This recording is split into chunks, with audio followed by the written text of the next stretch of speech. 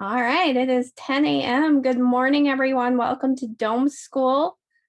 I hope everyone's enjoying their morning so far. I'm going to try and get out of this here. There we go. All right. Well, welcome. My name is Carrie Miller. I will be your moderator along with Tanner Johnson, one of our latest additions to the NSD family, who manages our website and helps us with our IT projects. Tanner and I will be monitoring the chat and posting helpful links for you to save. So get out some paper or a Word document. You can also save the chat as well. So if you don't want to worry about trying to keep up with that chat and all those links, you're welcome to save that. And I can show you how to do that later. To minimize our background noise today, I'm going to keep everyone's microphones muted. So if you really need to jump in and say something or the question's just too complicated, just send me a note in the chat and we'll find an appropriate time to unmute you and then you can ask your question. As a reminder, coming up, we have our free virtual Dome tour on May 22nd, and we will be continuing our Dome talks on a monthly basis starting back up in June. To get us started this morning, I wanted to point out a few features of the Zoom room to help us interact and answer your questions. So I'm going to share my screen again really quickly. Those of you who have been with us for Dome Talk are familiar with this, but just so you know, this is how, depending on how you're joining us today, may depend on where your microphone button is and your chat button is. So you may look like something on the screen or it may not, but I would just like to invite you all to find where that mute button is. Again, I'll be keeping everyone muted, but again, when we have our question and answer period, if it's something where you just would rather unmute and ask verbally, please feel free to do so at that time, or again, flag me down in the chat and we'll find a time where you can unmute and ask your question. Mostly, I want you to find the chat. So what I'd love for all of you to do this morning is find that chat box and just say hi and tell us where you're coming from. We'll give you a minute for those of you to type.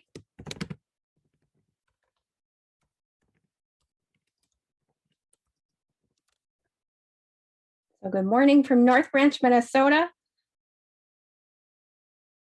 And I see some familiar names from our Dome talks. So welcome everyone, great. So again, just keep an eye on that chat so that you can save it or copy those links down. If where you type in, you'll see a little ellipsis, 3 dots, and if you click on that, you can save your chat. So at the end of the day today, if you need to save that, to save all those links, you can save it using the menu on those little 3 dots. So you're welcome to do that. All right. So everybody, I think, figured the chat out. Welcome, everyone. Got lots of folks here today. And I would like to introduce ourselves and our hosts. So who are we? We are Natural Spaces Domes. They are owned and operated by Dennis Johnson and Tessa Hill. Located in North Branch, Minnesota, we have a complex of an office dome, 3 model dome homes, a screen porch dome, 2 workshop domes, and a furnished prototype of the mini dome, our option for small living spaces. We invite you to visit our complex for an in-person dome tour wearing a mask at this time. Natural Spaces domes are easy to build, healthy living spaces. They're fantastically energy efficient and provide you the best housing value around. Now I'd like to introduce our hosts, Dennis Johnson and Derek Miller. Dennis is the dome guru and has decades of experience designing and fabricating domes. He knows what works and what doesn't and has designed over 1,500 domes worldwide. His patented dome connector system is the best available. He will help you at every step of your dome dream as a contractor, builder, designer, and dome owner. Our project manager, Derek Miller, joined the NSD team a few years ago, bringing with him a lifetime of construction experience and handles a wide variety of responsibilities for us. From collaborating with Dennis on project management and client contact to working in the shops to refine building techniques, he is familiar with the dome process from the ground up. He is also our video guy, filming and designing the educational videos for virtual classes and tours like this one. All right, gentlemen, I think it's your turn. I will let you take it away. Hey, good morning. I think you're still muted there, Dennis. How is everybody this morning? Hopefully, everybody's ready to learn a lot. We're going to throw a lot of information at you guys, which is why we are going to make it available, of course, for you later, because it will be hard to remember all of this, of course, on that first go around. But I'm Derek, and I'm glad to see all of you this morning. And yeah, I'm excited to get through it. We got a lot of material, so we'll probably kind of try to keep a quicker pace, but we do want to make sure you guys get a chance to ask all your questions. And Carrie will be really good about monitoring the chat, as well as Tanner. And so don't think your questions will go unanswered. We are going to make sure Sunday that whatever questions are remaining, we get a chance to get through everybody's last questions on Sunday. But we'll probably try to get through the information kind of quick in chunks, and then we'll come back around for questions. So anyway. Yeah, hi, this is Dennis, and this is Tessa. We welcome you. We've got a gorgeous day here in Minnesota. We're excited to be here, and I'm not going to be in the picture much, but I might pop in every so often. And I'm also the hook that kind of goes like, okay, you're talking too much. So I'll see you off and on probably. Sure. Okay. Well, right. This is our first time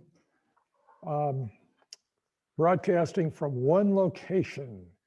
We finally have high-speed internet, which should be everywhere in this country, but is not. We were working with speeds that were ridiculously low, probably lower than dial-up.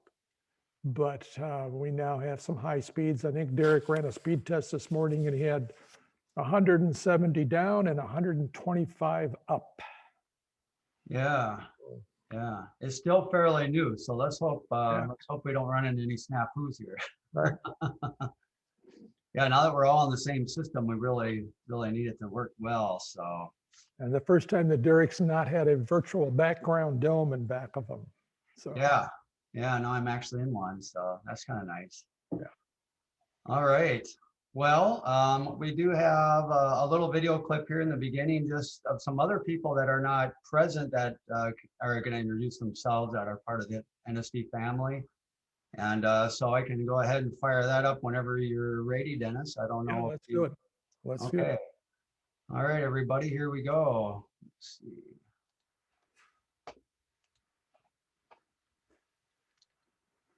Okay.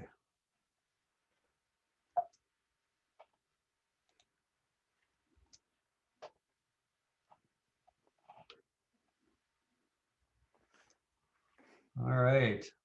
This part, there's not much audio on. We just did it.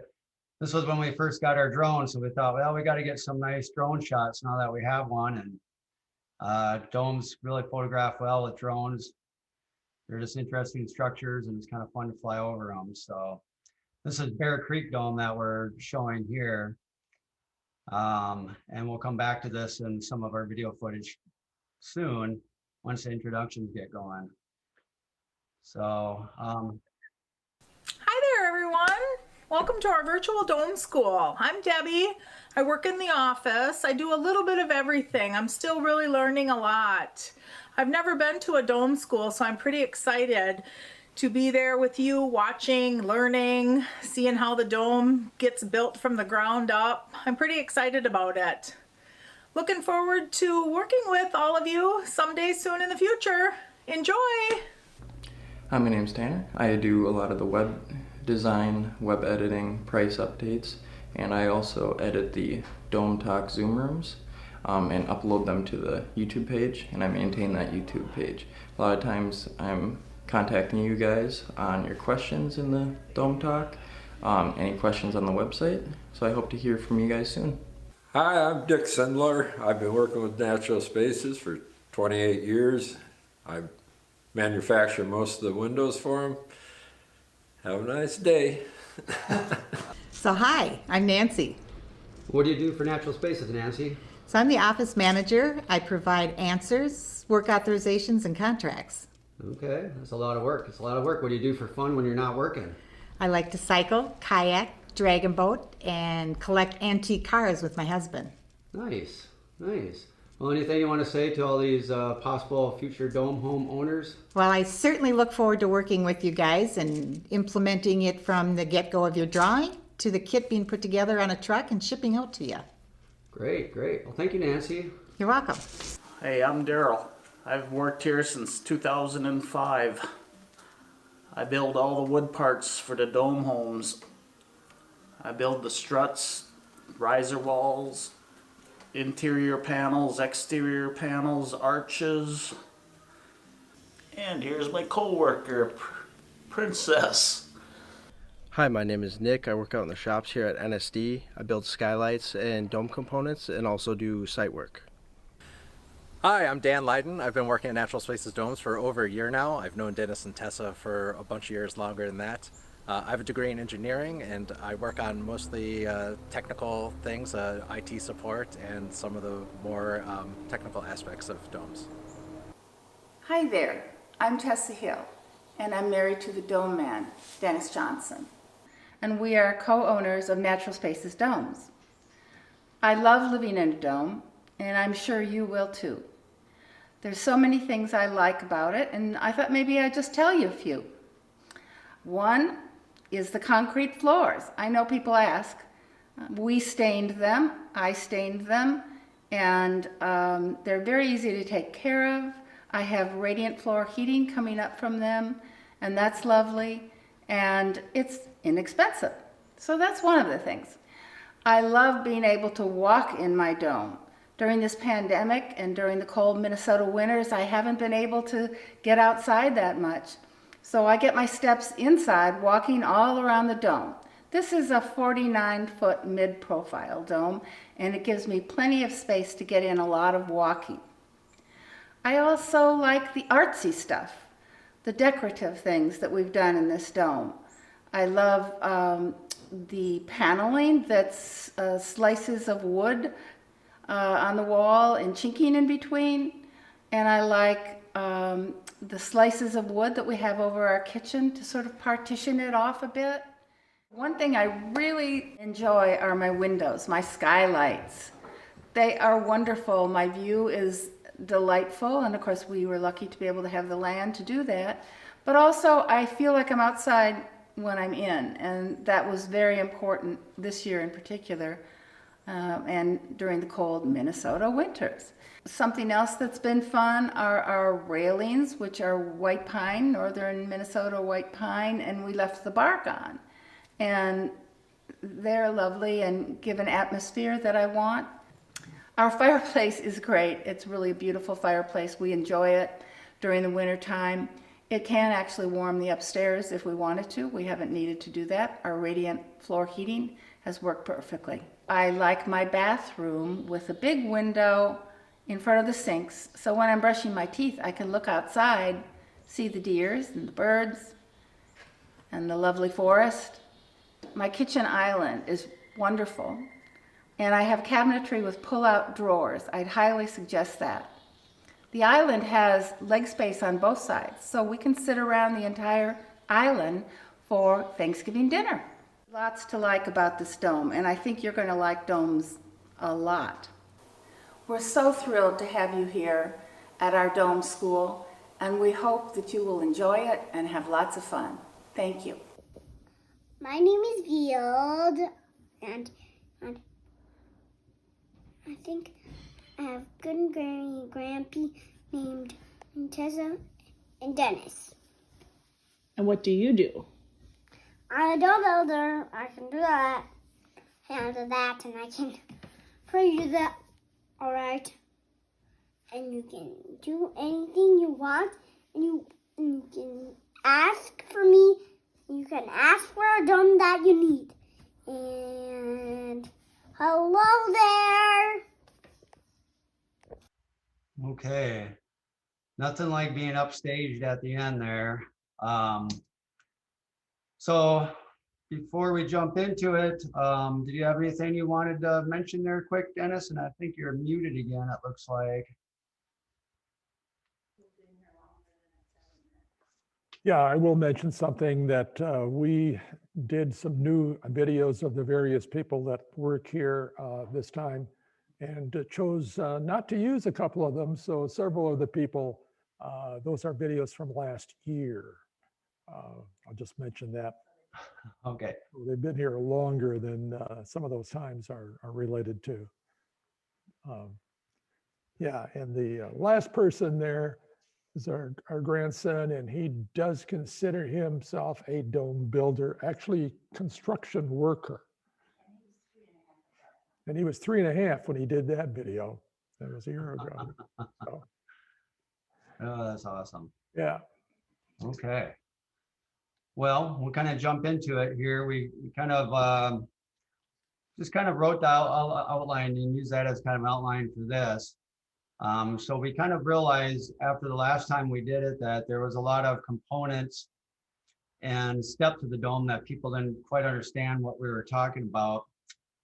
Give me 1 second here, Dennis. I'm gonna turn this off so we don't keep running into that. Okay. So, so this first component is actually the hub of the dome. And this would be located where all the triangle points, if you're trying to envision a dome where all the triangle points come together, all those connections meet at this hub. This is extruded aluminum, and it's very strong hub. Dennis, you've had the opportunity to improve this over well, a lot of years, I guess. You've had a lot of experience before you designed your own hub, so you had the opportunity to kind of implement any and all upgrades to kind of give it everything it needs to do, right? Yeah, this was developed in about 1979 after working on, I don't know, several hundred domes during the 1970s. And we learned what not to do on a lot of things and how to improve things. So this was created at that time, and we're still using the same system. There's a few things as far as the sleeves are concerned, but the basic hub system and the basic idea is still the same.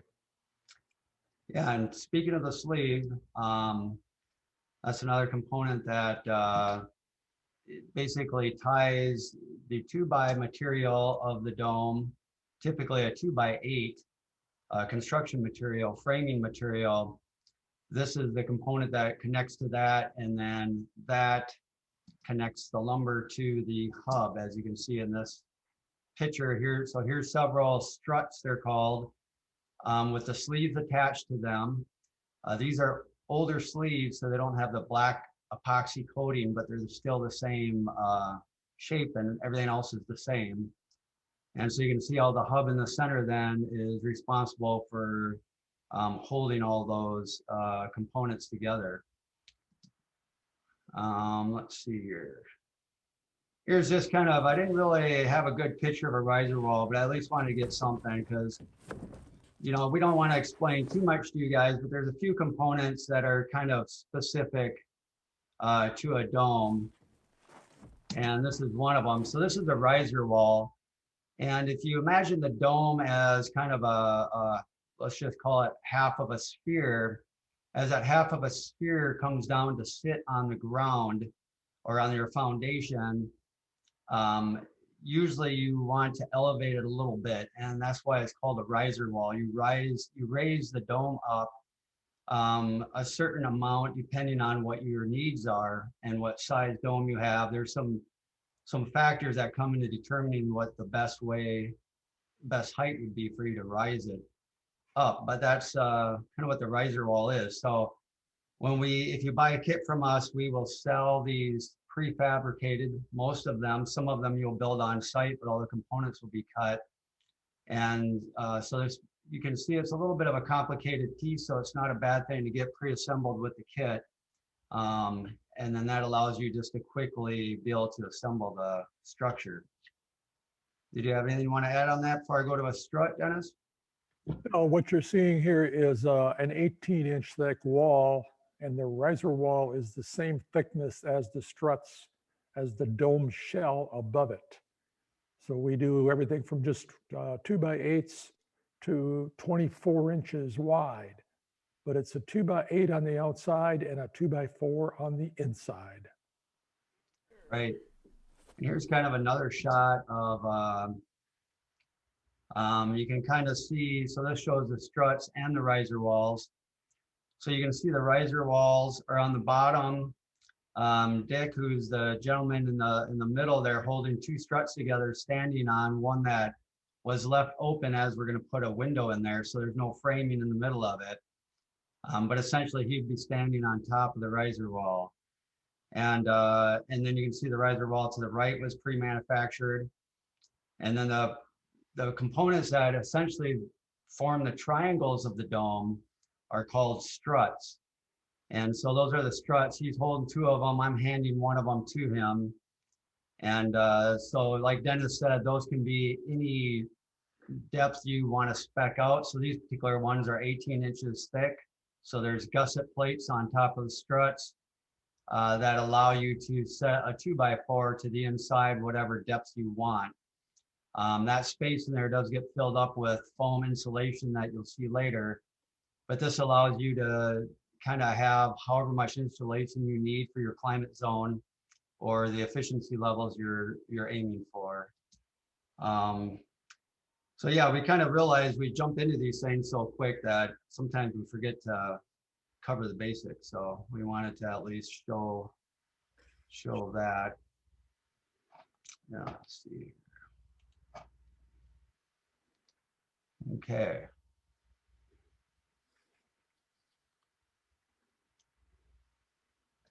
Okay, and then here was one more picture I had that just is kind of a overview of the whole system. You can see the riser walls between the concrete slab and the dome itself. So those just raise the dome up, you know, it looks like around 28 inches possibly is a common size. And then you can see all the struts that make up the dome itself, that form all the triangles, if you will.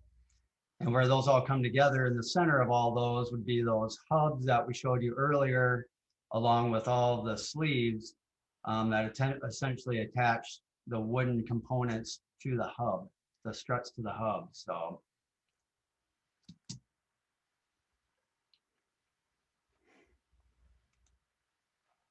Okay. Let's see.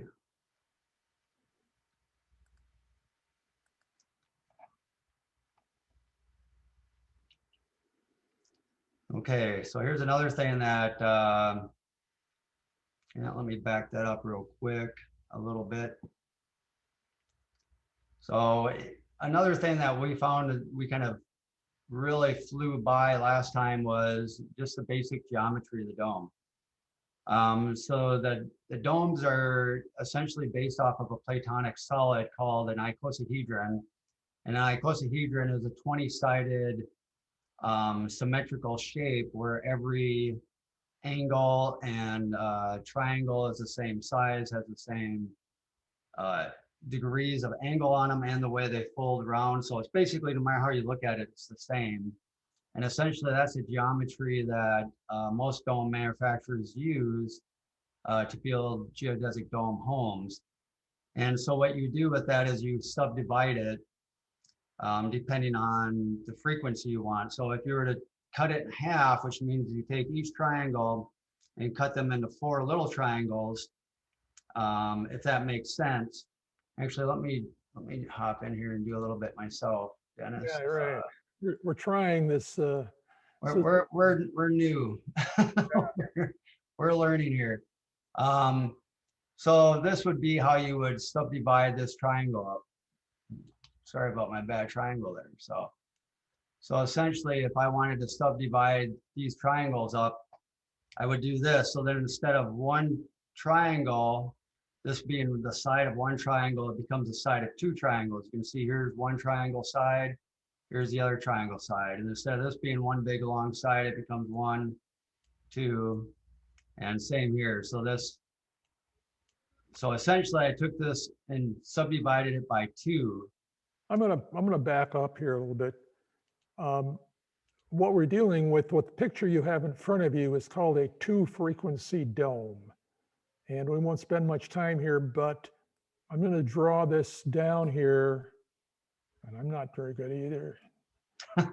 This right here is what you would see with the icosahedron. Boy, we got to get better at this thing. And what we did in that situation is that's the main part that we're talking about. And we should have had a picture of an icosahedron. So anyway, Yeah. that's a 1-frequency dome. This is Yeah. a 2-frequency dome because here's one strut here and one strut here. And we divided up that strut at this point. So it's 2 struts, and that's called, we're going to call it a 2-frequency dome. Right. Yep. So that's the frequency. We got a bunch of pictures, so we're not going to fly through this too quick, but I'll move us a little bit ahead Move us on here. because this is this will be, so this is looking at it from the side. So if this was, you know, a home dome, that's from the side. This would be from the top. And this is a 3-frequency. And this is where it gets a little bit more maybe confusing, but then there's, so on the 2-frequency, when you subdivide it, you get half of the sphere. And now when you take a 3-frequency, because it's an odd number, the line that divides the dome in half goes right through one row of triangles. So you can't really do it that way. So you either do it. The equator is right. This is the equator down here in the middle. And I want to show you, I'll show you on this drawing here. This is the icosahedron right here. This is one triangle. Sorry about that. Of the icosahedron. So we took it and there's 1, 2, 3 struts that we divided up that main icosahedron triangle. So this is a 3-frequency dome. And these are repetitive patterns. If this was a 3-frequency dome, you'd have a certain number of struts. We're trying to keep the edge lengths down. So that's what we do. The 2-frequency dome, the longest edge length that we do is a 29-foot dome. It's 9 feet long. Here's a 3-frequency dome. Again, the longest edge length we do is a 9-foot strut, and that would give you a 40-foot diameter dome. If you keep it at 8 feet, it'd be 26 foot on the 2-frequency dome and 36 feet on the 3-frequency dome. Right. And you can do smaller domes. Those are just the max sizes we usually recommend, because plywood has certain spanning, dimensions it can span. Not to get too into that, but yep. Okay, and then here's the top view of that same dome, and then here is a dome that is essentially. This is a high-profile 3-frequency dome. Right. The So equator of that dome is right here. So we don't do a mid-profile dome.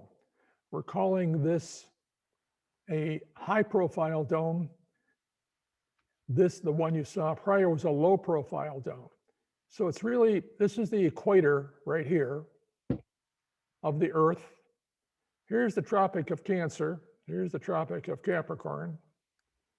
So this is a low-profile dome right here. We add one more band of triangles and we get a high-profile dome right here. So this is low, this is high. There's no mid. If there was a mid profile, it would cut through the struts. Let's move on to the next one. right, and that would be the case. You'd have a mid profile and a 4-frequency. So here's a 4-frequency, actually the low profile. I don't want to spend too much time here, Dennis. I'll kind of keep it going. Same concept as the 3-frequency. And here is a true mid profile because the equator actually does land right through the middle of it. This is a 5-frequency. Back up a minute to that 4. Sure. One more. So here's your equator right here. So this is a mid-profile dome. This is the low-profile dome. If you build only a low profile dome, you eliminate this whole band of triangles. And now you have a low profile dome right here, and you put a riser wall on it. A mid profile dome, here's the riser wall. So the riser wall does not mean high profile or low profile. The riser wall is a separate entity by itself. Right. Go ahead. And I would say part of the decision making on that is how much of an upstairs you want. How large is your dome? You know, all those things kind of determine on what would best fit.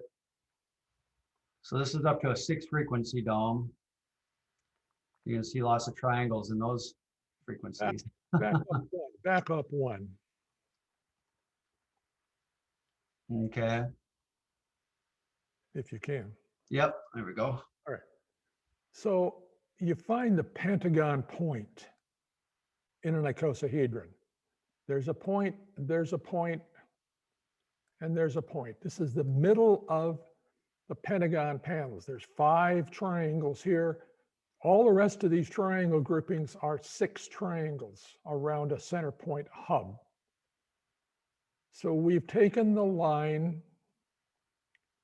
and divided it up 1, 2, 3, 4, 5, 6. We've divided up that icosahedron triangle, which is what this is, from there, that point to that point, and divided it up 6 times. And it's a 6 frequency dome. And so to simplify it by saying, how frequently do you divide up that edge length on the original icosahedron triangle? That's the frequency. Okay.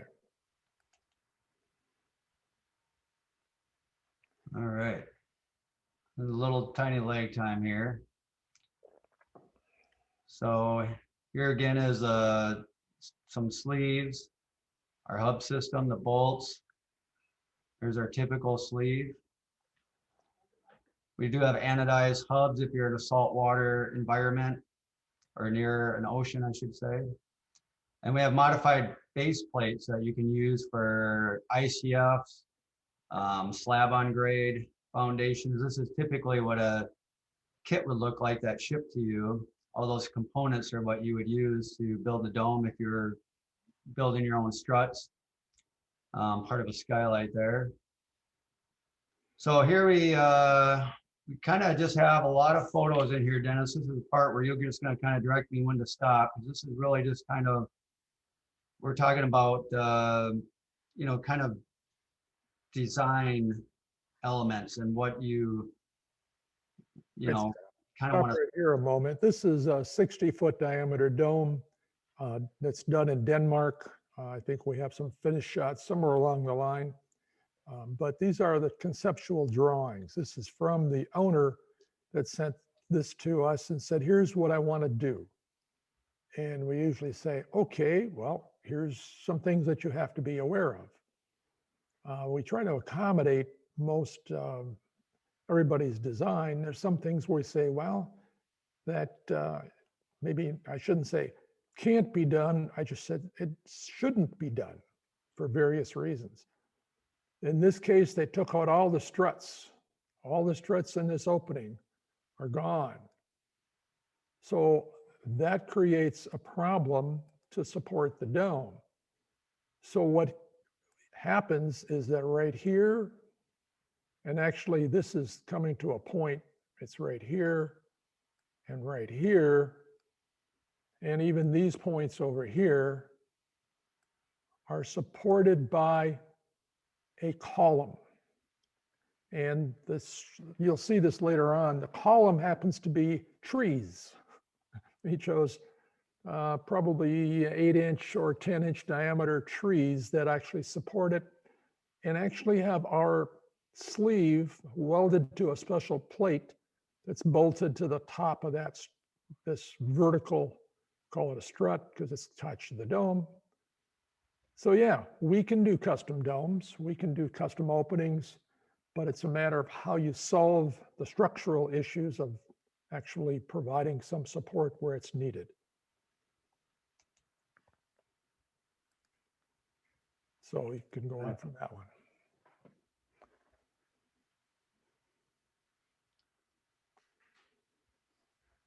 This is a low profile dome. This one's called a high profile dome, but there's an extension added on. This is an extension added onto the dome that's done in timber frame. Stop this on this slide. Okay. Basically, this dome, which is a rental dome in Custer, South Dakota, this is a SIPS panel structure over here. This is the garage. This is the back side of the garage.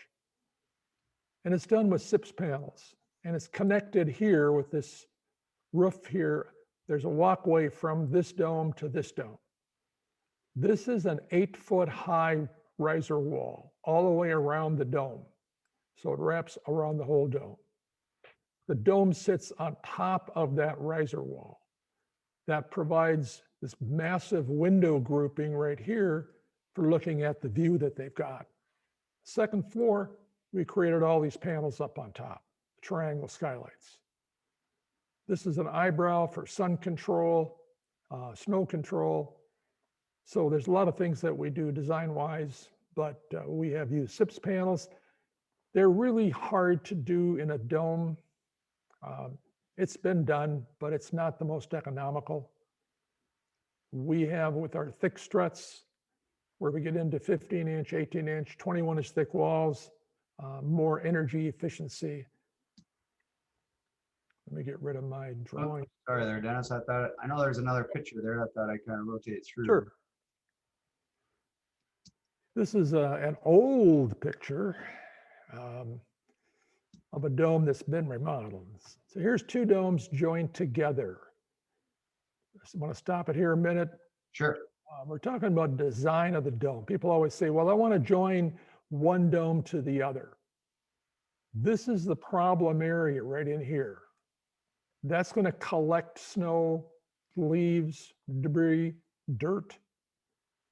And when you see the final shot of this dome, these two domes together, there's a special dome triangles that are connecting the two domes together. So you have to have some way to get the rain and snow away from this valley. So you create extra panels that are in there. So yeah, you can sort of join them together, but it's problematic, and you have to take care of the climate zone that you're in. Right. Another dome showing extensions coming off. This side over here is a 2-story extension. There's a garage up here that's connected at the main level. There's no floor, there's no basement underneath the garage, but there is down below, you can kind of see it right in here. Those are our windows down below. Oops, sorry, Dennis. Okay, no. I get a little lag time, and sometimes it goes instant, sometimes it doesn't. So, okay. I'll just kind of scroll through till you tell me to stop. These are bamboo panels in that bamboo faced veneered plywood in that previous dome. Yeah, and I believe they didn't, I think the feedback, I remember talking to them about it. I didn't think they would recommend, it was like a less expensive veneer, and I don't think they thought it held up as good, but it was a cool idea for the bamboo. Yep.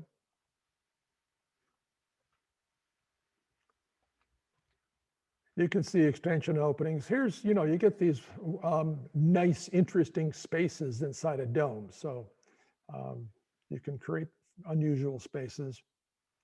They're fun to play with. Stop right here a moment. This deals with how you join the main dome to the garage dome. So there's a connecting link in here. It's also the main entry. So I'm looking for something that's more interesting than just a door hidden behind a 3-stall, 4-stall garage. This happens to be on the top of a mountain. It's an unusual site in Virginia, but it worked. I don't like to drive up to a house and try to find the door. It should be readily apparent when you're designing this thing. So you'll see that worked out with the designs that I try to work out with you, that the door is a featured item. So here's the view from the inside of their living room.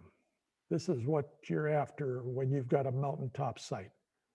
So this large bank of windows going around really finishes this off.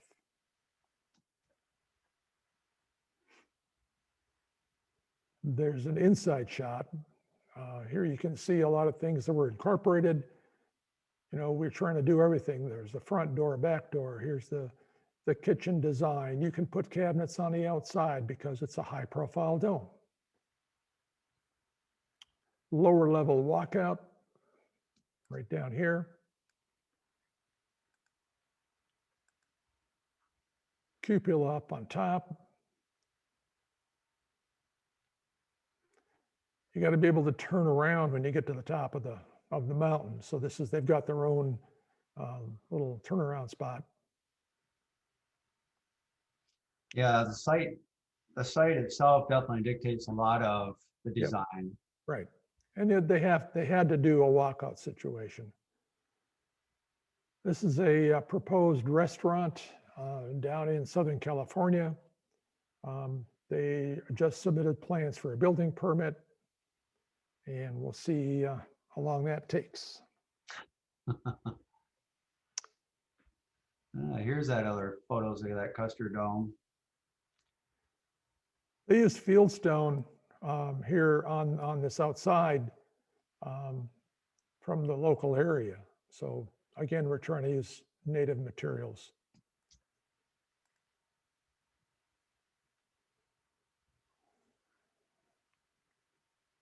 And as we show the Custer, South Dakota Dome, I'm looking out my window and the deer's looking back at me. Nice, nice. Munching on the grass. The Rinky shapes and the stone really look well together. Yep. So there's another hillside. Stop that. This one right here, the previous photo, you have to go back to it. This is a model of the, whoops. Oh, I'm sorry, Dennis, did you want this one? Well, you can see that one. This is the hillside. Okay. The house is staked out, but go to the next one. And this is the hillside that he created in a 3D model. And here's the dome he's proposing, how that fits onto the site. So this really helped him a lot, trying to figure out how does this thing work? Where do you get in? Where do you drive up? Building on a hillside is hard, but not at all impossible. There's many ways to do it. Generally, it involves a lower level when you got a steeper hillside. So that dictates what you're going to do. So he actually carved his own steps out of this soft rock hillside. This is Southern California. Wow. So, yeah, he actually worked at that, and he's a sculptor. Like we said, this is a hilltop situation. This is our site here.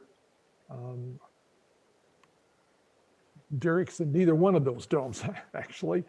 And you see drain tile there. We are dealing with erosion control.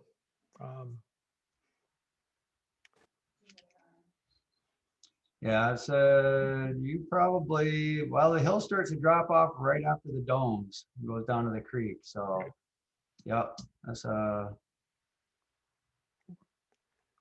we stayed back of the hillside edge, but that's what you got to look for.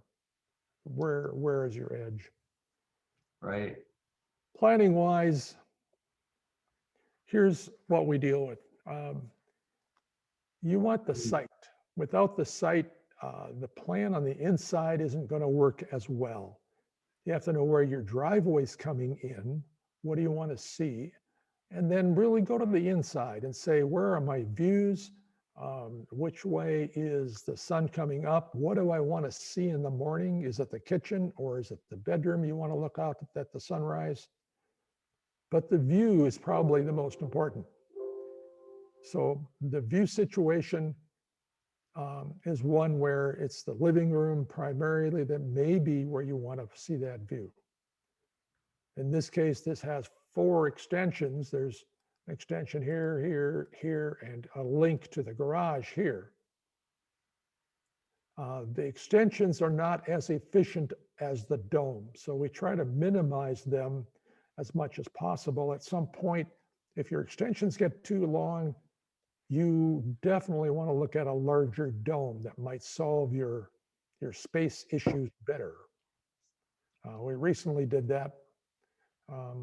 So it's a situation that stairways take up more space than you think.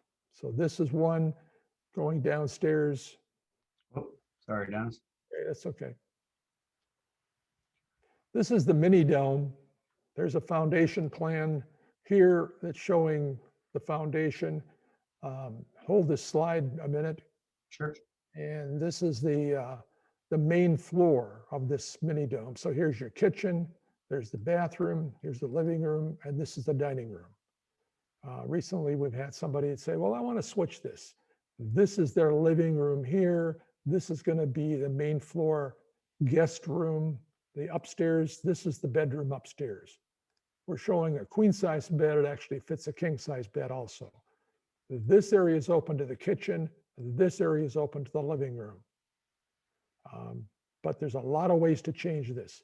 This entire inside is not supporting the dome. There's nothing that we need inside this upper floor to hold the dome up. So you can change that any way you want. The limitation is strictly what are you looking for. That's one nice thing about domes in general is, they don't have any load-bearing walls in any of the domes. So, I mean, really, your design is pretty, it's absolutely flexible. So you can do almost whatever you want, which is why there's so many unique designs, I guess. This is a 29-foot, whoops, not good yet, but I'll get there someday. 29-foot diameter dome. We follow the strut line and we eliminate 2/5 of the dome. So that's what we did. We took out this section right here and took out this section right here. And we built 3/5 of the dome. So we can do that, creating the straight vertical wall going along this side. And that's where all the windows are. This has a window here in the living room and a window in the kitchen. But the upstairs is ventilated by the windows upstairs along these 2 walls. So there's a lot of window area, and the skylights, this is really a skylight in the living room and a skylight in the dining or the kitchen. Right, right. We talk a lot about the. Oh, you want to clear off your annotations? I think this one you got your pre-recorded on, Dennis, so. Yep, let that play. Main window grouping in the dome, and that usually involves the living room and the dining room. But there's several other spots around the dome where you really need a skylight or a window looking out to your outside view. Of course, unless you've got neighbors around. The kitchen is one of the most important ones. So when looking at the kitchen window, this is a very large triangle window. But the outside view that we have is a forest outside. We can see birds, we can see the animals. We've got raccoons around here. It's really nice to have that over the kitchen sink. It's the proverbial kitchen sink window. So make it as big as you can afford to make it. We've got some that are 3 windows wide, 3 skylights wide, 3 triangles wide. That's a lot of money, but one big window is going to make a huge difference. A lot of our domes have an island between the kitchen and the dining room, living room group. This is a very large dome, a 49-foot diameter dome, and I've got half of the dome taken up by kitchen, living room, and dining room. This counter was custom made. We laid out some cardboard forms here to figure out what the shape was, how it was going to fit. As Tessa was mentioning before, there's an overhang on both sides of the counter. The counter is actually made of 3 or 4 different kinds of wood. So we use some of our 1890s redwood. This is our strut lumber, southern yellow pine. So it's something you can do for keepsake things that you have. Put them into a counter. The island has conventional cabinets on the back side of it, I'll call it, on the kitchen side of it. These are IKEA kitchen counters and cabinets in here. The island has standard cabinets underneath. People ask, don't you need curved cabinets and a curved counter? No, you don't. These are 3-foot wide sections of IKEA cabinets. This is the pull-out drawer. Highly recommended because you don't have to get down on your knees to see what's in that counter. They're very strong. This has a lot of weight in it. Don't worry about that part of it. Dishes, pots, and pans. You want to do that in lieu of having to get down, having to search for those things. It's readily available to you. Here's the overhang on this side.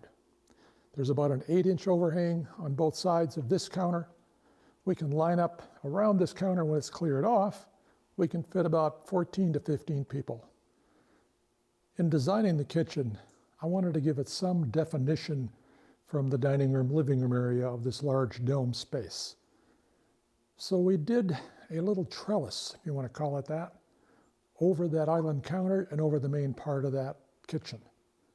These are logs from a oak tree that fell on our property here, and they are a consecutive cutting. And you couldn't really use these for tables, benches, and stuff, but this worked perfectly. You could see the same hole pattern as it proceeds through the tree. We have 2 support columns, one in this wall and one in the other wall, that were needed to carry the second floor load from the way that the beam goes around the outside of the second floor joists. So I said, well, let's hide those posts. We created 2, I'll call them wing walls if you want. And Tessa said, why don't we do a Murphy bed? We're dealing with this room being used. Actually, we used it in our wedding. We had 3 tables set up in here, living rooms outside. Your sound down. So this is a Murphy bed. You buy this gas cylinder kit and you build the frame. They have instructions for it. And it really is very simple to lift up. And we put IKEA door blanks. These are the feet that fold down and the locking mechanism. So when it's up in the wall, it looks just like our closet doors. Pull these down. And these actually lock up in 2 little locking brackets up on the top. This converts the room instantly. As Tessa was saying, the other important window is the bathroom window. Yeah, why stand in front of the mirror and look at yourself with the toothpaste running out of your mouth? Again, the view that we have here, we own this acreage. This is our driveway. We can see who's coming up. But we don't really have any kind of curtain on this window. And it's rare that anybody's driving up to our place. But we can site a bathroom window and locate the bathroom in the plan so that it looks off to a view that you want to look at. Another large window in the bathroom. Yeah, these skylights are expensive, but it really has made this room. It's just so much fun. You get up and now you know it's raining out, it's snowing out, the sun is out or it's not. It's all the things that you want to know when you first wake up. So plan a big bathroom skylight. We've got a hot tub in there. You can look out the window from the hot tub. The windows could be put down a little bit lower. We created a shelf over the sink area. It's whatever you are going to plan in that scheme of things, but locate this in a view that you want to have. Okay, here's a couple more shots of that. We showed you some of that dome earlier. Just some interior ideas you can do. Again, the flexibility Dennis was talking about, the domes, you can do a lot with the design. A lot of people prefer to have the open floor plans with the lofted area, so you kind of walk in and have that vastness to the dome.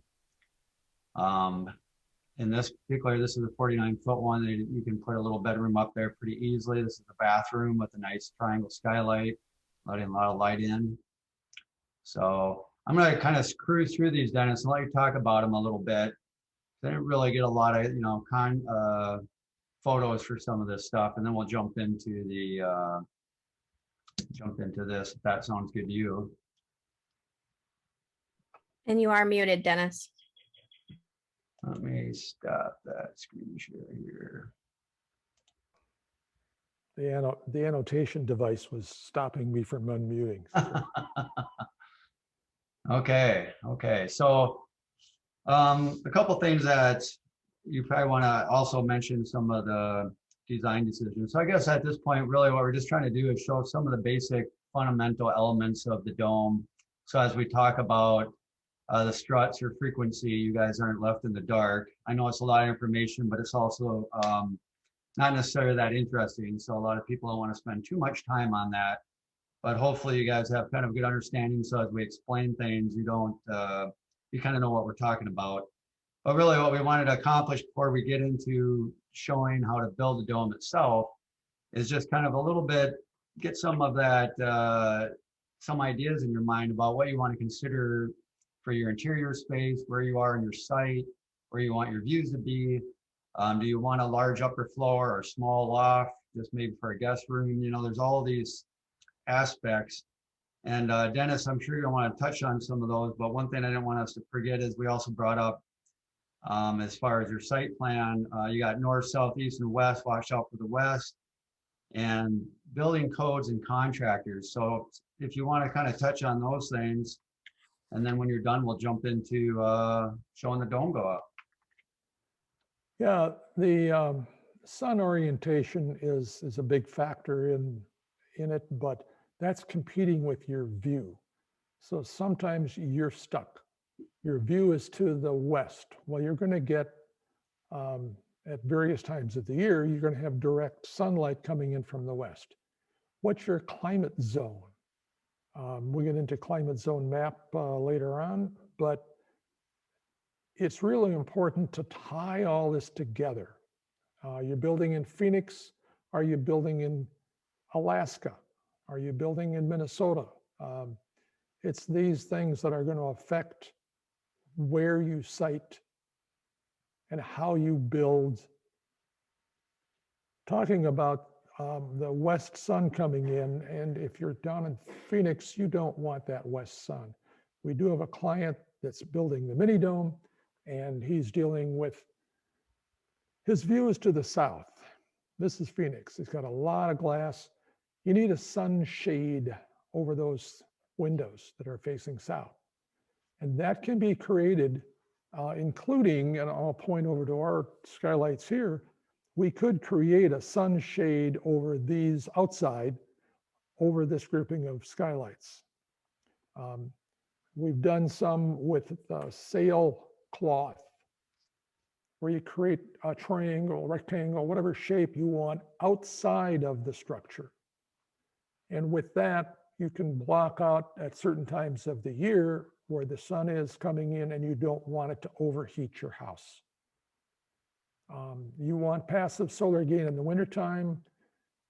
The skylights that you see here, actually in the low point in winter, as it was this year, I don't think we got a picture that we're tying into what I'm just talking about, but it goes all the way back, and Tessa's now going to be on the screen, but it goes all the way back into the kitchen area, and it's probably 30 feet back into the hallway of the entranceway back there. So that's the sun angle creating that pattern. So it's enjoyable, it's different. It tells you that you're living in a house that shows you the seasons. I find it one of the intriguing parts of the dome, living in the dome. In a normal box house, you just don't have that feeling. You don't have that continuity with the outside.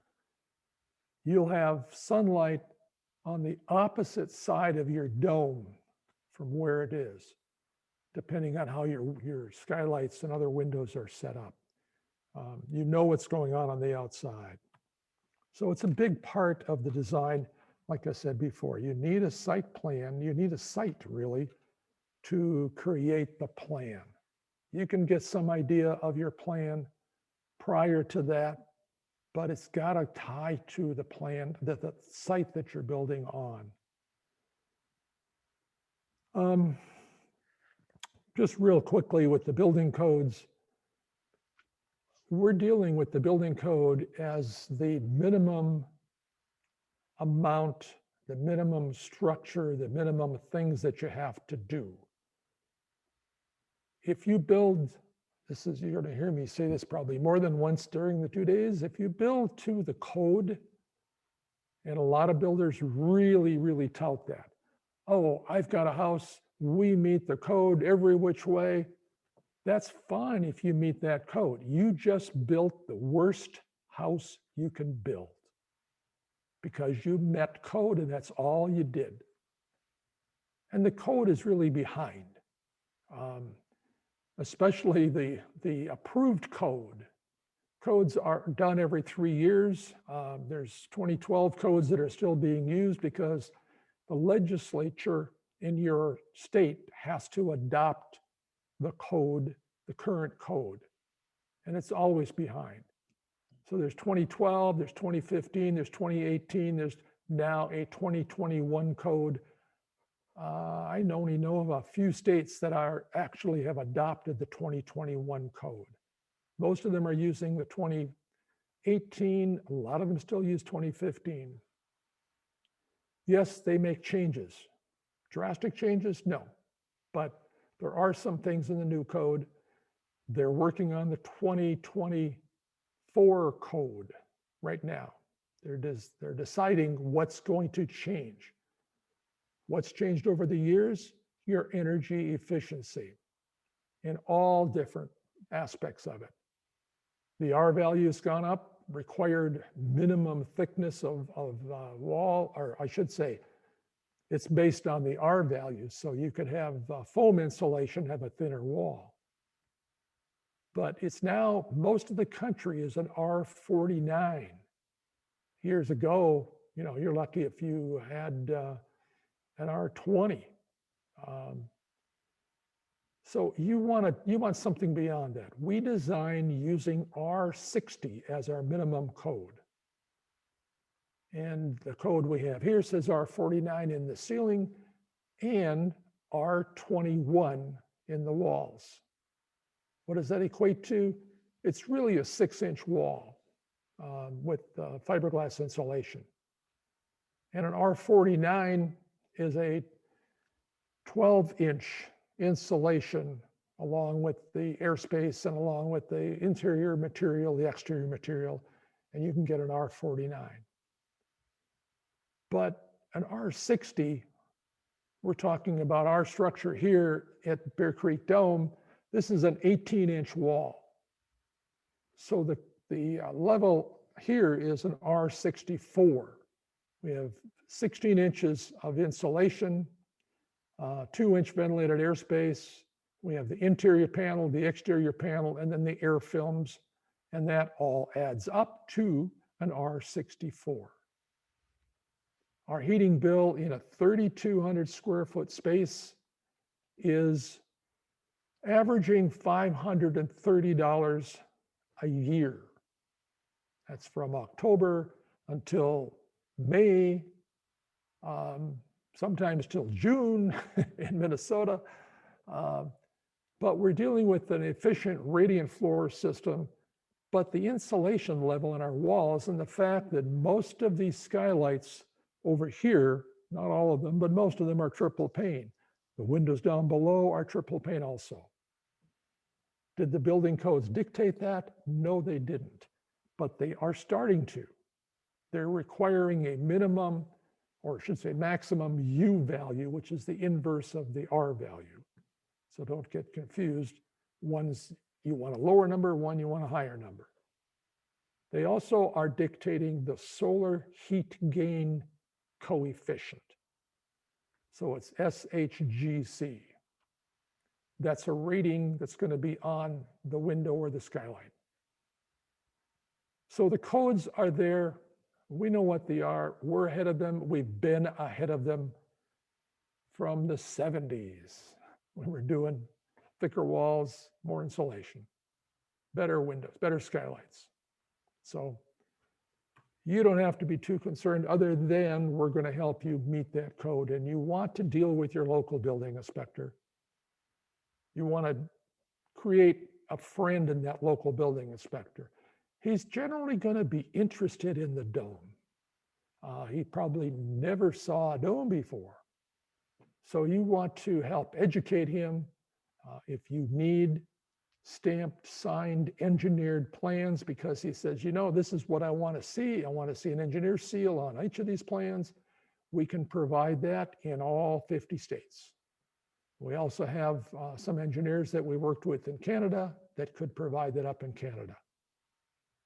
So it's not a problem to do that. And that takes the onus off of the building inspectors trying to look at the plans and decipher that, is that safe? Is it not safe? Is it meet code? Is it not meet code? And we can show them that it does. So the plans are important.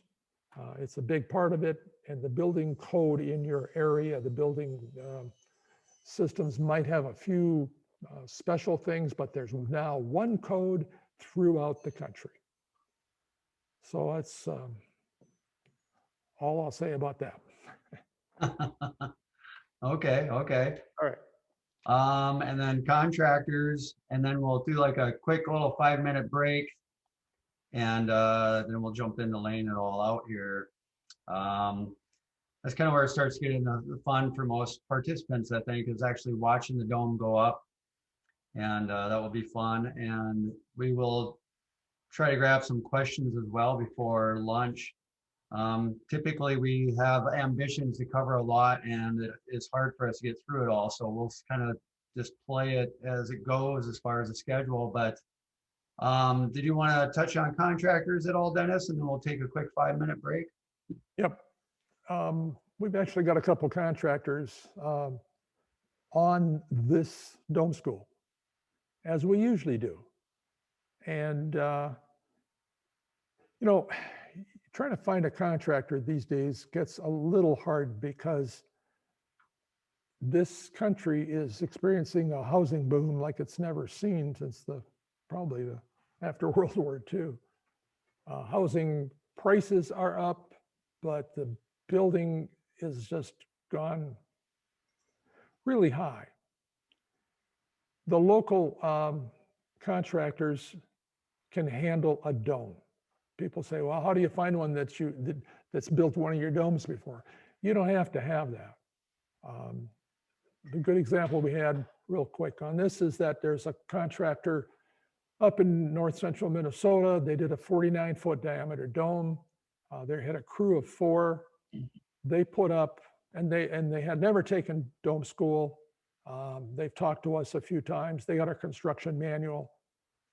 But what they did was the riser wall, all the struts, all the exterior panels, and started putting on the underlayment, which is a waterproofing layer on the outside of that dome. And that took them from Monday to through Thursday. 4 days with 4 guys on a 49-foot diameter dome.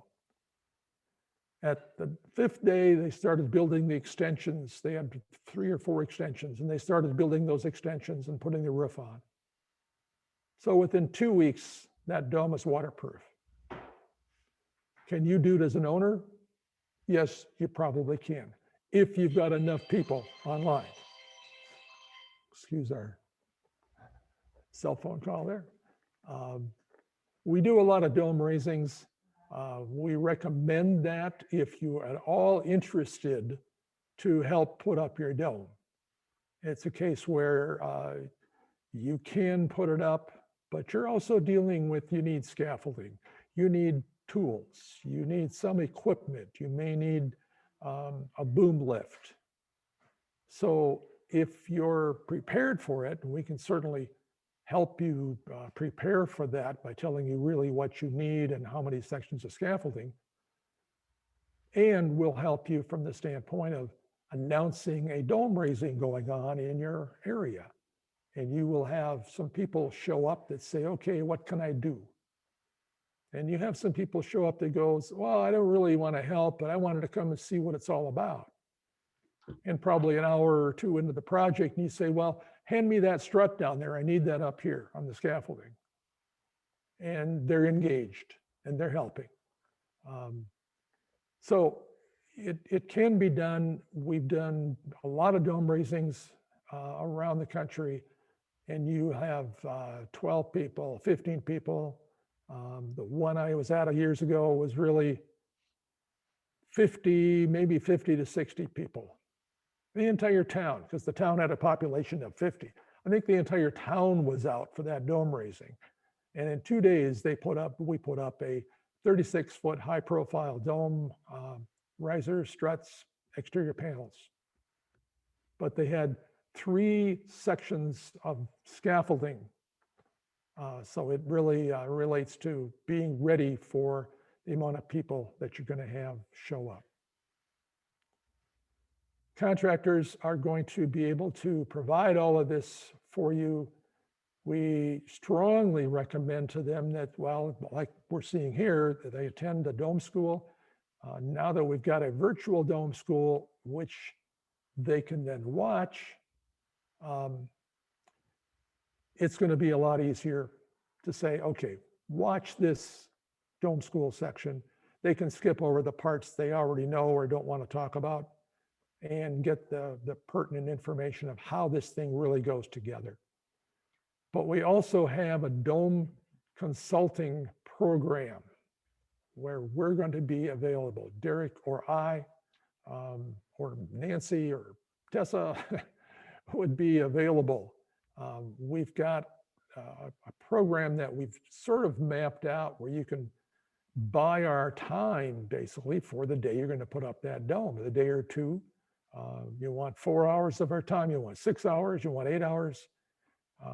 You can put a package together and say, okay, we're going to help you be there. We're going to look at that. You need to have Wi-Fi available because we're going to say we want to see what you're doing. So you probably could do with FaceTime. If you've got an iPhone and doing FaceTime, that's fine. But if you've got a camera, if you've got availability, we want to see what you're doing and be able to say, don't worry about that, or yes, worry about that, or no, you did that wrong. We don't want you standing around if you're going to do this yourself, but we don't want the contractor standing around with a crew that says he's trying to figure something out.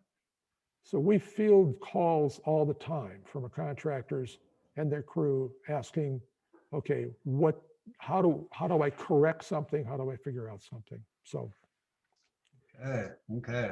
All right, Dennis. Well, we'll do a quick 5-minute break so everybody can kind of process that first chunk here, and then we'll get into the building portion of the dome school. And if you guys have some questions, keep them in mind, and we will try to make sure we get some time before lunch to get to those. And I'll just load up. I'll just kind of get us to where, let's see here. Yep, for those of you following along on the schedule, we will be at the From the Ground Up to Roofing section.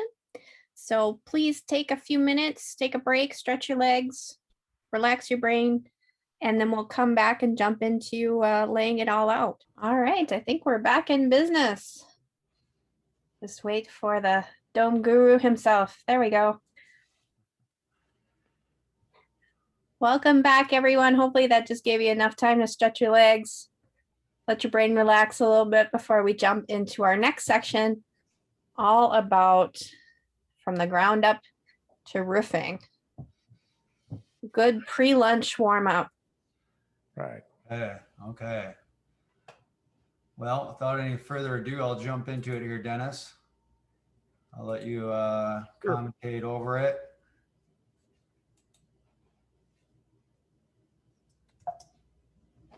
And I do have a little lag time on my end, so hopefully it won't be too bad.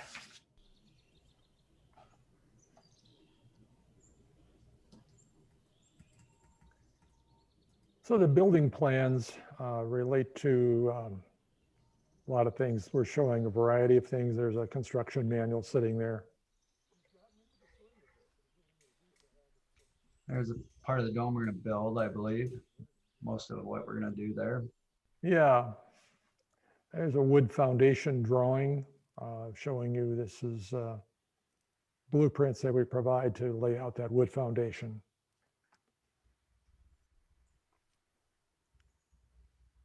And this is really just for our mock-up that we would normally do during a live school. So that's why it shows part of the dome there as opposed to more of the dome. So we want you to have your pages in your construction manual marked for your particular dome, because the construction manual is as thick as it is because it has a lot of different dome sizes in it. So what we're showing you here is this is going to be what you see being erected in a normal live dome school, which we filmed and are going to be showing. Center point of your dome. We want the center point to stay there. You need it for all your measurements. So establish where you're going to be. Get the stake in the ground, get a pipe in the ground, leave it there, don't pull it up.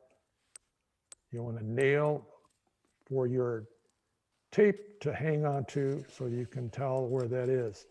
Realize that you're going to be dealing with this little clip, this little indentation on your tape measure that should put it directly in the center. All of our dimensions are to the outside of the framing, not the outside of the plywood, it's the outside of the framing. So when we're laying out, these are base plates because we're doing a treated wood foundation wall. And we're not really going into that at this point, but you'll see that being laid out in some other photos. So this is an old-fashioned builder's transit, primarily because this transit can be tilted up and down. It's leveled, there's a bubble level, and it makes it accurate all the way around in 360 degrees.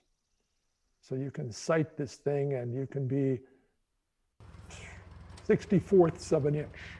And that's what I'm going to say. How accurate do you have to be? You want 30 seconds, you want, 16ths of an inch.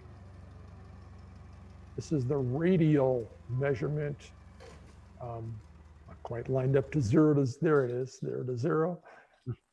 But they're laying out these base plates for the wood foundation wall. They're treated 2x10s. This is a special treatment. It's CCA treated with this foundation grade lumber. That's almost perfect. It will not rot with the preservatives that are in it. Always go to the framing. So, yeah, it's amazing with that transit, Dennis, how precise you can get to where each corner should be.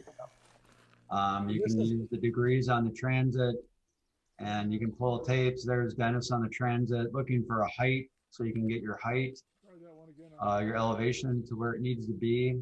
That way, if one corner needs to move down or where you're at. And like I said, even with this older school technology, you can get extremely precise with it. 7 3/16. So most people probably don't do much with their foundation, but it's a critical part of the whole structure, because if this does not get done correctly, you're constantly struggling with everything beyond that step. So it's really important to have your first step done right. Makes everything else a little easier to do. We're building a partial part of the dome. And this is in our driveway of our, between our office dome and the shop domes. There's a large area that we use for the real dome school like this is that you're seeing. So we're putting up, like I said, a section of a dome. That drone shot that you saw showed that curvature coming around. You can pack this P-rock, 3/8 inch crushed rock, to the point where there's no more, you can't put the board down any further. You couldn't smash it down any further, but you want this to be level. You want it to be within 1/16 of an inch from one side to the other. So your foundation wall is going to sit on top of that board. And when you can't pound it any further, you have to lift it up, or if it was too low, you have to lift it up, put some more rock underneath, and then go back and tamp it down. And then that will raise it up. Or you may If have you're to, doing like concrete footings or something, you know, this is where you would use this to determine the boards you would use to make your forms for your footings. 7 1/4. Wood foundations are in the building code. They have been for years. They are a viable building system. If you're doing it yourself, you may want to do that. The new forms are insulated concrete forms, which are foam forms that you fill with concrete.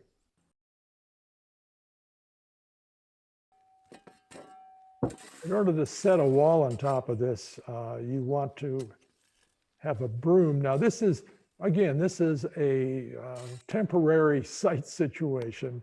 Outside here, you would normally, on the inside of these boards, you would normally have this entire space filled with 4 inches, 6 inches, 8 inches of crushed rock, P-rock. This is that small little rock that you see. It's not dirt, it's P-rock. This looks like dirt because we keep using the same P-rock that we have. And yeah, we get a little bit of dirt mixed in, but your rock is usually clean rock. I should mention that for contractors that are looking at that are picking up some of the things that as I see here. Yeah. As long as we're getting a few of these clips, it looks like kind of duplicated. This is a good opportunity to bring up the permanent wood foundations, because that was something I would have had, somebody would have had a hard time selling me on that idea several years ago. But as I see more and more of them, and I realize they have such few problems, it really does seem like a very good option for a foundation system. So here for the dome school, we just have short little like crawl space height walls, essentially, which I know you're kind of on the point where you would probably not really recommend crawl spaces that often, Dennis, right? You'd rather see like a slab on grade than a crawl space with a mechanical room. That's where we're at these days.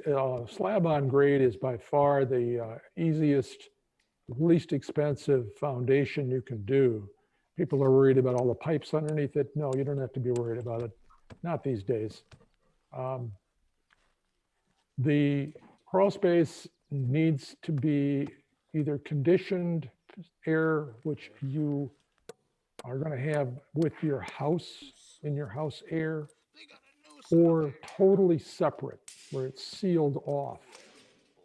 And the code's going to require you to have insulation levels, or it's ventilated and you have a floor system that then is sealed on the bottom, and the air in the crawl space is simply vented to the outside. So it depends on, part of it depends on the climate zone that you're going to build. So this is over in Denmark. They're laying out a foundation for slab on grade. And the lines in the sand are actually the PEX tubing. We don't really do that over here anymore, and they may have done in a certain way. It used to be that they were saying, put this PEX tubing in the ground and it heats the ground, so it'll heat your house. We're talking about, you can keep the film going here if you want, Derek. Yeah. But we're talking about slab on grade that's on top of foam insulation. So this is what you see. Again, it's over in Denmark, but look at the thickness on those slabs. That's about an 8-inch thick foam slab.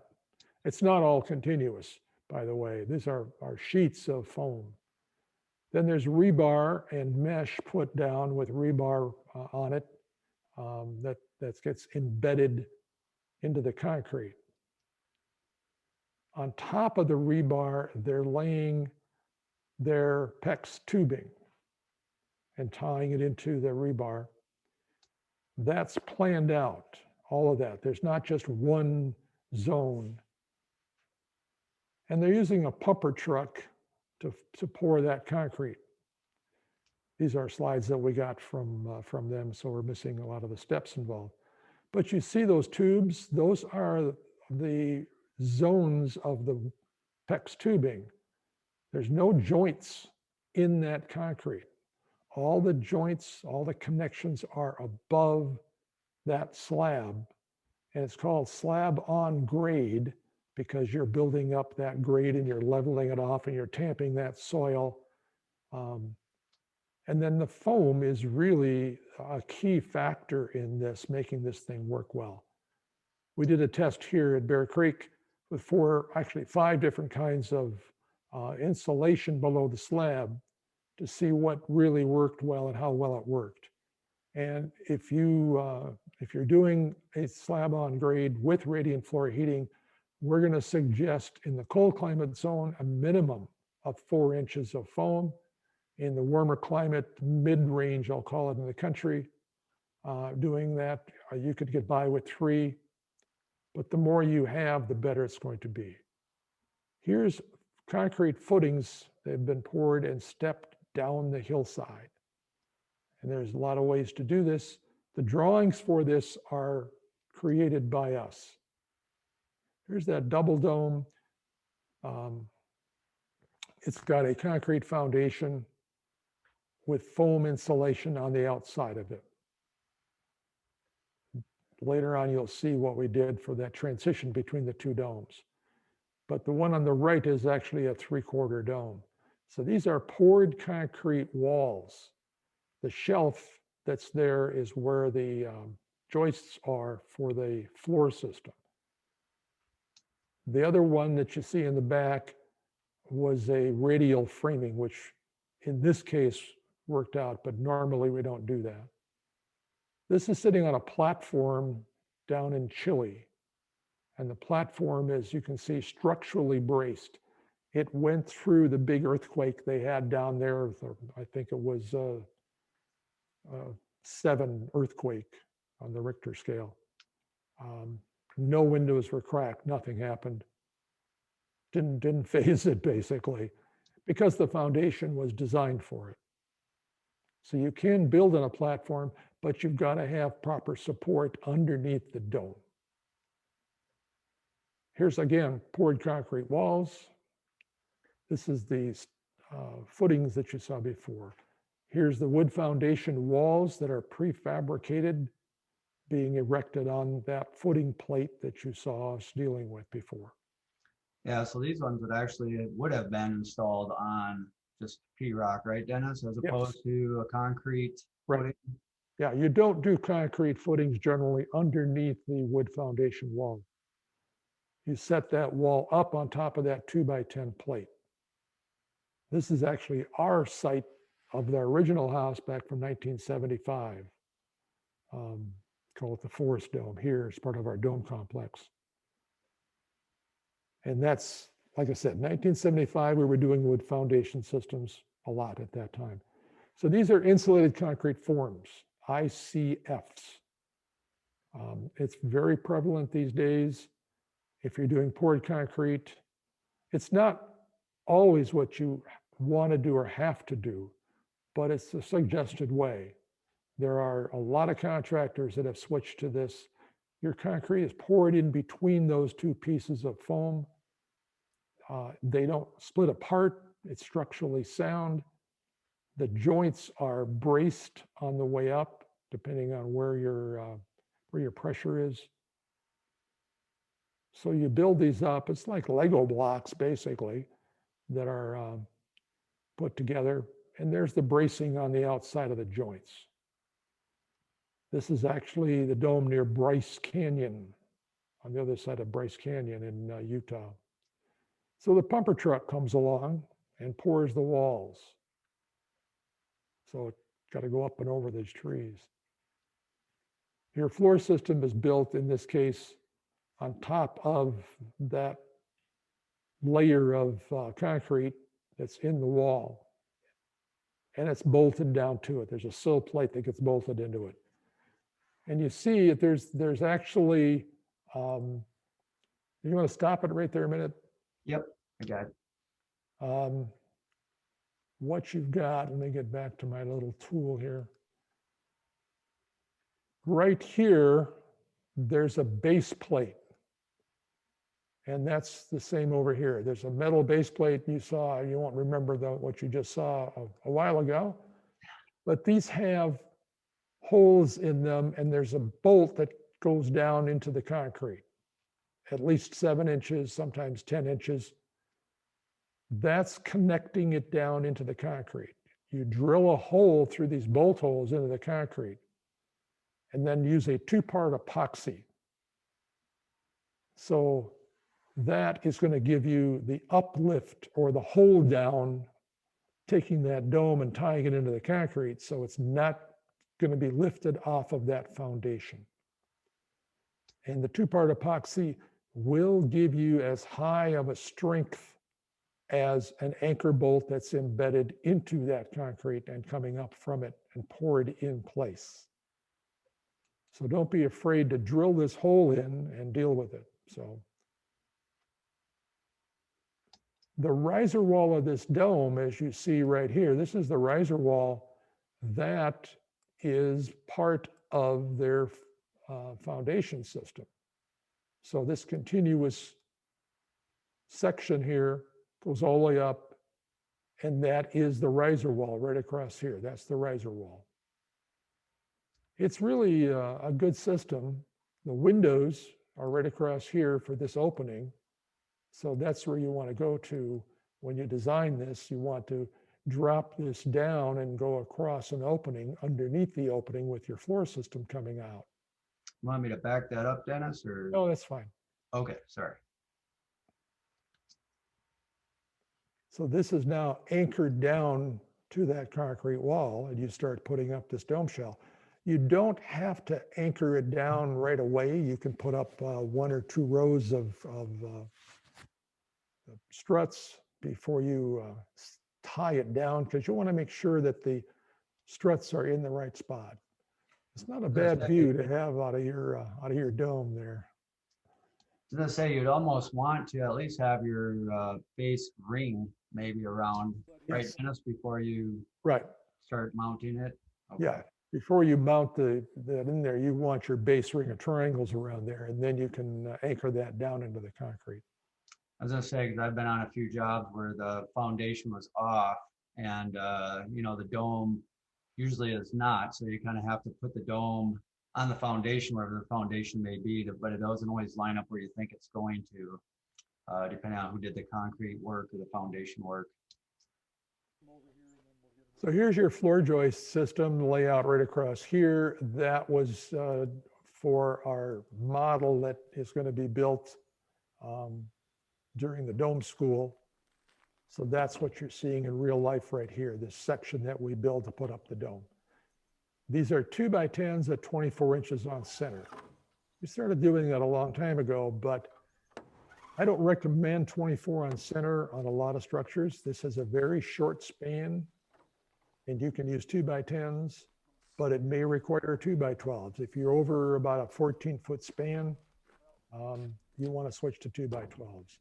These days, engineered lumber is used. This year, I don't know what you're going to use. Cost of lumber has increased, so it's affected some decisions as to what you're going to use. Engineered lumber is probably a good viable option. Here we're putting down 3/4 inch plywood. Because it's 2 feet on center, you've got to use 3/4 inch plywood.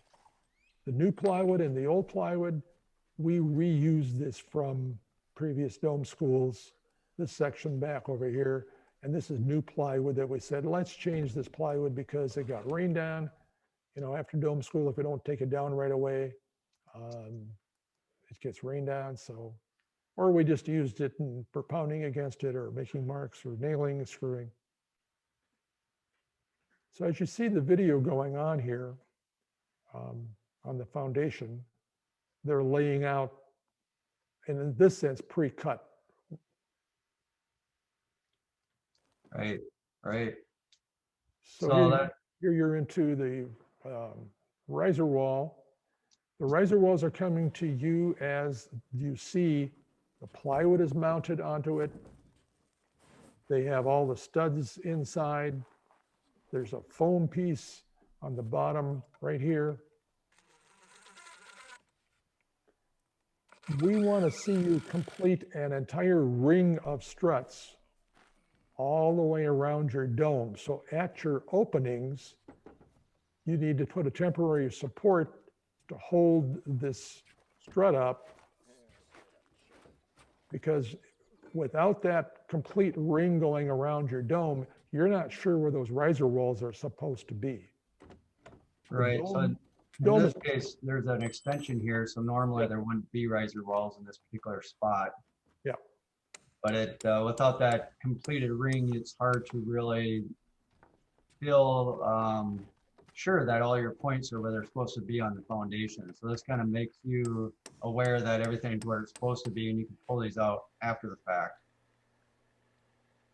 The dome is mathematically unforgiving. It's going to be what it is made, and you can't move it around. So your foundation may be off. You want to know that before you start to put this up. So you measure it when you're done. If it's off, there's certainly many ways to solve any problem issues to it.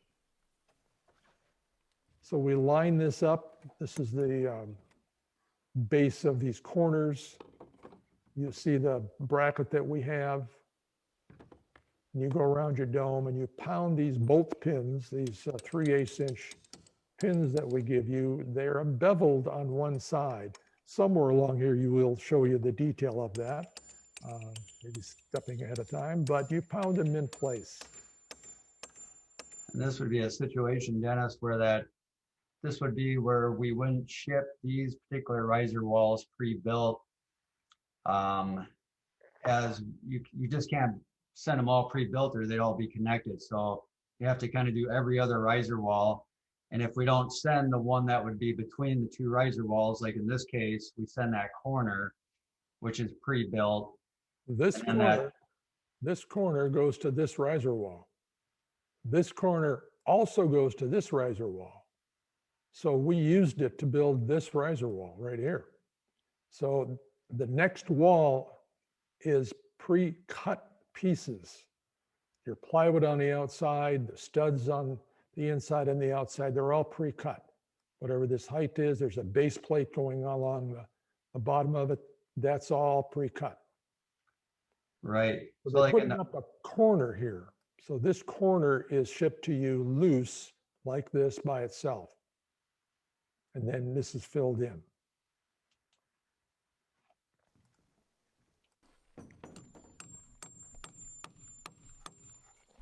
We give you some double-headed nails that you're kind of temporarily nailing this in place to keep it in place. Lining that up with the outside framing.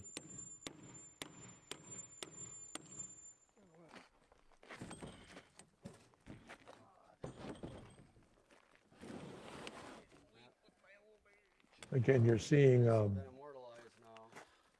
foundation sections that we've had pre-built. The outside plywood over here going down at the bottom meets the riser I'm sorry, meets the foundation plywood down below. So these two line up right here. And you want to line up this corner.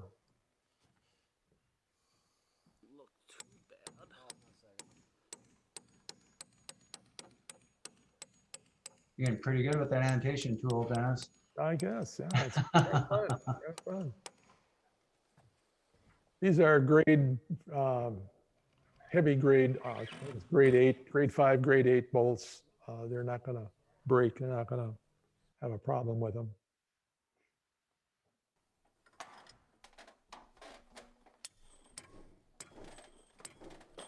All right, so you want to stop it right there a minute? Sure. Whoop, back up just a little bit. So here's the big deal about using our hub and putting this hub on the strut before you put it up, which I don't recommend you do starting out. If you get partway through your dome, you'll get to understand how it goes. The hub has 3 separate spaces. There's a small hole, and I can visually see this is the small hole, and this hole, this area here, these 2 are the larger ones with the X in it. So we tell you to mount this sleeve, again, this is what we're dealing with, here's the sleeve, into the hub, and you line it up so that this, we call it a tongue, this part that goes into that and wraps around that bolt, or your bolt goes inside of it. Bump it up against a web. This is the web here of this hub. And 2 of these struts, there'll be another strut coming off this way, fit into the small hole. If you can fit 2 of these, and there's a diagram in a construction manual, you don't have to remember all this, but it's just a point I'm bringing up. Fit 2 of these struts into that small hole. Now the other 4 that you're going to have, if this is a hexagon joint, you got a strut coming off here, you got a strut coming off here, you got a strut coming off here, and you got a strut coming off here.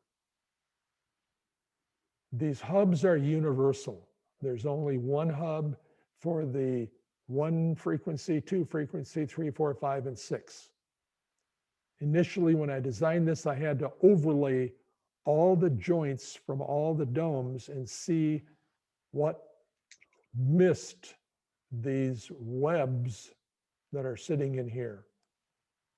So if you start out wrong and you don't follow directions on this from what's in the construction manual, you may have to take and pound that pin out, because this sleeve with the tongue is going to hit this web and you can't rotate the hub. Once you pound this pin in place, you have locked these 2 pieces together. And the secret in that is that the radius on this hub, this part of the hub that's indented, is different than this 4-inch diameter aluminum hub. So pounding the pin in place means that this corner right here digs into that aluminum, gets locked into that aluminum, and there's no rotation. Once you start the pounding, that's it. It's locked into that place. You have to go to the bottom side, and with a drift pin or another pin, you can pound it back out again. So if you run into that, that's all you have to do. It's very simple. But just keep following directions from the standpoint of the construction manual that shows you here's how to deal with all of this. Here's the sequence you should be doing. When you get to the center of your pentagon, it's different. That's all explained in the construction manual. Have that open, have that available all the time. You want to have somebody looking at that and saying, basically, find someone that doesn't want to climb up the scaffolding if you're putting this up yourself. And I'm going to say that to the contractors too. Find somebody that doesn't want to climb up and have them be the one in charge of reading that construction manual. we did have a case a while ago. They were a guy, and he was an owner builder, but they're contractors. He said, yeah, well, I got my buddies, they are specialties in whatever fields, and they decided they're going to put this dome up themselves. That was an easy problem, an easy job. They didn't realize that all 4 of them didn't like heights. So as they got up, they were a little hampered, and it took a little longer because as one hand was always holding onto the scaffolding and they only had one hand to work with. Get comfortable. If you're not comfortable in scaffolding, don't do it. Yeah, I think they'll see that coming up here, Dennis, when we kind of get higher up on the dome. You'll see some shots where if you have a problem with heights, you wouldn't want to probably be there. So. All right, keep going. Okay. You need 3 struts. You need this strut here, going across the top of the riser wall, and then you need the 2 other struts being held together at the top. Dick had put a hub on there previous to that. Then you can pound the pins in place. You can't put one strut standing up from one corner. You need 2 of them together because you're not going to gauge that like that. You can't just put one strut and then pound the pin in place. So you need these 2. That's going to give you the proper angle. Now, Derek just flipped that around because some cases we say, put these gusset plates right here on the upside of the strut. Yeah, in this case, we have a skylight going there. Right here, there's going to be a skylight. So we don't want the gussets on that inside. If they were, it's not a big deal. You can certainly work around it. But to start out, use that rule. Know where your skylights are going to go. I like it more for standing on them too, Dennis. As you see me climb on the dome, you're standing on those a lot. It's kind of nice when you feel like they're on top of the boards and you're not trying to push the gussets out from underneath. The gussets are nailed in with each side has 6 ring shank nails holding the 2 together. But they are a ladder that you can walk up. Yeah, you can see there's arrows. There you go. See? So actually higher up, and when the dome is complete on the main row, it's very stable. It's not. I was going to say that riser walls are, as you guys saw, were just tacked on with those 16 penny nails. And so there's not a lot keeping it stable right now. But like Dennis said, once you connect that last strut of the ring, then nothing moves after that. It's very, very tight. Even the section that we build during dome school, you've got people walking around on it. And the whole thing is one unit. The thing for this whole unit to fall over that we're putting up, the riser wall would have to tip. Well, notice the circle. You can't tip out because you're going to pull the other one alongside of it up. And it can't go in because it's a circle and you're going to get all that pressure pushing in. Can't move that wall. You see how quick these start to go together. It really does not take long. On a small dome, on a dome raising, you can get the whole framework up usually easily before lunch. So it goes pretty fast. This is one of the faster parts of assembly, I think.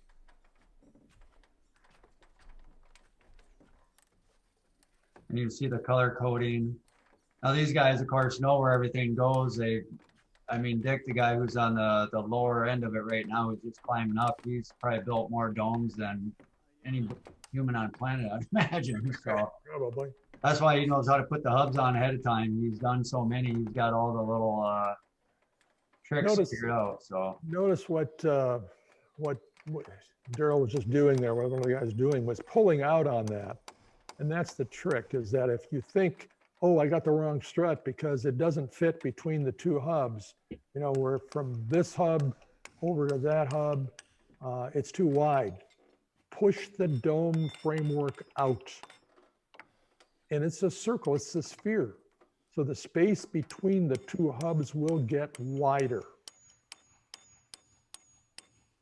So here's a situation where, you know, if you're getting it in at a bad angle or something is kind of twisting on it, you can use a wrench to straighten that out, that pin out if it gets a little off on you. It has a beveled edge on the bottom. So it slides into that bottom piece. That wasn't a good shot of it, but.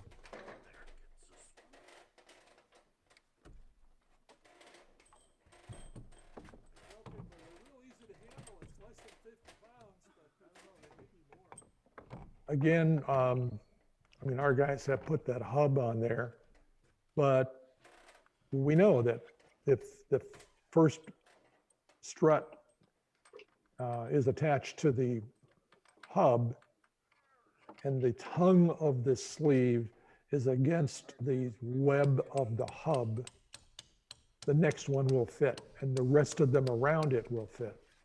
You realize there's going to be one strut coming from there going across to here. And you realize the other way the same way. You have to look where the struts are going to go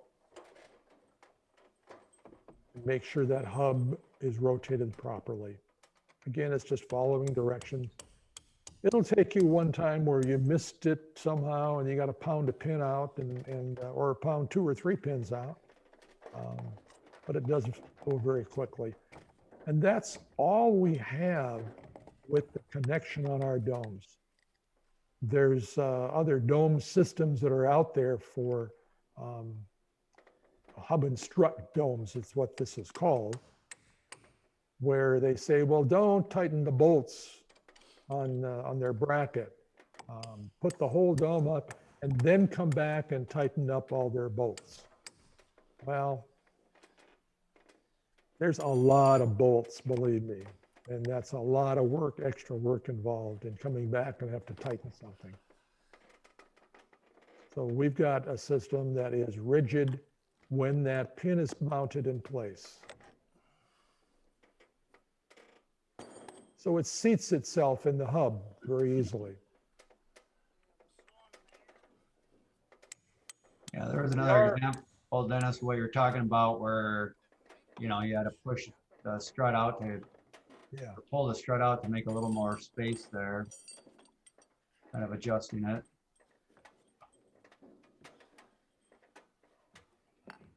Yeah, the Natural Spaces dome system is really all involved in this hub and sleeve.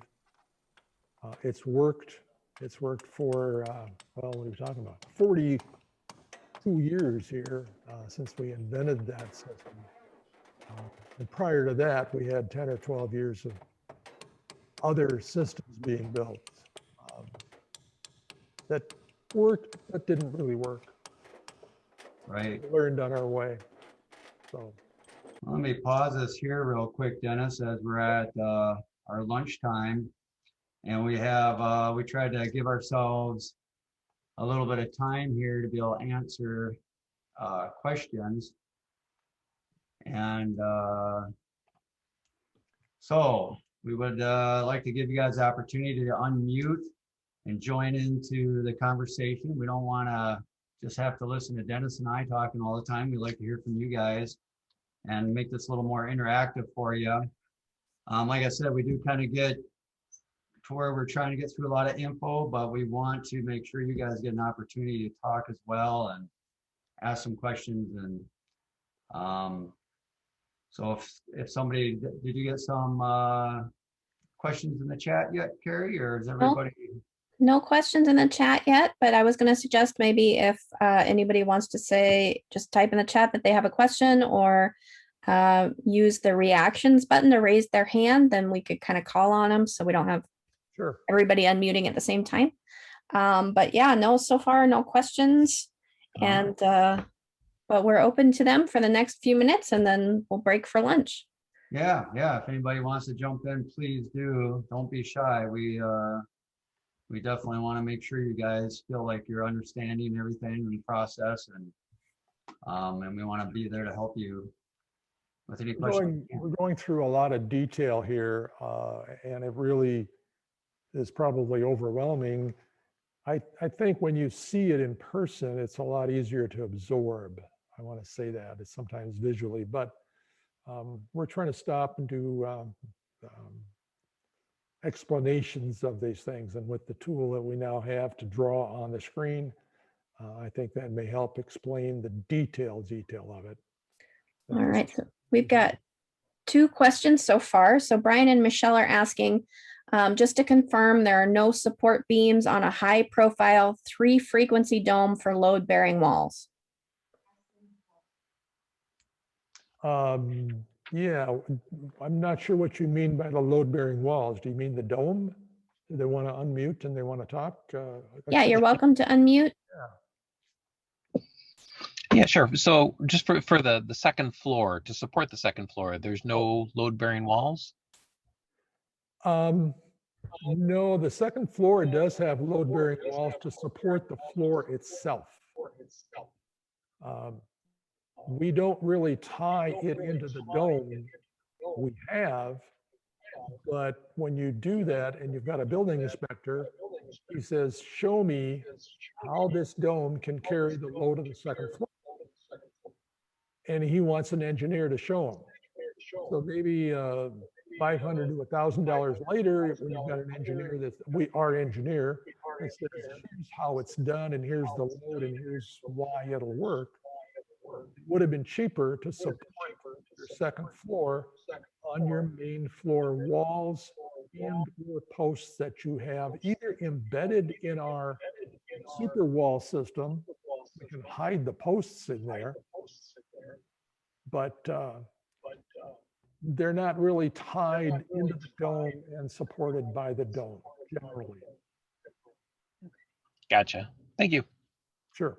Thanks.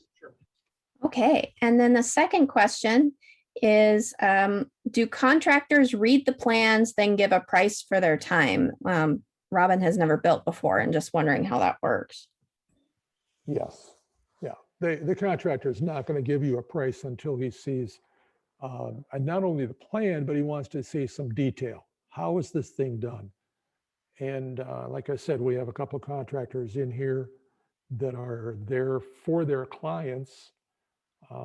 And you can't just throw out a bid. You can't bid on a square foot basis. And we like to talk to the contractors. And part of what we're saying here is that the time it takes to put the dome shell up is a lot quicker than a conventionally framed stick-built house. We don't have all of these trusses and special attachments and different things that you're doing and main floor walls that have to get put up that are part of the support walls on a conventional house. The dome shell itself will take a minimum 100-pound snow load and 150-mile-an-hour wind speed. And generally, if you want to say 200-mile-an-hour wind speed, what do we do different? Nothing. The tie-down brackets, we talk about those. There's special attachments that tie our dome down, whether that's anchoring it to the cement that you saw in those ICF blocks, or continuing down. It's all tied down. So it's the detail that the contractor really needs. To be very honest, we talk about finding a contractor who is willing to do this, who wants to do this, who's interested in doing it. That's what you want. But you need to ask for references and say, okay, give me 2 or 3 of your clients that you dealt with, and then talk to those clients. And what I say is, how did they solve the problems? How do they solve the issues in the design? Because that's what house building is all about, solving all these little things that go along. And they're not problems that are, unsolvable, and there's not just one way sometimes to solve it. So you find the contractors that are interested.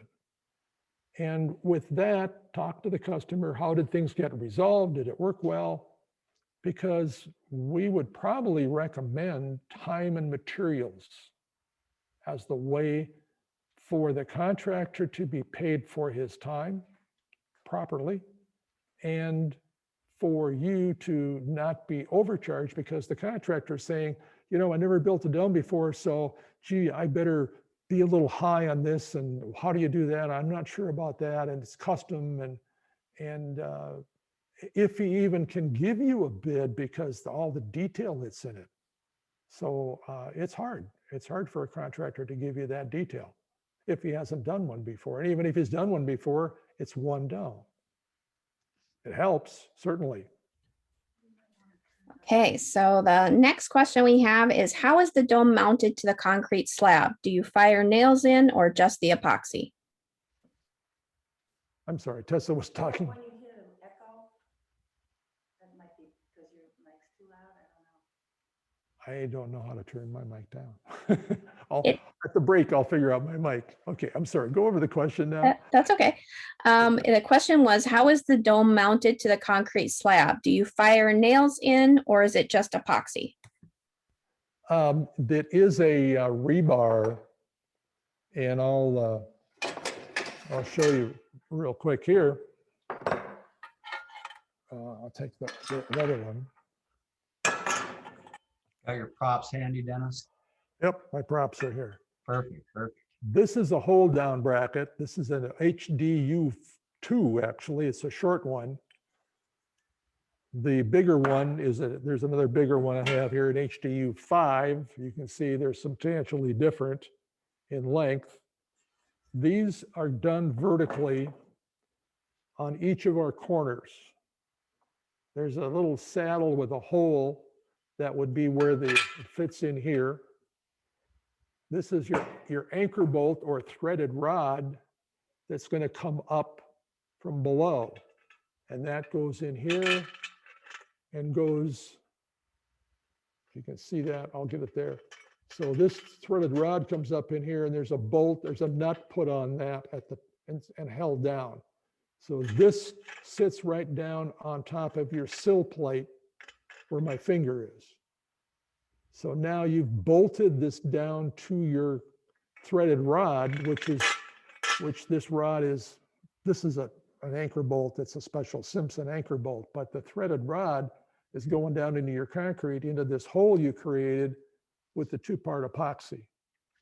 And it'll take 5,000, 8,000 pounds of uplift, maybe 10,000 pounds of uplift, depending on the length of the threaded rod and what you need. The minimum is 7 inches down in there, and that'll get you, most of the time, it'll be all you have to do is go down into your concrete 7 inches at the edge, on each corner. Not 2 on each corner, but 1 on each corner. Our corners are done, I don't have a sample of that, I should, with 3x10 lumber. It's #1 Doug fir lumber. And we get it from Oregon. We get units of it from Oregon and use that. And we've sort of changed here in the last year. When people are buying a connector kit from us, we're going to require them to do a 3x10 in that corner. Prior to this, we've said, well, put a 2x10 in place, and I'll grab my 2 other props over here. So this is the vertical corner, and put a 2x10 in place and use our special, we call it ultra lock bracket, which is much bigger than our smaller, turn it around, than our smaller super lock bracket. So the ultra lock bracket is used at every corner. So this is going to go down on top of that 2x10 that slips up in there. Well, it's a cumbersome way. It's not what our engineer wants to see. He wants to see a 3x10. So A 3x10 fits in this wide Ultralock. It's much wider, it's 2.5 inches right in here. So this fits over your 3x10. So we're going to, if you can't get 3x10, and unless you're on the West Coast, I'm going to say you probably are going to have a hard time getting anybody to give you 3x10s, especially kiln dried. So we will provide them for you pre-cut to the length, the height of that riser wall, and beveled on the outside point, on the outside joint, so that when you nail plywood on each side of it, you're nailing on a flat surface. So all that would be done. So each 3x10 corner, depending on the height of your riser wall, is going to be somewhere between, what do we figure out, Derek? $50 to $70, somewhere in that range. Something like that, yeah. Something like that. Yep. But yeah, 3x10 kiln dried number 1 or better is not inexpensive wood in today's market. So, right. Yeah. And it's actually one of the products that didn't go up very much, at least the last time we bought it. Right, right. We're buying it in unit quantities. We buy 16-foot long. I think we're doing 16-foot long, right? Yeah. So we cut our pieces out of that 3x10. So for you to try to find it and deal with it this way, and shipping wise, it's shipped with your connector kit. This is all involved with you buying the connector kit and you building your own structure, which you can do with our system. But the connection down there, then we sell you, you can get these around, you can order these. These are Simpson Strong Tie. And that's, you can go on their website, you can look at it, you can find the distributor. Sometimes Home Depot or Lowe's has these. They don't have a wide selection of them, especially if you're not in an earthquake zone, because these are used all the time in earthquake zones. But we have a supplier here, our distributor here, and we can special order whatever length we really need. The HDU 2s, 4s, 5s, 8s, depending on the zone that you're in. Okay. So that's I'm- our way to hold this thing down. I'm going to jump in because we're standing between these folks and their lunch. So I think we should take a break and come back at 12:45 Central Time, 45 after the hour in your current time zone. And then we'll resume with the next section of erecting the super walls, right? Right. All right. Part 2. Part 2. And there will be a dome tour during the lunch break if you guys want to watch while you eat, but please relax and think of some more questions for our second Q&A. All right. We'll see you guys in a half an hour.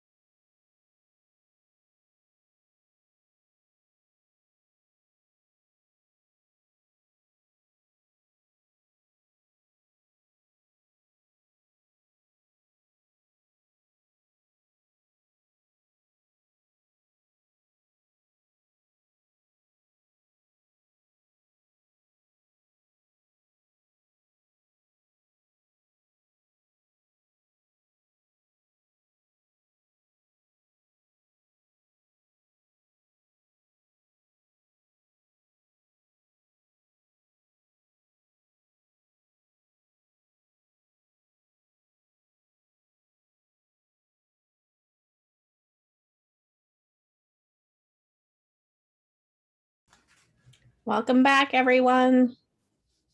Hopefully everybody had a restful lunch and is ready to start off with a bang. We do have a question in the chat. Do we want to start off with that or hold to the question and answer?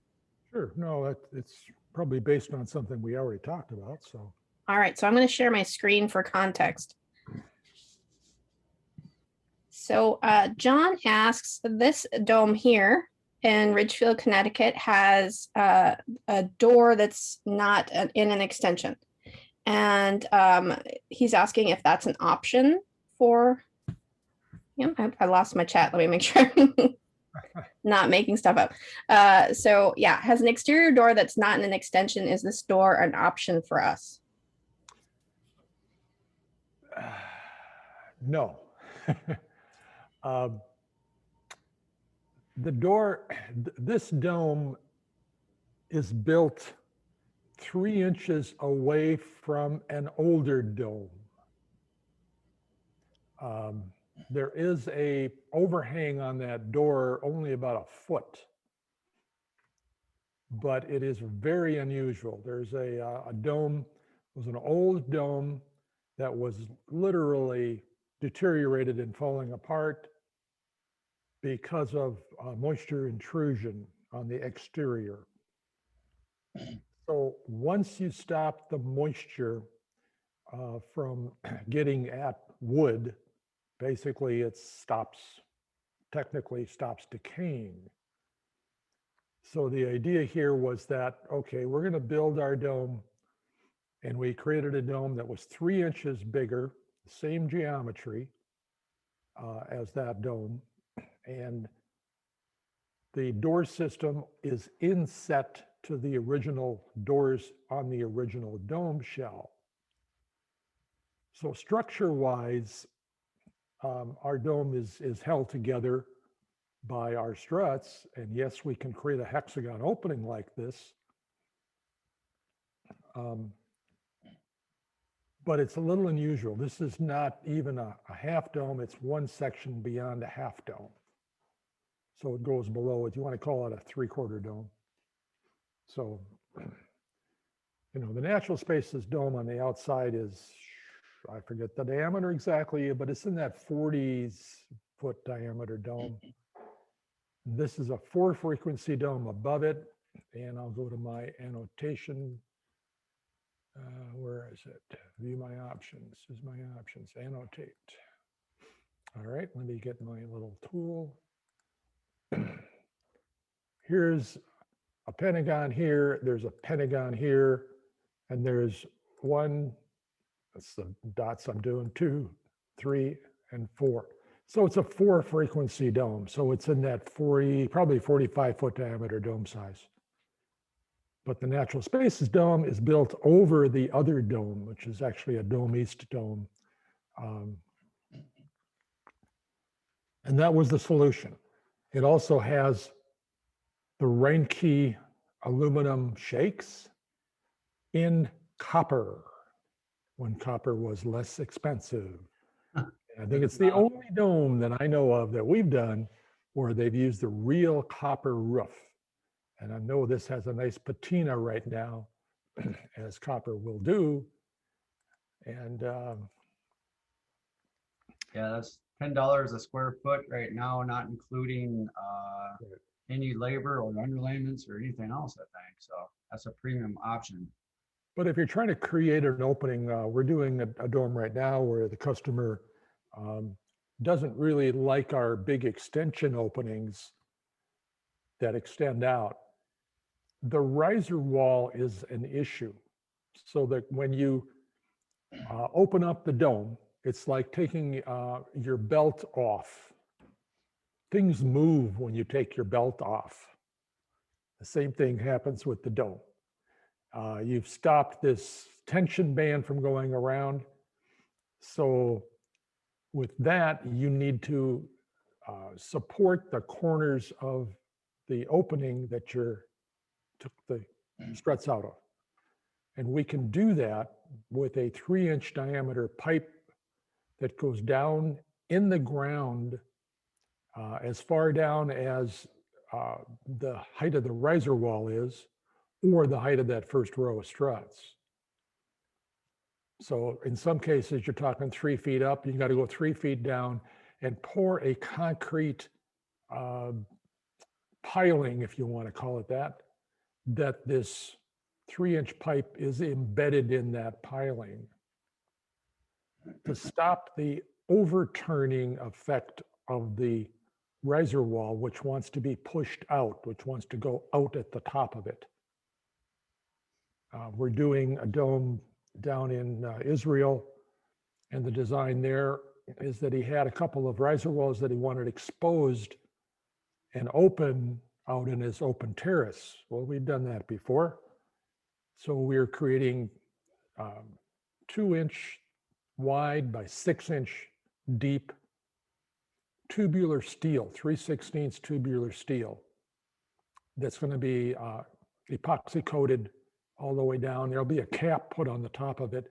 It's a tube, actually. That's going to support the bracket, and it's 71 inches tall. So basically 6 feet long, 3 inches, 3 feet in the ground, 3 feet above ground. Then we're welding one of our Ultralock sleeves to the top of that then are connected to the hub system. So yes, you can create almost anything that you want as far as a look. But then it's also, what do you do for the top of the door? It's part of this design thing. If you want this door opening flush, then the rain's going to come down and deteriorate your door. The sill of the door, the bottom of the door, the edges of the door. It's going to splash back on it. I know we've got a video later on where I talk about an overhang on all the doors. So. Okay. Cool. I was gonna say maybe now that we've gotten through lunch, we'd like to let everybody know that if as questions come up, it may be best to either just hop in and ask, or maybe send Carrie a quick chat so she can pause us and we can let you ask your question.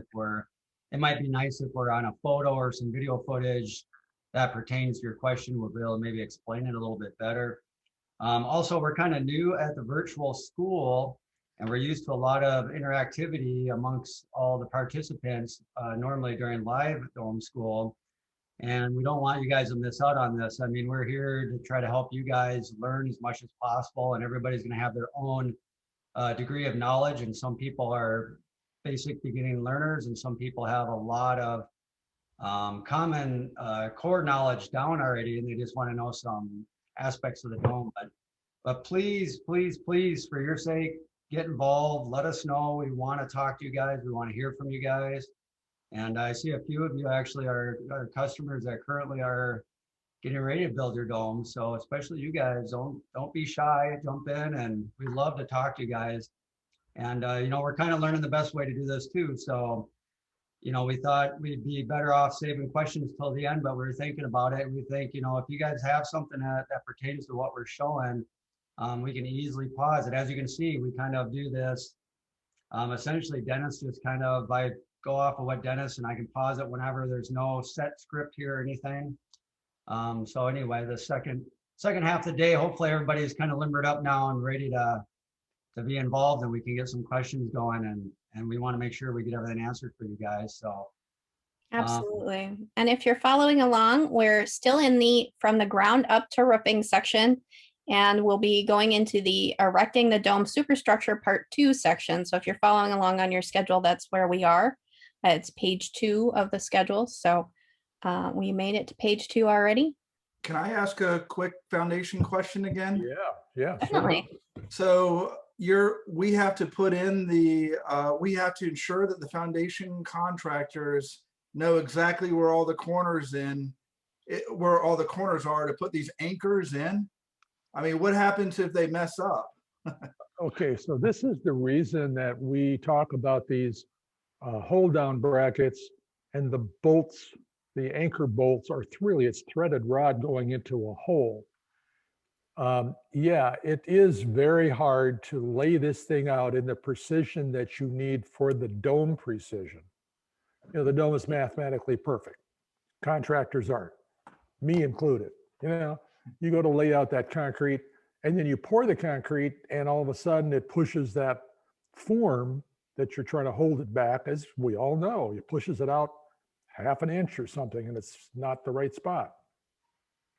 So the way that we do this is put the first ring around, which is the riser wall, on, well, first you need to measure what you end up with, whether it's a concrete slab or whether it's poured walls that are coming up. We've got a project right now that, in fact, one of the contractors on here is for a project in Utah where the walls are going to be ICF block. It's 9.5, almost 9.5 feet tall. So how accurate can you be there? Well, really what you should be doing is a center post that is up to that top of that ICF block so that you can correct yourself and make this as perfect of a circle as you can get. But in reality, something's going to be off a little bit there. So you put an anchor bolt in and it's going to be off. So come back, like we showed you on that one ICF project, come back with these base plates and then be able to drill your hole down where it's going to be in the concrete after you've laid out, either mathematically laid out this perfect dome that will match the dome, or laid out the first row of struts or the first riser wall around there, and then drilled alongside of the corner strut down into the concrete. Okay, thank you. Sure. Yeah, thanks for the question. Okay. Well, and again, once the video is playing, feel free still to ask it. It's a simple push of a button here to pause it. And we'll see if that works better. Other words, I think, well, we can resume then, Dennis, and we'll jump into erecting the dome superstructure here. Let me get this set up.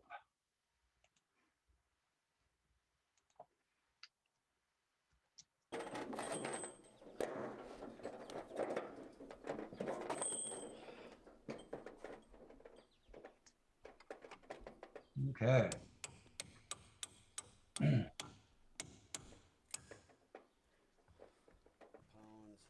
You may notice that we are not pounding the pins. Well, there you go. So you all the way in. Our guys come back after dome school and we tell people during dome school, don't pound the pin all the way in because we use a pry bar, crowbar, to pull that pin back out again. As we use a drift pin on the inside, then we kind of pull it out with a crowbar on the outside. So it's something to grab onto as we take the dome apart after dome school. Now here you can see we're doing it a little bit backwards. If you've been paying attention, usually we make two triangles point up along the bottom and then connect them. And here you can see we're kind of skipping a step, and that's because this is that extension opening that we screwed that 2x4 on earlier to kind of set the height for the riser wall to maintain the proper distances. And so instead of putting in struts that we'll then remove, we're just going to kind of go right over it. So that's why we're kind of, this one looks a little different, maybe how we've done it in sequence. So the strut that he's standing on right down here, let me get my annotation thing going again.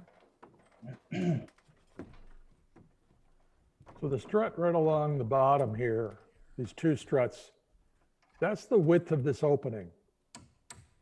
We don't need to fill in this opening with any struts. So we built this triangle on this side, we built the triangle on that side. Now you simply connect the dots from one side to the other, connect the hubs from this side to that side. So just go right across that opening. You do not need to do that down here. Now, another dome company, which I will name, Timberline, you must put in all of these struts that come down here and here, and these two. We're putting these bottom two in here just to get the circle of your dome correct. But once it's there, you can take these out. Our guys just didn't take them out. They can stand on them, they can work with them. But we don't need them there, and they shouldn't be there because they're going to block your way from getting materials in and out. Here's how you found out a pin, by the way. Yeah. Those. So when, like Dennis said, when those pins are in, you're not moving anything, it's locked in, but you can remove the pins if you orientate the hub wrong in the first place, or in this case, you just wanted something in there temporarily. Daryl is going to use a crowbar, where Dick just used a hammer and another pin and just pounded it out that way. Sometimes you can.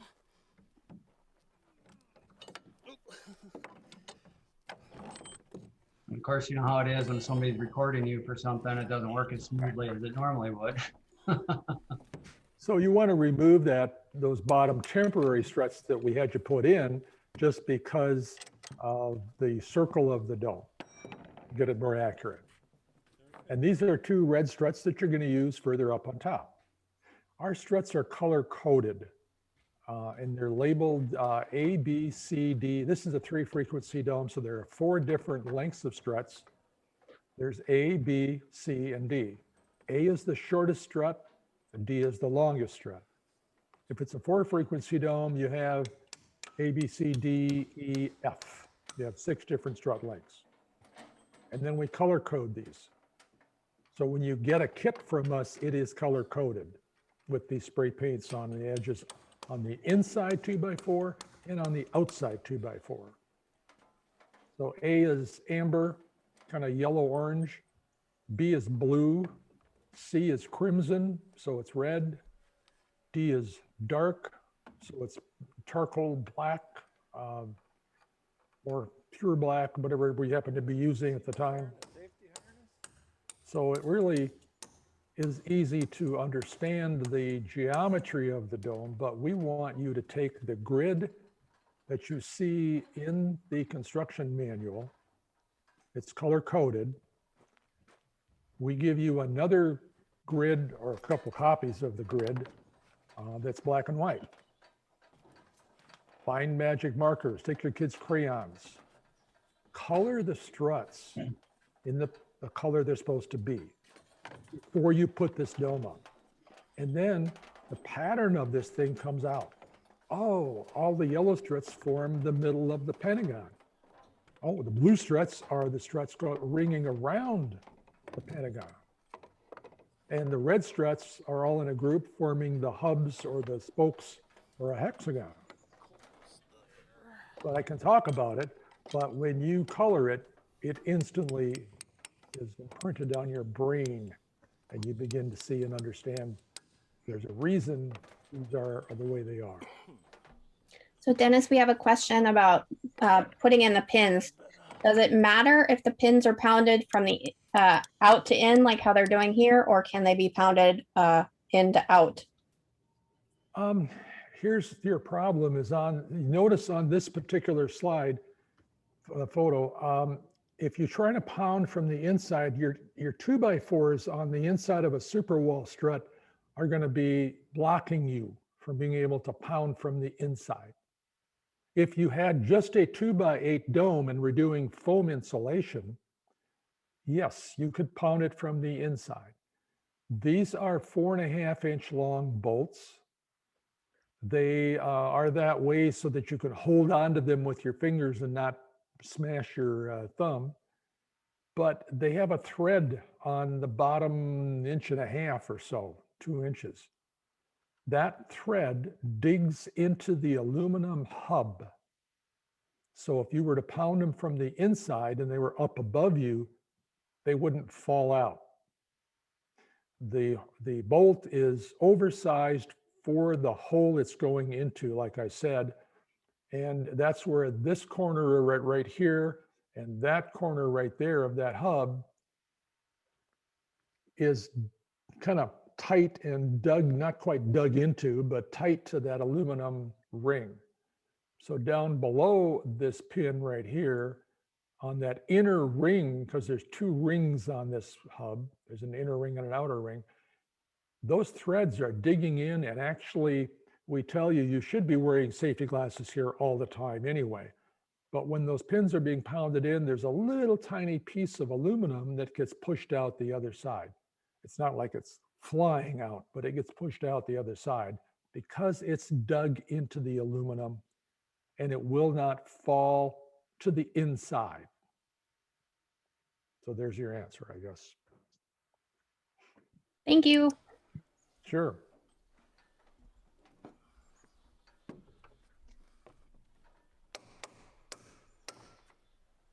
Again, you need these 3 struts together to pound the final pin in place up on the top one.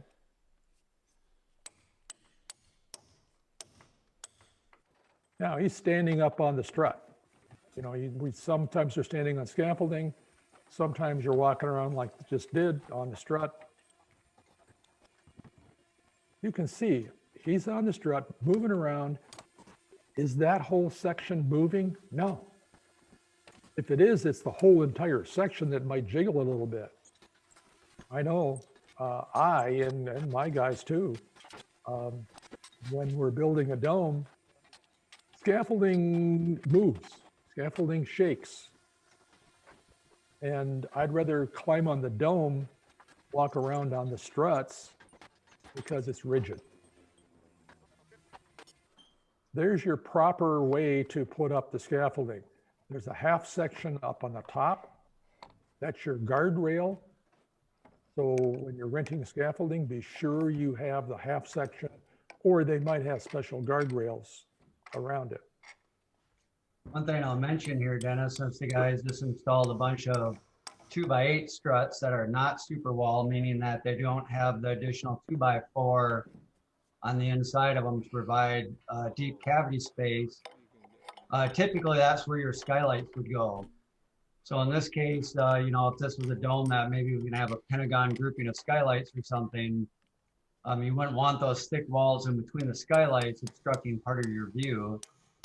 Skylights are one of the more expensive components of a dome, but they're also one of the most sought after features of a dome. So you really don't want to take anything away from that, from what you get out of the skylight by blocking it off with unnecessary wood that's not going to provide any benefit to you for insulation or anything. So as you're going to see the ones kind of below where he's at, they're just 2x8s without that other 2x4 for that reason. I'm going to show 2x8 is you. really structural part of the dome frame. The 2x4 only holds up the insulation and the interior panel. It does nothing to support the actual structure of the dome itself, so you don't need it.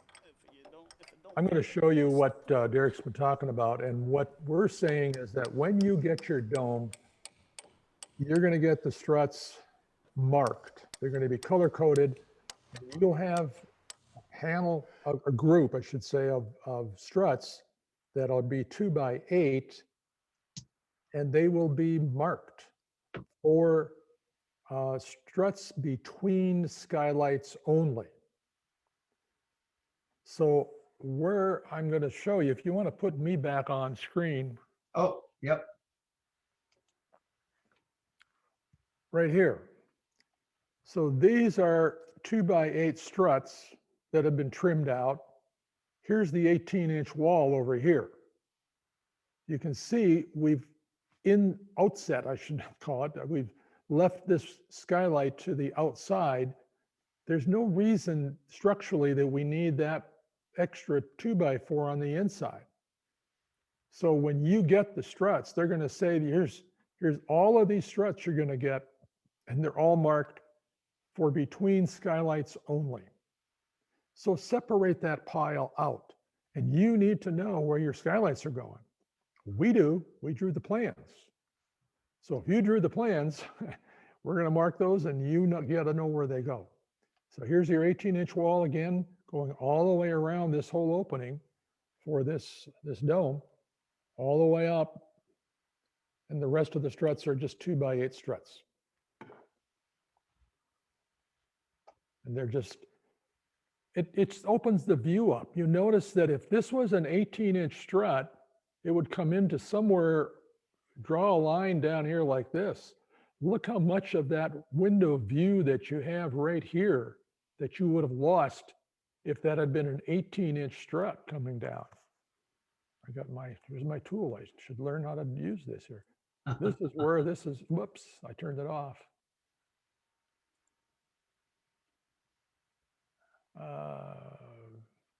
One advantage about you yeah. being in a dome for this part of it, you can show some. So anyway, I can't get to my tool. Right away. Okay. Anyway, like I said, from right here all the way down, that's what you're looking for. I just clicked on something I didn't want. Well, we'll get off of this. But I think I think I explained it enough. Yeah, I think so. And if not, let us know. Right.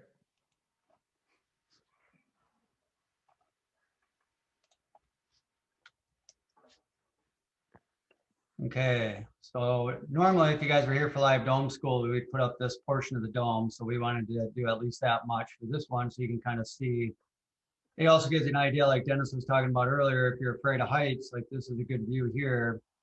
You know, this might be a tough thing for you to do. You may need to get somebody else that can help with this part of it. The shadow on the top of the hat there is the drone.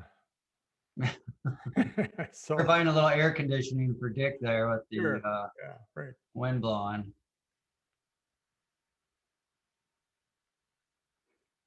And there again, we're leaving the bolts out so we can take them off easier. You notice the scaffolding that they're on has an X bracing on the inside of it, but we took off the outside X bracing. That'll all stay together. The pieces are all connected together. So it's, if you fell against it, they wouldn't fall off of that at all. But it's just easier to work with that extra X brace off the outside. Normally, you might want, and it depends on your comfortability with the scaffolding and your safety feature, really, there should be a chain across that front area. And that's what OSHA would require, is a chain across that front area. The front side, I'll call it the outside edge of that scaffolding. Here you're going to see where that they're trying to shorten the distance between the 2 points a little bit by pushing in on it a little.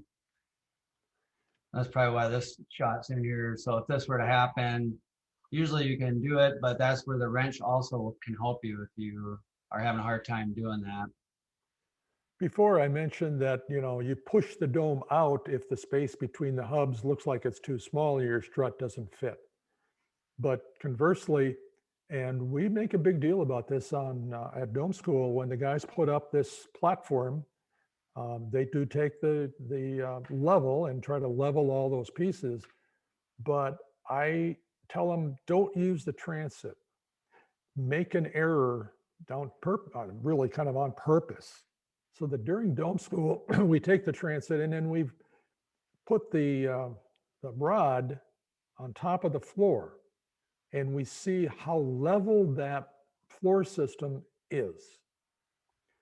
And purposely, I try to say, okay, be off a 1/4 inch or something. And we know then, by taking that measurement, that it's a low point or a high point. That's going to affect the struts above the first row, really. First row will probably go together just fine. But now the next row goes up, and now you're mathematically encasing this dome here, and it doesn't care what you did on that foundation. It's going to create a flat line going around that dome. So. Yeah, I remember the first time I was at Dome School, Dennis, I think one corner lifted up about 1.5 inches. It was just floating there, which was kind of unusual to see. Goes to show how the dome really does, like you said, it's kind of a perfect geometric shape, and it's kind of going to be where it's going to be. Okay, I'll pause this to not add too much confusion to the earlier geometry lesson we had, but there is, it's not different geometry, it's just I guess a I don't know, what would you, what would you say, Dennis? You just kind of turn it a little bit, maybe? We rotated the dome. This is called our sawtooth riser wall system. And I gotta get up here to my tools, my options, annotate, there we go. So by rotating the dome and taking the pentagon, which normally is on the top, and moving it off to a side, when you look at the top view, you'll have this hexagon. So here's why we call it a sawtooth. This goes up and back down again. And then on the other side, it's the same thing.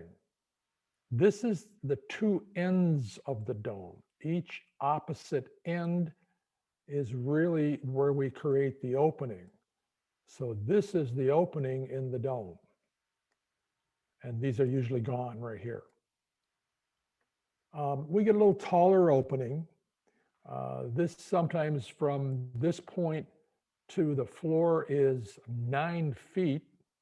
So now we can put a conventional rectangular window into this so-called riser wall, this trapezoidal shaped riser wall.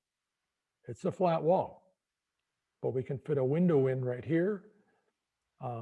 We can do garage doors. We can do a conventional door, you know, putting a conventional door, even double doors in here, you know. So we can fit all this. It's just another shape that allows us to get a higher door opening, and we use it for garages a lot.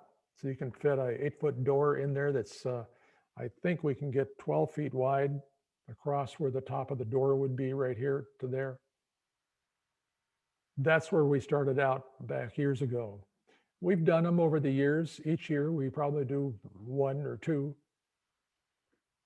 But from an owner builder standpoint, they're harder to deal with because this is, the studs in here have a compound miter cut on one end and the other end is flat, but you got to meet these, you know, there's probably, I'm drawing 2, there's probably 3 or 4 studs in these riser walls. It's just harder to do, but it gives you some options, gives you conventional windows in the riser walls that you can see out of. Okay. Yeah, I just wanted just to show that because we do have a dome on here. I thought would be another quick, it's just some photos of one that went up, and here you can see the sawtooth riser walls Dennis was talking about. I decided on that section it'd be nice to show a couple of the domes. Okay, stop that one right there. Okay. So now you see the sawtooth. You can see it on the other side here. Goes up, down, perfect for a sawtooth. But look at how tall this is on this side going across. So that's where we started out. Oh, we're going to make this a garage. We got an 8-foot door. Great. But you can get, I've got 8-foot doors here. We've got it going on from our inside out to the deck outside in the opening that we did. We did 7-foot wide and 8-foot high. I'll turn it around at a later point here in the day and show you that. Our riser wall is 41 inches high on our dome here because we wanted to put 36-inch windows into it. Our view from here down to the river is down. Without the height of that riser wall, without the windows in the riser wall that we have, we couldn't see the river. So there's always a reason for doing something a certain way. Like Robin and John were saying, can we do this? Yes, you can do that. You found a dome that I'm not even sure where you found the dome. Well, you found the dome because Derek had a picture of it during the break. But I know people tell me, oh, I saw a dome on your website and it's this. And I go, where did you see that? And then I have to go back and find it. It's a very detailed website for a purpose. We've done a lot of domes. We throw stuff on there, but realize that each dome, I have to say this really, because it's rare that we have 2 domes that are totally identical. There's always a change that somebody wants, or there's always a reason for it. You might have a different view in a different direction. You might have the sun coming in the wrong way. those are parts of it. So when we do something and we put it online, people are always, I like that, let me do that. But they don't realize that there was the reason behind it. We want to make your dome designed for you. So I'm not sure anybody but Natural Spaces Domes does a sawtooth riser wall, because we created that back in the 70s. We were doing that we're doing it for cabin domes. So here's a window in the riser wall right here. Big window. Here's the kitchen window. This, I believe, this is the dome over in Cyprus, because I've done that. I can see that drawing. So there's the kitchen window right here. These two windows here. And this is in the dining room or living room, whatever they have. Let me get rid of the previous one. So you can see there's some advantages there. Here's a hole cut out. Yeah, this is an elastomeric roofing system. Oh. That's fine. Here's just another quick one that that they just kind of showed going up. We got some photos from. This is Denmark that you're in now. Now you can see the foam block again here being put in. Yeah, they sent a nice series of shots to kind of show it. So there's your concrete pumper truck pumping in the concrete. There's the riser walls. There's your riser wall wing. Go back one. That's a really good example. Go back to that riser wall to kind of reinforce what we're saying right there. So there they've got their riser wall going all the way around.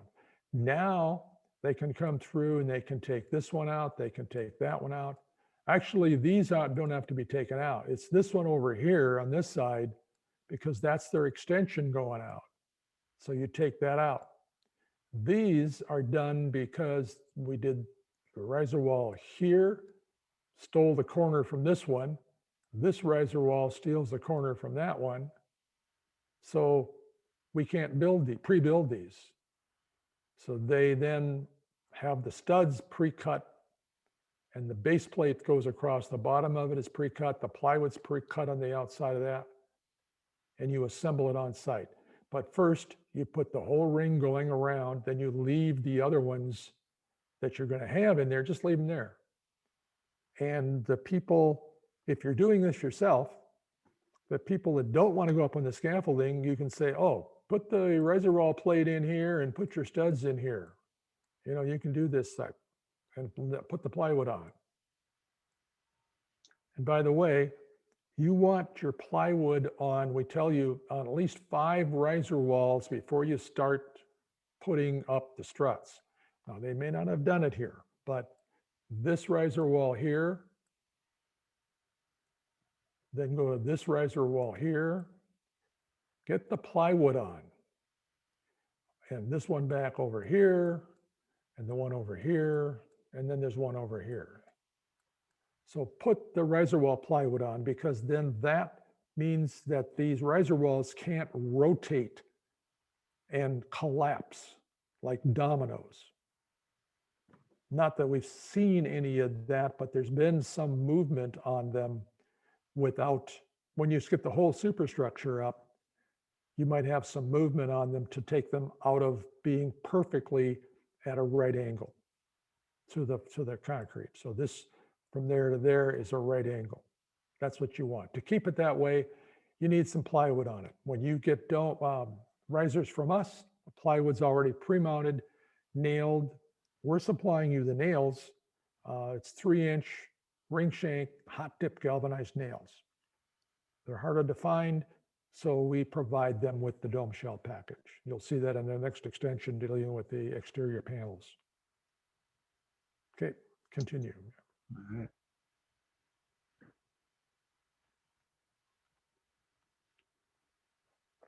Oh, better get rid of my red lines.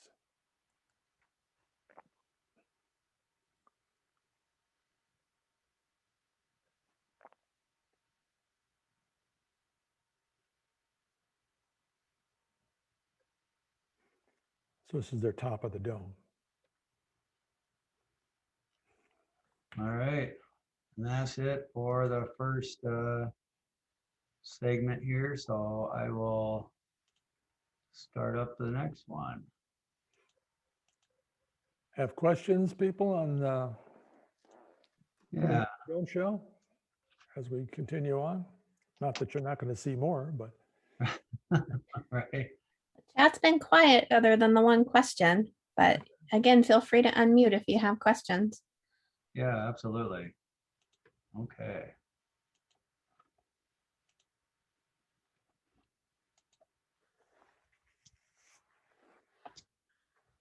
All right. Now I'm getting the plywood on. All right, you better hold it right there then. So a Natural Spaces dome is designed using 3/4 inch tongue and groove plywood. And I know this question has come up before. Oh, well, how does the tongue and groove plywood deal with the joint? How do you get that to span across this joint right here from plywood to plywood? We don't. The only place we're using the tongue and groove is right along here. So that's the tongue and groove edge that's going to join the base to the tip and make this an extremely strong connection. So that's one of it. But we have no internal studs. This is a wide open triangle. We don't need it. There's a 3-page report that our engineer did that we can supply to your building inspector when he says, wait a minute, where are the studs? When you mathematically figure out the span of a triangle, and this is a plywood triangle, you find the centroid of the triangle, and there's a way to go from one point across to the other, but let's just say there's the centroid of the triangle. You measure at a right angle to the strut, a right angle to the edge. And this distance from here to there is the span of the triangle. This plywood is 3/4 inch T&G plywood. It is rated for a floor system and a roof system. And the floors are rated at 24 inches on center for your joist span. You can use 3/4 plywood. On the roof, it's 32 inches. If you had roof rafters in a normal house, if you use 3/4 plywood, you could span your roof rafters at 32 inches apart. So this then becomes 32 inches is our magic number, that if that distance is less than 32 inches, we don't need any studs in the triangle. It's a waste of lumber. It's a waste of resources. It's a waste of trees. We started doing this long ago. I think one of the reasons that attracted me to Tessa was it's the environmental saving the earth is what I'll say. Kids for Saving Earth was part of what attracted me. It's what I was doing all along with my late wife, Janet. We looked at, what did you say? You didn't know that, huh? Now I told you, okay. So it's really part of our whole philosophy that we're using in this dome. It's got 60% less materials, wood materials, to build our superstructure, our dome, than a conventional house. And I probably somewhere along here, I know we've used it before, we showed a picture of a conventional big house. This one that we're in is 3,200 square feet on 2 floors. You show a picture of a conventional house and you can't see the forest you can't see the forest because they tore it all down to build the rafters and the studs in the house. We're using high-grade lumber from a managed forest. This strut that we have, these 2x8 struts, and even the interior lumber, but that's usually coming out of Canada these days, and I don't know what they do, but The 2x8s that we use are FSC certified, Forest Stewardship Council. It comes out of comes from managed forests in Louisiana, Mississippi, Alabama, the South. It's Southern Yellow Pine. It's a grade that you will not find in your lumber yard, even your best lumber yards. It's select structural. I think there's one grade higher than this, and it's dense select structural or something like that. But in doing that, we were able to get a much higher stress rating by putting the sleeve on the end of this lumber than what's called SPF lumber, which is what you're going to find today as your standard material. It means that it's spruce or pine or fir. That's SPF. And it's usually number 2 and better. It's decent. It's okay. It meets the code. But like I said, you're building the worst house you can build when you only meet code. That's not what we're into. The dome itself is going to give you something way beyond code requirement for snow load and wind load and earthquake loads.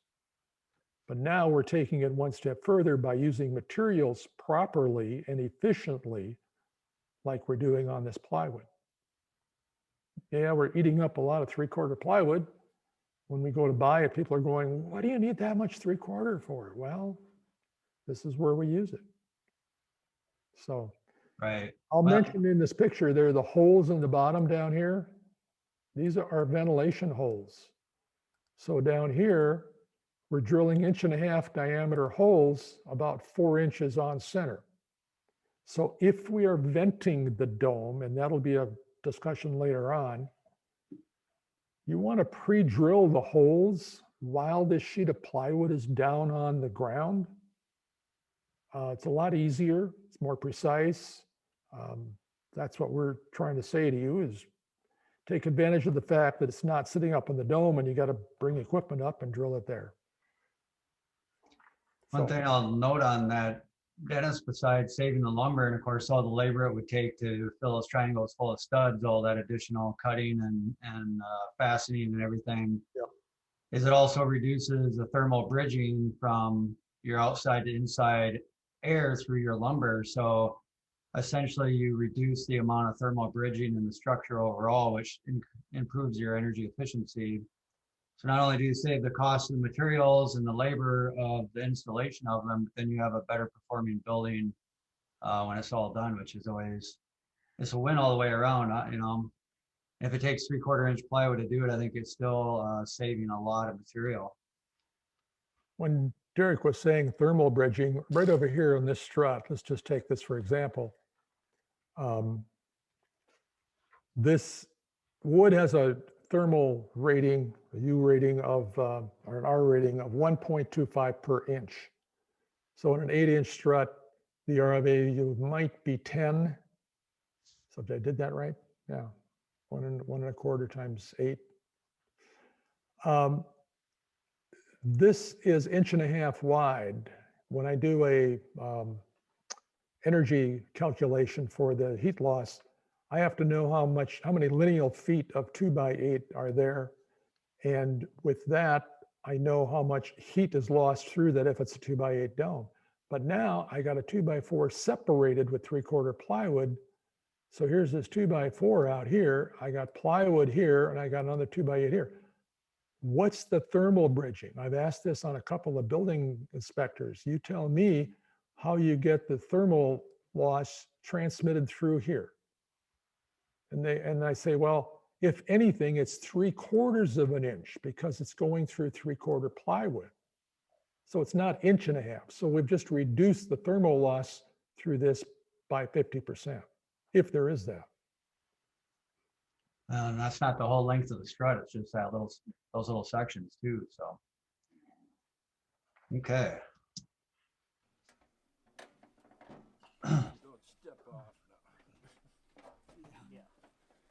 So you're going to see these are color coded as well, so you know what tip goes to what base. The blue lines up with the blue. It also lines up with the struts. So if you were to buy the materials from us and they get delivered and you have a pile of plywood, that way you kind of know where they're going. And it's always nice to separate the materials before you start building if possible, just to help the efficiency of building it, especially if you got a lot of people on site. We're screwing it on, of course, because this is just temporary for us, but normally you would use 3-inch ring shank nails for this instead of screws. Except It's not a bad idea to put, 3 or 4 screws in each panel as you go up in case you get off a little bit. You can come back and remove them. And it's also nice when there's a lot of guys working there. You don't want to be, using a high-powered nail or, shooting a bunch of nails in case one misses, flies through the plywood. You got people on the inside doing stuff. So if you look at screws, it's a great way to make sure everything's lined up, tack it down, and then come back afterwards when nobody's inside and nail everything off. That's probably the best practice. What you say, Dennis? Or yes, it is. Yeah. But I'll also mention something is that you look at this as a kit house, you can take this apart. So what you're dealing with is if you were to look at it and say, well, I'm going to build an extension out here in the future, but I don't need it now. But I want to add a garage and I want to add a connecting link, or I want to add a bedroom or widen this. If that's a master plan, go ahead, build this dome shell and then add on later. Great, that's a great way to do it. Screw the outside panels on where you're going to go along and take them out later. You don't have to pull those 3-inch ring shank nails out of the super dense southern yellow pine, which is sometimes hard to do. it's hard to do, yeah. Now, stop it on this one, because you may not have noticed, but the guys just kind of lifted that panel over there and set it there. What you didn't see was down below, right down here, and probably right over here, where my circles are, there's a 16-penny double-headed nail that they pounded down to the middle, pounded into the middle of that horizontal strut, so that this plywood sits down on top of those nails. Otherwise, you're sitting there holding it, trying to find, gee, where's the bottom, where's the side? You want this to go all the way along the middle of the strut, both on the bottom and the side. Right, because sometimes those struts, depending on the weather and if they sat outside in a few rainstorms, they can move a little bit. So sometimes you can use your plywood to kind of adjust your strut. If it did warp a little bit for some reason, you can use the plywood to kind of push your strut and then attach it so the strut's in the right spot.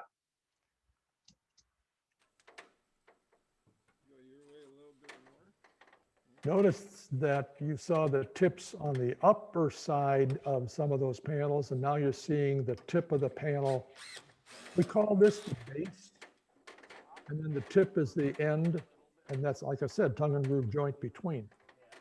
This one, in this case, is down on the lower part.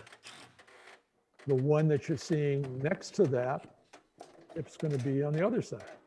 So, there you can see your nails, Dennis.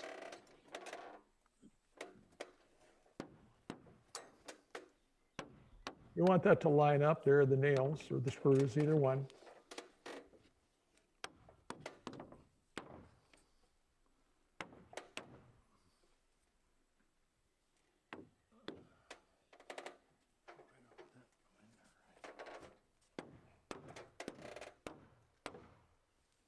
All of this is covered up. You put your underlayment on here and you put your shingles over that. So, this is not a finished material that's on the outside here. So you can mark it up, you can hammer it, you can nail into it. Something is wrong, push it around. Don't stand on your struts when you're trying to put the plywood on, because the weight of your body is going to bow the strut that you're standing on. And it might, it's that situation that's come up before. People go, oh, I nailed it on there, and it's wrong.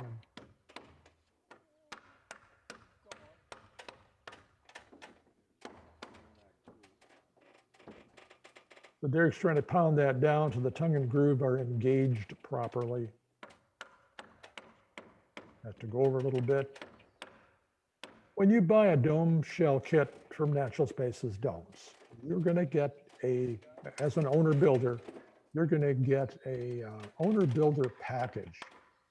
It includes 2 20 to 22 ounce long handled hammers instead of those toy 16 ounce short handled hammers that you may have. So, and Oh, sorry, Dennis. Oh, go ahead. We do have a question before we move on to the next one. How common is a ventilated shell versus a hot roof? Well, we can go back to the last slide. So we're looking at that instead of looking at me. Okay. Yeah, I guess that kind of does apply to that. You might be on that? Okay, whatever. I can bring it up here. Let's see. Did you want to go back to the? Yeah, go back one, because we're looking at a different situation right here. Okay. There. I'm going to say this way. It's less common today because we now know how to handle what is called a hot roof, meaning it's a non-ventilated roof.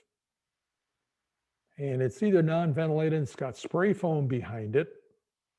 And we'll get into this during the installation, so I won't go into that part of it. But if it's fiberglass, technically you would have had to ventilate that roof 10 years ago. That was what the code was requiring. These days, the building science is sort of caught up, or let's say the code is sort of caught up to the building science that we know.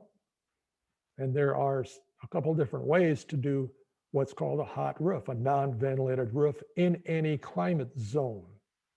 So it relates to the underlayment. And I'm going to say that it's probably now, what'd you say, 30% of our clients are a ventilated roof, 25, 30%, somewhere in that range. It seems to be increasing. Yeah, I mean, it was a rarity, I think, not that long ago, and it seems to be more common.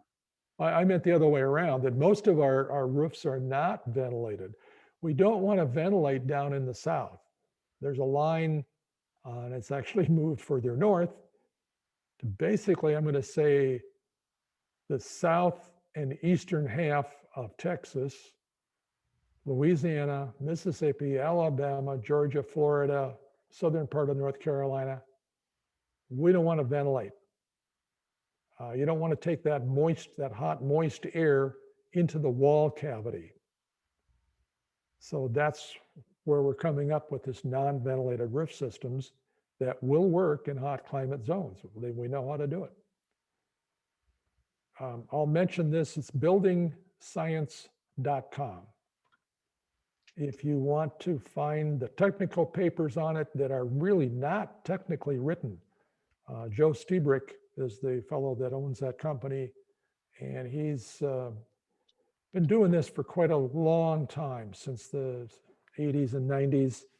He's the one involved in the R2000 program in Canada and has been involved in the building, in writing and rewriting the building codes in the US now for 20, 25 years. And that's going to be your answer to all of these in-depth questions in very easily readable and kind of funny, because he's a good writer and talker. He's always got some story behind it. But you'll find out all these things on crawl spaces, wood, floor systems, just everything technically involved in the building of any structure. And it's all easily categorized, easily searched for. So look up all these different things, and that'll explain the reasons for it. These days, you want to know the dew point of your wall system, and he can tell you how to figure it out really pretty easy.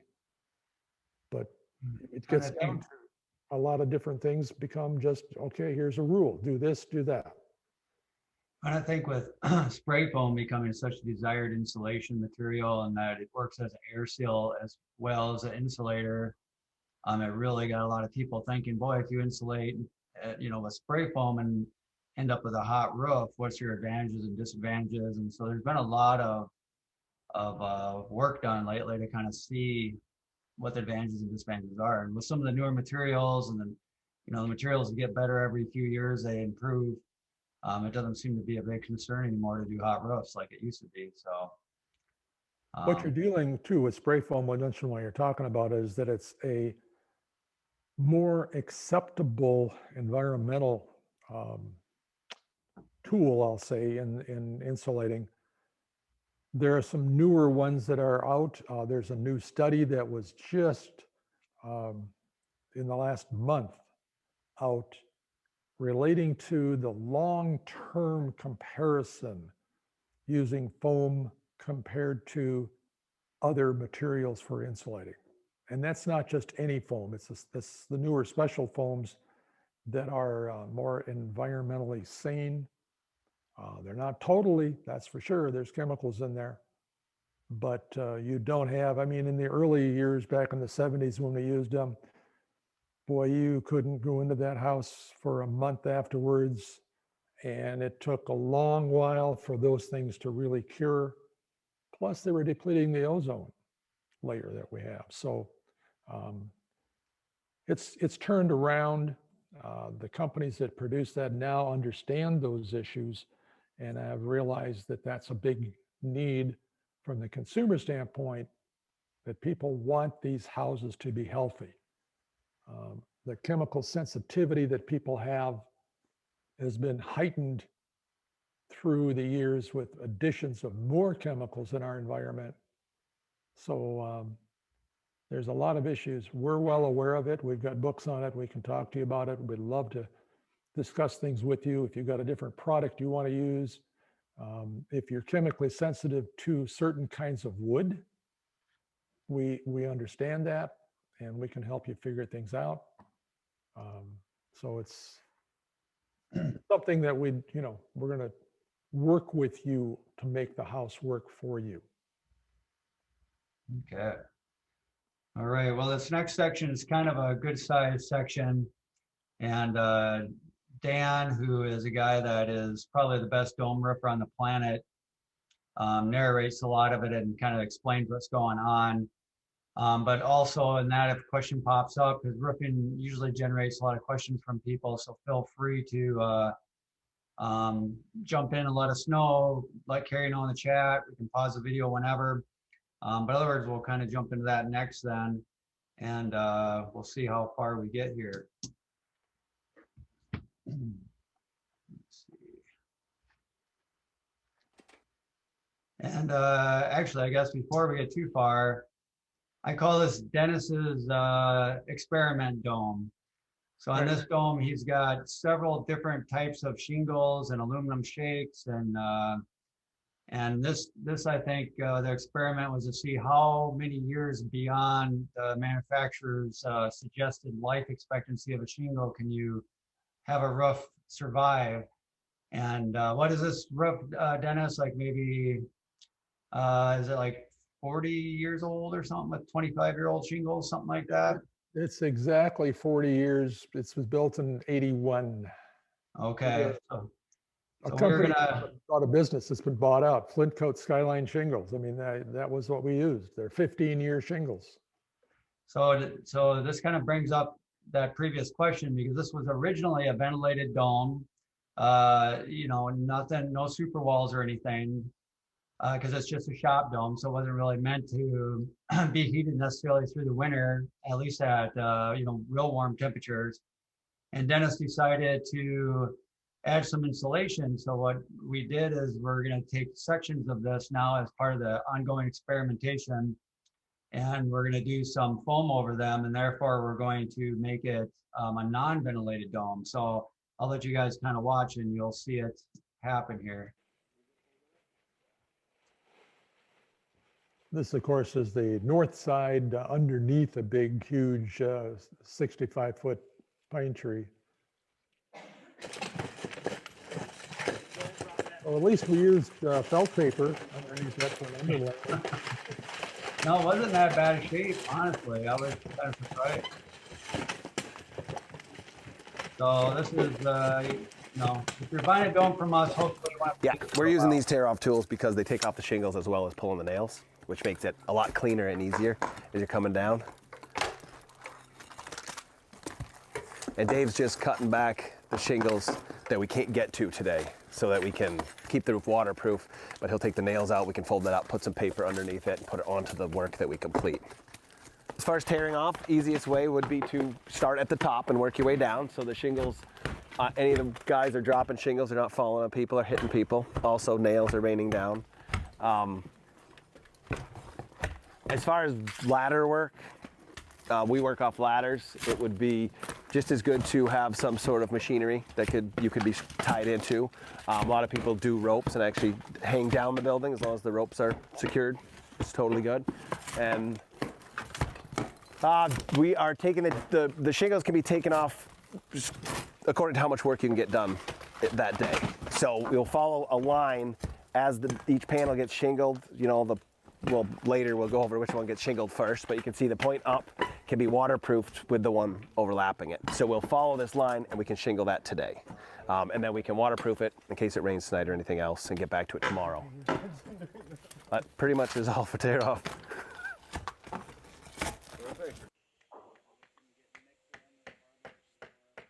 So here we have pre-cut triangles with 2-inch foam insulation. So this is Formular brand name. It's a dense foam.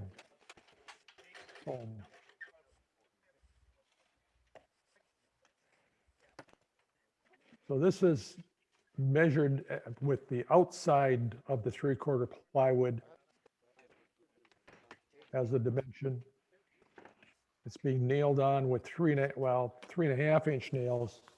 We're going to use it on the top of that. This is being kind of tacked on because we're going to put plywood over it, and those will be nailed through that foam.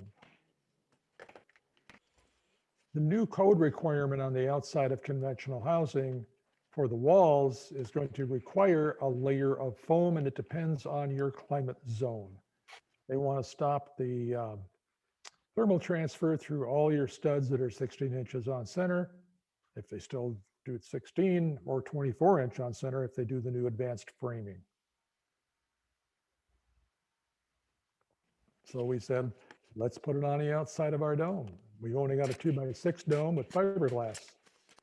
This is doubling our R factor.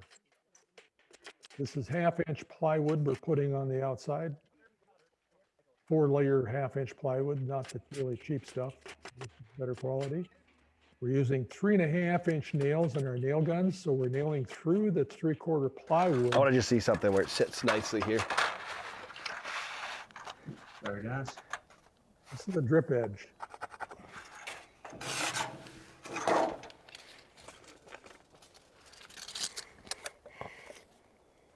Four. And then we'll just do 4 all the way around so that it, you want to just hold it up there? Yeah.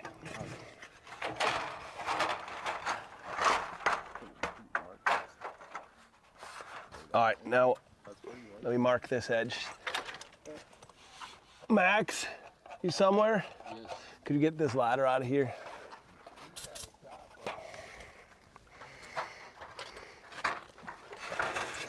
All right, I'm just gonna mark the exact point there, and I'm gonna cut it 1/2 or 3/4 past. And I'm gonna cut this one, set it at angle.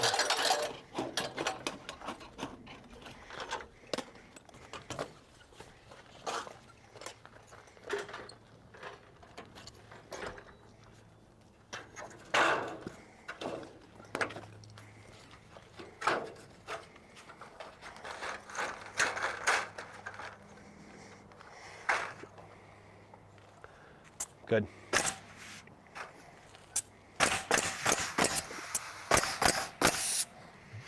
I'll grab another piece of that, Max. And a little bit of an angle. Just make it look pretty.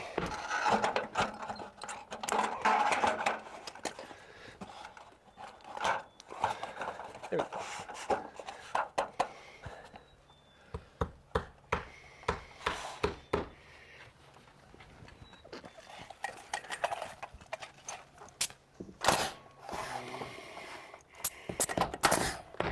There we go.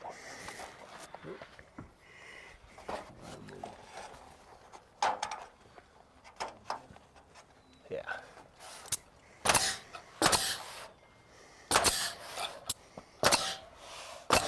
Just gonna mark this just a little past the corner. Dan is our professional roofer. You can keep playing this. We'll just talk over if you want. Sure. Cut it off. A lot of this is in our manual. Before I put it on here, but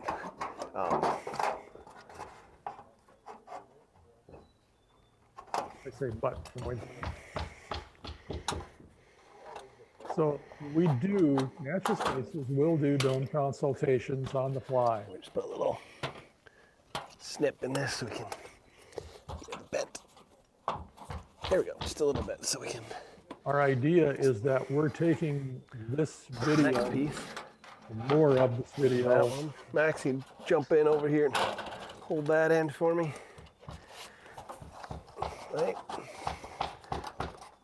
There we go.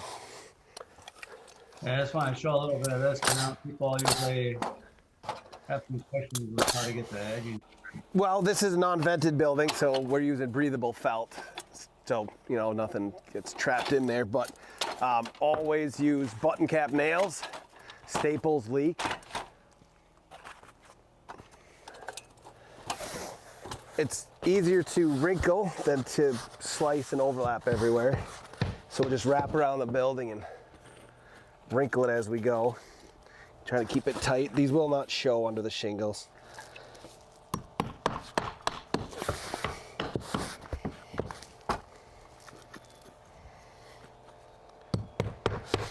So this underlayment, when you see it says breathable underlayment, simply means that this underlayment allows.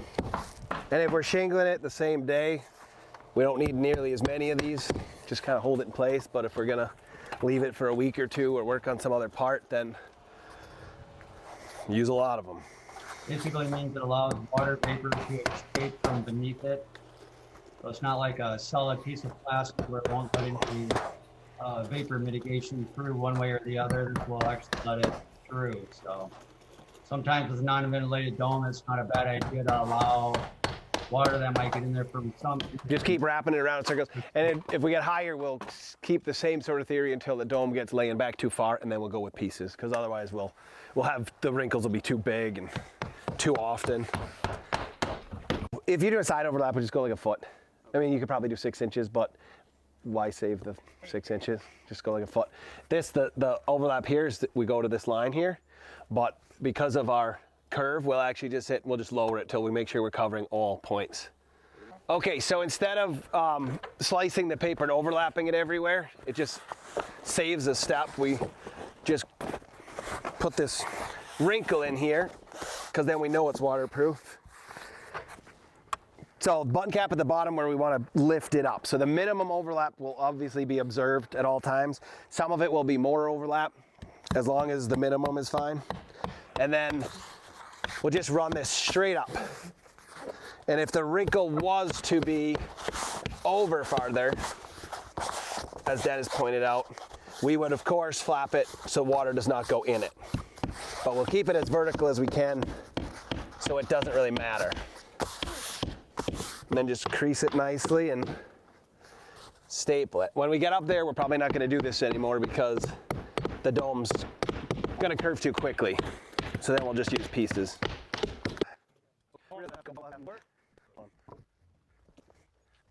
Put on a little cleat there just so that they have something to stand on. So these guys always work off of ladders, so they don't. Okay, at this point, when we're this high on the dome, we would switch out to ice and water shield because it's a lower pitch at the peak, and we'll bring the ice and water shield from the hole that's cut for the vent cupola, the whole thing, down to about 18 inches below the top strut. But because this dome has to be continued to be finished tearing off, Obviously, there'll be more work done tomorrow or the next day. Then we're going to cover it just temporarily with felt, just to keep it waterproof for tonight. And when it's finished, we'll get that ice and water shield around that hole, 18 inches below that strut. What's that? So if you get to this point on building your dome, starting is the same. Essentially, your dome is waterproof from within inside if you did it properly, even before you get the shingles on. Obviously, it's better after the shingles are on, but once you get the underlayment on, this underlayment will shed all the water, even though it is breathable. Same as, well, a dome would be the same as any other roof, of course. We're going to start with shingle starter and then our shingles, and then it'll turn into dome roofing once we start dealing with our overlaps, of course, and the separate triangles, all being separate roofs basically that'll be shingled separately. So the shingle starter is obviously to stop leaks. Everywhere you look, the shingles end. A shingle below them, if the water obviously runs down this rain line and onto the shingle below it. At the very bottom, we could use 2 shingles, but then it gets really bulky. So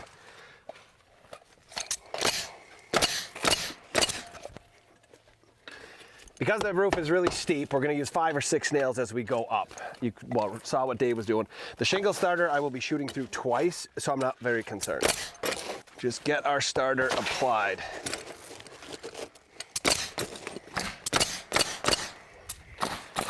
Now, because of what the starter is for, we have to make sure that we start the shingle at least 6 inches back from this line in the starter. So we'll start at this end, just because we started the starter at the other side of the triangle. Get the corner of our shingle to about the corner of our drip edge with our first one here. And in between the yellow lines for these, or this bottom yellow line is safer, the shingle is a laminate, so that's where the shingle overlaps. We got to nail through both those. Now, as we move up, I'm not going to cut this shingle on this hip. If we want to, we can. It could get slightly bulky, but we risk cutting this paper right there every time I slice the shingle off, so we're just going to leave them over. On the first one, however, I want to find that line. So I'm going to cut this back. Careful not to cut the paper. I'm going to find that hip right there. I'm going to measure down. Now what Dan means when he says find that hip is that's just for the seam where 2 triangles come together, in case it's hard to see. 6 inches. I'm going to make a mark. Now I got to make a mark on the face of the shingle that's going to show, not on the top of it, because we'll cover that with another shingle. There's my mark. Now when I snap my line, that'll be where this roof overlaps. We'll see that in a second. All of this overlap, obviously, all this overlap system is shown in our Natural Spaces construction manual. So you'll have the detail of that overlap showing you point up triangles first and point down triangles over, and then going into what you'll see are some diamond applications where the triangle flows up or grows over into the other side. A lot of the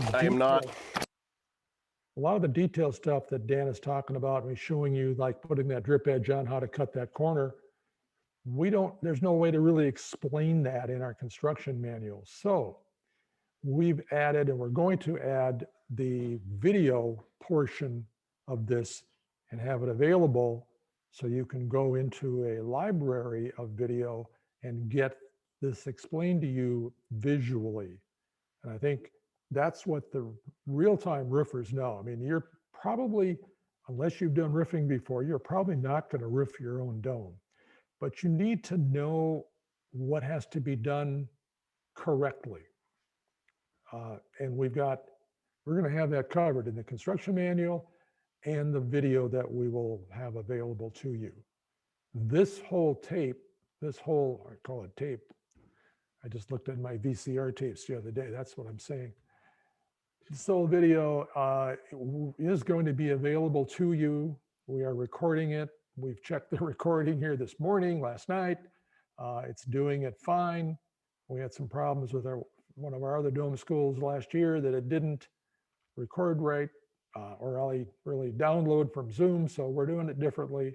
There will be a total recording of this that you will have online. You'll be able to go to it. So it's not like, we're going to give you a flash drive or something.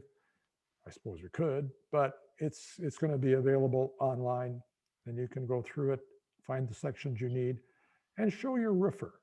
You've got somebody that's going to roof it, or the contractors that are online. You're going to have a roofer come along, unless you do roofing.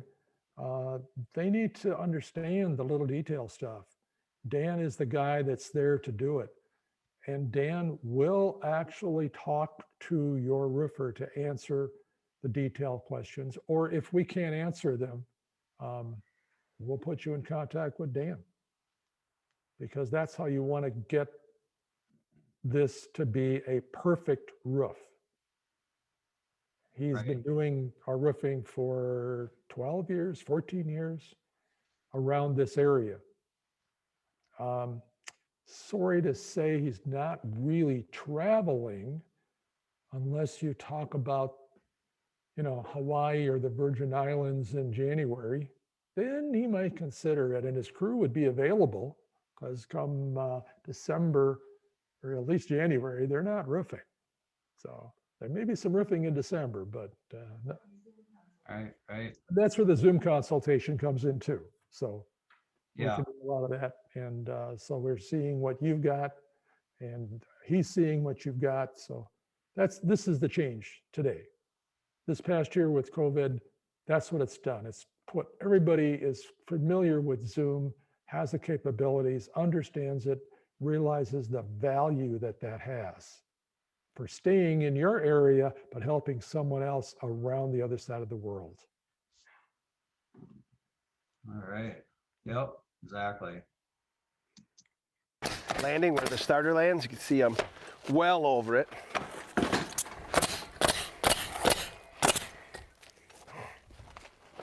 And I'm gonna start a pattern sort of, but I'm not gonna be able to stick to it. So this shingle could go here because that's hitting this edge, but this overlap is not far enough. So we're gonna waste a little shingle, but we have to step this one back.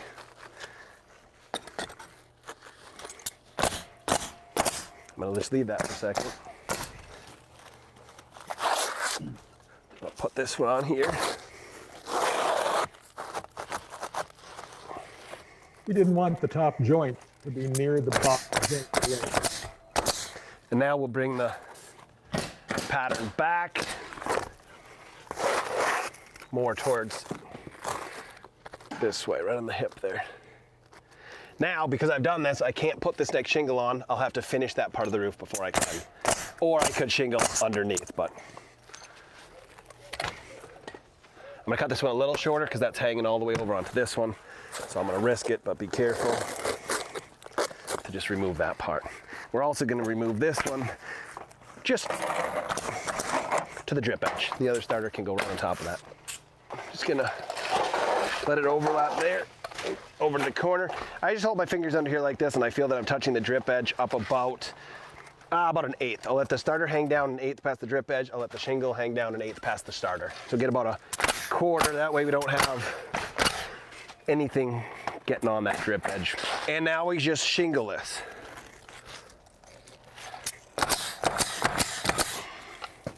But I don't want to leave it hanging over this far, of course. We're gonna have another roof coming in here, but let's take this one and just we'll cut it right there.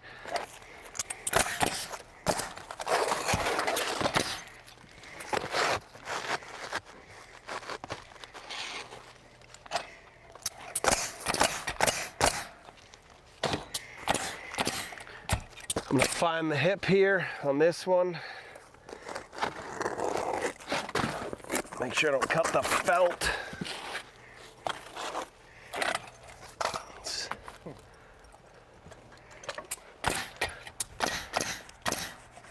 Mark that there.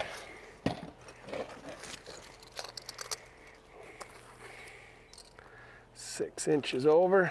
And now when I finish shingling the panel, we'll snap a line 6 inches on both sides, which will really help us not make nails go too far over when you're nailing, so that you can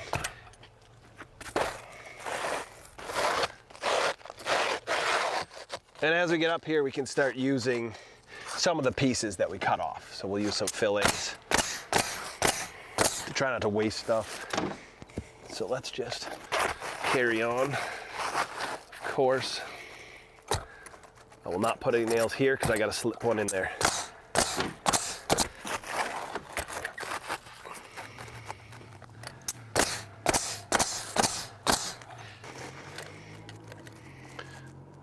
So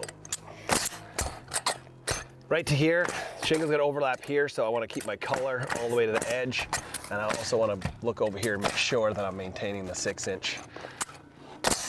If that didn't, I would move the shingle to this side or find a different piece.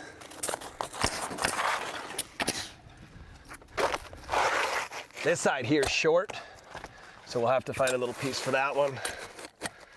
It's short enough.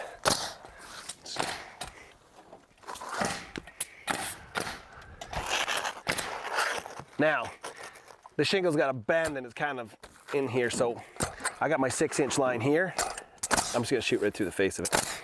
I want the shingle there, but I don't care that there's, you know, as long as my nails are back there. And we'll just nail that one down. And when it gets hot, that will sit down pretty good.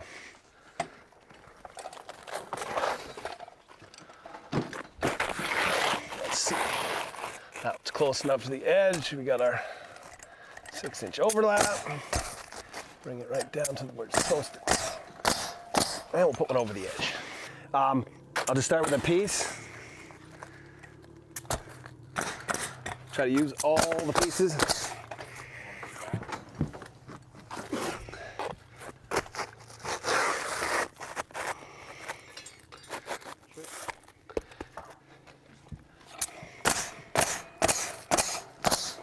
Okay, if your nail doesn't set, of course, have to pound it in there. This is actually close enough to that hip. I don't think I'm gonna add another shingle, but let's see. Just come down. We'll be fine on that one.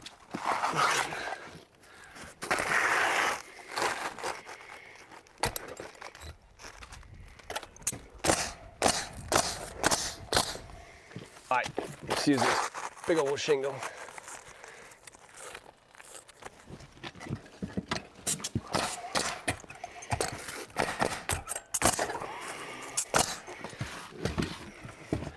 And I have to hold this out, hooked blade here, hold it away from the felt so I do not cut it. Otherwise, if it rains, it's gonna leak. Not once it's finished, but of course, if it rains before we're done.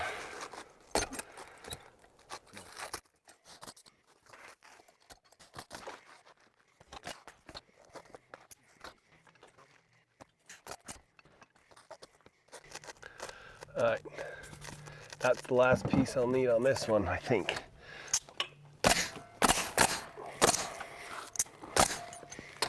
Now carefully, we're gonna find this hip. I'm actually gonna cut this back like that.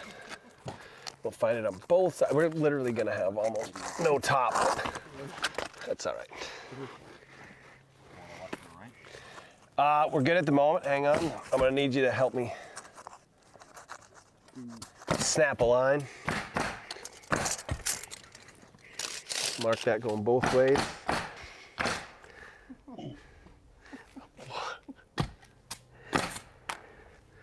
We'll probably be snapping this line a bunch of different times, so. All right, that's good. Here's our shingle, right where our two roofs meet. This panel and this panel meet right here. We'll bring this down, and I'm gonna need to put a level on this thing. So I actually am gonna trim down this, not cutting the felt, of course, so I get my level up there. First couple are not gonna be insanely accurate. We'll make sure as we get higher that we check it again and again. But we'll get as close as we can.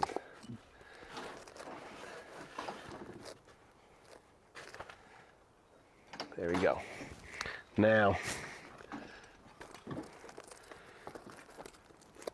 Our blue line here is where we're gonna cut this off so it'll have its dome look. So we cannot nail on the other side of the blue line, of course, or we'll be nailing this piece to the other roof. Keep your nails in here, but as close out as you dare. And that's just that. I'll use another shingle to cut this off. Now we have to be really careful not to cut through this roof. So it takes a little practice.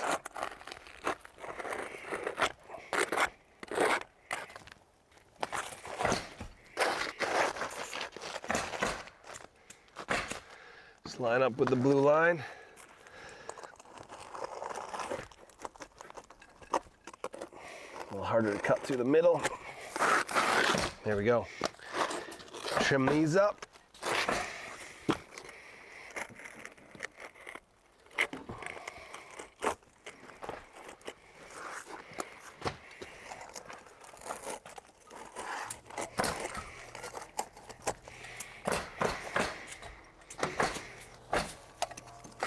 And we'll keep going. Now I don't put a nail in here because that's a little bit, there's a lot of stuff going on here, and if I put it through, it's just gonna tear a hole in the shingle. So, I mean, we could put a couple up there, or it probably would be fine. Bring this one down. Now I'm gonna bring it down a little farther. Make sure to cover both the sides. It's another 1/8 of an inch or so. Just gotta put one here to hold it. And now we're gonna get that level. And we're just gonna keep going. And make sure that our shingles don't get shorter than the blue line. We need our colored part at least to be beyond the blue line. The top is, we wouldn't want everyone to be short, but a couple are okay. I'm gonna cut this so I can see my line. Make a little notch in that shingle. Just put the chalk line in there. Connect it right down to this first shingle we already cut. Mark this side. Don't use red chalk. Now it's starting to look like a dome. Right, red chalk does not come off with the weather like blue chalk does. Nope. It wants to stay. With this blue chalk, I don't know, probably 3 days after he was here without even any rain, it was getting hard to see.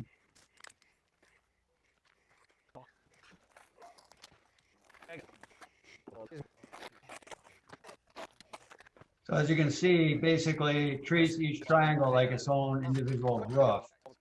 That's why if you get estimates for doing domes, it's a little bit pricier per square than maybe a conventional home because there's more cutting involved. As far as how small of a scrap we'll use, it depends where we are. If we're up there where we can just fill in quickly and it's not really gonna fold over, it's fine. But we don't wanna land a shingle like right here because we fold over, this edge is gonna stick up for a long time. If it's really warm out, it's okay because it's gonna be, you know, pliable. If it's cold, you're gonna wanna be, you know, a lot farther back than right on that edge. And we don't add pieces out here. Make sure we're back on the roof that we're actually working on, not on here. So that came up because he has that little half piece he put in there.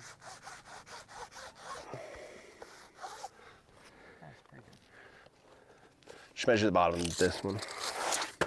So again, just marking the seam, See where you're at. two triangle panels. Happens to be a horizontal seam. 40 3/4. I have 41. Yours has to go down a little bit.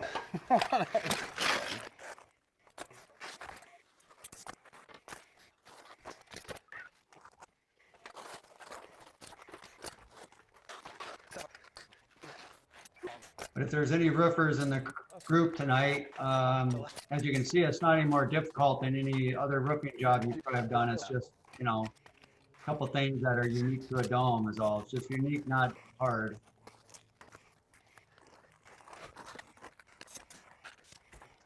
And you get a good delt workout doing all those cuts. Dan makes it look easy, but it's not. So you notice that he's going up into the next triangle above. From the point down triangle he just did, there's a point up triangle on the next row, which would be the next one on that row that's done. The point up triangles are done before the point down triangles. So in this case, we just ran right up. They call it a vertical diamond. And There's he goes also sideways sections that are across. called horizontal diamonds. And you go sideways across the top of the pentagon too, right, Dennis? There's a few spots in the dome where you can cover a couple triangles without seeing, so you can see it there a little bit. Plywood in like we thought. All right, so that's the, I guess that puts us at a good spot probably for a quick 5-minute break, although we are getting close to the 2:45. How's everybody doing? Anybody feel like they want to keep going through, or do you guys want a 5-minute break? Let's do a 5-minute break. Yeah. Okay. We do have a question regarding the complicated nature. So the question is, how different is the asphalt roofing process from Reinke aluminum shakes, or will we be covering that when we come back from the break? We really don't have a good video on the Reinke shakes. The Reinke shakes made a change here a year ago, I think it was. And previously they had a 9-inch, pull the wrong one. Okay, let me get this other shingle.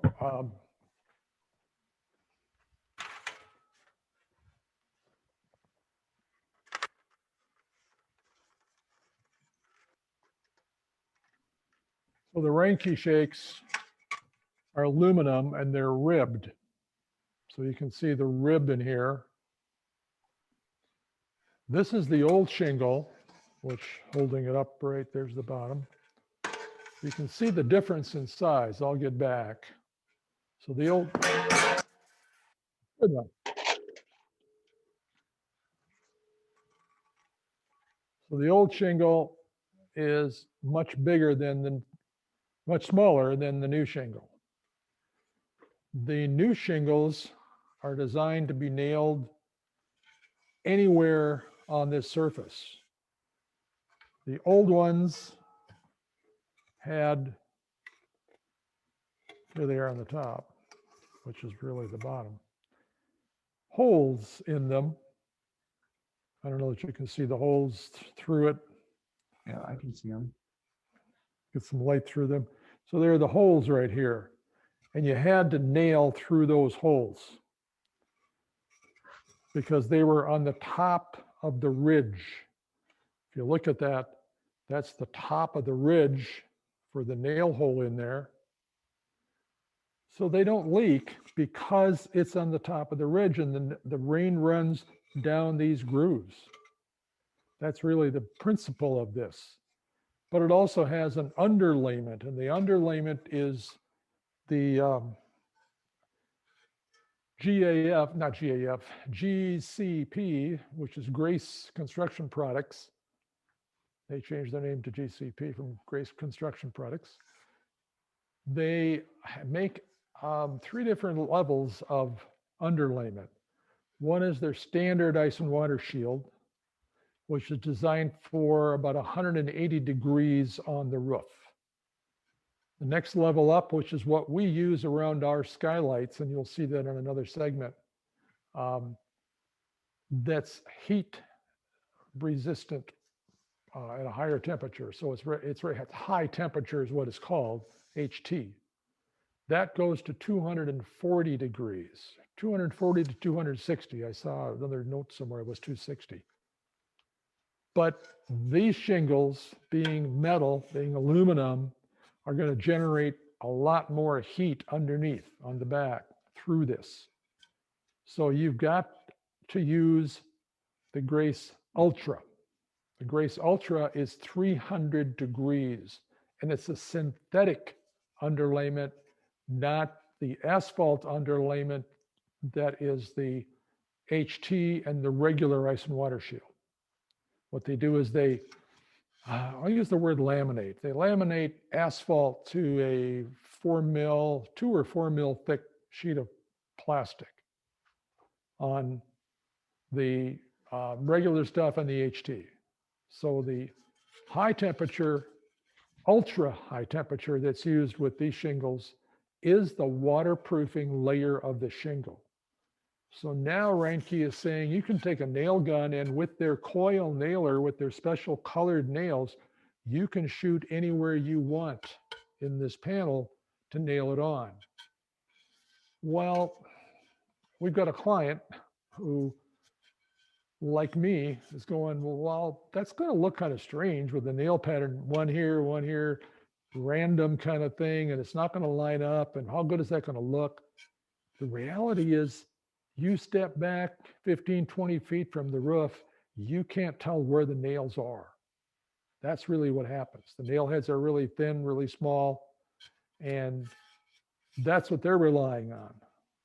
But this customer of ours created a 3D manufactured jig, I'll call it.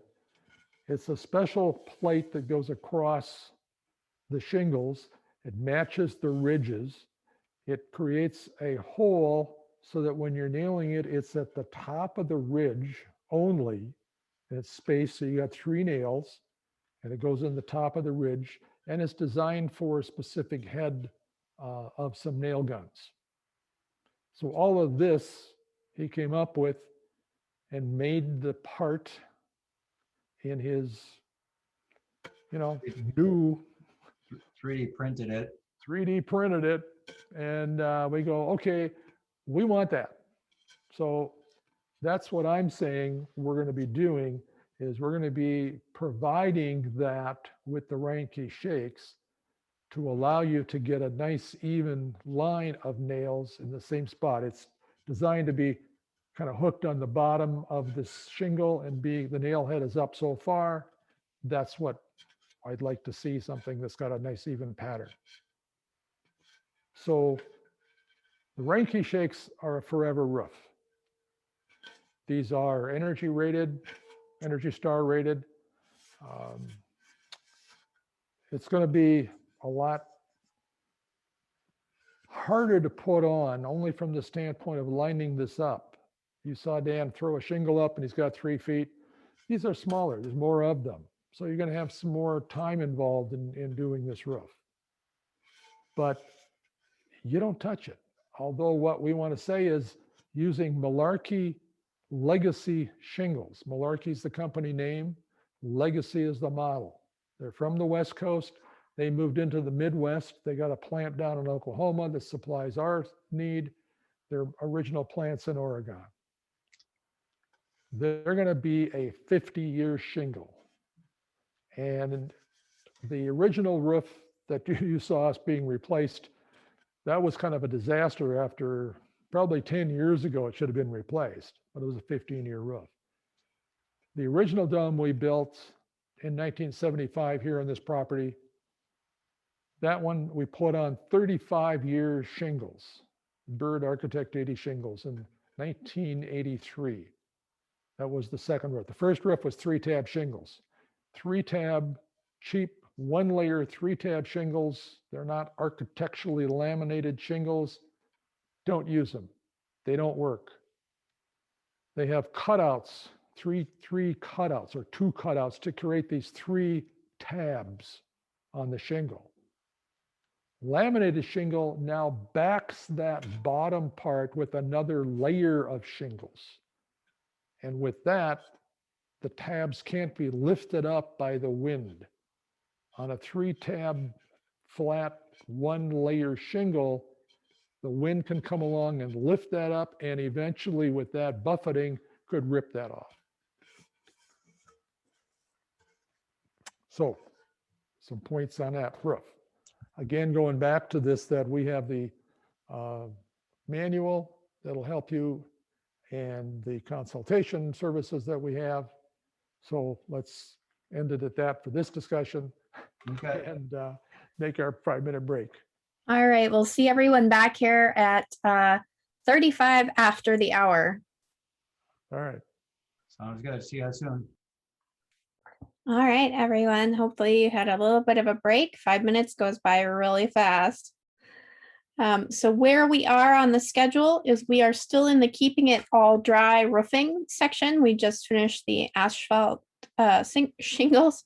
That's really hard for me to say, section. And we're going to keep talking about shingles and roofing materials. And then at 3 p.m. we have time scheduled for questions. So of course, keep asking questions in the chat or unmute if you want to. Otherwise, at 3 o'clock thereabouts, we have time scheduled for you guys to ask questions just like we did before lunch. So, all right, Dennis and Derek, take it away.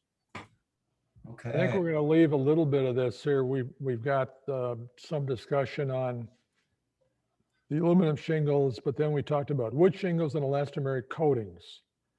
So we can briefly go through that. Okay. That part of it. Yeah, I can. We can have go a lot through. on that. So let's go through that part of it that we have. Okay.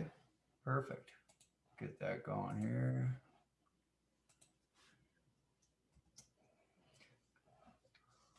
So these are the stills, Dennis. If you want to commentate over these. This is a different kind of a shingle available in Europe. I'm not sure I've seen that here. This is, stop this one right here. Okay. That one. This relates, we're going to use the same picture here tomorrow when we talk about skylights and things.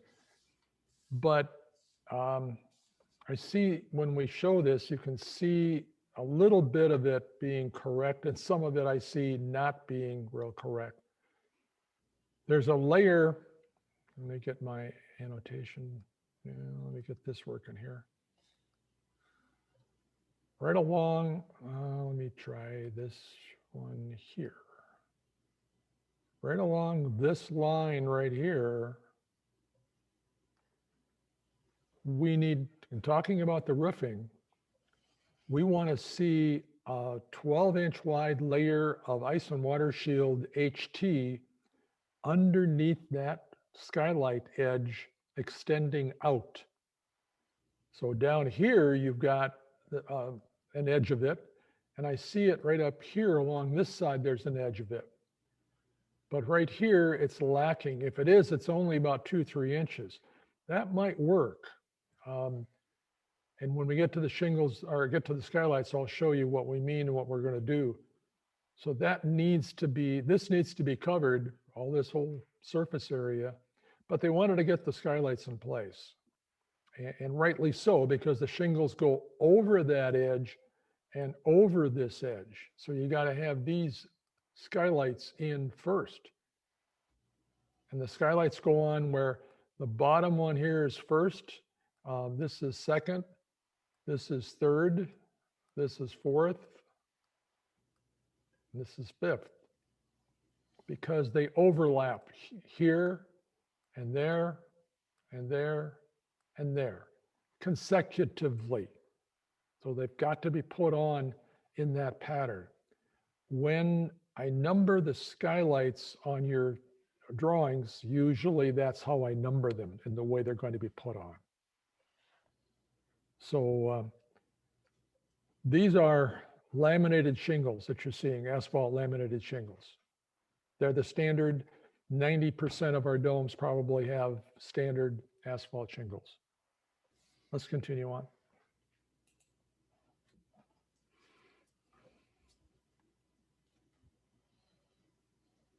Same dome. Let's get rid of my notes. There you go. Yeah. Well, there's one way to roof it with a boom. Right. There's the final product. Stop on that one for a moment, just because of another little detail, I think, from the roofing standpoint. The bottom of the triangle skylight over here on the left, that flashing must go over this triangle of shingles below it. people go, well, wait a minute, I don't want to see that flashing along there. A year from now, you won't even notice it. We give you stainless steel screws to hold that flashing down. You can see over on the Pentagon, here's this flashing here, that goes over the shingles below it. You must do that. Around this Pentagon, these are side shingles, but there again, that flashing must go over those shingles. And it's held down by screws every 12 inches to 18 inches on center. Even between these two skylights or these, we want to see the flashing being held down so the wind doesn't come along and lift up that flashing. And there's various ways we waterproof in between these skylights. And we'll show you that when we get to skylights. Okay.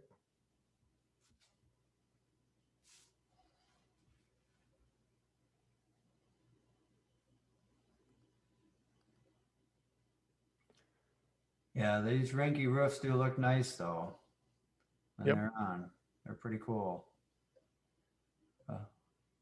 Very expensive option, but Slow that one, stop that one, back up.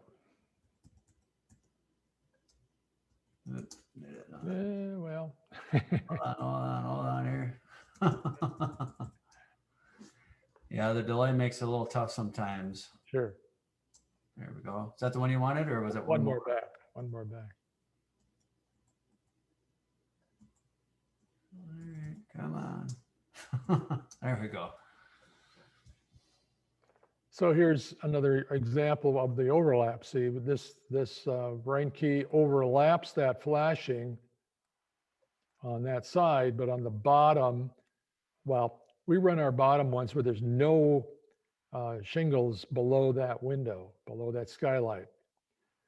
In between the skylights, we do not want to see any kind of shingle, aluminum shakes or asphalt shingles. It's the overlap of that flashing. When you put a shingle over that because, oh, gee, it's too much flashing. Well, you're pounding a nail through that flashing. It's going to be a roofing nail because it's got to have a wider head. It's not got ring shank, so don't do it because it'll come out and it'll get to be a leak right there. I think we get another shot of this with the Cabrillo. I do later get on. into the skylight section. Yeah. We have Okay. a better shot of the, Great. yeah. So let's just continue on here. Okay. This is that restaurant, proposed restaurant. Here's This is a later on picture of wood shakes. You can do wood shakes, but you need to find somebody who is an expert in wood shakes. It's like a Hobbit house. It's kind of cool, looks interesting, but it's hard to do. Here's the elastomeric roofing system. It's not a paint, it's a rubberized roof coating. It requires in the range of minimum of 6 to maybe as many as 10 layers that can be sprayed on. Here's another one, this out in Lyons, Colorado. What we're suggesting is that you do this in a dry climate zone. A dry climate zone means there's a horizontal line that runs from between Minnesota and North Dakota all the way down through the middle of Texas. And the western half of Texas is dry, the eastern half is moist. So anywhere in the western states, go ahead and do elastomeric. There's no drip edge on this. See, all the water came down and ripped off all the paint, wore off the paint very easily. This needed a roof overhang. Spray foam on the outside, don't do it. Yeah, you can put elastomeric over it, but this one is unusual. Go back one before we end this. So we have thing about others that don't work. Well, this is the main one that we've talked about, and really don't spray on the outside and expect it's going to last. You've got sun degradation. Sun degradation with spray foam, it will lose 1/16 of its thickness each year. This has elastomeric over it. This is the Indian Trading Post at the exit of, is it 10? That runs through Top of, Winslow, Arizona. yeah, 40 is the main interstate that 40. goes through So there. on 40 and the exit to the Meteor Crater, or Meteor City Crater. Yep. This mohawk on the top was actually created from an air conditioning standpoint. It was natural air circulation, and it worked until the new owners closed it up. And wondered why it was warmer in there. So anyway, but this shows you it doesn't work. You can't seal it to the windows anywhere along the top edge of these windows. It doesn't work. Before we move on, we do have a question about gutters. What about gutters on a dome? Where would those be? Gutters are great on a dome. We have them on this dome. I don't know if we have a shot later on, we can pull it up. But you're dealing with this as an easy to do gutter system at the base of the shingles, the top of the riser wall. Now it's not 10 feet up in the air or 2 stories up in the air. So it's on more the ground level. You can walk around, clean your gutters off. So gutters can be done. We've got them on all the domes over there, 3 other domes that we have, even the shop dome. I think there's one part we put a gutter. Easy to put on, conventional gutters. We did our own custom gutter here on the Bear Creek Dome. Looks nicer, but they work, and they should be put on to control the water flow. Okay. Yeah.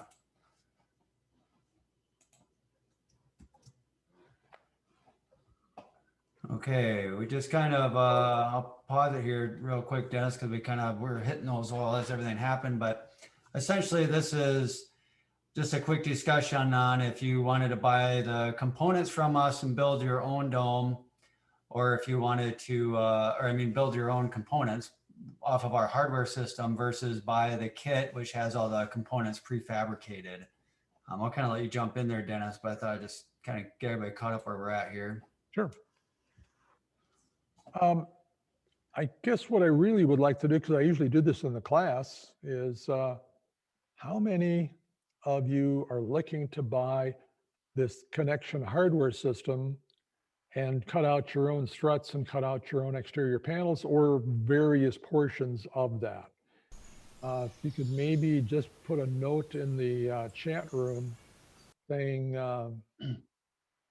yes, if you're going to buy the connection hardware, that you're looking at it at least to buy that and build your own components, or no, if you're going to buy the whole kit prefabricated, pre-cut from us. Right. Okay. I'll stop the video there. Yeah, this shows us doing a super wall strut. Right.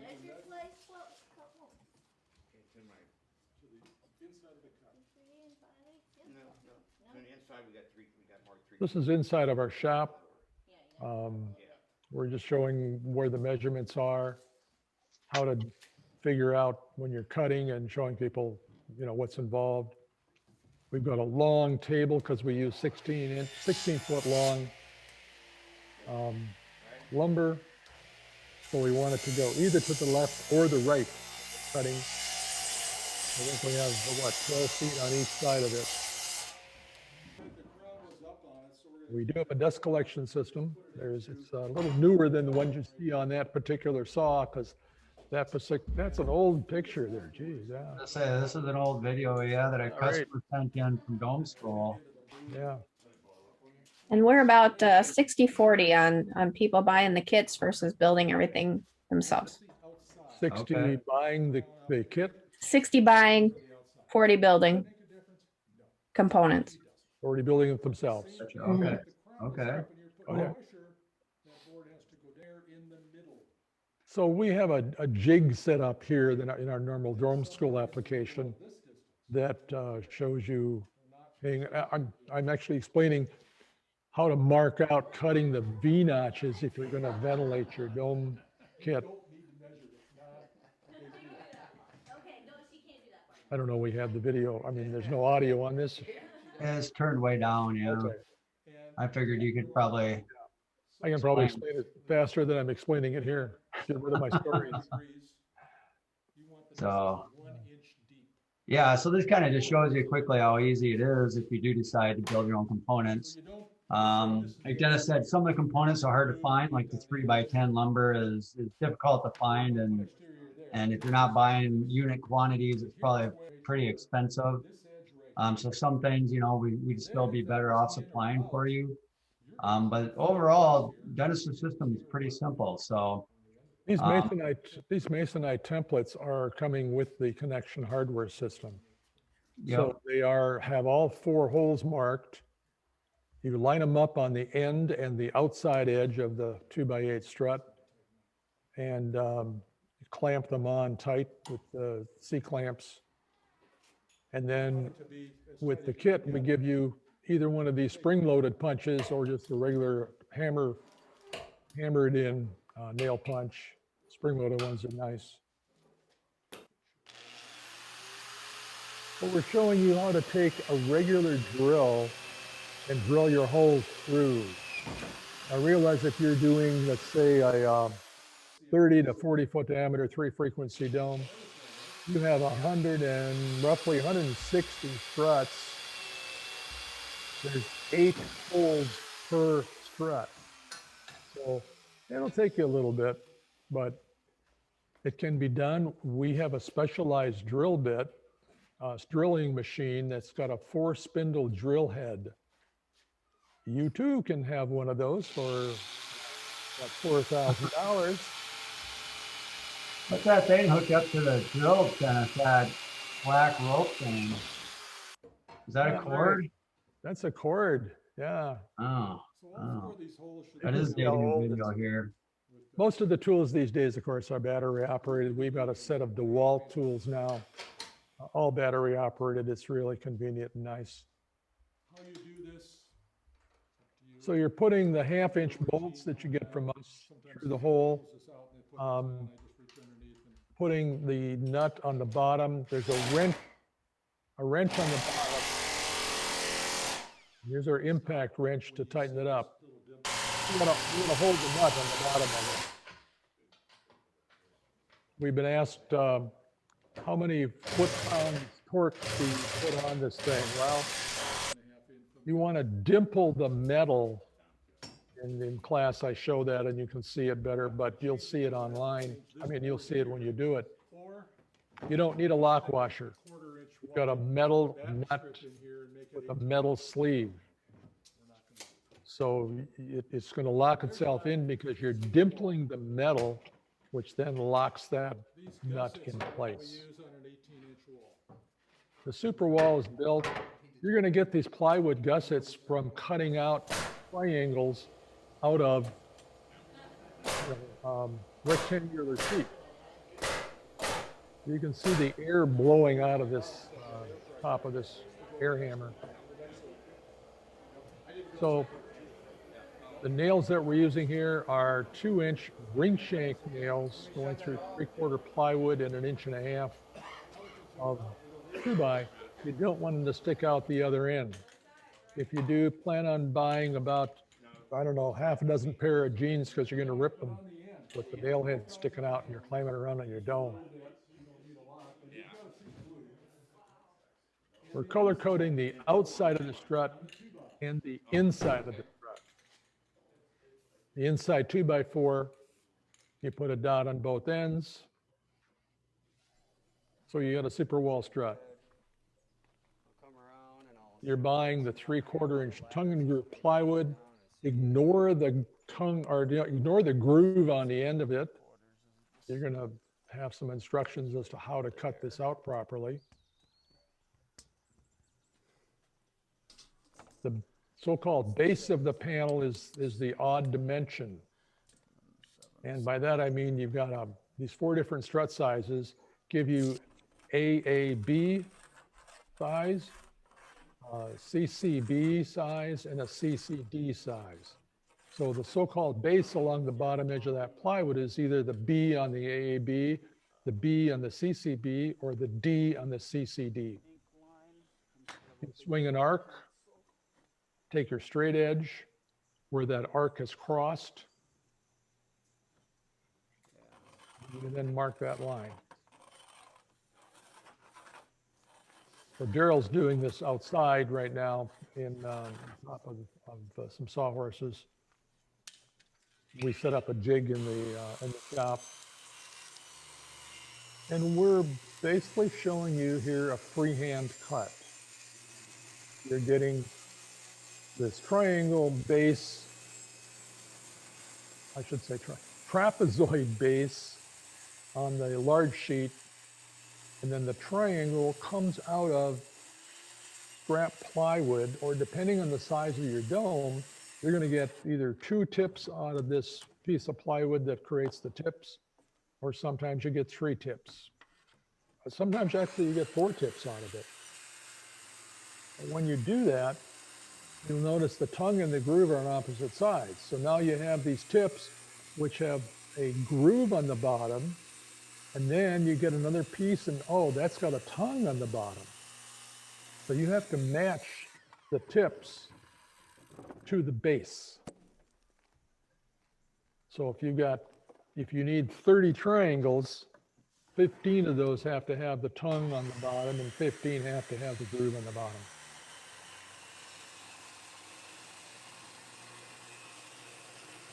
Again, it's how accurate you want to be. If you're not good at cutting a straight line on a plywood like this, set up a straight edge that you can clamp on both ends and have that saw guide run along that straight edge.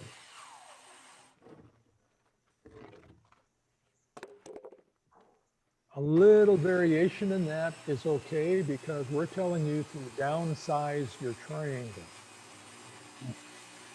By that I mean when you mark this out, we want you to have exact dimensions on this panel, but your saw blade being roughly that you want is the thick blade. It's 3/32 of an inch thick for the carbide tip.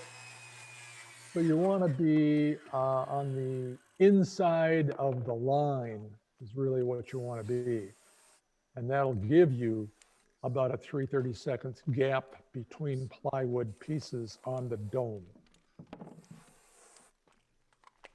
Spray paint the edge, and then a little bit runs over onto the outside so that you can see what color it is when these are all stacked up.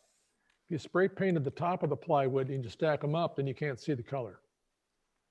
And if you don't put the color on the top, once you mount them on the dome, you can't tell what panel that is. So there's some reasons for that. Then where you got the tongue and the groove on that tip and the base, color that.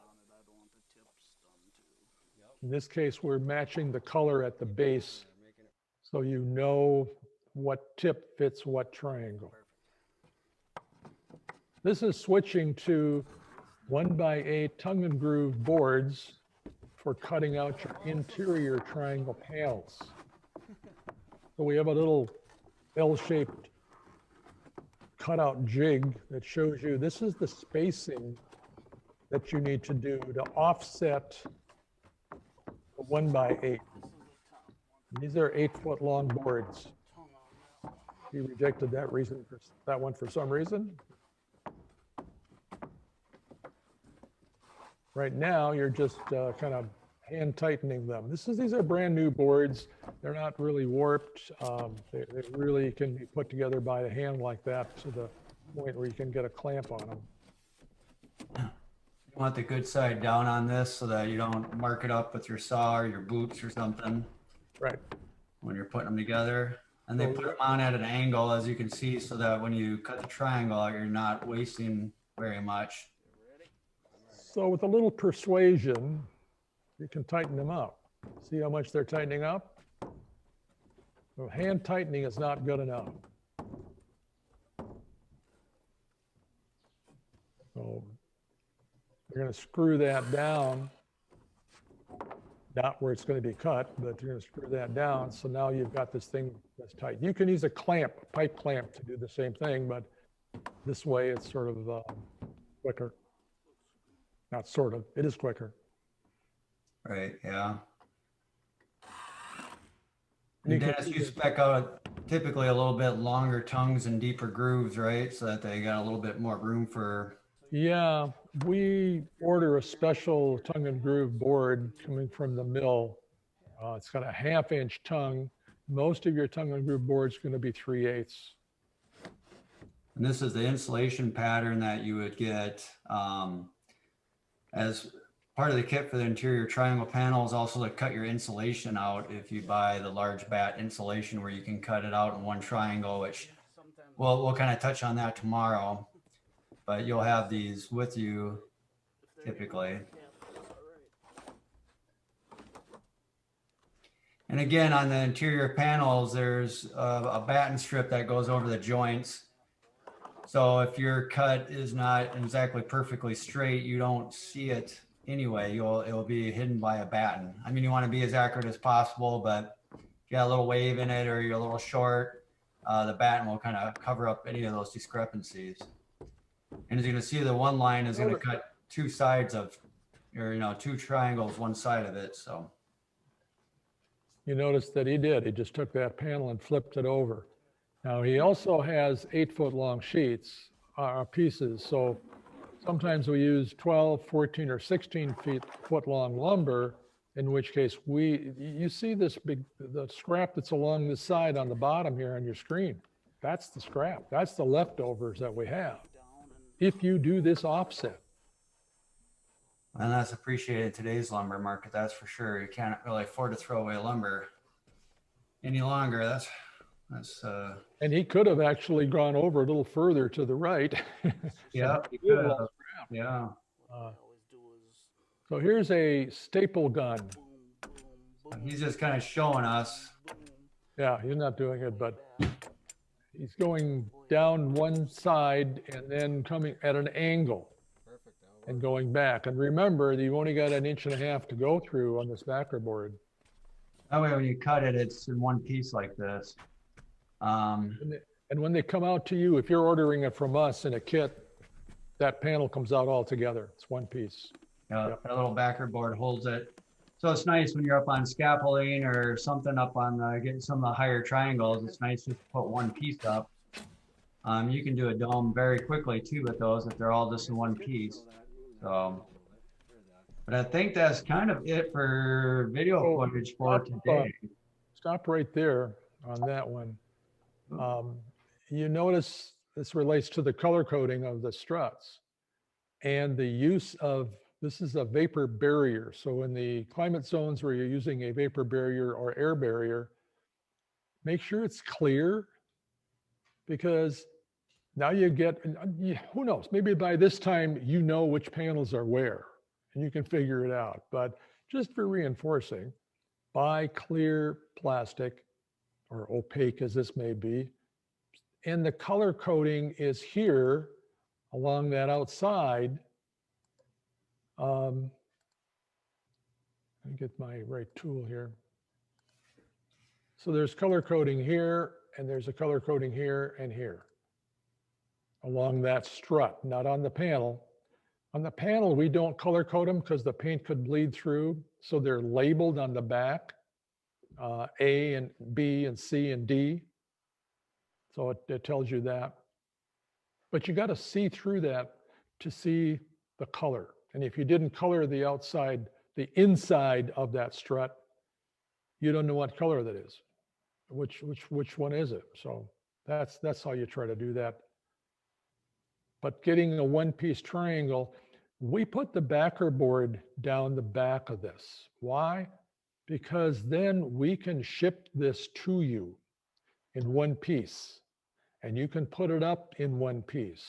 So you're buying that from us and you're paying for us to put that together and ship. If you're doing this yourself, you do not need to use the backer board if you don't want to. This particular triangle, this is a CCB triangle.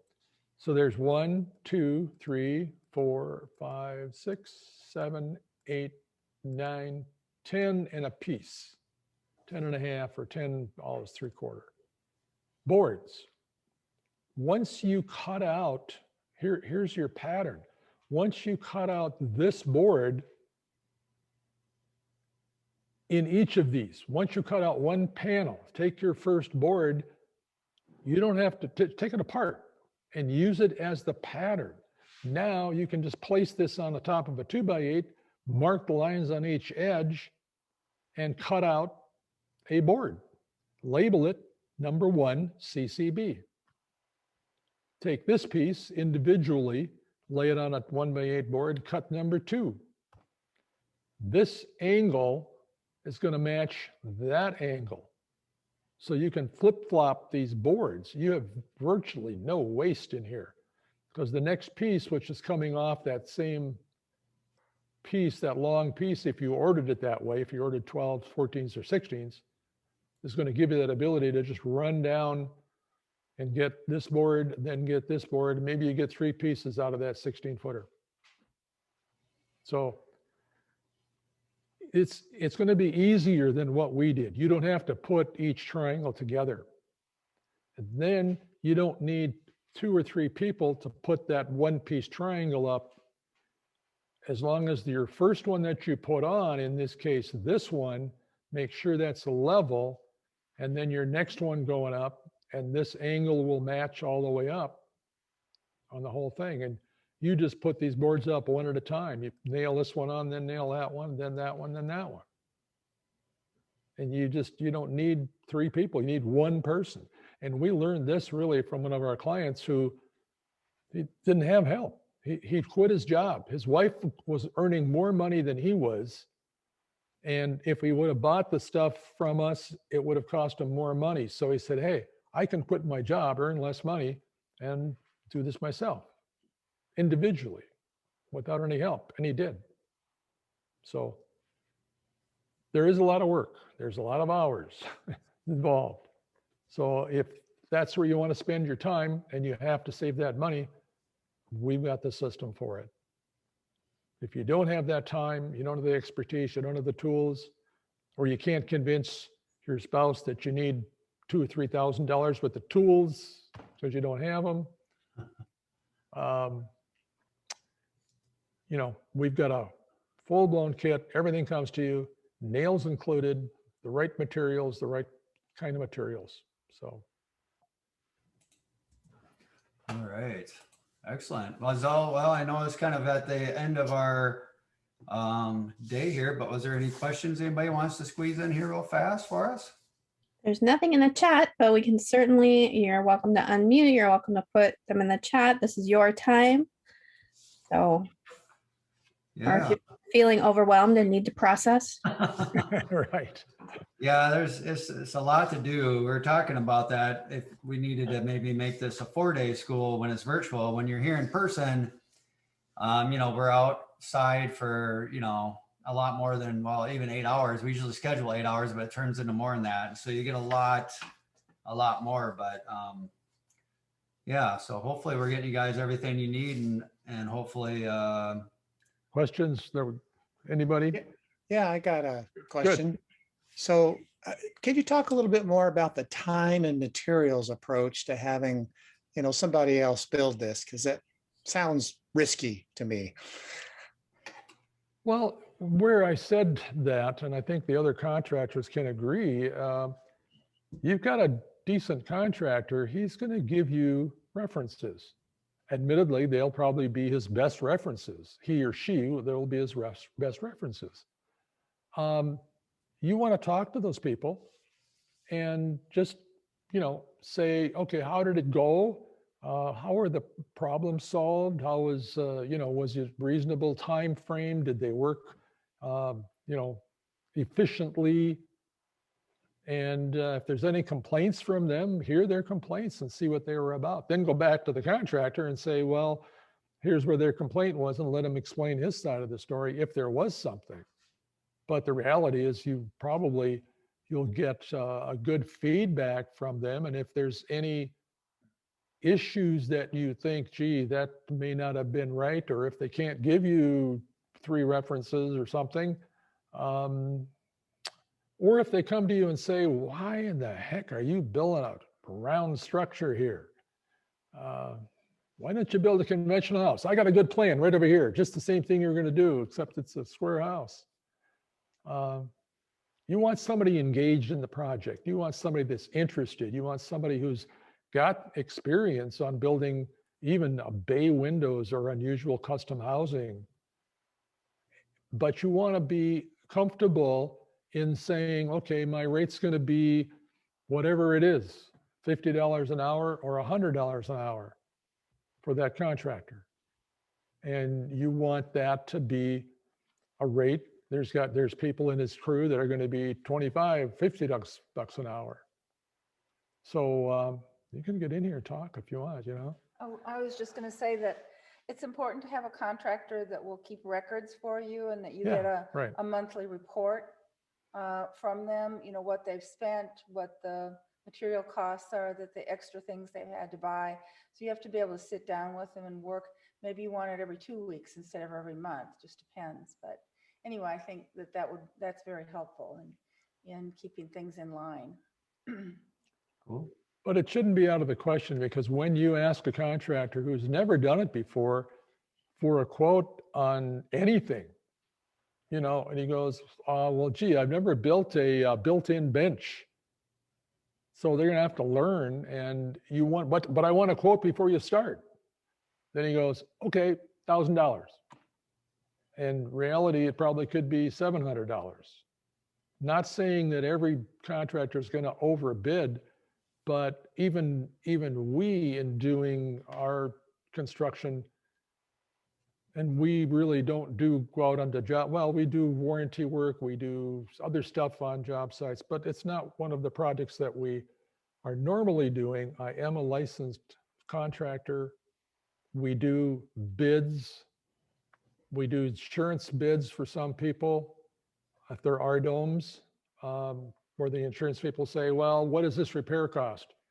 We can figure it out. We know how long it takes, but if it's a normal contractor coming into a whole different structure, they're not going to do it. They're not going to know how to do that. We've had a lot of contractors contact us and say, okay, explain this to me. Now that we got a video, we can go, yeah, here, watch this. Spend a few hours watching this, see how it's done. But I've told them, I can relate to the contractors that have built it, have come back to us that said, here's how long it took us to do this. I can show you the house that they did it with to show you the ease or complexity of that particular house. But there's always something that you can figure out with the contractor you're working with. Maybe part of it can be done on a time and materials, and part of it he can give you a bid on. But you won't.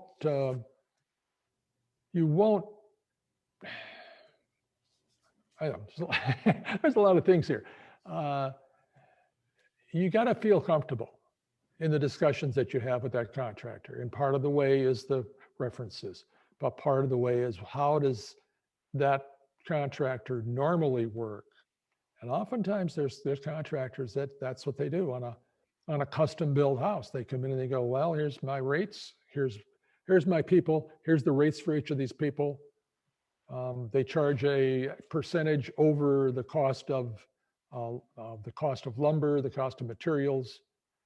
They allow you to do your own shopping, to do your own buying. They're not in it for getting this total profit on something, and they have a standard markup. So if you buy a product, I don't know, could be as low as 10%, could be more, 25%, whatever it is. They have to go pick it up. They got to go select it. They got to order it. They got to deal with it. They got to haul it. They got to bring it to the site. You can come to the same thing and go, well, I can find my own something or other, whether it be lighting fixtures or equipment and stuff, and you could purchase that yourself. So, okay. Good question. Okay. All right. Thanks. Okay, John.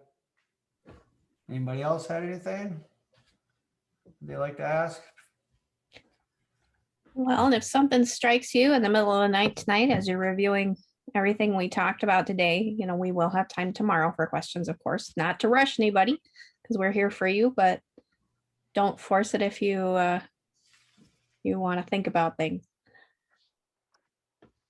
At this stage of the day, we usually say, well, come on back here for some wine and cheese or something. So you're missing the in-person dome school with the meals that are served here twice a day and the Friday evening event that we have with a lot of things going on. In the interaction, we try to do the chat room, and there's some discussion, I know, but it's not quite the same as in person. But we're trying to see how this works, and it does work from the standpoint that you don't have to travel here, motel room and everything else. So you've got a lot of benefits from that standpoint. Plus, there's a video that is going to give you that history. So It's nice to have something to refer back to. No. Introduce themselves. Introduce themselves. Yeah.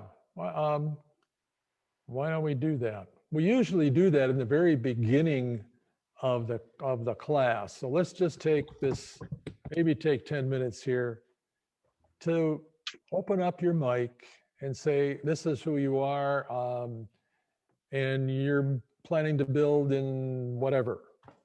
And you don't have to spend, Derek can call their names off. Okay, yeah. Carrie can call your names off and just do a short little introduction. Here's who you are, just so we can all see who you are. Sure. So, and if you don't have audio capabilities, maybe just throw something in the chat and let us know. I know we did that at the first, but we'll do another round. So I guess I'll start with John, since you're familiar to me from all the Dome Talks. Sure. John and my wife Nancy's outside. I've recently retired, and we sold our condo in Wisconsin and have relocated down here to Tennessee. Want to build the dome. We actually found a contractor that has some experience with the dome.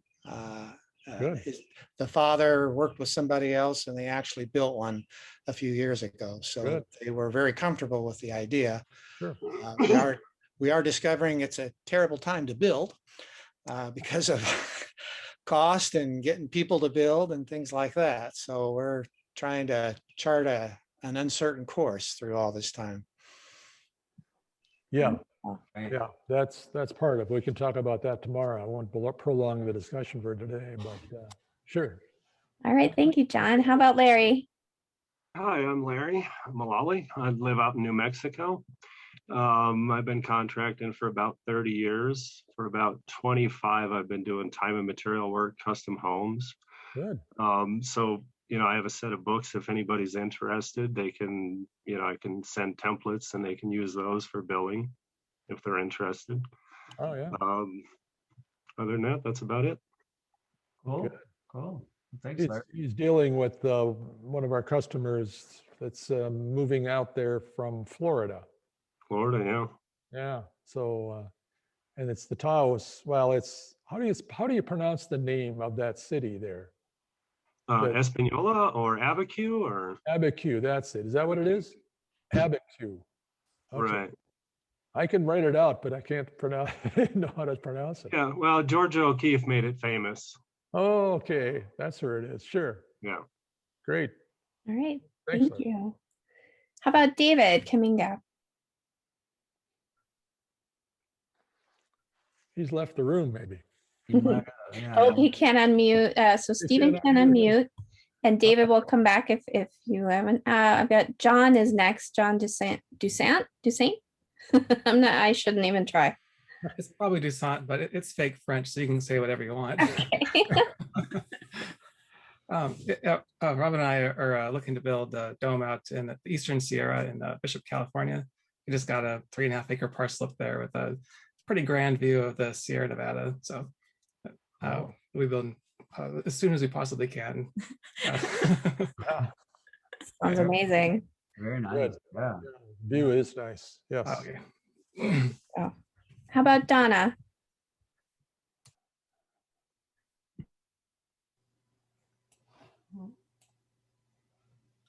Donna muted there. I think she might have. Okay, got it. Yes. Okay. I'm Donna Crossman Darling, and I live in the Warner Mountains, which is in Southern Oregon, where Oregon and California and Nevada meet. Oh, yeah. And so it's high desert, high elevation, lots of snow, lots of wind. And I have been dreaming for over 20 years of getting my dome house built. It's gonna happen. Yes, it will. Very cool. Very cool. Amazing. Sometimes it takes 20 years to do these things, you know, it's no small feat, but that's cool. You're still excited about it. So Absolutely. All right, thanks. Thank you. John, John OB. Hi, I'm having a little trouble getting my video up. I can't show you what I look like, but sure. It's nice to meet all of you. And I'm an old fan of Buckminster Fuller, and I've always dreamed of doing something like this. I'm recently retired, and I've been looking in the land up in Maine, and you know, this sounds great. You know, I'm very interested in it, and there you go. Good. Yeah, Maine is gorgeous. Yeah. Very good. Yeah. Yeah. It's an interesting thing. That's for sure. Yeah. Yeah. Derek knows about my love for Maine, so we've had our eye on that area for domes. Oh yeah, for sure. It's great up there. It's beautiful. Still looking for the land though right now. We're looking hard right now for the right piece, you know. And like everything else, the price of land has gone up. Yeah. This past Yeah. year. It's So. like John said earlier, everything's kind of at a high demand right now, which of course means a premium price, but Yeah, but I said that when my late wife and I bought this property out here. Wow, all we can afford, we can't afford this. So they had 150 acres for sale. And we said, break it up because we can't afford that much. It was $500 an acre. So we bought 50 acres. Yeah. That was the high cost of land. So it's not going to get cheaper. It's only going to go up. that's true, especially Yeah. for property. Yeah. Yeah. All right.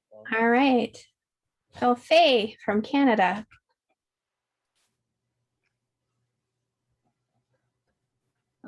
Hi, my name is Faye, and I'm from Newfoundland in Eastern Canada.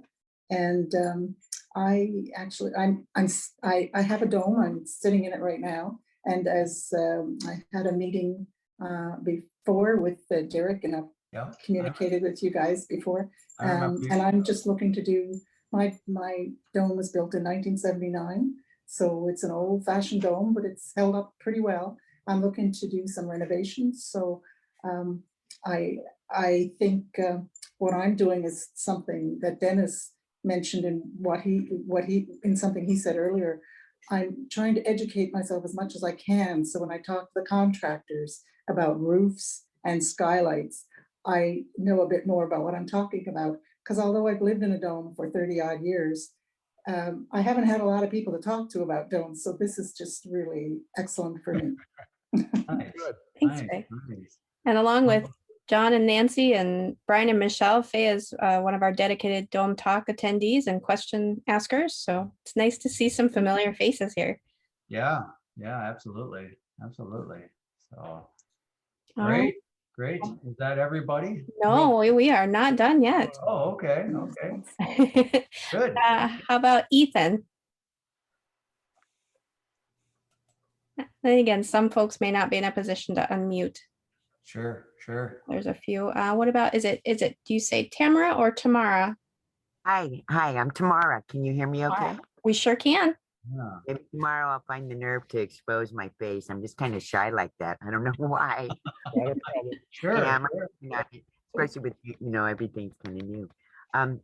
I was actually buying a dome 5 years ago in across the lake from where I am now, and it burnt down in the fire.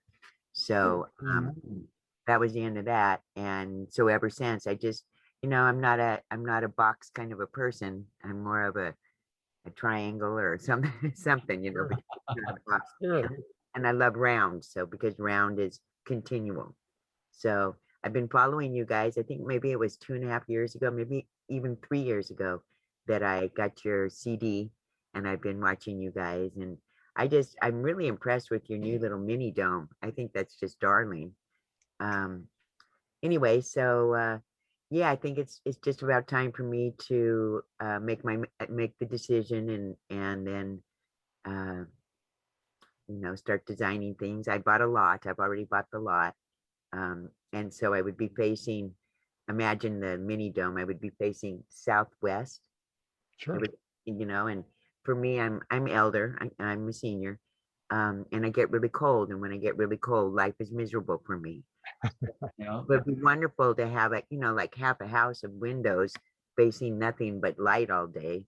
Yeah. That would make my life really happy. And I really believe in, preparing for, hopefully I've got another 20 years under my belt and probably not climbing stairs so much. And probably, there's obviously limitations. And so I want to build my forever, So yeah, I just, and like Donna said, I'm not familiar with the vocabulary myself. I come from a legal background.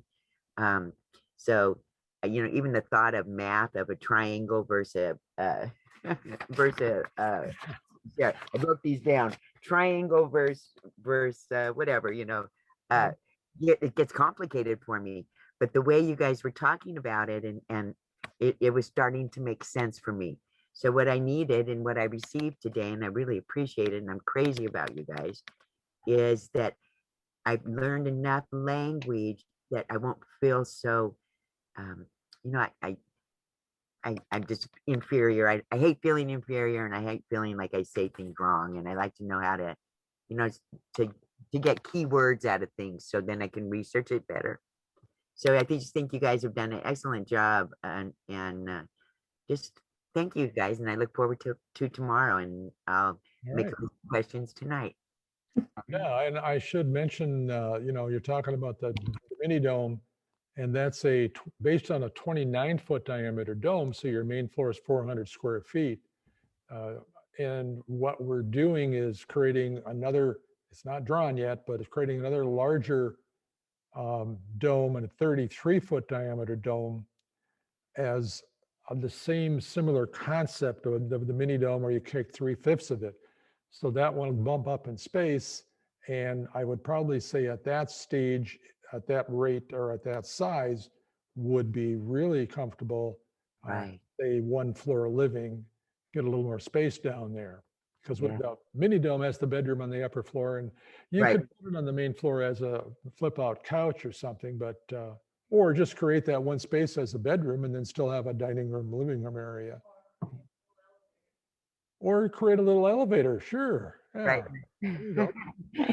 Right. But a few hundred square feet more would be nice. I was thinking one of my questions was, I mean, once the build is the build and the contractor is the contractor, et cetera, et cetera. I mean, is it really wise to go so small why not just make it bigger and to begin with, like what is financially, is it a big difference or, I mean, it would obviously cost more to build a whole new home, but I like what you said that you could extend, with the extenders and then the whole, yes. As I look at the picture of the mini dome, I can see like where you would put that extender and I can see, so you've been very informative because I can see more in that one picture than I could see before. Yeah, and really the mini dome that we've got set up, it's being used as a couple different ways. There's a fellow down in Nebraska who actually found some land in Nebraska that wasn't flat and created a lower level walkout. Yeah, I saw that.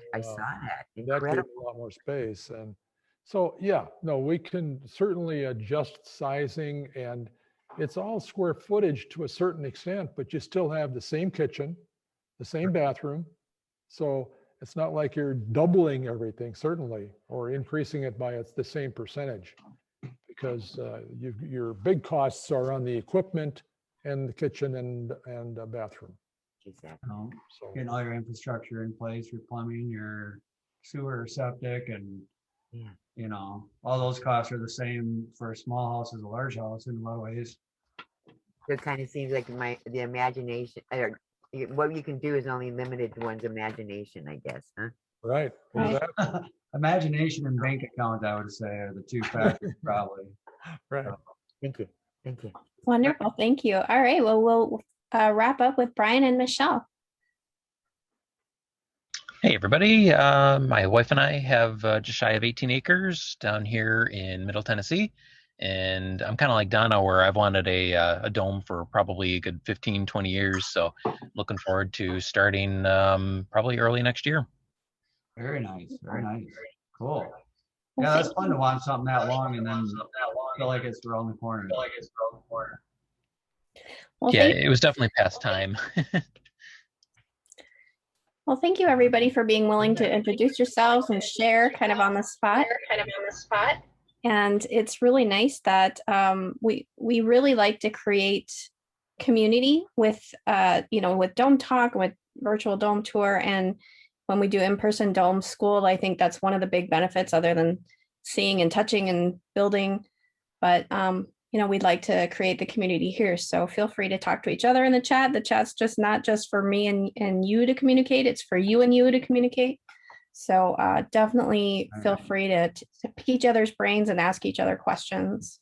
Now that we broke the ice a little, I know tomorrow is not quite as full of a day. We still got a lot for you, but feel free to jump in too and ask questions and comment on things or make suggestions, because we definitely really value you guys' feedback and want to be able to communicate as good as we can with you guys. So we welcome all the questions we can get. So, but and like Dennis said before, he's done, I don't even know, probably 50 to 100 dome schools, somewhere in that range, and you get different people, different groups that are looking to do different things, and so he kind of tries to tailor each dome school for the participants. So we appreciate you guys kind of letting us know what you guys are looking for and what you're doing and what stage you're in, because that will help us moving forward tomorrow on maybe what we focus on more. So I appreciate it. Well, on that note, I think we have officially wrapped up day one of Dome School.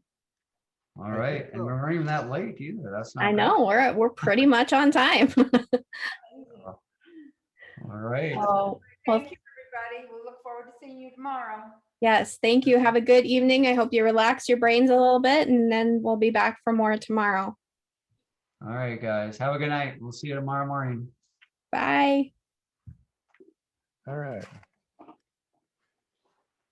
So that's the outside of our office, which is a 36-foot high-profile dome. Talking about skylights and windows. So stop it right on this one. This is a dome here about 20 miles from us. What you see, I've turned my camera on the big grouping of skylight windows that we have here at our Bear Creek Dome. We've got a skylight, a Natural Spaces Domes makes their own triangle, trapezoid, hexagon skylights. So I'm going to show you a cross-section cutaway.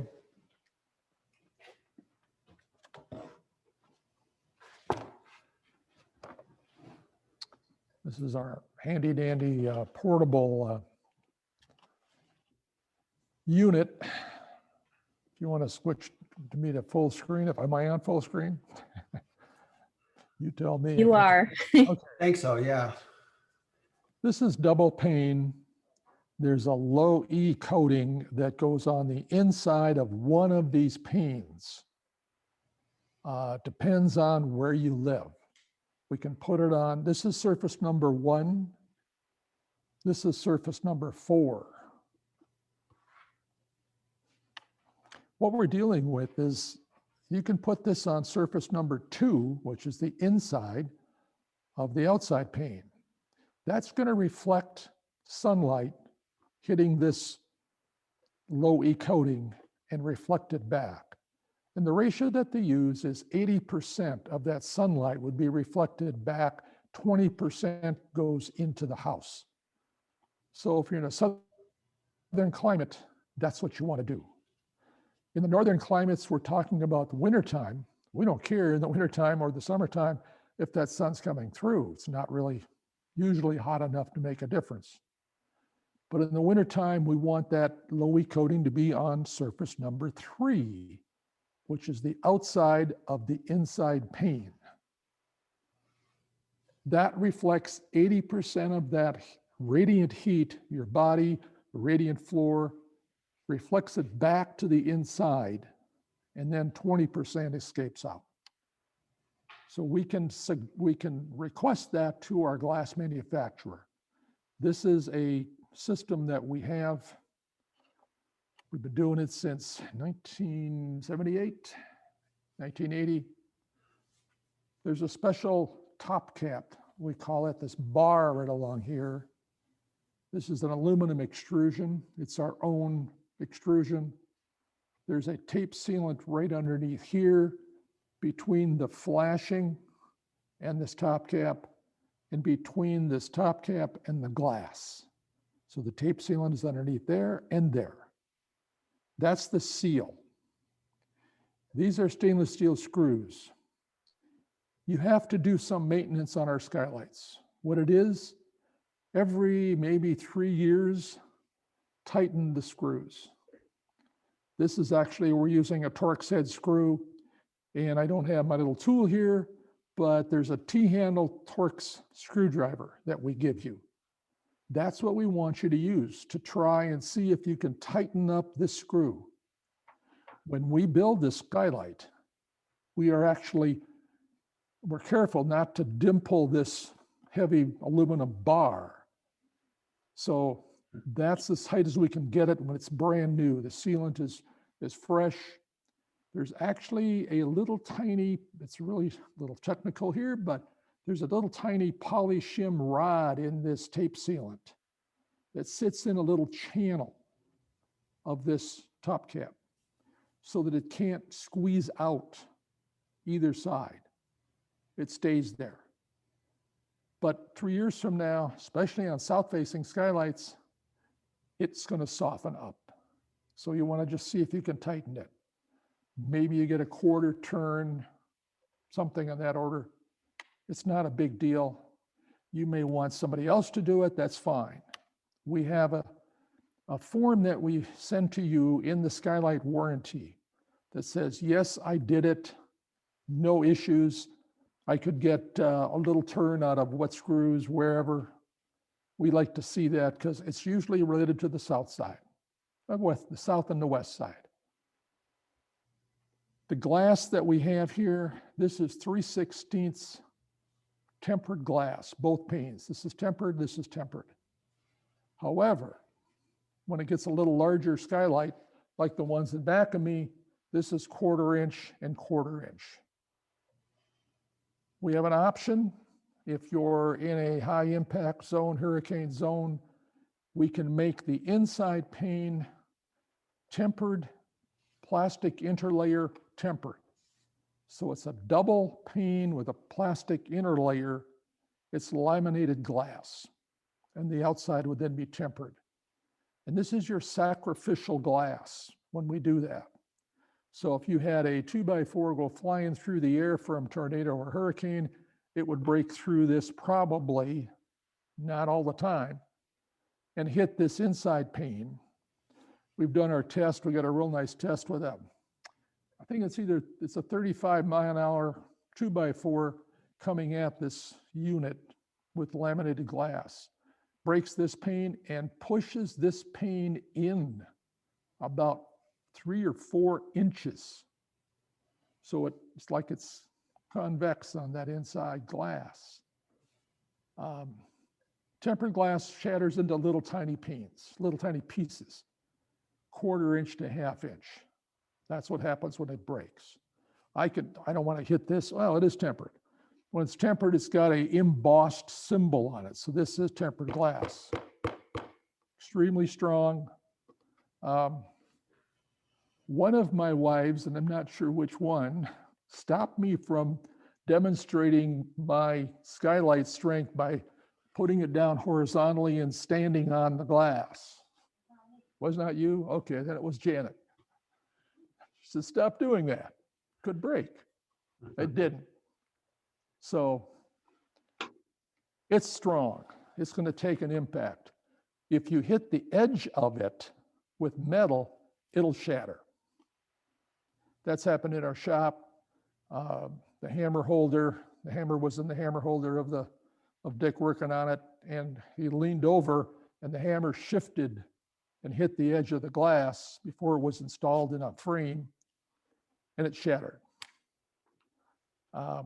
Very few of these glass units have broken. It's incredible. It's just, you know, we've got hundreds and hundreds of skylights out there. Few little odds and ends, but your glass breakage, if you did have one, and we've gone through hailstorms here in Minnesota, no problem at all.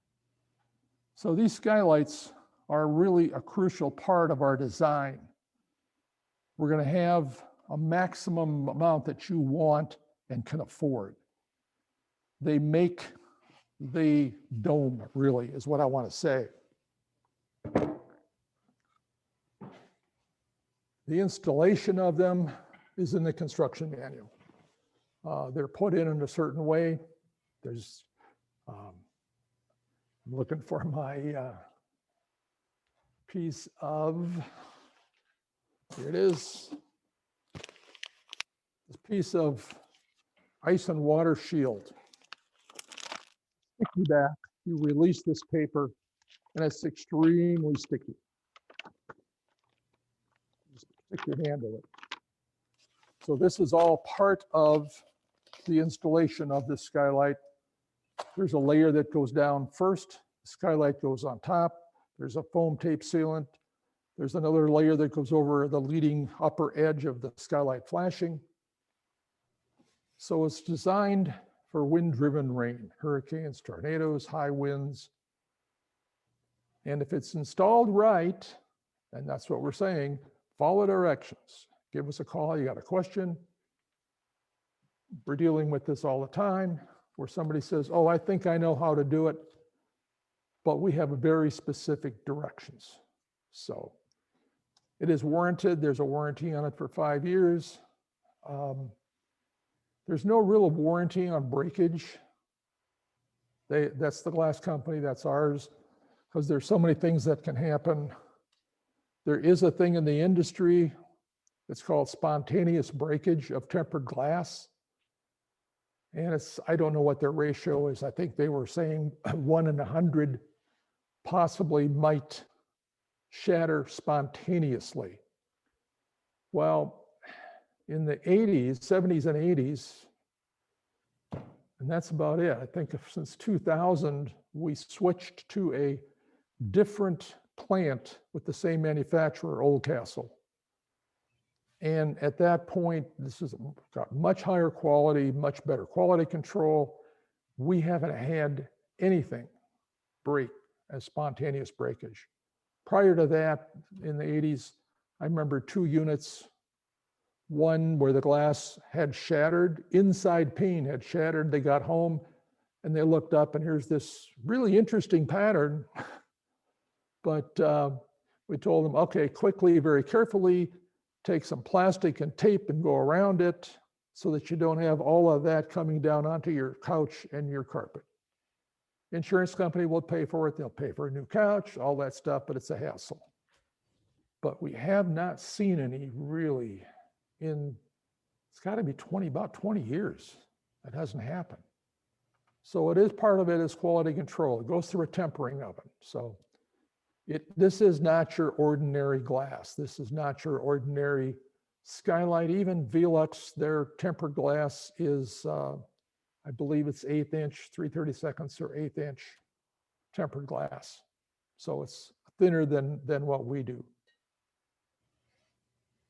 Yeah, I can definitely attest to the strength of it. I know when we swapped out a window, one of the guys in the shop's like, try to break this. And because it was a unit that was going to go, sadly, it was destined to go into the garbage. So I was like, all right. So I hit it with a big framing hammer and it didn't, you know, I figured it'd break right away. And then I took a bigger swing and pretty soon I'm like, as hard as I can swing a big framing hammer, I'm hitting this skylight and it's not breaking. And I was like, holy moly.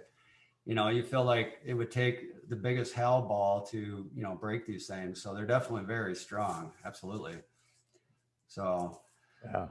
Okay. Should I jump back in, Dennis? Yeah, you can jump back in. I noticed that Jonathan from Israel and his wife, I think, maybe. Good. joined us. So they're now watching this, and Great. Okay, well, good. I'm glad we didn't get too far into it then. Here we go. Get that. so this first photo that you see, like I said, this is a dome here. This one's out in Colorado. Horizontal grouping of skylights. The one here is, it's got a view. It's a matter of, like I said, well, how much do you want to spend on it? Where's your view? We want to look at north, south, east, west. You don't want this facing south in Phoenix or west with this much glass. But notice the top 5 panes. The top 5 panes are tinted gray. I'll have to tip my computer up. There you can see it. The top 4 triangle skylights here are tinted blue. So it enhances the blue sky when we get blue sky, which we're not today. But the bottom group of 5 windows in our 5 skylights here in our grouping are clear.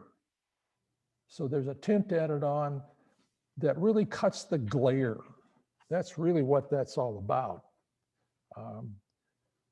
You can look through, I know Carrie is in my office, and the big window alongside of my computer is tinted bronze.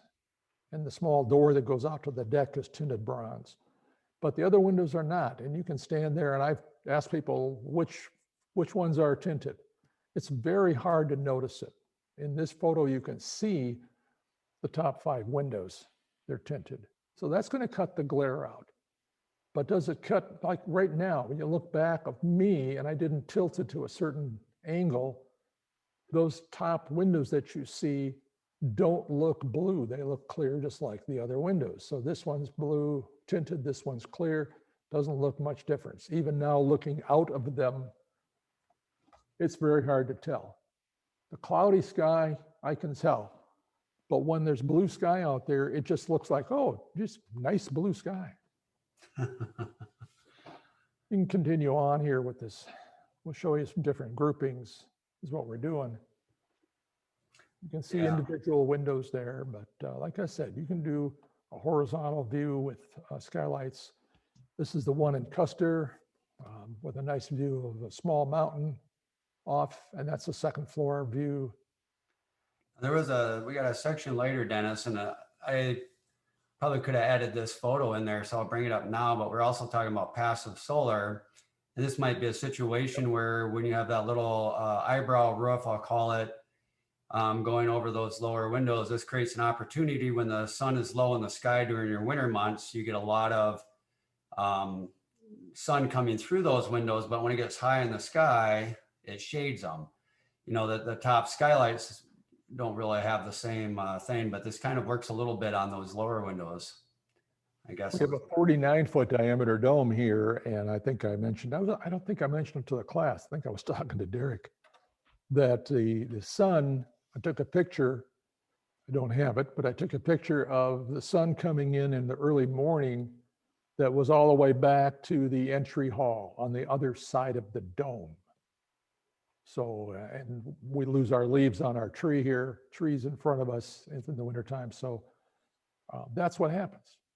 The sun comes in, goes across, warms up the concrete, warms up the morning. So my windows face southeast, which is a preferred direction, but sometimes that's not your view. So in this case, I'm not sure. This dome is in Wisconsin, another grouping of horizontal grouping to look out. You can see there's a neighbor. Here's a remodeling that we did where this was the old windows that are rounded corner, which is what we used to do in the 1970s. And then the new ones are put in, the tags are still on them, I see. And these face east. So there was no real concern. They didn't want tempered. This is a dome in Cyprus, again with a horizontal grouping to look out. This looks like an elastomeric set up for the skylights, which is a little bit of a different. Hold the slide right there. Okay. Yeah, Derek mentioned elastomeric. When we do an elastomeric skylight or elastomeric skylight, a skylight in an elastomeric skinned dome, then we flush mount the skylight frame. We recess the frame inside of the plywood. So now that top cap that I showed you is right flush, right on top of the plywood. But first we put a primer coat and then 2 or 3 base coats of the elastomeric before we put the top cap on in the shop. So these windows came like this and were installed by the customer on site, screwing those panels on or nailing them on. And then there's a filler put in between the joint and probably 3 more coats of the top coat applied over that. So this is what you're dealing with in, dry climate. Cypress may not be considered a dry climate, but it certainly worked for them. Like I said, the climate zones that are in the western states, central and western states, are more adapted to the elastomeric coatings. Okay. Couple dormers. Dormers, you got to flash around. There's the dome that you've seen in other shots. You can see the Velux skylights that are used on the 2-story extension. Large hexagon triangles, quite a few windows in this. I think we have more shots of the one, and you're looking for where the sun is coming from, but also where your view is. You're looking at the interior rooms, trying to figure out where you want to have light. There's another Velux product called the Cabrillo. It is a skylight that when you open it up, turns into a little Romeo and Juliet balcony. The sides pop out like that. The very face of that bottom section is the bottom half of the glass. And the top half swings out. It's got gas actuated cylinders that you don't have to push that window out, it stays out. So I think we've got 2 domes with this. It's a pricey option, but it actually ends up being cheaper than trying to build a balcony out from there. If that's all you want, is to be able to open up and kind of stand out there or sit next to it. Right. Yeah, I think I got a better shot of that too later when we show the Pentagon grouping. This is the dome in Virginia with a very wide, I think it's a 9-window horizontal grouping. Hold this a minute here. Okay. This shows you where you see the windows in the riser wall. I mentioned with our windows here in the riser wall, this is our view down to the river. So that's a big important part of what you're actually viewing. And so in this case, they were at the mountaintop. They wanted to look out the big windows, but we recessed those windows. I shouldn't say recessed, they're flush mounted on the outside. But because of our thick walls that are 15-inch or 18-inch or more deep, these are recessed in. You could, if you want to sacrifice some energy efficiency and don't want a display shelf or a plant ledge going around like this dome has, you could reduce the thickness of those riser walls to 8 inches. And we've done that several times, especially if you got windows all along on the riser wall underneath your big grouping of horizontal grouping of skylights. There's very little other space that if you were to make it 15 or 18 inches deep, it's just not worth it from a framing standpoint to get a little more insulation in a little tiny insulated space. Right. It gives you 1 more foot. If these were 18-inch walls and you reduced it to 8-inch, you now have gained 10 inches of floor space.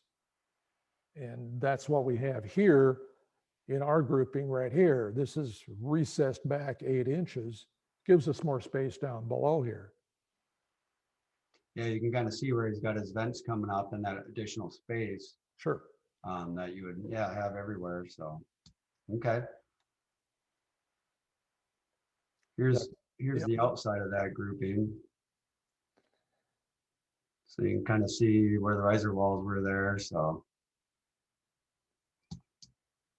And the downstairs room is a big rec room in that view.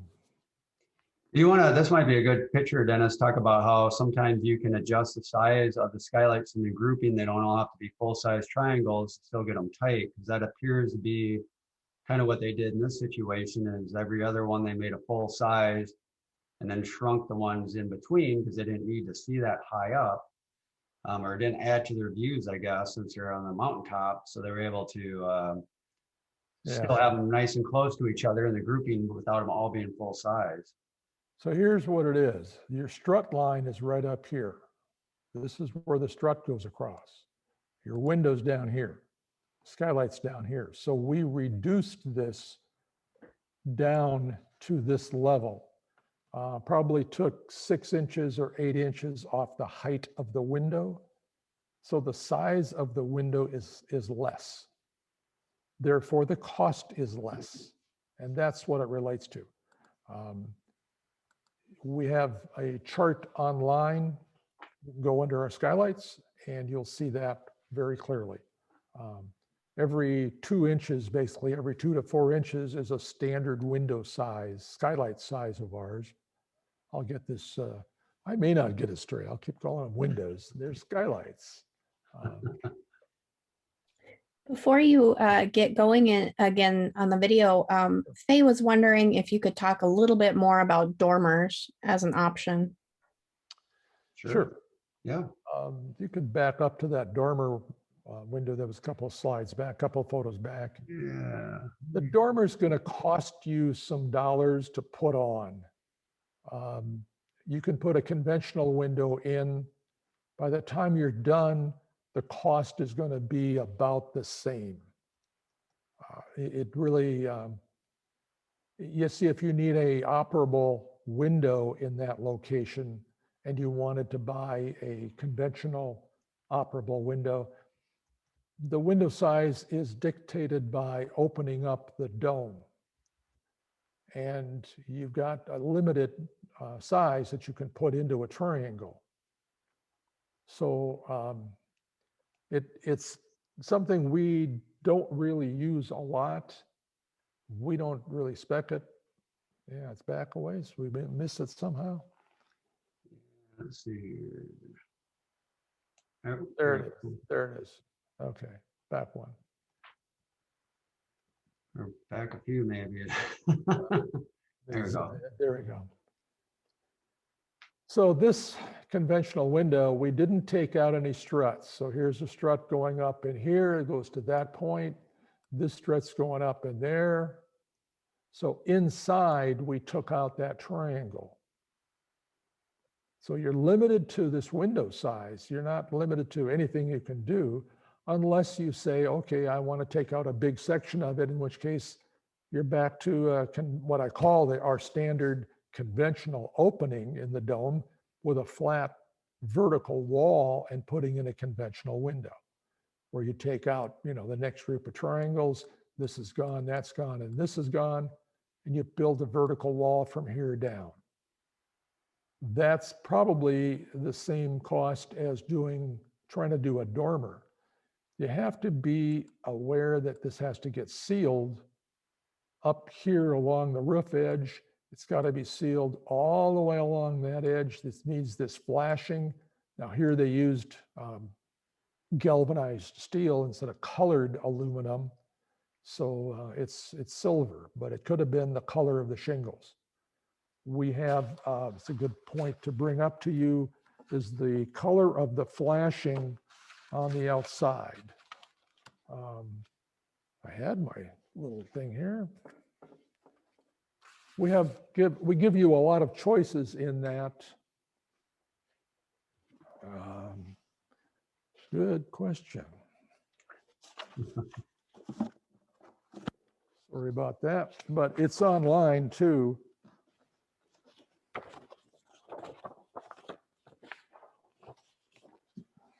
You want to come back to the screen for me, or they can see me. This is the standard colors that we have available for the outside flashing. So we give you, actually, when you start to order skylights, we give you the actual flashing color samples so you can compare that to the shingle color that you're going to use.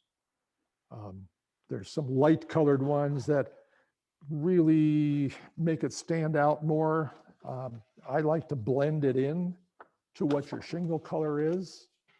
So it's gonna not stand out as much. We've got a few domes that did almond color or something on a brown roof, and it's too glaring for me from an exterior design standpoint.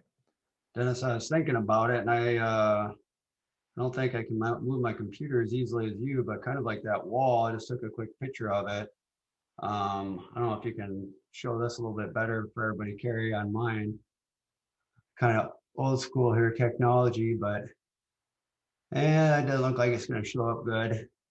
Maybe in one of the breaks, I'll try to upload that for you so you can see it. But the dome I'm in actually has two walls that, like what Dennis is talking about, where it's he took out those three triangles and essentially put in a big pane. So sorry, Dennis, I just thought maybe I could throw that in there. That's a good point. And what we're talking about is because what we did here in the dome that you're in, there's a river view 30 feet below. So we put in a very large window with two smaller windows flanking it for ventilation.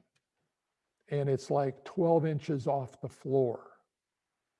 When the window is that big, the glass is tempered automatically by the glass company.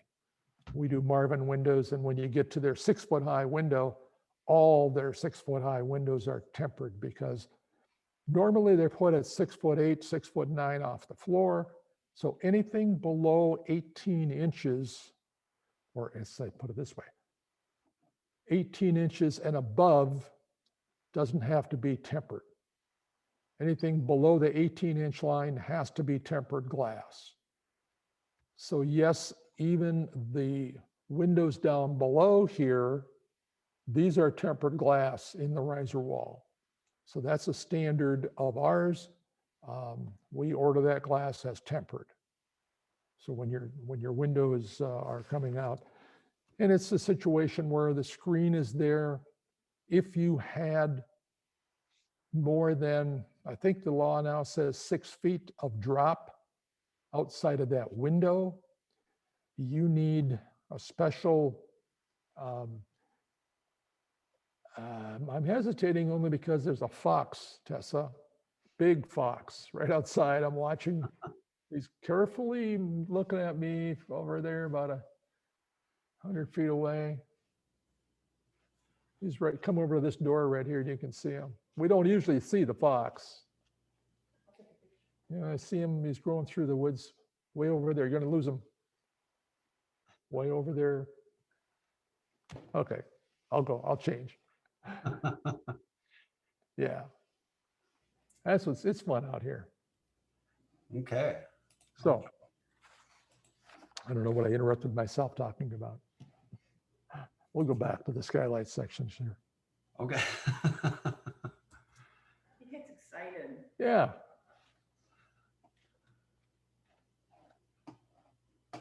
So the lower floor windows that you see here are part of it. They have a view down there from a recreation room that they've got, playroom.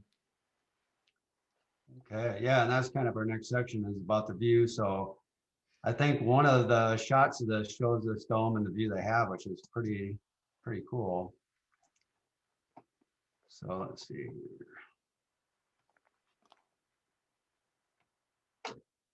That's the view. Yeah. Like this is another one. Hold that slide there, but go back to that. I say slide, it's photo. This is a remodel that we did on a 1970s dome up on Lake Superior. They are literally 50 feet away from the lake. The windows, the skylights they had in were fogged up. The dome was 16 inches deep, is 16 inches deep on the edge. And you can see that there along the edge of that. Let me get back here over this edge right here. So this is right here is a 16-inch deep truss, because they use trusses to build this dome. It's my old company called the Big Outdoors People. But right here, we substituted on all these sections our 2x8 framework. So we just tied into the old hub system that we had with our new system.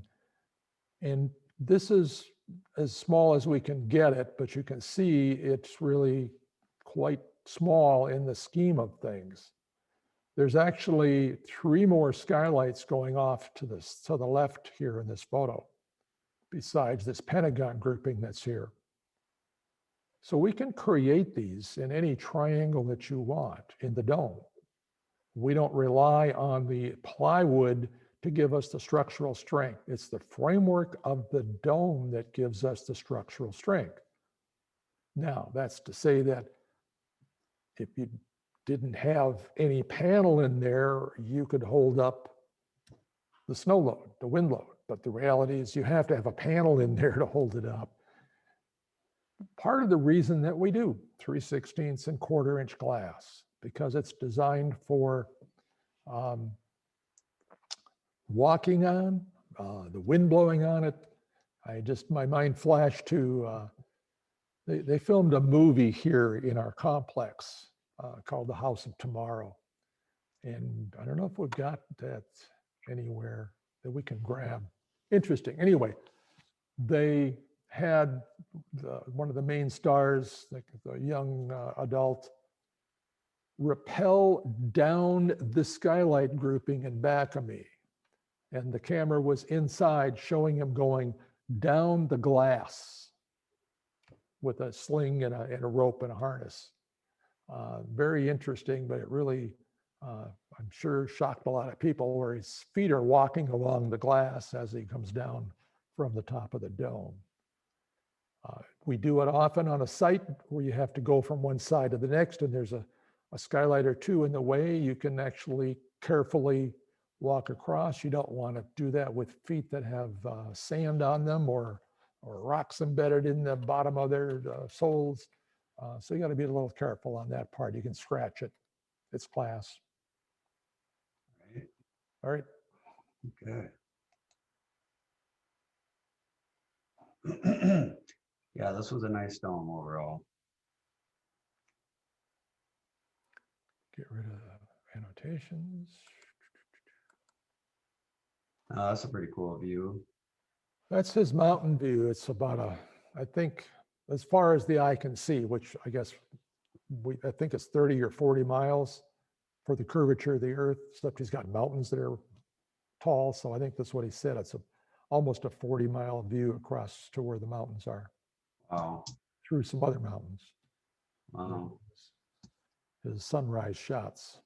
Yeah, I think if I was building here, I'd just have to have the whole dome be skylights. It's pretty cool. Yeah. It faces east, so it gets a nice morning sun. That was a sunrise. Okay. Yeah, Little Creek.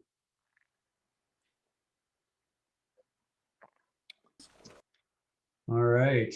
Want me to jump into this, or did you want to touch on anything on the views? Nope. Go ahead and jump in there. Okay.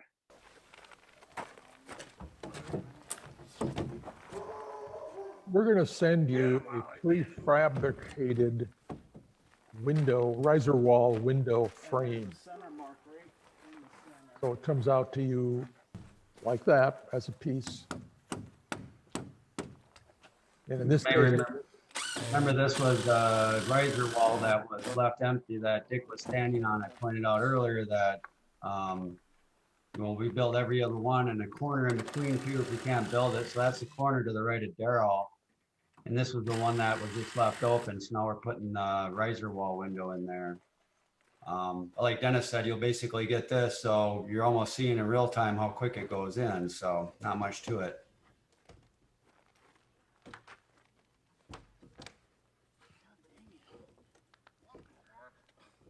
And sometimes we'll cut the opening in the plywood on the outside for the ones that are being constructed on site.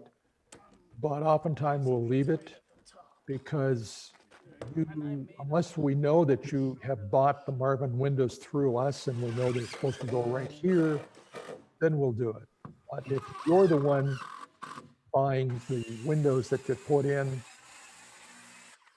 this is speeded up, so. Yeah, he's not that quick. Not that quick. But you may change to a different brand. And if you change to a different brand, the rough opening changes. Anderson Windows, I think purposely, Anderson and Marvin, who are in strong competition, they're both Minnesota companies, have changed their window sizes. The two of them do not match. And one is actually taller than the other and a little narrower. So you can't fit a Marvin into a Anderson opening. So you want to know what the window is going into an opening before you cut it. Your windows, when you come out, give a sticker that shows the rough opening, and it's an outside view. So this is stuck on the inside of the glass with an easily peeled off sticker showing you the base of the skylight.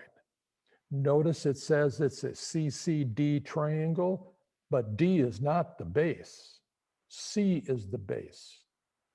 So when we say the base of the triangle, it really just means it's the odd, like I said, the odd letter. We call that the base when we're cutting it out, when the outside triangles are there. But in a skylight application, the base is actually the bottom of it, whatever notation it has.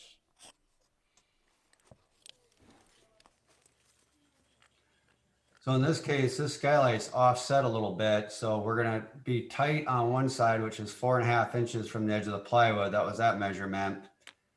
And it's not centered within the triangle. So this one is offset about maybe a third of the plywood, maybe, Dennis, on one side is still. Yeah, it was 12, 15 inches. Okay, yeah. So this is Dick getting some measurements that just shows essentially how you would find the points. We often now cut out the plywood for you in advance, so when you get it, it's cut out. We didn't used to, but then every once in a while, contractors would talk to the customer and they would decide maybe last minute to change a skylight to a certain spot. And sometimes the cutouts would get a little off. So we've been trying to just do the cutouts. If the customer knows this is where this skylight's going for sure, we try to have everything ready for them. But we figured in the school, we'll show you how to do it yourself here. And we've had some people that are installing their skylights and they really didn't bother to look or ask any questions. And then we get a picture of it and it's stuck in the middle of the plywood triangle when it was meant to sit close to one side or a grouping. And this mainly happened back in the 80s and 90s. And then we realized, oh, we need to tell everybody this is where this skylight is supposed to go. You may remember on that sticker, it showed some rough out dimensions or rough opening dimensions, and that's what he's doing to mark this out. So the little sticker is telling him what he needs for measurements here.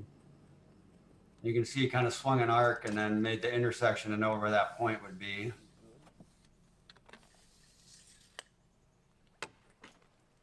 Kind of the easiest way on a triangle to find out exactly where you need it.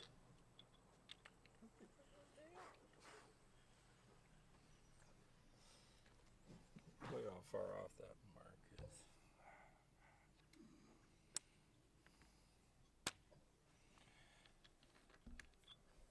The skylight is in this case is really, it's a window skylight that we use for demonstration, but it is very representative of a grouping of them. This 4.5 inch measurement that we have for the plywood can vary. So it's a discussion with you as to what you're looking for, how much you're spending on the skylights.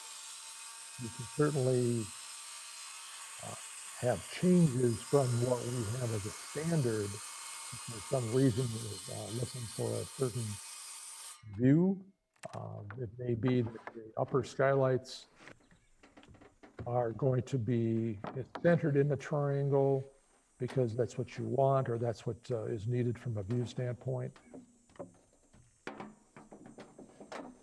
But more importantly, you're going to get what you see here. There's an opening already cut into this triangle. Now, when you get you notice that there's the tip of that was missing. There's a base trapezoid piece. That's what they're putting on right now. Again, we're talking terminology, then we might kind of lose some people here, but notice that to the right there, the tip is gone. There's no tip. There's no more framing there. Well, that piece they put on right there, the tip that's been cut out. So if you are the one cutting it out, yes, you've got to look at that. Tip has to be done at the same time. You want that to be a nice flat line. So really, I guess what we're saying to you is that we're going to cut these out, because then there's so much less discussion with the contractor or the customer as to how do I do it, what does it do it, or is this line really straight and flat and perfect? So. Now this is the kind of house wrap we would say you don't want to use necessarily. Right. For the dome school, it was an opportunity for us to kind of use this without just throwing it away, where we could use it as a demonstration. But there's some good quality house wraps and some house wraps that are not such good quality. And the ones that are not such good quality will not successfully repel water like they are supposed to. They still kind of work as an air barrier to some extent, but they don't really repel water properly. This would be one of those that does not really repel water properly, but essentially then this would be a, I guess that's all I'll say on this house wrap is don't look at this and think this is the recommended one. So. Primarily today, what you're dealing with is a house wrap that has a drainage plane. It's dimpled, it's thicker. It has channels in it, real small, maybe a 16th or less than a 16th of an inch, to allow moisture to go down the outside face of that. He's marking this from the standpoint of being able to cut it out. There's a certain way you're doing it. You're going to do this. This is essentially you'll wrap your window with, there's a few different products out there. One goes along the base, is a little different. That's the flexible product. But essentially it's all about making sure that water cannot get in around the windows. Which they didn't used to do a lot of this stuff not that long ago. Even when I used to build houses, on a regular basis, house wrap was just kind of coming on the market. And before this, none of these things were utilized to really, you realize how much tighter houses are now and how much more energy efficient the focus is. So this bottom one you can see is kind of like a sill wrap, where it's a flexible material that allows you to go into a corner like this without having to cut it. So then you don't have a possible hole for water infiltration. And a lot of these products are self-adhered, so they're pretty sticky. So I have a peel back tape kind of like that. So you can see here where I think it'll show them do that in the corner, but So yeah, you can see it kind of just form around the corner in one continuous piece. And then that cut he did on the house wrap allows it to get behind the house wrap so that if any water gets behind your siding or whatever you have for an exterior cladding, you can see the house wrap then wraps around that. Kind of just creates a way for water to run down the house wrap and down that if there's any infiltration. And then we use ice and water for this, but they also have specific products made for just for this application. Window wrap products there's quite a few manufacturers and they're all pretty good. This stuff would work. It's essentially the same kind of thing. This is a Grace Ice and Water that we use on mostly roofing applications is what it's designed for. The window wrap is a real similar product, only it's not quite so thick. But essentially it's a non-permeable waterproof membrane. And this is just pretty much the tape you would use for your vapor barrier inside. And we're just kind of treating that house wrap like it's an exterior air seal. And we're just trying to wrap, make sure that all the seams are closed tight. And again, that's why I use the button cap nails, almost like Dan was talking about with the roof.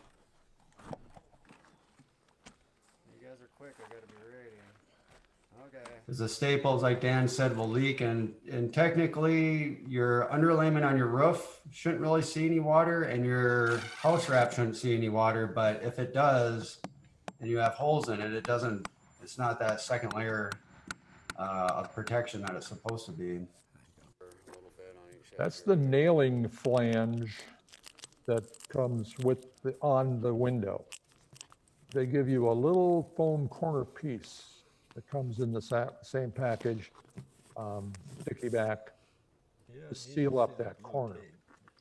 You can see the blue tape here you normally wouldn't use, but this window is coming back out, so we didn't nail it all the way down like you normally would. Right. And we put some blue tape just to protect because this ice and water is very sticky, and if we would put it on and then peeled it off, it would have left a lot of residue on the nailing flange on the window. So that's what that blue tape is. That was just to kind of protect it for installation so we could remove it quickly afterwards.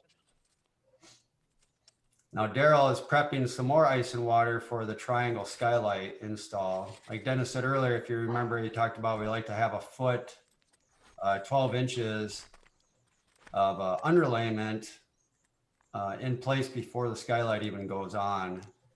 Essentially, we try to make a continuous water seal around the skylight. So we start out with some material underneath it, and then it kind of gets overlapped again with some material. And what Dick's doing is he's trying to cover up part of this that's super sticky so that when he installs it a certain way, it doesn't stick to itself or to the plywood. And you'll see here what he's trying to accomplish with that.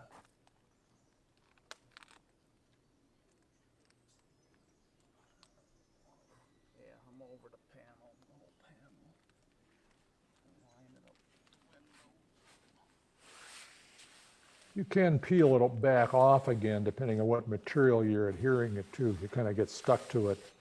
But realize with the stickiness of this, if it slips out of your hand and then drops to the ground, it'll pick up whatever's on the ground.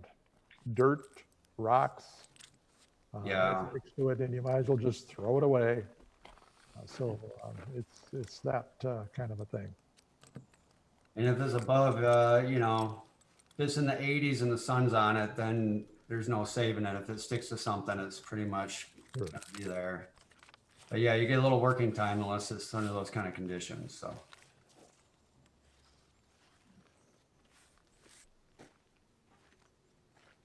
And what Dick's doing in this one is this dome is, you can see all the holes drilled along the bottom. This dome example, I guess, for the school is being treated as a ventilated dome. So he's leaving a little bit of the ice and water, that's the part that he's got taped off still, on the inside. And the intention is then when you were to come back around with your vapor barriers on the inside, which we'll show you here a little bit later, it gives you the opportunity to take those vapor barriers and stick them to the ice and water and just create a complete seal. So that's kind of the goal here with this. In a non-ventilated dome, it wouldn't be as big of a deal. I guess it'd still be nice though to wrap it around that plywood lip anyway. Wouldn't you think, Dennis, in a non-ventilated dome? Yeah, if you're gonna do interior trim on that, it'll cover that top edge, give you a water seal along that edge of the plywood, but you shouldn't need that because the skylights and the windows are not going to leak if you do it properly on the outside. Right, right. And for the contractors in here, one nice thing about installing these skylights is there is no interior framing needed. So the skylight frame itself is structural. And so, you know, really once you get all your waterproofing in place, your skylight's ready to be installed and you don't have to, their Dick just pulled it back. So like Dennis was saying, if it doesn't get exactly where you want it, sometimes you can still work with a little bit. So Dick was able to kind of move it a little bit there. Let's hold that right there and then come back to me. What we're dealing with is that we've got a 2x4 frame right here. So this is a 2x4. It's actually Select Structural Southern Yellow Pine 2x4. That's this frame. That's the frame right here. This piece over here is a stop that holds the glass. The glass actually is sitting on that piece right there. This piece is back nailed, so you don't see any nails on the front of it. The window gets installed through this exterior plywood. This is the exterior plywood of your dome. And we give you these Spax screws, which have a washer on them, and you put them in every 7 inches and 3 inches from the corner. So from this corner, you come in 3 inches. So these screws are going into the 2x4 of the skylight. Because it's Select Structural Southern Yellow Pine, it's extremely strong. That's your framing. Instead of building a 2x4 frame on the inside, like most windows would need a frame, you don't do that. The plywood is really 3/4. This is Select Structural. With that combination, this is your framing. It's really stiff, it's really strong. The plywood can take the weight of that. But these are special things that we provide with the skylight. So it's not, you don't have to go out and buy anything, you don't have to go out and find anything. It's going to come with your whole package. Okay. And you'll see how this skylight lines up with the rough opening dimensions that we give you with the back of the skylight, except now we're cutting the hole for that skylight.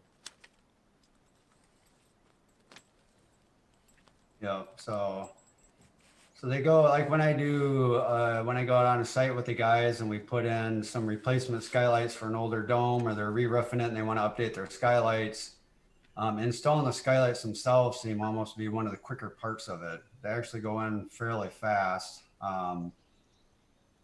which is kind of nice because they're large and heavy. So it's good that they go in pretty good. So this is a foam tape Dennis was talking about earlier, just to kind of get an air seal between the plywood and the 2x4 frame. So if there was a little void in the plywood or a chip was out of it, this will kind of compensate for any small discrepancies in the surfaces being completely flat, so that you don't get any air infiltration or any place where you can get condensation problems to occur from air movement going in or out of the structure. And really, it's just kind of similar to, it's just like you can see it there, I guess. It's just a foam. And so when you put in the leg screws, it compresses extremely thin. I mean, to less than a 1/16 of an inch probably.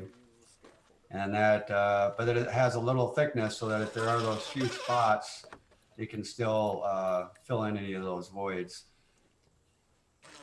So because the skylights are heavy, it's nice to start a few of the screws, at least in the corner, or a few of the legs, I should say, just so that once you get it up here, you're good to go. We really didn't plan this very good because we're like, oh, we're not going up very high. We'll just get a couple ladders. All right, so stop it, go back a little bit. Tessa was actually giving me a notice here, talking about the suction cups. And that's what I wanted to do. We actually provide 2 of these, generally for all of it, unless you've got some really big windows. We'll tell you about that later, but these are 8-inch or 10-inch, I think 8-inch diameter professional suction cups for glass handling and for other equipment.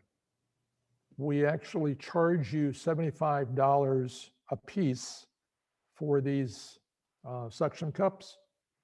When you're done, you can put them back in their plastic case and mail them back to us. So the mailing charge is what you're going to pay for these things to use, which I think is like $15 or something. It's real inexpensive to do that. But about half of the people don't return them. They actually found so many uses for them. If you're trying to lift some heavy refrigerator, a file cabinet, you stick these things on and you've got a handle, you can lift it. So I think that's really what happens, but it's something that we found that just you've got to have these to handle these skylights. If you have a lot of skylights, we'll probably talk about 3 of these. So there's one on the inside. We also give you 2 small double suction cups. They're about 3 or 4 inches in diameter. So there's a handle with 2 of them on, and you get a set of 2 of these. They're for positioning the skylight, which is what they're doing now. They're positioning the skylight to line up correctly with the cutout. So you have a lot of help in the standpoint of how you're going to handle this skylight. Before that, years ago, we just say, well, lift it up and put it in and hold on to, don't bend the flashing and do all this stuff, and realized too many things were happening with flashing being bent. And so we just said, this is how it's done. Yeah, and these little suction cups are amazing because we've lifted them up with equipment before. Really large skylights, larger than this one, where the wind's blowing it around and the equipment is kind of jerky, and you see this thing and you're just holding your breath like, holy mackerel. But those never broke loose ever. All the jobs I've been, I've never seen one break loose. So they work really well.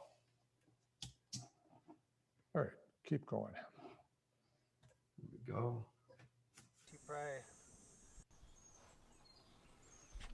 So like Dennis was talking about the small one in the middle, like Dick's trying to tell us, go this way, go that way. So we can line it up. And if you have one in the middle, sometimes it just gives you something you can grab onto and kind of push a little bit. These, especially if you have a triple pane one, you're not going to really hear the guy inside very much. They really cut out a lot of the sound. So it's nice to have a suction cup on the inside where you can kind of do what you need to do. So the spacing on this thing, this stop that you see that holds the glass is sorry, let me get a better. Yeah. I think the upper one will be a good spot. I'll show you, Dennis.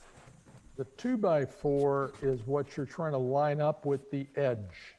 It's the edge of that 2x4, not the edge of the wood stop that holds the glass.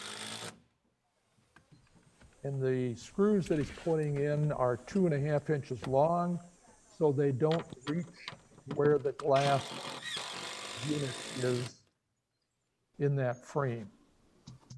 There you can see at the very top, the foam edge, you can see a little bit of that foam tape, but the stop that's holding the glass and this joint between the stop and the 2x4 frame, that's what you're lining up with this rough out dimension, with this rough cutout dimension.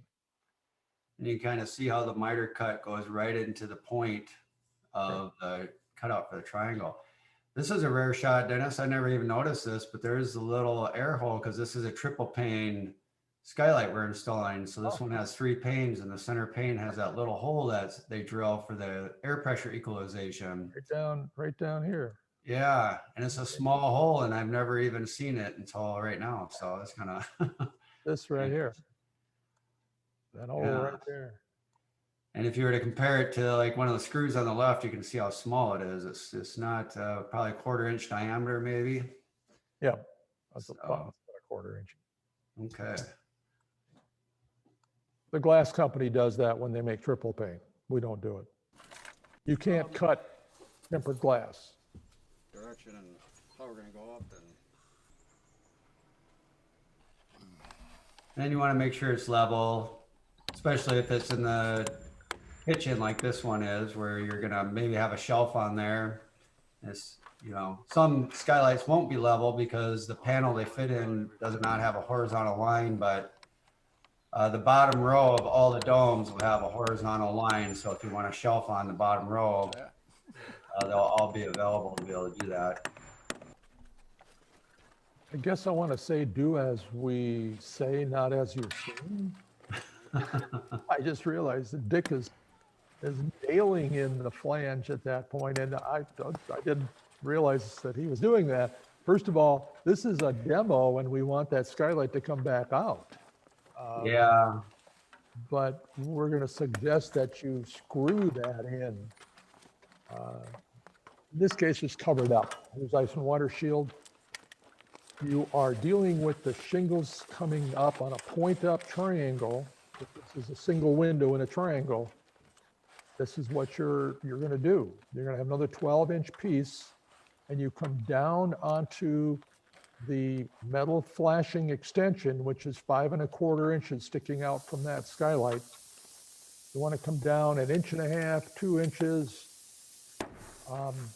maybe 3 if you really miss it, doesn't matter.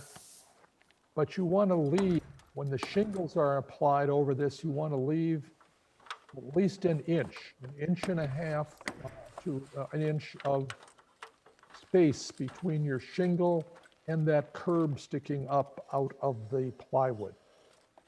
Do not put the shingle up tight to the triangle. The granules on your asphalt shingled roof they will deteriorate, they will fall off, you'll lose it. We got trees around here, we got pollen, we've got a debris, you got dust. Sounds about right, huh? That's going to wash off. Here's the screws, Dennis. Here's the screws that we give you, the stainless steel screws with an EDPM stainless steel washer with this EDPM gasket on the bottom of it. And we want you to screw this on about every 12 to 18 inches so the wind can't lift it up and drive water behind it. But you realize in that window below our skylight that we added. This is a mock-up that. Oops, sorry, Dennis. Yeah, that's okay. So we added stuff to stop that wind-driven rain. We flashed that above, or I should say under this extra flashing that we have. Don't come back and try to put shingles along the space. That's not what it's designed for. You want to have that flashing without holes in it. And you put shingles underneath there because, oh, gee, it looks kind of funny and you want your shingles to continue underneath it. Don't do it.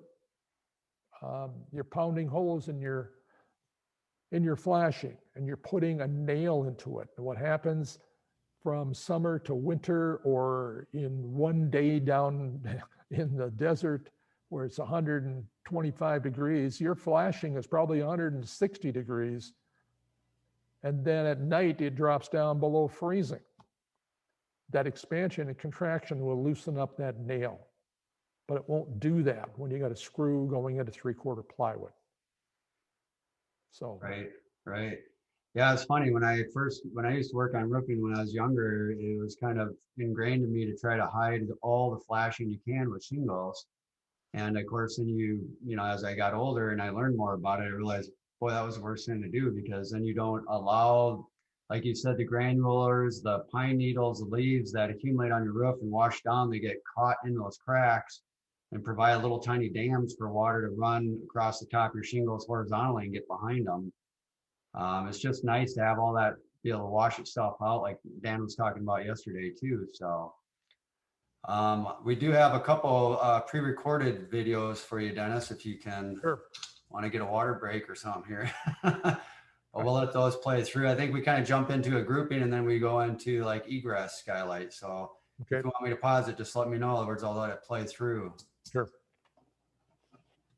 Let's see. All right, here we go.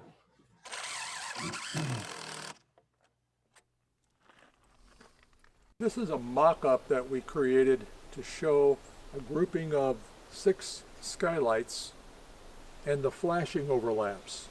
It's really critical.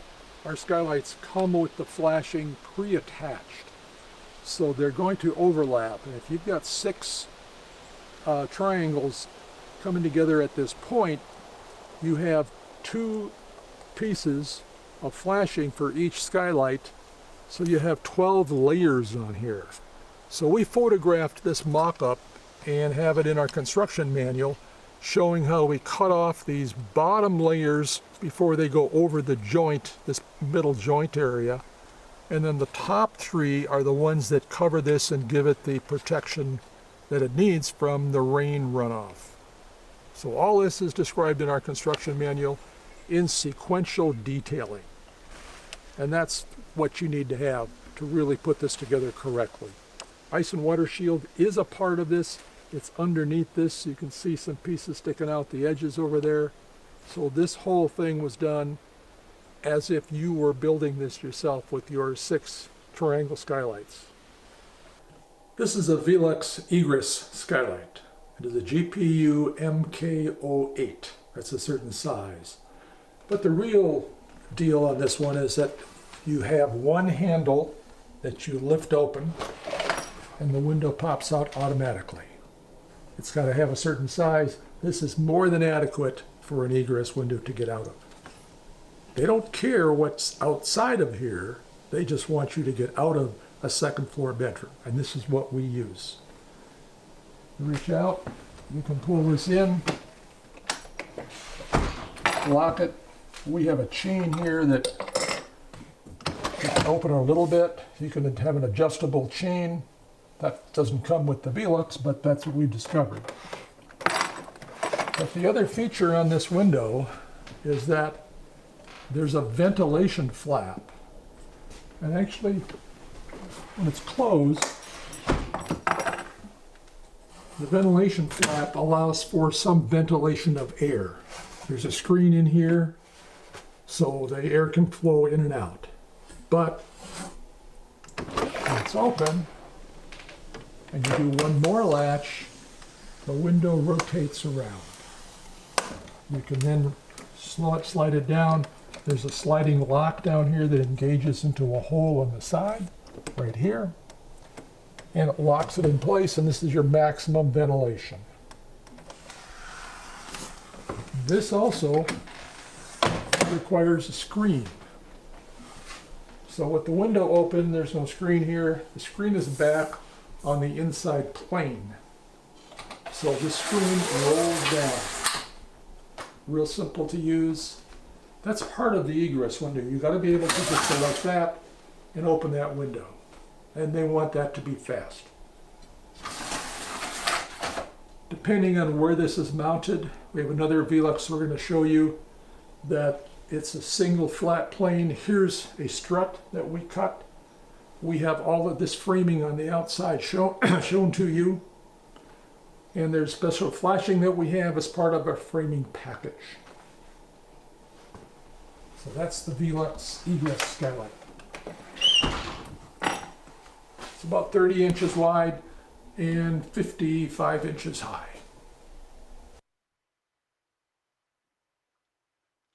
Just a little outside shot so you can kind of see it. Looks like field maybe. I think I saw a quick shot of them.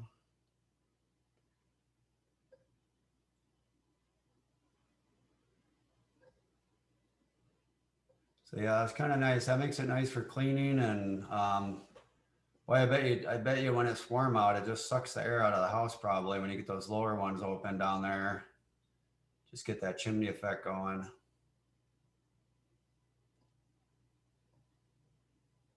Hi, this is the new way that we're doing the Velux egress window on our dome systems. It's the pentagon on the second level, and this relates to the bedrooms on the second level that need an egress window. The window that we're using here is the MK06, a slightly shorter version of the MK08. The MK08 could certainly be used. It gives you more light inside, a bigger window to look out of. And the skylight can be placed anywhere. You can move this down more or raise it up depending on what the level is on your inside. But the big deal is the ease of installation. This is a flat surface. We don't have any strut in between. We remove the 5 struts on the pentagon. We don't even put them in. Leave them out, leave the exterior panels off. We provide a package with framing. You'll see this in a moment. On the inside, the outside, the plywood is pre-cut. And when you install this, there's 3 sheets of plywood here. Then you're going to put your underlayment on top of the plywood. You're going to have the hole in here already pre-cut. There's ice and water shield layer that goes on next over this underlayment. Then there's another layer of underlayment here, the ice and water shield, that goes up the side of the Velux. You can use our material, this Grace Ice and Water Shield HT, high temperature, or you can use Velux's brand that they have, which is a white ice and water shield. Your shingles are then going along and integrating over all of this. And Velux has a base sill flashing, and there's also a head flashing that's not on here right now. Along the edges, they have step flashing. So the step flashing gets integrated to each layer of shingle as you go up. That's why it's not on here right now. We're trying to show you this sequence of the operation here. It's a lot easier than the other one that we had, where we're going through a strut and we've got special box for the head flashing. So when we design the dome, we look for where the pentagons are, and that's the bedroom areas. That's the primary reason for that second floor design. Really much easier and a lot safer. You can put that window where you want. It's not going to get too high. This is the framing side of the pentagon. You can see there's an outline here of the pentagon. Those are the struts. So we provide these 2 side pieces. We provide a cross piece on the top and the bottom. And actually when we ship it, this is all assembled coming to you on the truck. So you just put this in, and there are some actually framing clips that you get for the base and framing clips up at the top. So it's structurally attached to the strut system. This is already cut out for you. There's a brace, a 2x4 brace for the plywood on that side and one on this side here. And you can see there's 3 sheets of plywood. This sheet is one piece with a cutout. Happens to be cut from a 10-foot wide sheet of plywood. So we don't have any splices in it. It's just easier to handle. And this is the Velux MK06, slightly smaller. Again, here's this window that pops open. Like the other window that we showed you, the MK08, you really need a chain coming in here, and it's something we advise people with the Velux exit windows to add a chain coming down. There's usually a long ledge in here when you build this, because the wall is going to be whatever thickness that you have. But you got to reach way out here to get this and pull this back in. So if you had a little chain to pull that in, you could do that. You could also then, as we showed you on the other window, this can be stopped at different levels. You take your screen, pull your screen down. Works very well. As a view window, you can, like I said, you could get the bigger size, the MK08, it's about 8 or 10 inches bigger, taller than this one. This sill, when you open it, has to be 44 inches, no higher than 44 inches from the floor line. And that's what we look at in the design of your dome. That floor line is around the strut line, somewhere in that area, depending on if you got 8-foot ceiling, 9-foot ceiling, a 40-foot dome, a 46-foot dome. It'll vary. But we look at this level because that's the code requirement at 44 inches.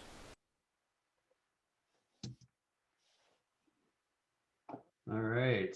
So here's that Cabrillo Velux unit again, where you can see a little easier that bottom half or the bottom third of that is a glass panel, tempered glass panel. And the upper is tempered glass also. And that's a pentagon with all the struts removed, kind of like what Dennis was just demonstrating. Right. But, well, the next thing on our agenda here is a 5-minute break, Dennis, if you think this is a good time before we jump into the view cupola. Yeah. Do a quick 5 minutes. Does that sound good, Carrie, to you? Yep, that works for me. We can be back here around, let's see, make an exact time. How about we give them till the 27 mark? Okay, I'll just, I'll leave this image on then until then. And I will see you guys in 5 minutes. Thank you. Okay. 5 minutes goes by quick. Does. All right. Let's see here. So, yeah, that's a pretty neat window, Dennis. I think you did say something. It is fairly expensive though, a couple $1,000s, I believe, or something for that particular unit. Yeah, it's in the, I think, $3,000 range. Okay. I should look on our might be on our website with a price on it. Okay, I think it is on the website now that you said it, yeah. Okay, and Carrie did find one of the pictures of the guest dome. You can kind of see it on our virtual background. Let me stop sharing, Carrie, and you can spotlight yourself before we jump in the cupolas. Let's see here. There you go. You can kind of see. Get out. We were talking earlier about where Dennis was talking about the dormer window and the ability to. Oh, you got to turn off the light, Carrie. Hold on. There we go. Okay, there we go. So there's, if you were to remove 3 triangle panels and almost like an extension, but you could just make it, in this case, it's essentially just a large conventional window. And like Dennis said, the 2 sides open up for ventilation and fresh air. And so that's another option to the dormer thing. So I told Carrie, I said, oh, I left that image on. I can't upload it into the software quick. And she's like, I got it right here. So that worked out good. But so I don't know, Faye, if that kind of helps give you another idea of something besides a dormer that you can maybe do similar to a dormer, but it gives you a little larger area. So, okay, perfect. Other words, I think we got the view cupola next. And the one, actually, Carrie, if you slide over a little bit to see the other one, that's in that other one, it only is about a 4-foot high window unit. Again, there's a center picture window with flanked by 2 operable casements that swing out. So they're hand cranks down on the bottom of them, and you can open them up. The one on the left of that picture really is not a tempered glass unit. It could be if you wanted it to be, but it's not. And the other big one in back of Carrie there, that is tempered glass. Even the side lights, because they're that tall, that 6-foot high skylight or 6-foot high window, that is tempered glass. You can see it's about, I think it's about 12, 14 inches off the floor. Again, it's the view. You sit in those chairs, you sit in there, and you can look down 30 feet right out the window. I mean, within 5 feet, it starts to drop drastically to the point where if you were to go down the hill, as we've had some people do some trimming, you need a safety harness and a rope to go down the hill. It's that steep. But there's a lot of trees and brush in it, so it's a stable hillside at that point. Anyway, all right. Thank you, Gary. Okay. Let's see, I'll let you get back to, there we go. All right, Dennis. Well, did you, before we kind of jump into the cupola, did you have anything else you wanted to touch on that? Any questions people have? Yeah. Let's talk about that. If anybody's got questions relating to skylights and windows. Actually, Faye, was that grouping in your dome that you pointed out? I'm trying to remember now. Was that in the pentagon or was that in the hexagon? If you're there. It's in the Pentagon. Yeah, Okay. sorry. Yeah. Yep. Yeah, definitely in the Pentagon. I'm taking so many notes so quickly, it's really hard for me to respond. So I really appreciate it. Yeah. And little Yeah. notes saying, go back to their website, go back to their website. Yeah. No, it's great. Yeah, really interesting. Good. Thank you. Good. Yeah. Yeah. Okay. You might want to make a comment about the recording there at this point with her comment.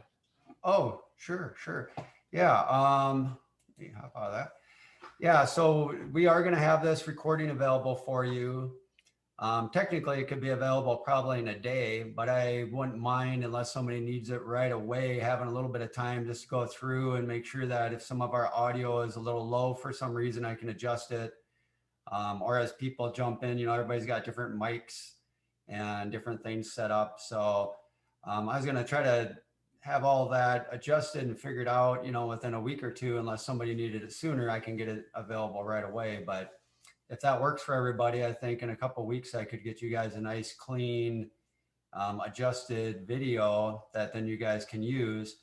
And I think our plan is, Dennis, because, it's been an extremely busy year for us and we always want to do more. And there was a lot more we want to do with the video. And we're hoping to continuously update and upgrade the video. And kind of how we look at it is, if you paid for this one, and the next video that we come out with is a little bit better, has a lot of good information or images that we didn't get a chance to squeeze into this one, we'd like to give you guys, free upgrades as we continue to improve it. So, we want to get this one available to you quickly, but then we also want to let you know that in the future too, as because building technologies are always changing. So we kind of look at this as something that we'll update at least probably once a year, if not twice. And, if we didn't have to do this because of COVID, we probably never would have. But now we realize it also allows people like Jonathan from Israel. I mean, he's in Israel, and it allows him to be able to, be able to get some good information as well. He didn't have to try to come all the way here. So it's not the same as when you're here and you're actually holding the components and building it, and you really get to talk a lot with the other participants, which is extremely valuable. So we still want to offer our live dome school twice a year, but we thought this is a good opportunity for people that maybe can't attend the live dome school. And by having the recording, it's kind of nice as well. That way you can reference back to it. Dennis and I have taken some courses online here to kind of keep up with the latest building technologies. And I told him, I said, boy, I wish we had recordings of this stuff because you have so much information. And like Faye, I have pages of notes, but you feel like it'd be nice to go back and kind of remind yourself of something, or, study up on something again. So we will make this video available. And if somebody needs it quicker than a couple of weeks, please let me know. Because essentially I could even have it to you tonight. I just wanted to kind of tweak a few things, make it a little bit better if I could before we get it out there to you. And then, yeah, so I think that was kind of my spiel on the video here. And feedback also is appreciated. We, like I said, it's been a really busy year and we always want to do more, and we're hoping to continuously improve it. But if you guys see something that you feel we could use, you could always send me an email or Dennis an email and just let us know, because we want to, we're doing this, we want this to be as good as possible for you guys. And with us being in the industry and spending a lot of time doing this, sometimes the simple details we don't even really think about. You guys might point out like, hey, you guys didn't even talk about this, and this would have helped out a lot. And we would love to hear that. So, but In other words, yeah, I don't know. How about you, Dennis? Anything to add to that? No, I think that's what it is. Video is the name of the game. And now that we have high-speed internet, no matter what the speed is, it's much higher than we are dealing with there. You mean you got more than 1.5 megabyte download, Dennis? Or? Yeah, I should do the test again here, but yeah. Yeah, so that, and there's so many new products. I mean, even this morning I was trying to plug in a few new products that we'll see later, that they've really, the last couple of years, they've come out with a lot of great HVAC systems. Some of them are smart systems that coordinate with your other equipment to do air filtration, humidification, dehumidification, air-to-air exchange, or I should say, yeah, air-to-air exchangers work with them. So there's just a lot of great stuff. So we want to kind of keep updating this and improving it as we can. So the next section we're dealing with is really talking about more, let's call it extensions or openings and cupola on the dome. We've got some video stuff. There's so many ways to add stuff onto the dome is what I want to say. We have this cupola option. It's not for everybody. It certainly has been used for a lot of different things. I don't know if you want to start that. Before we get too far, we do have one question. Certainly. Okay. John is wondering, what are some of the most common ways owner builders, people install a skylight wrong? What are some things that you've seen that hopefully they could avoid doing wrong? Well, I'll tell you one that's happened more than once where they say, well, I don't like this skylight right here. I'm going to put it right over here in the panel next to it. Well, two things are going to happen. It's probably not going to match the angles of that particular panel. So what we made was a skylight perfectly matched parallel on all three sides to the struts. Or they say, well, gee, it doesn't fit this way. I'm going to turn it upside down and put it in here. that's the big one, I think. Yeah, rotating it. That's why we put the base on there, because the flashing is set up to drain water a certain way. And if you set it up to push it off that way, if you flip it over, it wants to scoop it in. So yeah, you kind of, it can only go on one way. So. Or the other situation, we did see a contractor install our skylights. And when the owner started calling us and saying, this is leaking, and I said, well, how much and where's the leak coming from? Well, we've got these 5-gallon buckets below. Well, when we went down there, they had put like 2 screws from the inside to hold this skylight on each side, when they're supposed to be every 7 inches. And what that does is it draws that 2x4 into the foam tape, into the ice and water shield, and seals it up along the edge. But the worst one was part of this, they didn't do the shingling right on the outside. So that allowed rain to get back in and just come right straight in. So this is just, stupid contractors or stupid owners, I'll say, that just look, here's the directions, here's what it says it right on the skylight, this is down. But it's also the reason we decided we're starting to cut out these triangle panels for your skylight. So I guess that's really the main thing that we see with the skylights. Well, and that's a good thing to bring up, though, because really, and Dennis and I talk about this a lot, as houses in general continue to become higher performing structures, there's more and more details that are involved. Even when we were installing the window earlier, and we were talking about how now there's a seal flashing tape that goes down, tape around the edges. I mean, people never used to do that stuff. They used to just nail the windows on and go up with the siding and caulk it. So there's more details that get involved, and as houses become tighter, condensation becomes a problem. So then if there was details that were ignored earlier, they might be more relevant now.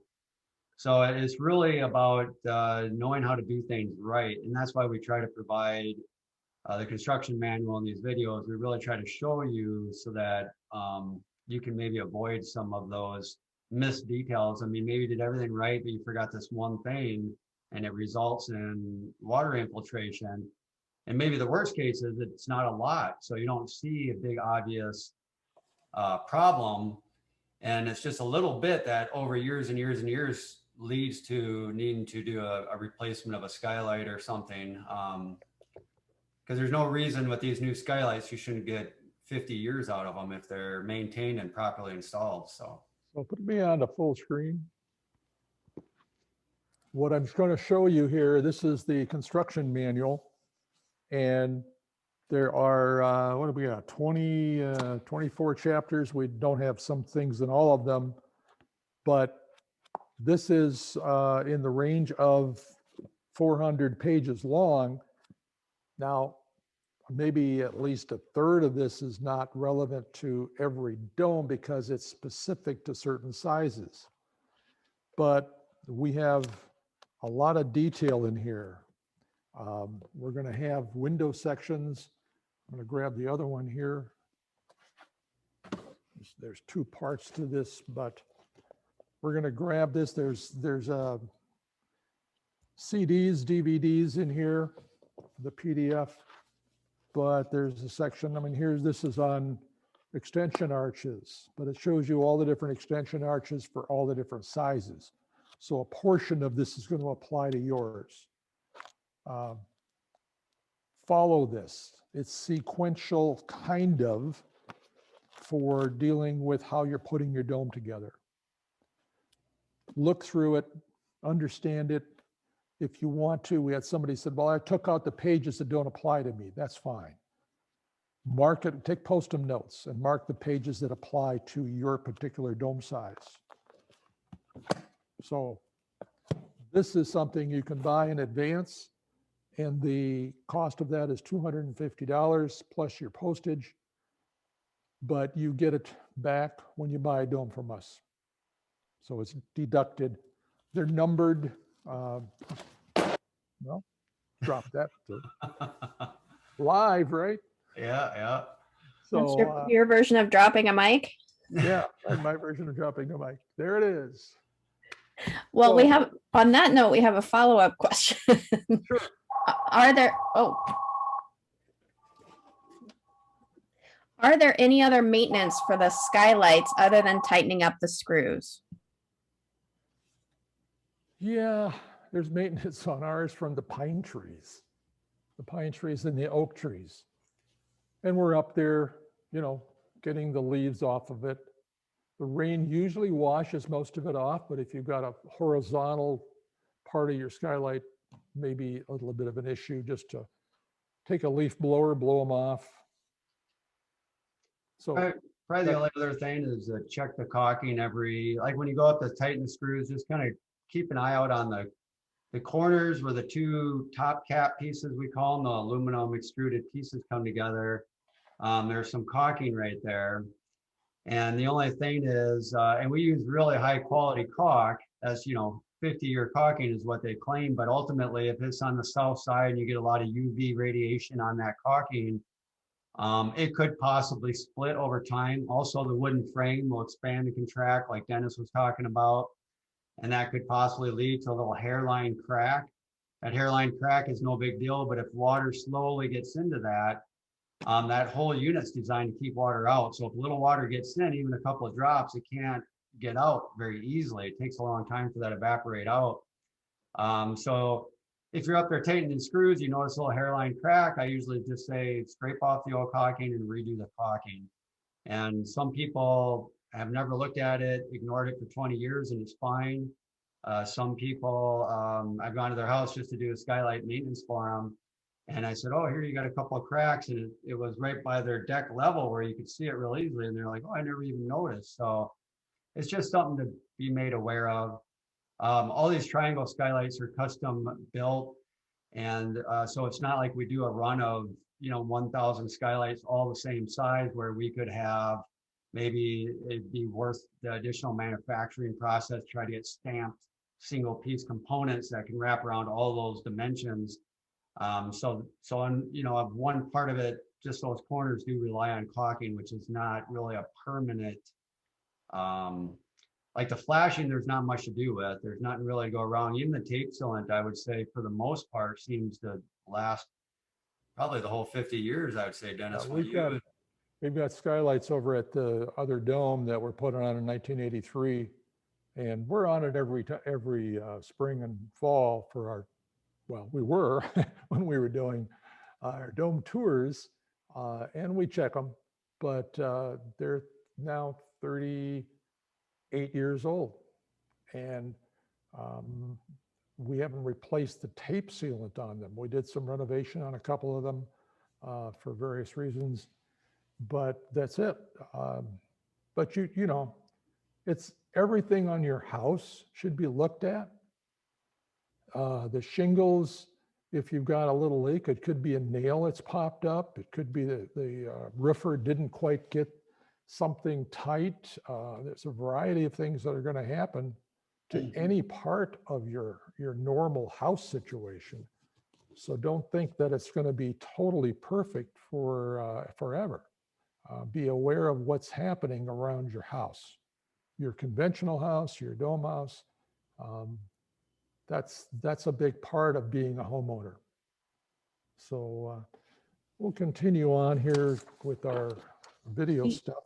Do you have, Faye is wondering if you can specify a couple of caulking brands, or do you recommend a specific brand of caulking? We supply Tremco, T as in Tom, R-E-M as in Mary, C-O, Tremco. It's not a readily available residential brand. It is a commercial skylight or window component manufacturer, and they sell sealants, tape sealants, variety of things. That, you know, when you see a skyscraper, they're I maybe think they're the biggest one in the country, supplying sealants and tape sealants to commercial structures. So, but we supply a tube of that when you get our skylights. You can buy that from us. The Tremco silicone is a special part of it is the Spectrum 2 is what it's called by Tremco. That's the one we're currently using. It's really a high grade sealant. It works good. I realized we had a quick shot of a sun tunnel on here, Dennis, before we jumped into the cupolas. Yeah, this is in Bear Creek, and that's just the sun. And as you may have noticed, that's outside. It's not really particularly like a super sunny day, but you can see just how much light comes through this. So this is a Velux sun tunnel skylight. So it almost, it's amazing how much light you get through those. And there you can kind of see it again. This is Tessa's other office. They're showing her other office here. It's like a 500 watt light bulb when the sun is out. They actually do have a light insert kit. So at nighttime, you can turn a light on in that, because that's usually where it's in the bathroom or maybe a laundry room or rooms that don't have an outside window all the time. But in this case, it's simply in an 18-inch thick roof. And this provides huge amount of light shining right down on that. Yes, the window over there, but the window's facing east. And even in the winter, when there's snow on top of the dome, snow is translucent. It allows sunlight to travel through, and it actually comes through that skylight. So this is their the Velux brand. That's the one that we use. Yeah. Okay. So here's basically we built this on site so people could kind of check out the cupola, the view cupola on ground level. So it's next to the mini dome you see in the background there. And essentially this also allowed us to do some videotaping of the construction of it and showing some of the steps. That's again for a ventilated dome. So there's a upper ventilation system there so that when the dome hot air rises up to your cupola, that's where it would exit from, is from that little vent that's underneath that metal flashing in front of Dick there. This is a little bit of a tapered board. This is something that typically on your window installations, this is a little bit of a repeat of kind of that one window installation, but that way, again, it allows this bottom flashing, I'll call it like a flexible rubberized flashing gasket almost. It allows any water that maybe does get back in there to drain out. Again, this is really kind of one of those things where a lot of these products should hopefully never see water, but if they do, or condensation builds up, or you have a real strong wind and it pushes water into every crack and crevice as the wind comes along, this is kind of there to prevent it from getting in your house to do damage. So this is one of those days where the sun was warm and the metal was hot, and so this sticky stuff really sticks to the metal under those kind of conditions. So, but there you can kind of see the vent again. So that flashing just comes up over it and just allows that little airspace in there. And that particular, there's all kinds of different types of ventilation stuff you can use, but this particular one is like a corrugated plastic with a mesh screen that prevents any bugs or any insects of any kind from getting into your home through the ventilation system. So that way you don't have bees that can maybe get in and build a hive into your attic. It kind of helps with that. This is for the ventilation system is for a vented system. So if you're doing a hot roof, it's not vented. So then all it is a piece of that flashing. The corner flashing is very typical to what we have. There's really two pieces that wrap around that corner, they interlock, and then there'd be a piece of just the flashing screwed down to the top of the shingles to prevent the wind from lifting it up and getting that water behind the shingles. You have to have the top edge of your shingles protected.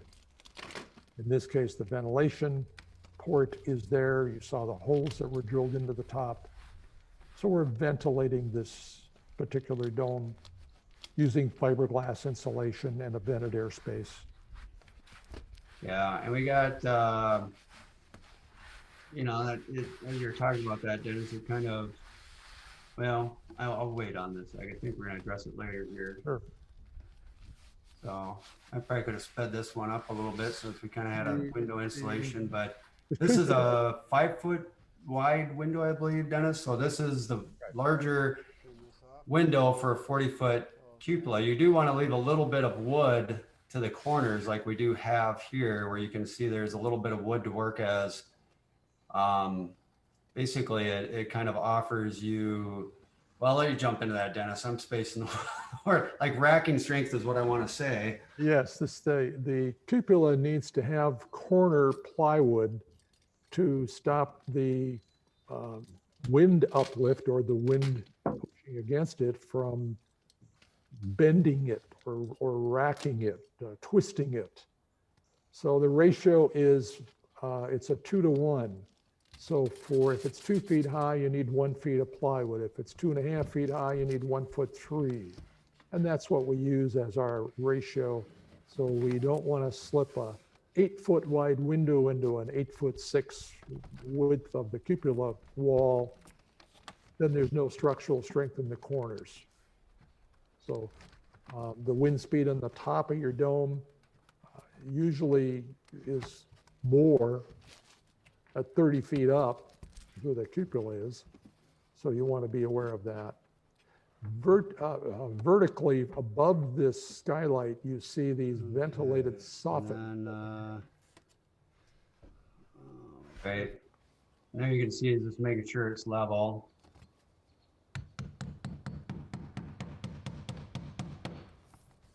And again, well, this demonstration or this particular one is going to sit here for a while, so we did end up nailing it all the way on. The upper. But see, I put the one nail in, he verified it was level before I drive the other one in. Again, unlike screws, nails are tough to get out once they're in there, so you don't really want to have to remove them. And that flex wrap, that's a DuPont product that we use for the bottom seal. That works phenomenally. That's very good stuff. I would say that's a good standard product for that. All right. There's those corners again, Dennis. Just again, that's for the like aerosol purposes. You can see when it goes in there, that flange seals up around, but there's that little hole in the corner. So this just kind of ensures that gets sealed up. Realize that when you are doing this, you are 30 feet above the ground. Like I said, we built this right at ground level to be able to have people walk into this. So you would normally have a rope with a safety harness tied off, often right around the cupola. If you put, we give you a 1/2-inch nylon rope. It's twice the diameter of your dome. So if you got a 40-foot dome, we're going to give you 80 feet of 1/2-inch braided nylon rope as part of the kit. Part of that could be wrapped all around your cupola and left there. And then you can attach a carabiner to that and tie yourself off all the way around that cupola on all sides. That's one of the ways that can be done. Makes it really easy. You know, Dennis, this is another good opportunity to bring up. Well, there's that inferior house wrap. You can see how you can almost see through it. That's how you kind of know the difference. And that should have been cat nails, not staples on there. But again, this was kind of a demonstration project over here. But that's another thing that Dennis and I thought a lot about. And we're really thinking this is, out of all the components to build yourself for the dome system, they're all pretty simple. The riser wall's a little more complicated, but this one we feel is one of the harder ones to build. So we're really saying this is one you're going to want to probably buy the kit for. So even if you built your dome yourself, but you wanted a cupola, we would recommend buying this particular kit, even if you did everything yourself, just because there's a lot of compound miter cuts, and some of them you need specialty saws to really be able to get through the dimension of lumber you need to get through. I didn't get a lot of shots on the inside just so the complexity of some of the corners, but this is a little bit of a tougher one to build yourself. Does the soffit material for the view cupola come as part of the kit? And is it fire resistant? John has a question about that. Sure. And yes, it is fire resistant because it's metal. However, you would not see ventilated soffit in a fire restricted area. That is one of the key things that they've done is you don't want a ventilated roof in a fire area for any embers, small embers coming in through the ventilation ports. And there's some special detailing if you were in a high fire area for the design of the soffit. So there's a variety of things that we do differently if you're in that high fire area. And we've got, I don't know if we have any stuff on that on this one. This is the dome in San Diego area, Alpine. Yeah, it's like a grouping of 4 domes, that one. Yeah, that one, yeah. Maybe I don't think I have any photos in here, but that's something. Maybe, yeah, we can look at that at lunchtime and maybe you can pull up Bob Gazzuro's photos. Yeah, okay. But the ventilation system is a package that we sell with this. It's not bundled into it, but it is available. And we are pre-cutting the flashing to a specific dimension, which is 24 inches, 23 5/8 actually. There's a flashing piece, the outside fascia, the drip edge for the roof, and this flashing unit that goes around the base of the cupola on the top of your shingles. So yes, it's all something. Again, we're trying to take all these custom parts and say, here's a package. We can supply this. And as an owner builder, it's not what you want to learn how to do. And he said, The word that Derek used was suggested, and the word that I'm going to use is it's mandatory. You want the cupola, you need to buy that from us. It is that kind of a situation. I guess I'll say there might be an option if you wanted to buy the connection hardware system from us and a fairly complete set of plans. We'll probably charge you another $500 for all the phone calls you make to us to say, now, wait a minute, what does this go here? Where does that go? How do I cut this piece out? Does this really fit this way? What do I need for screws? So that's the irony. I mean, really, your dome system, Natural Spaces dome system is incredibly simplistic to build, and a lot of the components are very simple to manufacture yourself. This just happens to be one of those that is a little more, it's not so much complicated. There's just a lot of steps and a lot of details, and everything has to be cut perfectly, dimensionally speaking, for it all to go together right. And when you're up on a roof and you're dealing with all these components up there, I mean, you don't want to be trying to realize you cut something a ½ inch short on 5 pieces, and now you're up there and you're trying to deal with that. So Derek's being too kind. Yes, it is complicated. It's complicated, which brings up another issue. You can buy the connection hardware system and you get this construction manual. But what we're suggesting is that you buy one riser wall unit from us. It's usually, we'll pick the one on the corner of an extension because there's some specialty things there. As I mentioned before, we're going to be supplying that 3x10 corner strut for you to use, along with the wide ultra lock sleeve that goes with it when you're buying just the connection hardware system. But if you buy one of these riser wall sections, now you've got the model. Now you've got the mock-up to do this. It's whatever height you want, whether it be 28.5 inches, which is our standard, or 45 inches, which is our standard for low profile domes. It can be whatever you want. We're doing one right now that's 32 something, or, we can make those changes. But it gives you the model that you can look at to see every detail that goes into that. And it's real important that that be correct. So, and it varies with the length of it, the height of it, but it's somewhere in the $500 to $700 range as a unit. There's that much into it. There's that much labor into it, really. And it's well worth having that piece as part of your owner builder system. Cool. Well, and I also noticed, Dennis, it does happen to be a little after noon, which would be our kind of our 15-minute Q&A break anyway. So anybody else want to unmute and jump in and ask some questions here for the next 10 minutes or so until we take our lunch break?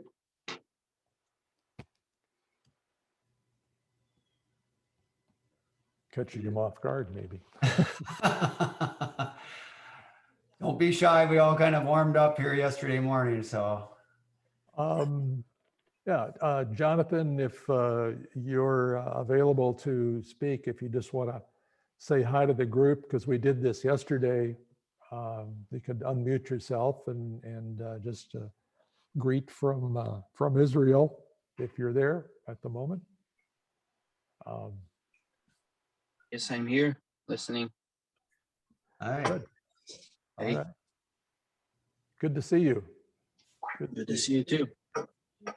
So Jonathan's got a very interesting design for his dome. So he's been patiently waiting for us to work out some of the details with manufacturers and make some custom components. And it's going to be one that you'll definitely have to send us photos of so that we can share with people, because it looks really cool. In fact, I'm looking over this way because I got a couple of your prints over here. I almost want to hold in front of the camera, but I've marked them all up to decipher what we needed for some things. So they're kind of a mess, but it's pretty cool looking. So yeah, and it's amazing that we can deal with people all across the world here. So It is pretty cool. Did we have any questions that popped up in the chat, Carrie, that maybe we didn't get a chance to get to yet? It looks like Tamara has a question. Okay, perfect. Thanks, Jonathan. Hi, you guys. You know, I wanted to talk a little bit about the shingling, the different kind, you know, the shingling and the, oh, you used the word again today. Excuse me, but now I have to look in my notes because I got nervous. I don't speak well in front of others. Sure. Yes. No. That's what's nice about Zoom. You're kind of you're in front of us, but not really. So you got the little. I know, it gives me a little bit of an advantage, and now you can't see how purple my face is. Yeah, so you could, the different, we had the shingling, then we had the shackles, and then it was the one that starts with the M that you kind of spray on or something. That's what. The elastomeric. Yes, ma'am. Yeah, thanks. Thanks, you guys. Yeah, and then you got Elastomeric. it up again on today on yeah, something we were talking about there too. So I was just wondering if now would be a good time that you could touch on that a little bit for me, like the availability and you know, the skill that it like requires, like is it common, I guess is my question, you know. And I would say the first question for us is just to know where you're living at, just because climate's a big part of the success of that as a roofing option. Right. Warm, dry climates, for instance, people that have used it there have had great success with it. It works really well, and it's kind of a neat looking option, especially on a dome where it really kind of showcases the geometry of the dome. yeah, it's really, it's very interesting. It was on the dome that I was purchasing before it burnt down, God bless it. And I wondered what it was, like I couldn't really figure it out. But then when you guys presented it yesterday, yes, I like that very much. But I was just wondering about, you know, is it a common thing like in California? Not common for the. What I'm going to say is that we're going to get into discussions of the climate zones that each of you are building in here after the lunch break. But you're in a kind of a mid zone. You're right near the, you're certainly far away from the ocean if you're looking at building where you live. Yeah, I'm right by the lake. Yeah, but Yeah. the lake isn't so much an issue. It's the ocean with the salt air. And a moist climate zone in the coastal zone. So you're not really technically in the coastal zone, and you're in a zone 3 climate zone and dry, basically. You're in a dry climate zone. We're lucky we're not burned down all the way. You know? Well, that's the thing. That way. So there is another system, and we're going to show that after the lunch break. We'll find these pictures of the dome in San Diego and talk about a high fire area and show some couple of details and just show you how that could be done much better with a dome, rather than just explain to you how it goes. And the elastomeric coating would be similar to what's used on the outside of it. It's actually a material, I think there's a trade name, Supercrete, but it's a spray coating on the outside that's fire resistant, going over cement board on the outside of the plywood. So we'll go into that after the system, after the lunch break, and we'll show you the system that's going to create. But the elastomeric coating is something that you can do yourself. It's just multiple coats. And by that, they mean we don't want to have you put it on in real thick coats and it starts to run. It is certainly much thicker than paint, but it can be spray painted. It can be professionally spray painted. If you've got a roof or a contractor that does spray painting, they can spray it through their equipment. And that would be the way to do this. You really need, in that case, you need a lift. And then you can spray it on and move around fast enough and quickly enough. I usually go into some stories when I talk about the elastomeric coating and things that have happened, and with our guys when they're rolling it on with a roller. So It is a liquid material that's put on, but it's just going to take you 3 or 4 base coats and 3 or 4 top coats going on. The top coat is a color, any color you want. You will go to the hardware store, Lowe's, Home Depot, big box stores, find a national brand of paint and pick out a color. And they can match that because those are standard industry quantities of a color mixture. And they'll then do a paint sample for you. Comes in, I think it's a pint-sized container. And you'll get that, at least that's how we were dealing with them. United Coatings is the company that we use, and it's called Roofmate. It's available now. GAF bought the company, so I'm not sure exactly how they're dealing with it, but before we dealt with giving the customer a sample for approval when they go to a custom color. And almost all of them were custom colors. The one up in Canada was certainly a nice green, not a deep green, but a lighter green than a deep forest green. And it looks real nice. You need filler in the joints, and you need to take some time to do that correctly. You need backer rod on big openings, the joints between the panels, if they're too big, need a backer rod in there. So there's a variety of things, but it is something that I'm going to say could be tackled by an owner builder. Better than shingling, easier than shingling, I'll say, because you're just dealing with rolling on paint or spraying it on. Still going to take some time because you're going to have to put these multiple coats on to get the thickness that's needed for the longevity. All right, thanks, Dennis. We have a couple more questions. I'll do the one in the chat, and then I see John's got his hand up. So Jay is planning to build in Colorado at about 9,500 feet. Is the dome building from you certified in Colorado in terms of the building itself, fire code, all that kind of thing? And also, how strong is the dome structure against wind, since his land is at the highland and windy? What you have in Colorado is they've got a line designation as you, I think in every county, if I'm not mistaken. And it gives us the wind speed at that position. The one that we did recently, their wind speed rating was 169 miles per hour. They were at 7,000 or 7,500 feet. It's above the city of Lyons, Colorado. When I talked to our engineer, we have our dome certified for a minimum 150 mile an hour wind speed. And when I talked to our engineer, I said, okay, we got this dome, you need to stamp and certify the plans, and the wind speed is 169 miles an hour. What do we have to do to the dome to make it meet that?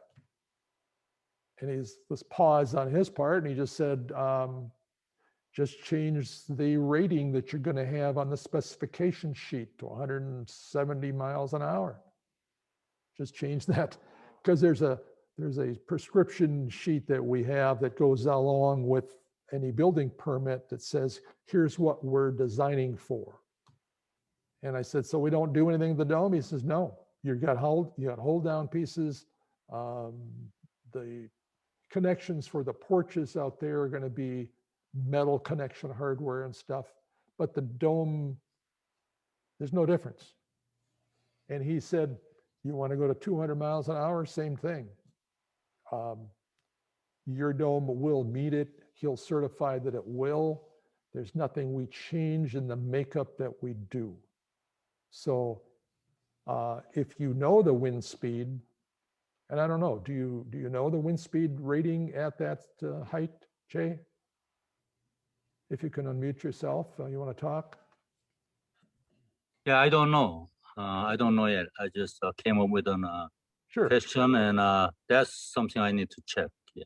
Yeah, and the county will tell you. The county will tell you at that elevation, here's your snow load. They give you, Mhm. the snow load, which is not usually as much because it's just drier up there. All right. And your wind speed, they'll tell you what it's supposed to be for where you're building. But it is not an issue with us. We have quite a few domes in all around Colorado.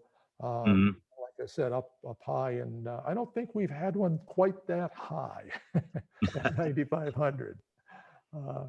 Maybe is that where you need some extra oxygen masks or something? That's something I consider. Yeah, right. So, but it is not an issue with us. The engineering of it is not a problem in supplying them with the engineering certification. Okay, thanks. Sure. Thank you. All right, John, your question, you've been patiently waiting. Yeah, I just want to step back to yesterday real quick. Derek mentioned a foundation that was 1.5 inches out, but I never did quite hear how you worked with a foundation that was 1.5 inches higher than one side than the other. What do you do? Oh, well, in this case, the height was consistent, but the width of the riser walls was off a lot. And so really and you can address it differently in a lot of cases. It was ICFs, and then they went up with wood a little ways. So the mounting of the corners, I think Dennis showed you that piece of hardware yesterday where it's kind of like a hold down bracket. That just had a threaded rod that went past the wood and into the foundation below. So that wasn't such a big deal. It was off a little bit. And then the dome corners, honestly, the way they did it is where the corner came to the edge, instead of it landing right on the point, it would be past the point 2 or 3 inches. It doesn't impact the structure, but it makes it a pain in the butt when you go to do your siding, because now you're coming down your riser walls and it doesn't land right on, so you either got to do a piece of flashing at that point and go, like some Z flashing to go over your siding down below. You got to kind of integrate it. I never did see because I helped them build up the dome spot, but I was gone before they did the siding, so I didn't see how they addressed it on that particular dome. But a lot of times you'll see when we did that one dome at farming, that Women's Environmental Institute, I believe it is, WEI, right down the road. Their concrete, I remember on the one side was about probably this far past the riser wall. It was good on the corner and good on the other corner, and it kind of bowed way out because it was a real deep piece of concrete. And so the dome just sat on it, and then you didn't want the water to pool up there, so you had to put a piece of flashing over that. So I guess really the short answer to that is it's not going to be the end of the world as far as building your dome, but if you could have everything line up perfectly, then all your details beyond that become so much easier, cleaner looking. And that's true with conventional homes. You see that a lot on a conventional home on a long straight wall where the form would have bowed out. So the wall sits there, and then they have to do something around that form. So it's not uncommon. Flashing is usually what's going to take care of that. Yeah.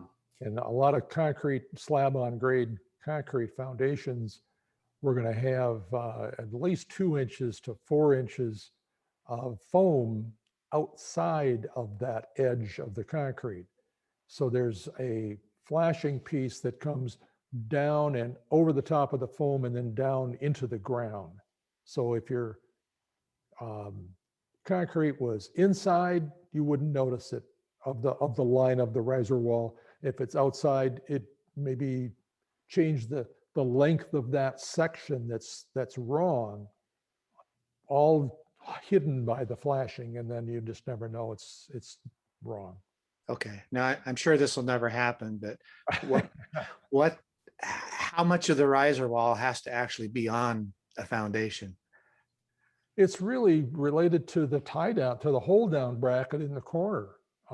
This thing is going to be inset from the outside edge, anywhere from 2 inches to 8 inches. It can move. We've got a 3x10 in the corner, so it's 9.25 inches back from the corner. So I'm going to say 2/3 of that should be on the concrete. Okay. All right. That at 1/3 of it, you could be out 3 inches with the riser wall corner and you still had 6 inches on the inside, 6.5 inches on the inside. Your weight transfer is going to be down on that inside part, and I wouldn't worry about the overhang that you would have on the concrete. Now, I get questions all the time from a concrete person that says, how accurate do we have to be? I know we've scared a concrete guy once when our CAD drafter drew the drawings, and you can, when you're doing a CAD drawing, you can set the dimension to whatever you want, 16ths of an inch or 1/8 of an inch. He had them set for 64ths of an inch. So that kind of scared the guy. He said, what are you talking about, 64th of an inch? Nobody can see that. True. We tell people we'd like to see this when they talk concrete around 1/8 of an inch to 1/4 inch. We like them to be that accurate. They're comfortable with it, but they always say, I'm not sure I can do it that much, that close. But they really, if they try, they can. And we try to get these corners to be really accurate. We give them the dimensions. We show them how to check. We don't want them to start at one corner and then work their way all around the dome and come back and then say, I'm off. It's 3 inches different. Well, yeah, because you made a 16th or 1/8 of an inch difference as you walked around these 20 sides of the dome. So don't do that. In a normal house, you've got a 90-degree reference lines. So every quarter of that outside, you want to be accurate. The dome is the same way. We got 72-degree reference lines. Within that 72 degrees, from that point to that point, we want you to be right on. I don't care if you're off a little bit in the middle. So there's 4 sections on a 4-frequency dome, 3 sections on a 3-frequency dome. You could be off a little bit, but at 72 degrees, be right on. Yeah. Okay. Yeah, and you can get really accurate. I did that Wigwam dome in Wisconsin. I helped those guys put it up, and whoever did the concrete there, I mean, boy, it was almost perfect. I mean, everything just sat right where you would expect it to be. So, and as you saw with the layout part of the video where we have the transit, it shows you exactly where that corner has to be. I mean, the concrete guys use that all the time. That's all they got to do is just, verify their corners. And then where you run into problems is sometimes the way the concrete just pushes the forms out or something. But yeah, that one in Iowa, I don't know why their riser walls were like, if it was supposed to be 92 inches, this one would be like 89.5, and then this one would be almost 95. And it was like, how, they're all supposed to be exactly the same size. So that was just poor craftsmanship there. But the dome, they were still able to, work with that. It wasn't the end of the world, but it just creates more details you got to do after the fact. So. Okay. Thanks, All guys. right. Yeah, thanks, John. Thanks.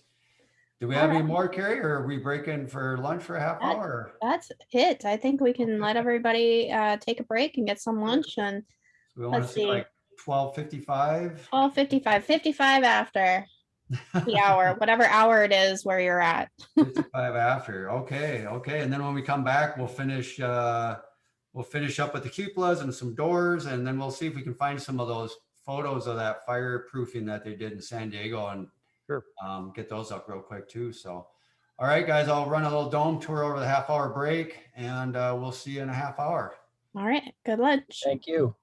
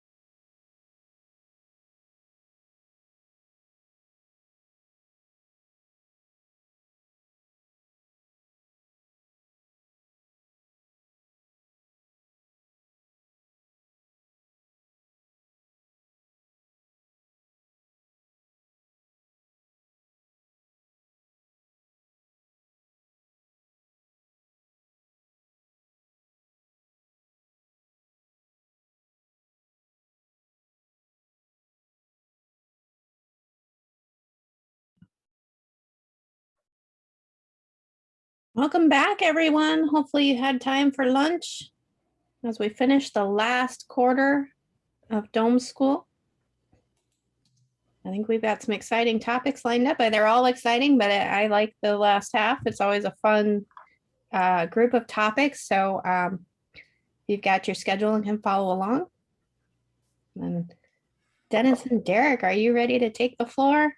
I think so. I think we're gonna kind of get we're gonna get to the point where we get to insulating, and then I think we want to kind of try to open the floor up more for everybody. But we'll get we'll kind of finish up the cupola section and get into some extensions here quick. Should I just go ahead and start sharing the screen with the video there, Dennis, or do you want to get into anything before we finish that up?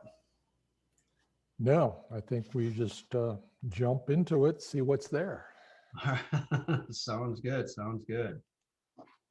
Okay. So these are just some photos of different cupolas around here with windows, some with floors, some that are without floors. Gives you some options, either have them for natural light and ventilation. Some people use them for little rooms. Here's one where you got a bedroom up there. That's actually a queen size bed. This is in the largest cupola available, which is for a 40-foot diameter dome. And she has a spiral staircase to access it. Back that up to the bed. Okay. Needs a little view and comment about that. Yeah, I've been up in this cupola and it seems kind of cozy, but it works. So the spiral stair coming up here is a very small spiral stair. This is a 40-foot dome. Your cupola size is based on the size of your dome. It's the top pentagon on the dome. Somebody said, well, can I take out more up on the top? No, you can't. You could build the walls outside of that sitting on top of the dome, but we can't open up more than that top pentagon. So if you had a 30-foot diameter dome, it's going to be very small. It's a 3 frequency. 33 is bigger, 36 is bigger, 38 is bigger, and 40-foot in the 3 frequency is the biggest pentagon they're going to have. You go back into the 40 series, 42, 44, 46, they get bigger. 49 is pretty big. 51 is the biggest in that 4 frequency series. You've got I think a queen size bed here. Could be a full size, but it could be a queen size bed. She said it's a queen. On the side. Yeah, space on the right side to get out, little end table. The spiral stairs on your left, so you have room to get around that. So it can fit. Interesting. Now, where are the windows? What height are the windows? Well, we normally do a 2-foot high window. That's what you see here. But the cupola unit can be raised up. If I can explain this, let's see. You've got your dome coming in, your dome triangle plywood coming in here, and your cupola is a unit. So to get a 2-foot high window, we need this much space between the dome and the cupola. If you want a 3-foot window, we just take the dome cupola and raise that up as a unit. It's a matter of where we connect that corner that's right in front of you on your screen. That corner gets connected with the hub system. So it could be here, it could be there, it could be there. We've got one that's basically almost the same as the floor level. We've had requests where a person wanted to be sitting down on that floor, looking out the window for meditation. Fine, let's raise that cupola floor up. We put a bench around ours in the office cupola. And so you can sit on the bench and then you're at eye level looking out the window, so that helps. We've got a person that has an old dental chair that revolves around. He's got how he got it up there, I don't know. He probably already put it in before you put the roof on, maybe. So it's a matter of what you want to do up there. We do have somebody that made the cupola taller, much taller than we have. And if you look at this one, it's about 6'6" where the top of the window is down to the floor. And I did that because I was 6'3". I'm about 6'2" and a half, 6'2" right now, I think. But this one was like 8 feet high at that outside edge, sticking up above the dome. So they got it was either a 4 foot high or a 5 foot high window, because he wanted what normally is called a widow walk. And on the top of the dome, it probably is from the standpoint if you don't have a safety harness on. So that can be changed if there's specific things you want to do. It really looks a little strange sitting up high. The one that's got these 5 foot high windows in it, it's like a lighthouse tower. And the dome looks like that. Here's a lighthouse. Here's your beacon of light when you light it up. Proportion-wise, it's hard to deal with on a small dome and a very tall cupola. If you had a 4 foot high window, it would look really strange to me architecturally. But that's why we've kept this 2 foot high window as our standard. Did you have anything on here with the automatic operator? I do, yep. That's Okay. coming up. So, there's some other things that we do, and but you can get a taller window. Marvin has the 2 foot high glider window. Then you switch to a casement window when we go to 2'7" high, or you could do a 3 foot high and be a glider window, slider window like these are. Then you see a fixed window. Usually we have 1 or 2 of them that are fixed, and at least 2 that open or 3 that open. You can have all 5 open. It's not a problem to have that. So it's a matter of what you want to choose for your opening window. But be aware that normally you're going to be standing and looking out that window. So if you are, 4'3" or 4'6", maybe you do want that floor up a little taller. We just need to know that.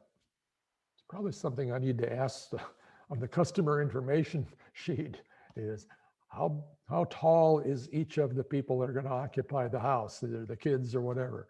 Because it does make a difference. It makes a difference in kitchen planning. It makes a difference in a couple other areas, and this is one of them.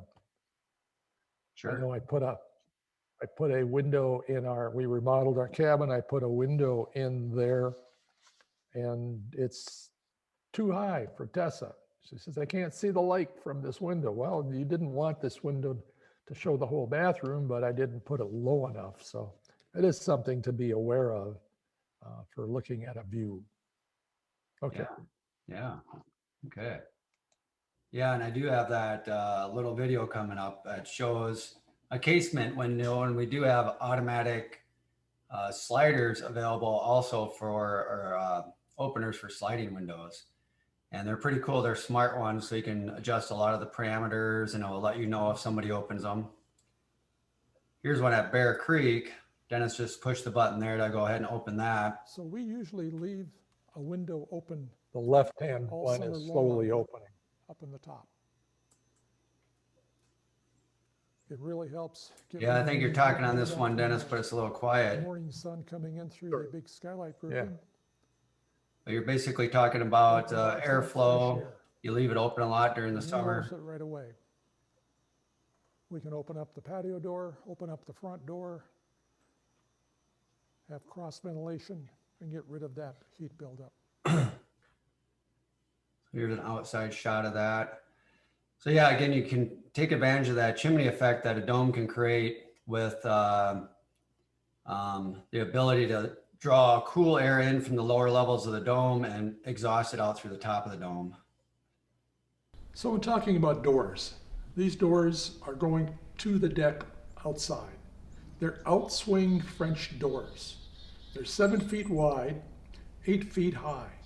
So when you open them up, you've got a wide, very wide space for entertaining, for people to walk in and out. Now, this is Minnesota. We need screens. These that we have on this door are called phantom screens. You pull this screen door over, and this one locks right here. Very easy to open. They all fit in this little channel right here. So now I want to talk about the overhang on the outside of the doors. These are 3.5 foot wide doors. So when they're open, you want them covered by the roof overhang. We're about 6 inches out with the roof overhang. The door can be left open. We have a little hook back there that holds the door open. But if it's raining out, the drip line is beyond the door at least by 6 inches. So there's an active door and there's an inactive door. And the inactive door is the one that locks in place with a latch on the inside. This is the operable door. When you close it, you've got something to latch it to. We had to put the reflective owl symbols on the door so the birds don't go crashing into the door. When you clean your windows, it's very reflective of what's outside, and we have a woods outside. So the birds are seeing the woods and they come crashing into the window. This really works. You can also use all those CD discs which you can't play anymore, hanging down somewhere to scare the birds away from the windows and doors.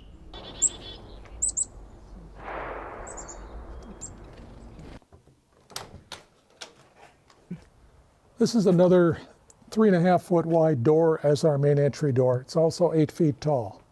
The ambulance gurney can fit in here real easy. Part of that is the sill. When we poured the slab, we put a 2x4 down here so that we could recess this sill down. It's still got a little bit of a lip here. That's a rain guard. And then we did our own little threshold on the inside out of wood. So anything, wheelchair, ambulance gurney, can roll right in here without any problem. The other part of this entryway is to talk about the fact that we've got an 8 foot wide overhang. And you've got to figure out where your sidewalk is going. Where do you go to get the car? Where do your guests come in? And it's the slope of the roof over the extension that you're going to have. We have a little seating area here that we're using during COVID. I'm dating ourselves now by talking about COVID. But we have the entrance to this dome on, I'll call it the gable end.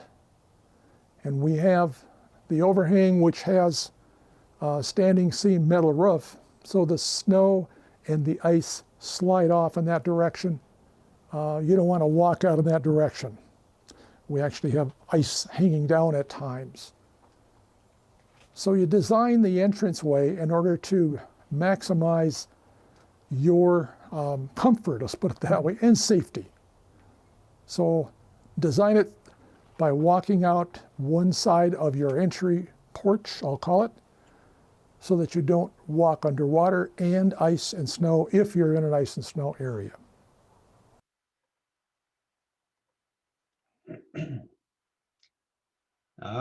The 30 foot, that's the dome I'm in right now, right, Dennis? I believe. Yes, it is. So you've got to back that up one. I started to talk about it there. Or two. Okay. Get the straight one side extension. Sure, let me see here. Or three, because it shows the whole extension on that one end. Yeah. Easy for me to say, right? There it goes. Let's see. Just One takes more. a little bit with all this stuff going on. There we go. Can you go one more from that? Wasn't that the first one? Shows. Yeah, that one right there. Okay. So this is a standard extension opening. is what we have here. So it has basically, I'm going to draw this. So this is this extension arch that we have. We pre-build these. They come to you in 2 parts because we can't fit them in the truck as a 1-part unit.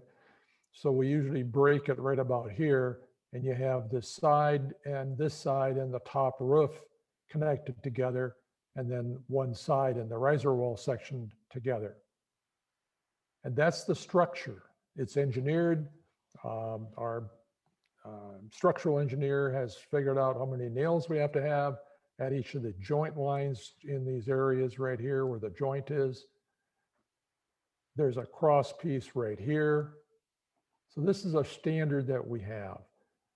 Flip to the next one, and this is in your construction manual. If you're an owner or builder, you can build your own struts or your own arches.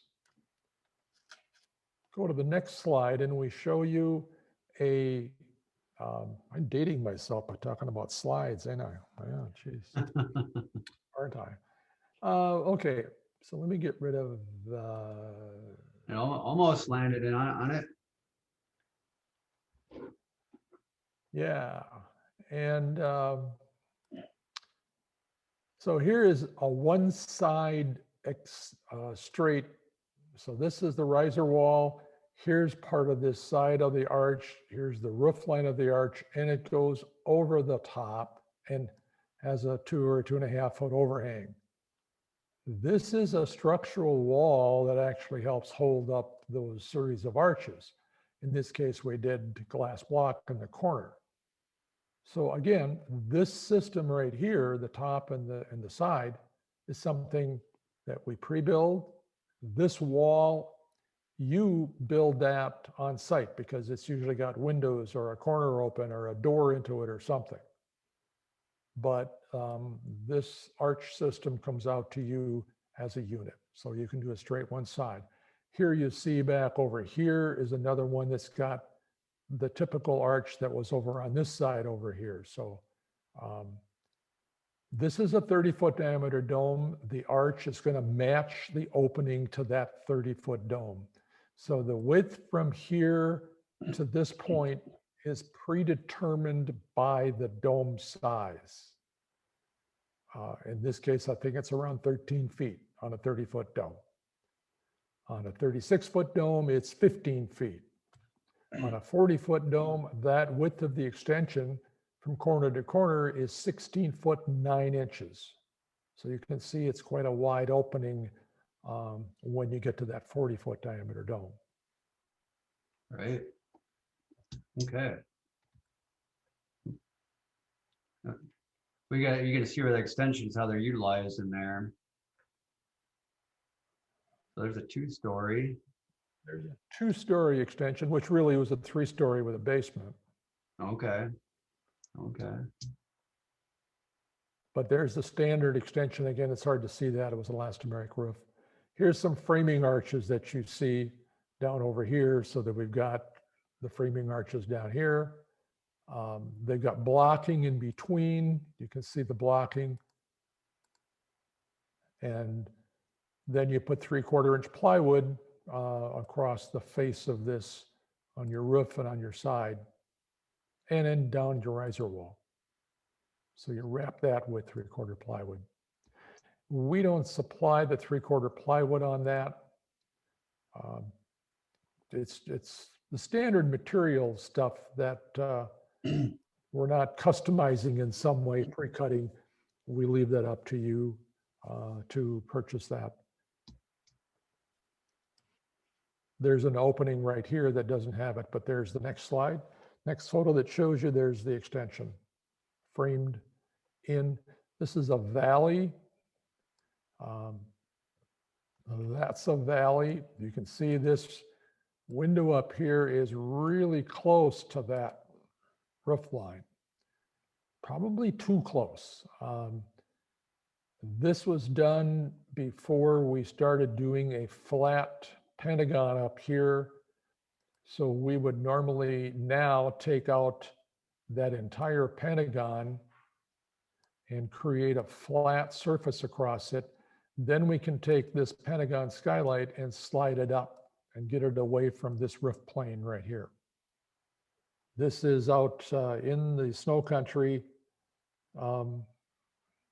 So it's something that's Western Canada. So it's something that needs to be looked at, as how much snow buildup you're going to get over the space right up for here below that window, below that skylight.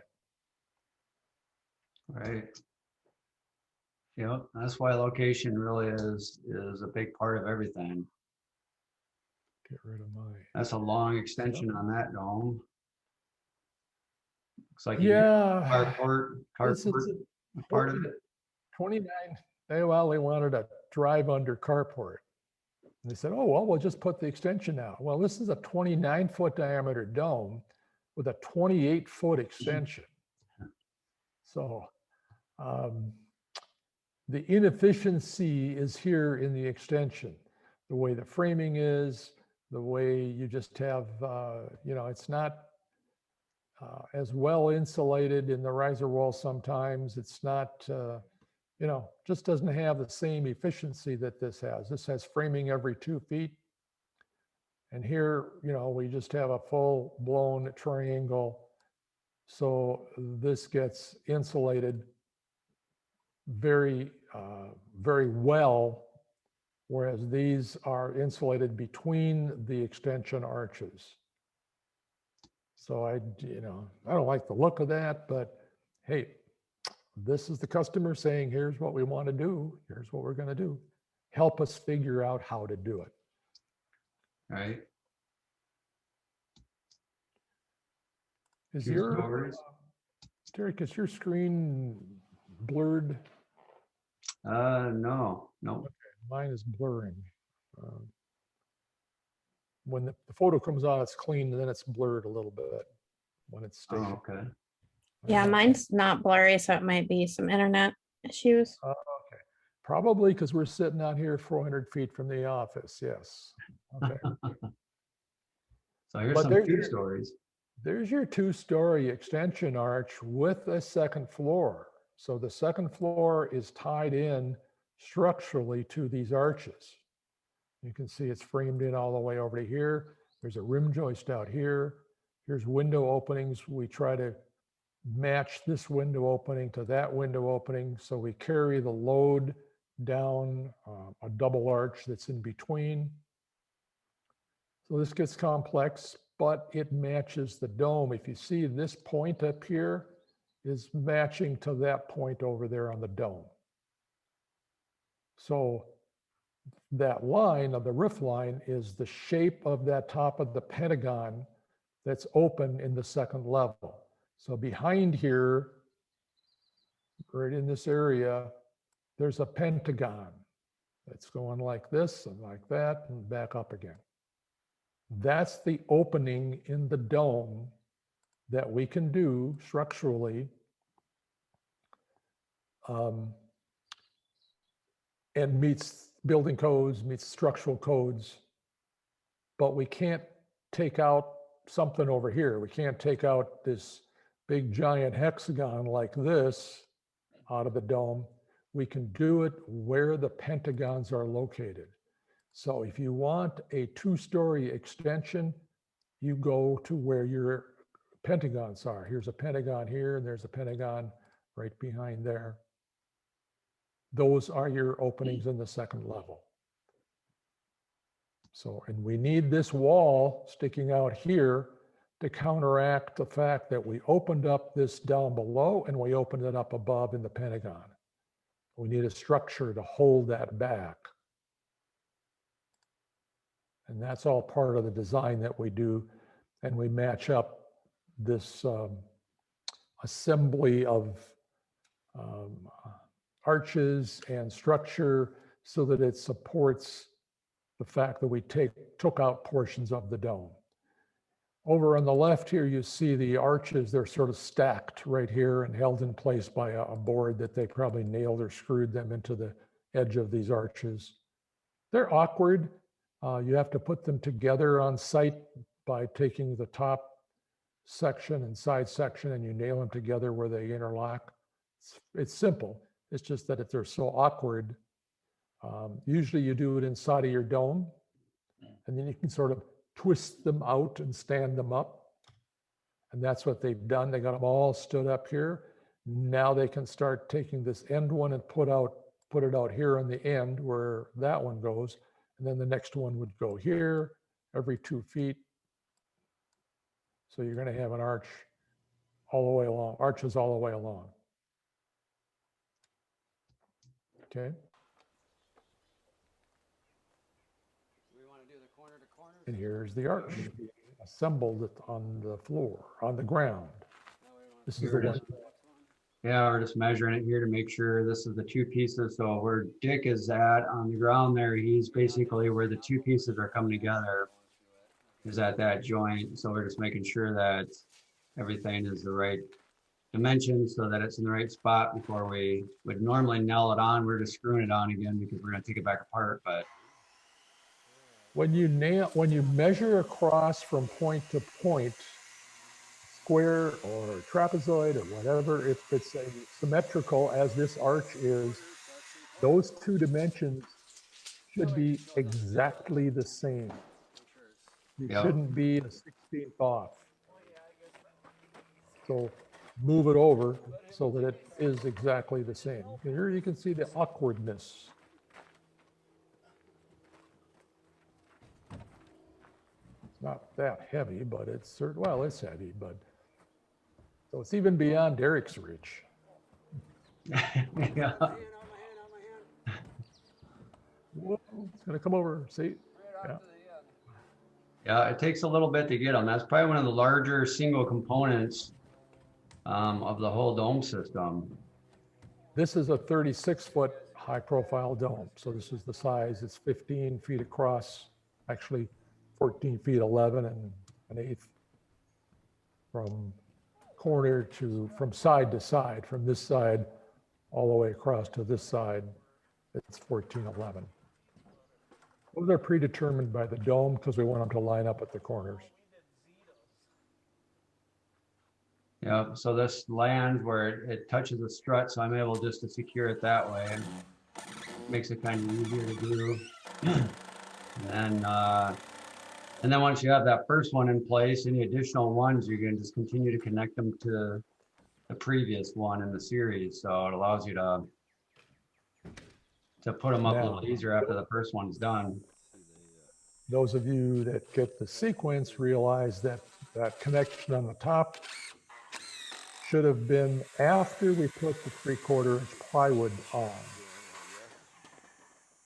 Because the 3/4 inch plywood can't come down if you put the arch in place and screw it to that stud or that strut.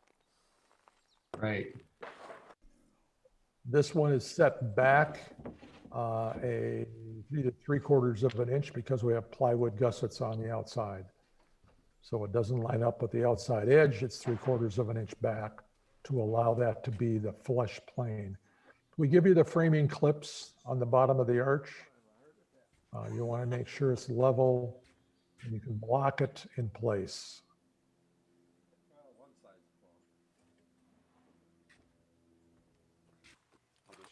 There's that 3/4 inch Dennis was talking about for the gusset. Yep. See, there's a gusset right up here, and that's where it's got to be down here. So this framing clip, this is some blocking, and we'll show you in a moment why we're doing this. Coming out from the corner stud, this is our 3x10 corner, kind of hidden behind this plywood, back over in this joint. We want a double 2x, preferably double 2x8. We cut the slot in our 3x10 for this strap tie, and that's going to get bent and attached. We're now on the inside of the dome here on the corner. This is a 3x10 right here. So this is going to be screwed with some very heavy duty screws that come with the strap.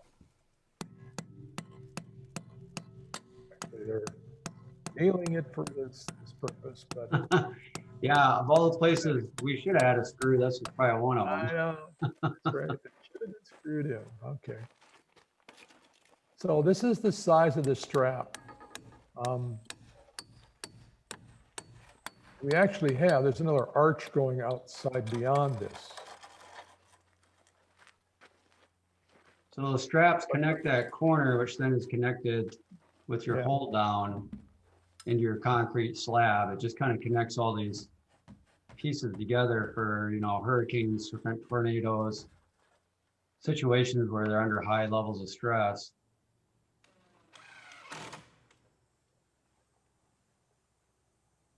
Sometimes when we're doing the last arch, it might have 2'4", maybe 2'6" max, because you're going to put plywood, 3/4 plywood from this arch to this arch, and that plywood as a roof structure will span 32 feet, 32 inches.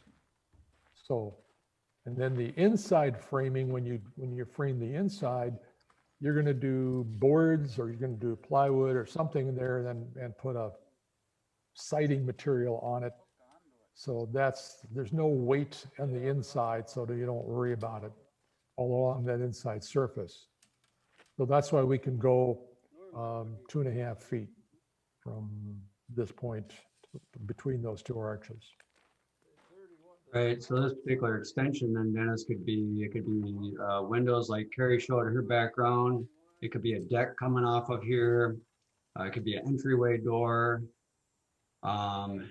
You know, it would be kind of small for a garage, but it could be a garage door, depending on what the dome was, of course. And so like Here's Dennis a minor said, little point that I'll just say a minor little point here of, this is the 2x floor joist system that goes around that corner, and we didn't bring it out to this point. We stopped it right here at this joint because that's the end wall. That's the end wall that has a door or a window in it. And we want this here to rest right down on this foundation.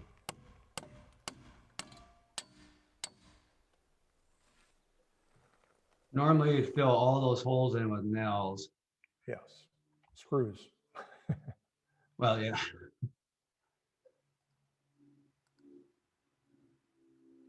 And that's, yeah, that's not much more to it than that, I guess. These ones you can see the legs have different heights because what Dennis was talking about, where the end of the structure was for a doorway versus, you know, the floor didn't extend out to that second arch. So there's a garage arch. Definitely be cleaning all this up more. So this is the other shop dome that we have. We took out 3 riser wall sections and created a wider arch going across to fit a 16-foot door, garage door into it. Is that 8 feet high also, Dennis? Or is that 7? No, that's 7. Okay, okay. So I know To the get an 8-foot door, we would need to raise that riser wall up over here. Oh, you can't see too well. From there to there, that riser wall would have to be 1 foot higher. It's a 4-foot riser wall. That should be a 5-foot riser wall. So if you got a garage door and you need 8 foot high because you got a big F-350 truck that sits up a ways and you got lights on top of the truck and you want to not smash the lights off, you need that 8-foot door. The Okay. new stealth truck from Tesla should fit through the 7-foot door just fine. There's a straight edge archway. Not the best shot of one, but there's a couple of them actually coming together.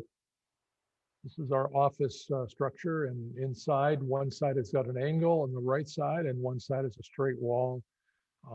It's got a window in it, and it just creates a little more usable space inside on that straight one side. Same thing on this extension, that the one side is a straight wall. Here we created our own barn doors. All right, Dennis, It's held up by those 3 latches. Yeah, I slipped ahead with you there. We got the three hinges on the side, and that's what holds these doors. They're very heavy doors. There's plywood on the inside and plywood on the outside, and they're insulated. This shows the Reinke shakes over here in the rust red color and the battalion gray color.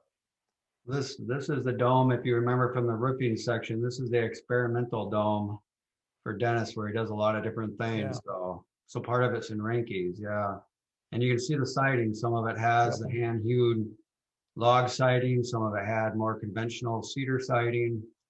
So it's kind of a Frankenstein of domes, I guess you could say. There's a lot of different pieces and components and methods on this one. So we experiment so you don't have to, is what it comes down to. Here's a connecting link, Dennis, from a couple domes here.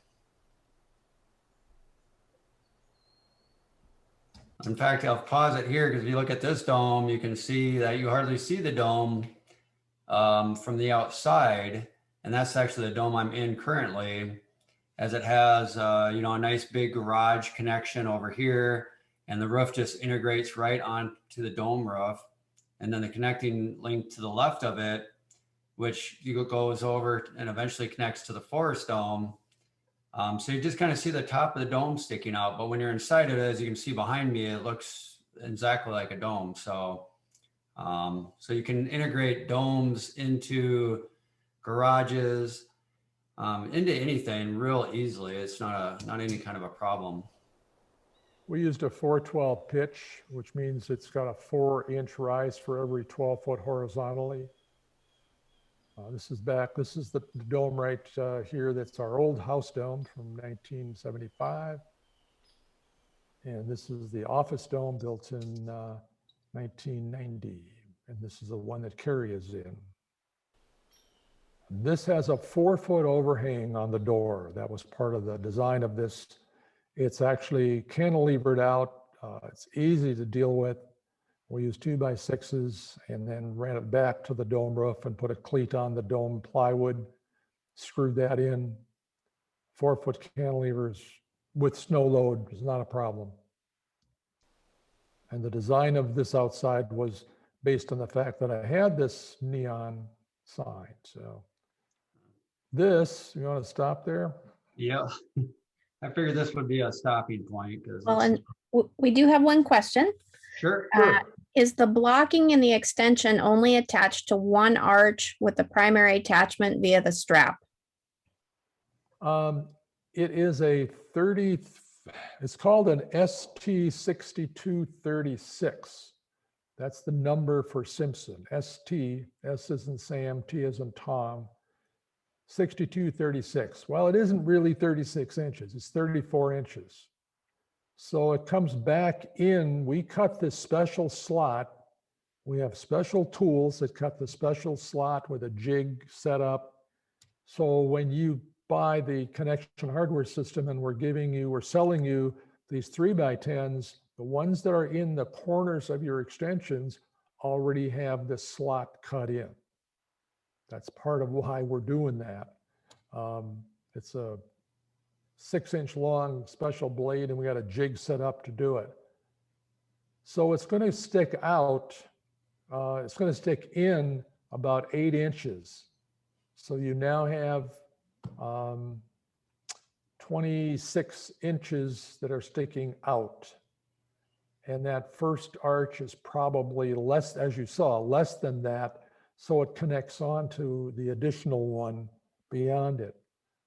I'm getting a little technical here, but on a high profile dome, the strut that's right above that extension opening is not flush to the floor below it.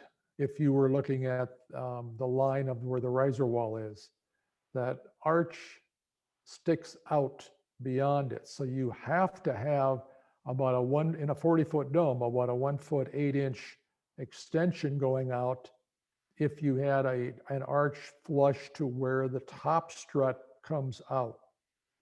But that doesn't provide your overhang. So you need to go at least 2.5 to 3 feet out beyond that. So it will connect into the space of the second arch. And then the same would hold true on a low profile dome. The wing wall, the side of that arch, we call a wing wall coming out, is supposed to be at least the height of your riser wall. So if you've got a 2 foot, 4.5 inch riser wall, those arches that should stick out, or the wall should stick out 2.5 feet. If you've got a 45 inch riser wall height, it should stick out 45 inches. That's our criteria for it. And once you get to the end of that strap, Dennis, let's say you had 10 arches. After that point, the plywood is what is connecting each arch to each arch structurally to hold all of them together. And then at the end of that, if let's say that was a 10-foot extension, you would want another hold down bracket at the end. And then, so if all those points on the bottom are connected structurally to the members adjacent to them, and then you connect those members to additional ones, the 3/4 inch plywood then becomes an extension of those brackets and kind of continues to hold them into place. So, yeah, so here's something, this doesn't look like a NSD connection system, Dennis. I don't know if we should actually put this I know. slide. This actually probably was a slide, so we can call this one a Probably slide. was a slide, yeah. This takes you back to 1975, 76. This is a 2-frequency dome, 26-foot diameter 2-frequency dome. So I'm just going to draw, basically, here's the dome coming around like this. This is, I'm going to get rid of that one because I'm going to show you something else. So what we did was we built an icosahedron along and matched the shape of the pentagons in this 26-foot dome. So then this strut is part of this icosahedron, this whole strut system that we have. You'll see it as we go along. Bolted through to, I think, 4 or 6 bolts come along here, bolted to this strut right here as it went around the opening. We then, after we were done, came back and modified this whole structure in the middle, getting rid of these struts right here, all 5 of those, and then creating a different wall system inside. So I think we have more. I think there's at least one more of this. I think there was one more picture. Completed or something. Well, I thought there was a better one, but here's I'll one. leave this one off a minute because you can see it in the back. Here's this 26-foot dome right here. And here's the icosahedron that's bolted onto the side of the 26-foot dome. No foundation under it. The dome is holding it up. This 26-foot dome is holding up this icosahedron as a shape.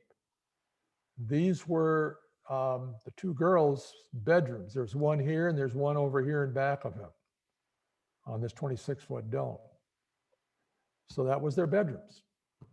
So here I am taking these girls out of their friends in Minneapolis, coming up to some weird structure that we're building out in the woods.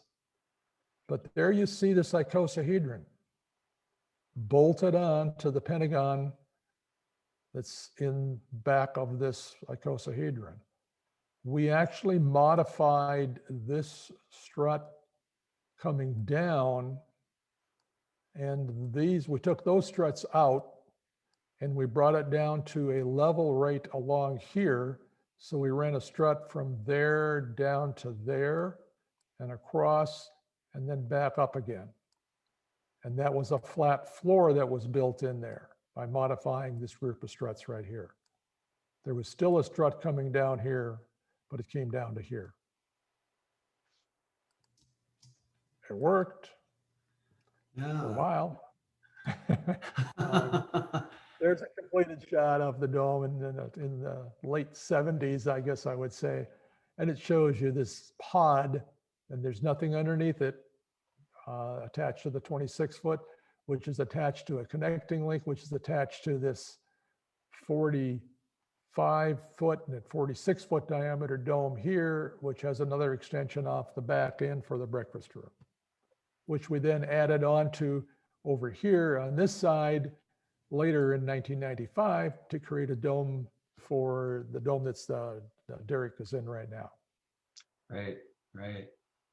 So yeah, these domes have been here a while. So it's kind of nice that you've been able to, you know, for Dennis, who has been able to go through all these updates and see what works, what doesn't work. It kind of gives you an opportunity through the generate. I can say you're like a multi-generational dome builder, Dennis. You've literally been doing it for almost 50 years. So that's a long time to, you don't see many people build stuff like this anymore. This was a different time, I guess, but the hair was a lot longer and darker. Yeah, in fact, I wonder if somebody were to say, hey, Dennis, I want to put an icosahedron floating off the end of my 26-foot diameter dome. I think you'd be like, no, no, no, no, no. But well, yeah, the problem was, again, this joint up here between the Icosa and the 26 is this valley in there that had I treated it differently and shed snow and water from coming in, it wouldn't have deteriorated that joint. And then the fact of the matter was the girls who, when we built this, were 11 or 10 and 12, 11 and 13, all of a sudden they're 18, 20, and they're gone. They're moving out. And we're going, and then we still had this is my late wife here, we still had Eric, who was 12 years younger.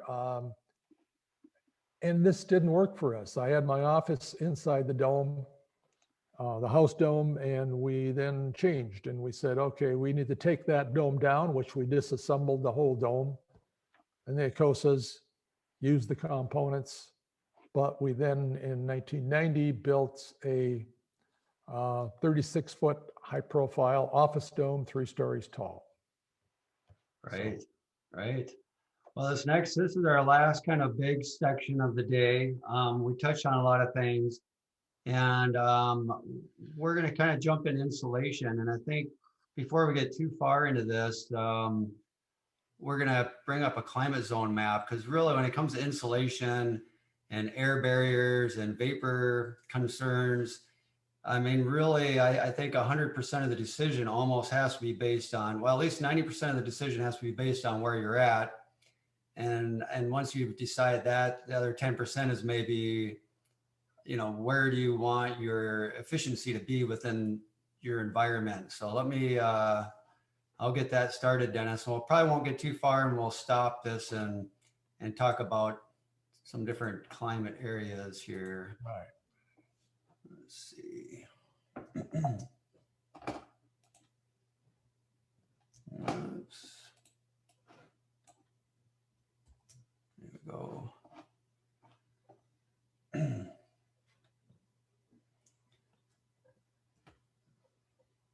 Okay. This is your US map showing our climate zones that we have on the lower, as they say, the lower 48.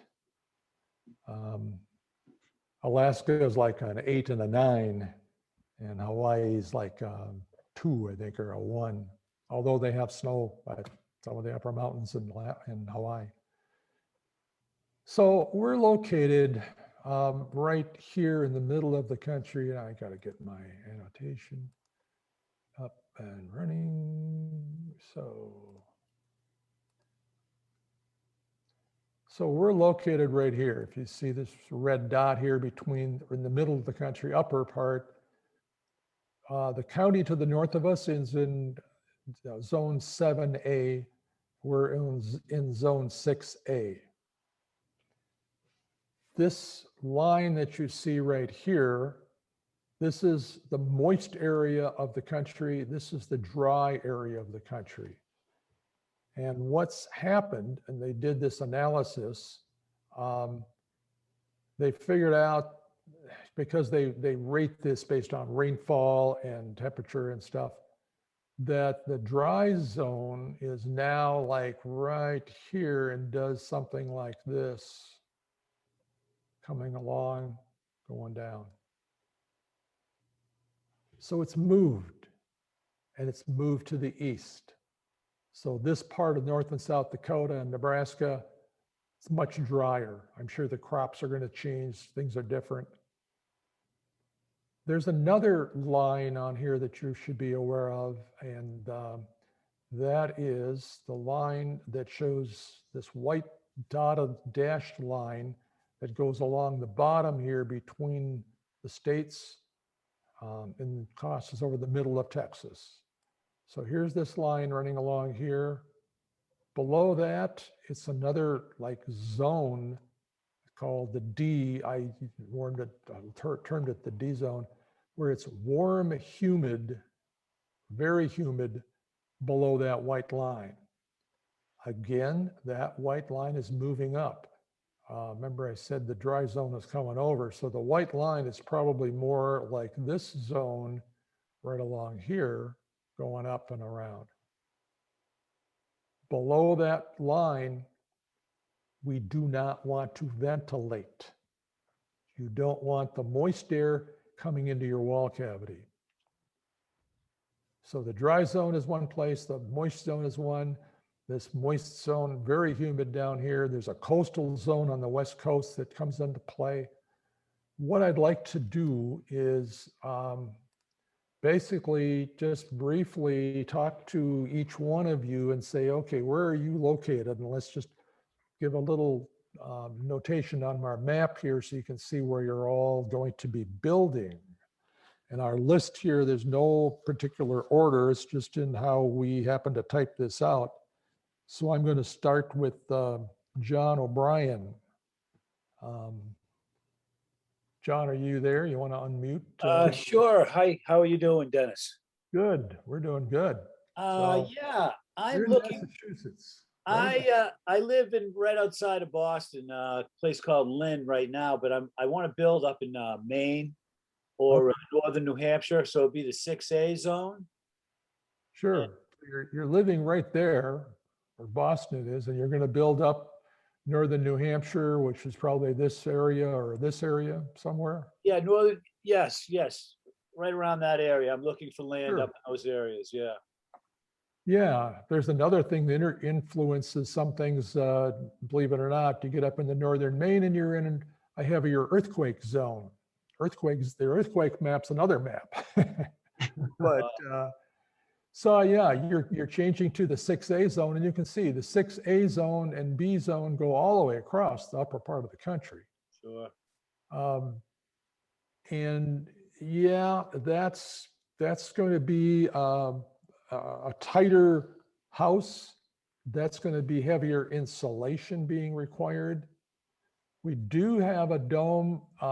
The fellow that built a dome in New Hampshire, I'm not quite sure where his is in the scheme of things in New Hampshire, but it's all 6 zone anyway, 6A zone.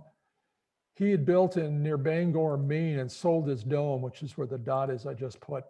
Sure. And moved over here to New Hampshire.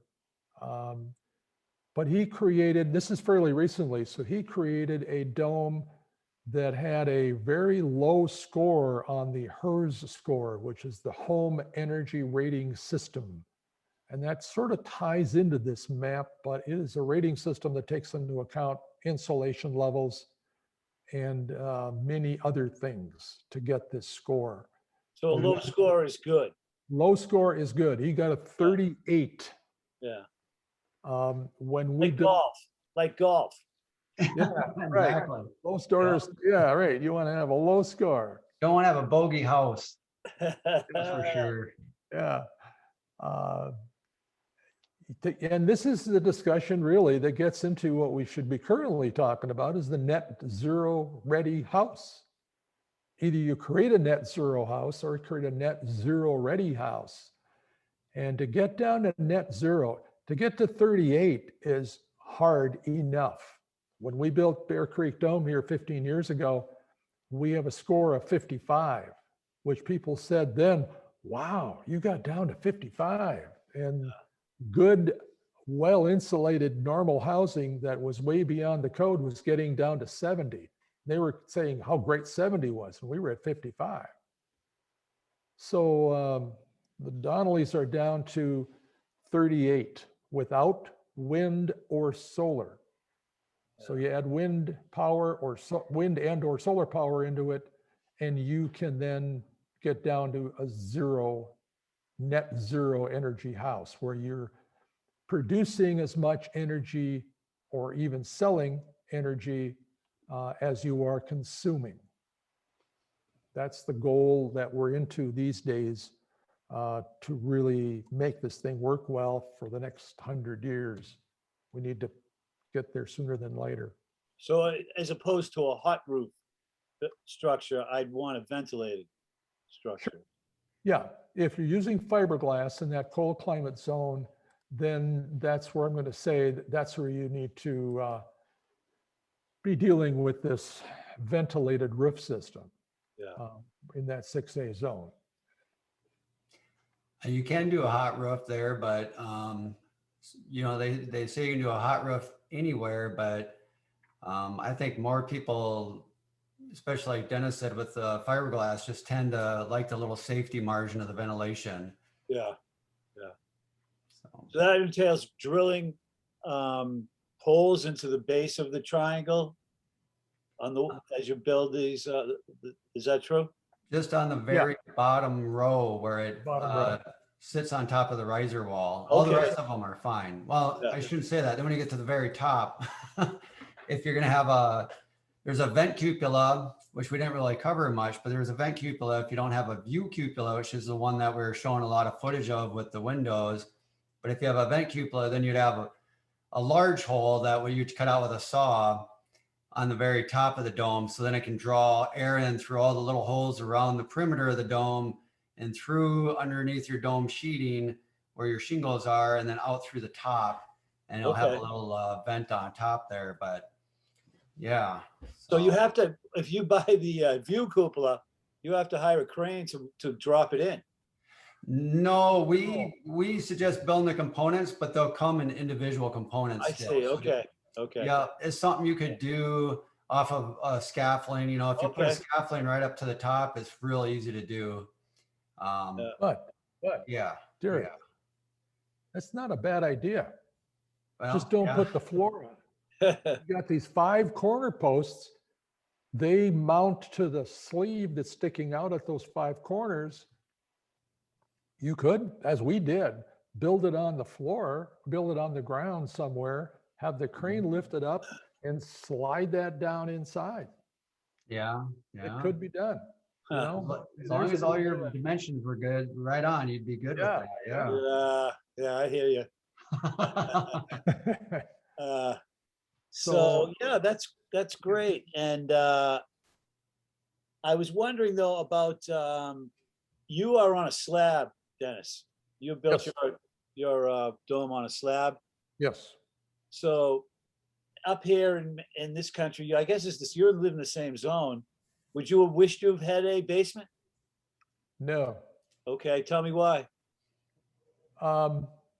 You have to insulate, you have to heat, you have to waterproof. It is not a cheap space these days. Even though I have a situation as I do over in my other domes, I did a basement because I was really close to the edge of that hill and I almost had to get the foundation built. So if you've got a hillside situation, steep hillside, then yeah, you put in a basement because it's just logical to get that supported properly. Although the Sedona Dome was built on a 25-degree slope and you use pilings out there. So, but no, I would not build a basement. It's not the best space from the standpoint of usability. It's just, and it's not going to be cheaper. Yeah, you may say, well, I got a roof above it. You may have, but you've got to build a basement underneath your whole dome. Yeah. And I have 2,100 square feet on my main floor. That would have meant I'd have 4,200 square feet on the 2 floors, plus my 1,100 square foot upper floor. I see. Okay. So it's almost, not to say you couldn't do a half basement, but for I don't know, 80% of the sites, I would say, don't build a basement. Okay. Um, Okay, that sounds a lot cheaper with the slab. It's a lot cheaper, and Yeah. if you got radiant floor heating is the way to go. Yeah, Your yeah, climate that's what the opportunity It to do works that. the best. It's just fantastic. Yeah, I spent a few hours looking at the YouTube videos of ICF block foundations last night. And Yeah. it looked like something I could tackle, but it looked like a lot of things can go wrong. Yes, they can. I did a lot of site work when in my younger years, layout and stuff, you know, and Sure. survey tech, you know, and Yeah. it looked like something I'd like to try, but it gets expensive and scary. Yeah. Slab sounds good. All right, we're gonna move on, slide through this. I'm not meaning to really take a lot of time with each individual, but I'm just going to show you where we're all looking at building here, so you got some idea. So Robin and John, you're in California. Yeah, we're in Zone 4B, basically the one that has the label 4B, kind of the northwest area of it. Right there. Yeah, right. Yep. You were in 6B, weren't you, for a while? Yeah, we were originally going to build in 6B. We actually have a parcel up there, but it's really hard to get a well drilled over on the east side of the Sierra. There's one operator, and he's disagreeable. So we got a different lot. That's just a little south. It's got water to the parcel. It's got power up there. So much. It's actually in a place that we liked a lot more anyway. So it'll work out better. And this is the interesting thing with California. Look at this coastal zone. Then you got the regular 3 zone. Then you got a 4 zone. Then all of a sudden, up in the high mountains, you got a 6 zone. Lowest elevation in those counties up there is probably about 7,000 feet. Yeah, that's the lowest. Gee. So, you know, and you have to, there's things you do differently, and just more insulation really is part of it, and just your air exchangers are going to operate differently. So yeah, that's one other place to look at. Yes, there's a zone here that's 4B. This is dry compared to the 4A zone over here in the eastern part of the country, where you're dealing with air conditioning, you're dealing with heating, you're dealing with some humid air. It's different. I mean, that dry zone is just so much different. So let's go down to the next one. Well, actually, Jonathan, on my little list on the side over here, Jonathan's down here in Israel. What is your climate type that you're building in down there, Jonathan? You want to unmute and talk if you're there? Hey, I'm here. Yes. And the climate is changing in the summer is it's between 22 in the night and 35 in the daytime, and there is maybe 60% humid. Okay, so it's somewhat humid. Yep. So yeah, that's a kind of a warm climate zone. Yeah. And that's what you're dealing with. You know, you've got to have the ability to deal with the right kind of insulation. We are talking some fiberglass, I believe we were talking about. But the question was, do you ventilate or not ventilate? And we were saying basically not to ventilate. Whether that's what we come up with in the final analysis, but I think if we work on this and look at talking about what you're building and how you're building that, it still may come out to be maybe not ventilating in that area. So yeah, I don't know, that would put you probably in the middle of our country here in the US for a climate zone where the humidity level is a little higher and your temperatures during the summertime are higher. So, yeah, about 95 Fahrenheit. So that's getting pretty warm. Yeah. But 60% humidity is pretty good too. Sure. Sure. Oh, yeah. Okay, thank you. Let's move on to Donna. So out in Lakeview, Oregon. Oh, Oregon, yeah. So Donna, are you there? She might have left for a while or not, can't unmute or something. I know where her site is and I can show you that. Her site is in the very southeast corner of Oregon. So she's in this 5B zone over here at a high enough elevation, but it's a dry climate again in this 5 zone. So there's some advantages from that standpoint. We also, when we do a climate analysis, what we're talking about is, what elevation are you building at? What is your rainfall total? And in this dry zone out here, sometimes it's, 0 to 16 inches of rain is all you get. So that's part of the consideration, part of the things that we talk about in the design of the details of your dome. Let's go down the list. I've got Tazzy Miller. That's me. That's you. That's our backup recording I computer. see now. I just picked a name. I'm going, who's that? All right. That's actually our dog. Oh, that's your dog. Yeah. Okay, Carrie. Thank you. Well, they live. Yeah, she's in 6A, so. This is where they live in that zone, right down here in Minnesota. So Carrie and Derek live there. Ours is right, like I said, ours is right there between 7A and 6A, right on the edge of that, north of Minneapolis, St. Paul. So we'll go down here to Larry.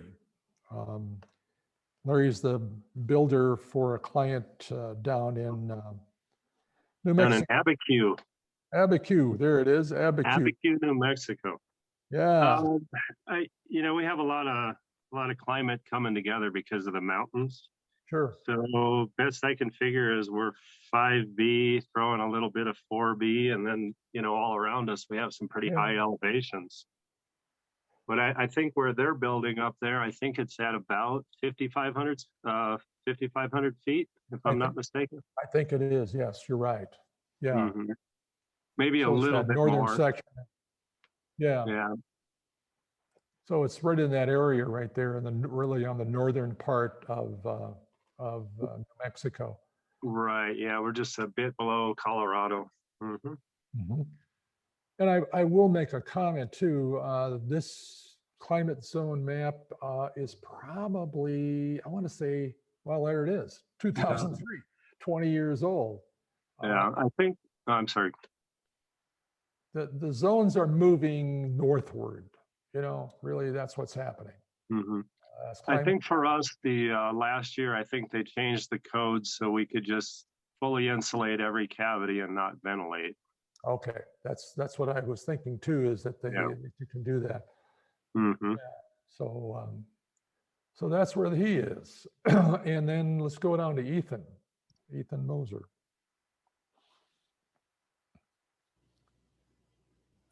Ethan doesn't have a mic, but he said they're building in Weber County, Utah.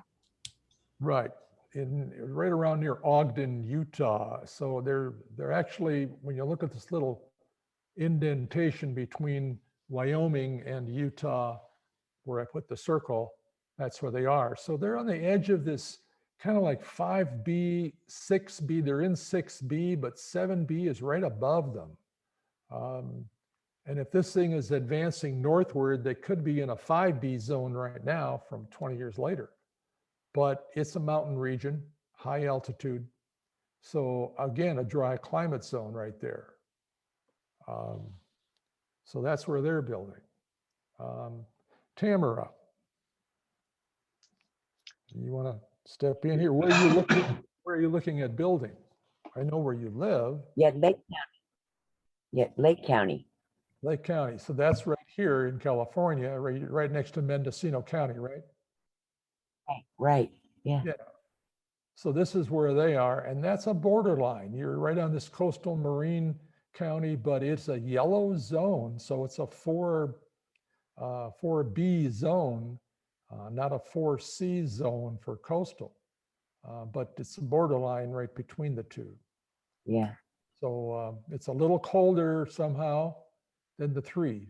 The zones are colder as you go higher in number. So the 3 zone is down here. So your elevation is probably a little higher there. Yes, yes. Okay, so that's why it's colder, sure. Yeah, we actually got quite a bit of, not quite a bit. What am I fooling? This California. Hey, we got some snow this year on the ground. It didn't stick, but it did arrive. Sure. Yeah, but yeah, definitely right in smack middle of fire, you know, all around. Yeah. You know, every year for the past 5 years, all around. So Yeah. big concern. And I'm right on the edge of BLM land. Okay. So that's particularly nice, but that's again, you know, open field, open range, not open field. But yeah. We're going to show you some photos of the domes that were built down in Alpine, in near San Diego, in California, which we're going to show those later after we're done with this little segment. I look forward. Thank you. So let's continue to, Fay is not on our map, but it's off the eastern edge up here, is where you are. Yeah, and so I'd say that, you know, we're in a really moderate maritime climate. On maps, it looks like we're really far north, but if you flatten it out, we're about at the same latitude as Seattle. But we do have, you know, a lot of, you know, the island of Newfoundland is surrounded by cold water.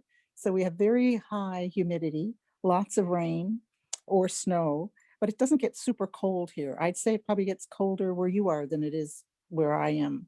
So in the winter, it you know, it's around 0 a lot, but we may get we've got lots of snow or we may get lots of rain, but we get lots of precipitation, that's for sure. Yeah, it was unusual when we went to northern Norway, north of the Arctic Circle, to Boda, and that's where this dome was being built.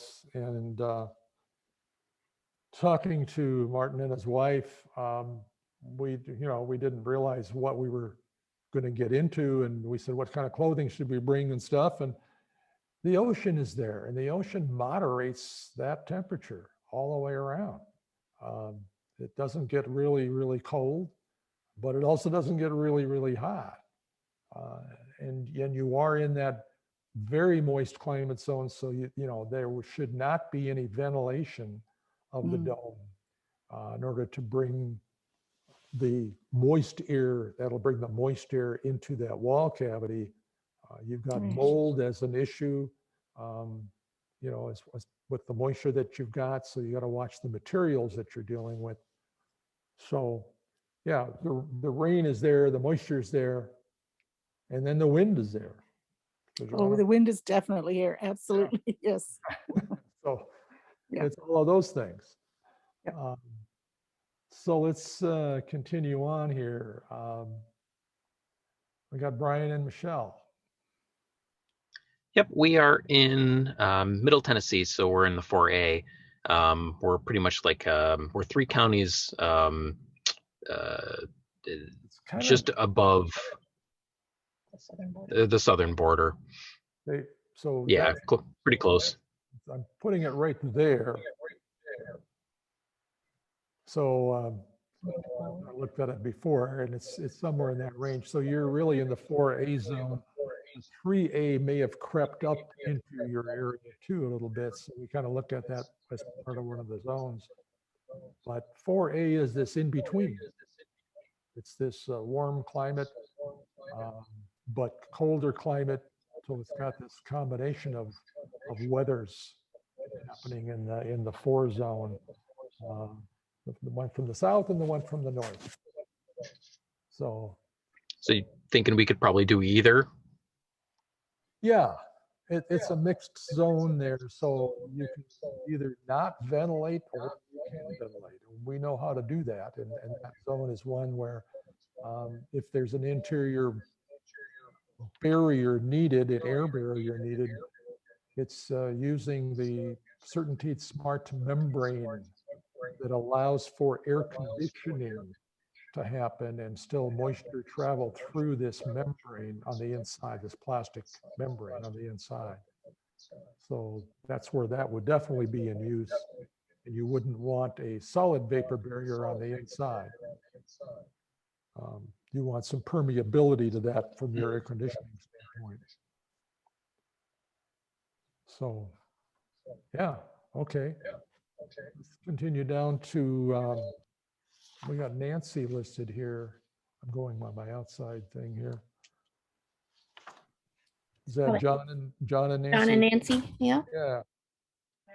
We're right about on that orange dot with Brian and Michelle. If the two of you don't know it, you're building in this, what county are you in, John? Cumberland. What county are you in, Ethan? Or Brian? I'm not sorry, Brian. It's all right. We're in Warren County, so we're like 45 minutes away. Yeah. So that's unusual at a dome school. They have two people coming in and gee, they're just hop, skip, and jump away. So One difference between us is we're on the Cumberland Plateau, so we're at about 1900 feet in elevation. It might make a difference. sure. And that's the other part of this is the elevation that you're at, and that's what we always look at is. And you got some mountain ranges, you know, some what the East calls mountains, you know, so that's all part of that thing. So we got Stephen. And is Stephen here available? He wasn't able to unmic last night, so let's see. Well, Stephen is out in Oakland, California. That's what we're showing. So when you look at that, it is a. I'm sorry, I was just away from my phone for a minute. Sure, sure. Yeah, I am in Oakland, but I am looking to purchase some land up in Canada. Oh, okay. Whenever they open the border, which who knows when that's going to be, but Sure. I've been waiting. So up in like eastern British Columbia, southeast, let's call it. So in the area here, I just put a dot up here north of Seattle area. A little further east. A little further east, probably more like that. Yeah.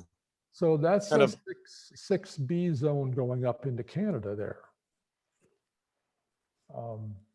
And probably you're up at a higher elevation as you go inland. Yeah, that's you know, I haven't obviously picked the actual land yet, but it's going to be higher elevation than Sure. sea level for sure. Yeah, okay. So you can see from the map, I mean, we're hitting all these different zones all over the place. We don't have somebody that's on the far south, but certainly the regions that you're looking at, there's quite a diversity of things going on. So it's a hard one to come up with, okay, here's what you do. And that's where, from the standpoint of insulating, we're really saying that we want to see, from the standpoint of the climate zones, we want to see you well above what the code requires. And none of you are really in that 3 zone. Tennessee may be close, but they're down into, maybe the R39 for a requirement for their roof. And the wall would be either an R15 or R19. So most of you fall, except California out there, although you're in a higher elevation, and you certainly are in this R49. So the resistance, R means resistance value of your insulation to the heat flow is a rating, and the higher the number, the better it is. So you're in an R49 area. So almost everybody falls into that area that's going to be called on the building code an R49. So what we say is add 11 points to that, and you get to this R60. If you were in the R39 zone, you'd be in an R50. But basically, I want to say that all of you are looking at an R60. as far as our recommendation is concerned, having been building for 50 years and understanding that things change and have changed. You know, my dad thought it was great. He added 3.5 inches of insulation to the attic roof that we had when he built his house in 1949. When my stepdaughter bought a house in Minneapolis that was built in 1960, there was no insulation in the walls, none, from 1960. So that's where we're going. You're not building on the past. You should be building on the future. This is going to be electric appliances. This is going to be very, very high efficient systems that are out there for heating and cooling. You're going to be dealing with higher energy costs no matter what. The grid has to be updated. Texas has got to be included in this thing somehow. They blocked themselves off and got really torn apart in the storms that they had. We've all seen storms, we've all seen tornadoes, we've all seen this increase drastically. The fires out in California, the floods all across the South, tornadoes coming up from the Gulf. It's a almost weekly event happening somewhere. So why build to a standard that's really already 20 years behind and needs to be upgraded? You should be building as high as you can. We do have somebody looking at 21-inch thick walls. That's not a problem with us. And it's an easy thing for us to accomplish with the way we build our domes. Yes, it does take away from some inside space, but on a 40-foot diameter dome, that's a lot of space inside. On our dome here, 49-foot diameter with our 18-inch walls, if we'd have built a 21-inch wall, I wouldn't notice 3 inches being lost visually. It wouldn't affect anything structurally, wouldn't affect anything inside that we couldn't have done as far as furniture layout, as far as, you know, placing something somewhere or losing that 3 inches of space. You're really not losing it, you're gaining it from the standpoint of energy efficiency. So that's our big spiel on this insulation level. I want to switch back to me, Derek. Sure.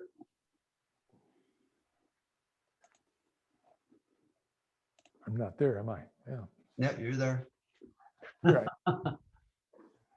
So this is the insulation that we're using. This is an older version, it's yellow. The newer version is more brown than this. It's Knauf insulation, it's their ECOS, E-C-O-S as in Sam. And this has, this right here is probably, this is 9 inches, isn't it? This is probably the 9-inch thick insulation that they have. So 6-inch, 8-inch, and 9-inch available. And the bats are 48 inches wide by 80 feet long, 6 inches or 6 feet wide. The 6-inch is 55 feet long. So this is a roll of insulation that you're talking about that's, you know, 50 feet long. The thicker the insulation, the 8-inch, I think, is 40 feet long. So you're going to cut out one-piece triangles of this insulation. It's going to fluff up when you cut the roll open. It's going to fluff up to this dimension and more. So that's what it does. This is insulation that is available in the industrial market, not the residential market. Knauf is in the residential market. They do sell the ECOS insulation in the residential market, but it's different than this. This is a denser insulation. I don't have the full triangle here, but you can see pictures of us with the full triangle. It stands up on the edge, you know, stands up, it doesn't collapse. We do have some video showing that, I think, Dennis, coming up, so yeah. Okay, good, we'll show that. So we give you the template. You saw the template that we give you when you buy insulation from us. This material has an R value of 3.7 per inch. Other fiberglass systems are 3.2, 3.4 in that range. So this has a little higher, at least a 10%, 15% increase in R value. But the big deal, you cut out one-piece triangles and you put them into your dome triangle. There's an outside layer and an inside layer, just because we're talking 15-inch, 18-inch, 21-inch, and there's 2 layers of 6, 2 layers of 8. Sometimes we do a layer of 6 and 8 and get 14 if we're not ventilating, or a layer of 9 and a layer of 8 and you got 17.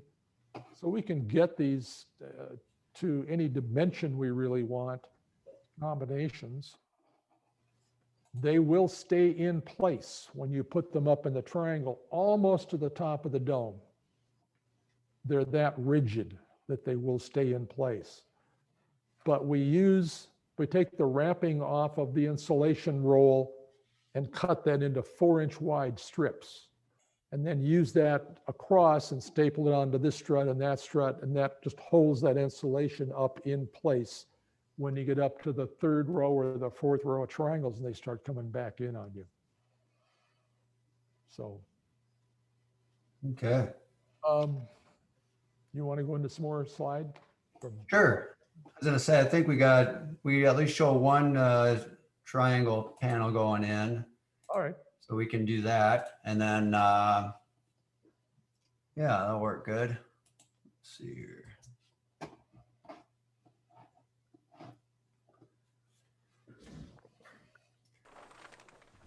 Yeah, probably could have switched this around. I was wondering about, but here's if you do have a ventilated dome and you are somewhere like Minnesota, for instance, a vapor barrier is something you would want to do to prevent condensation from getting into your wall cavity or your roof cavities.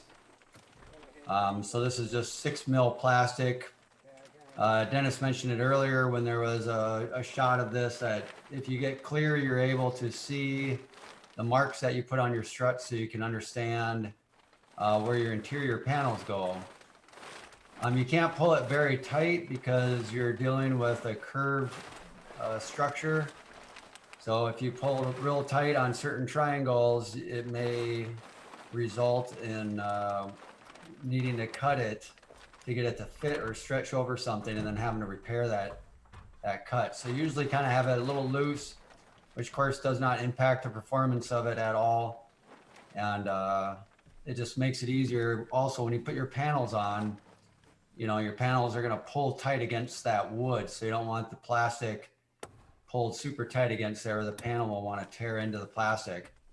And of course, the whole point of this is to not let water vapor into your wall cavities or your roof cavities. So if you have holes in it for whatever reason, you kind of defeated the intention of it. So, but one comment on this.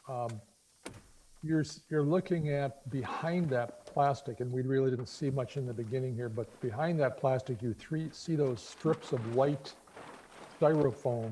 I got some of that. We'll be showing, putting that in. Okay. That's what I was saying. This section probably should have been after the insulation section. Yeah.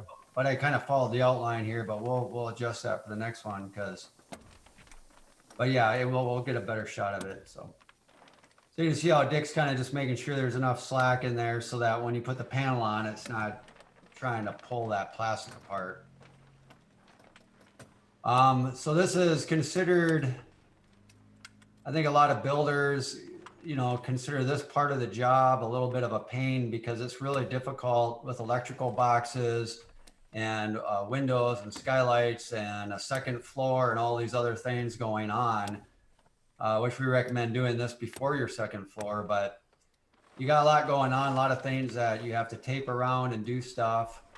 And this is part of what adds to the popularity of the spray foam we were talking about earlier, because it gives you the opportunity to seal everything up. You don't need to worry about this. Certain climate zones, it's not so much of a problem, but That's why Dennis was kind of going through with you guys, you know, all of this stuff with insulation and this whole part of the building process, I guess, really is determined by where you live and what you're dealing with.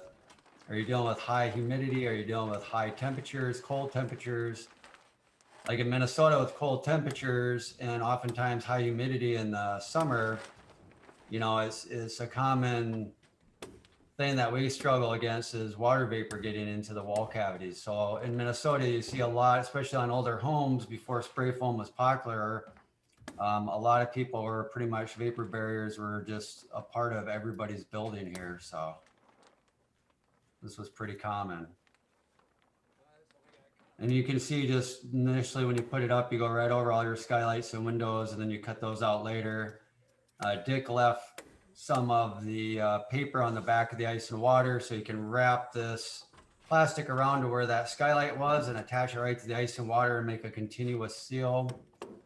That way you don't get any moisture going in by the window. Like if that window is in front of a kitchen sink, for instance, you might have a lot of humidity in that area. So that allows you to seal it up real good.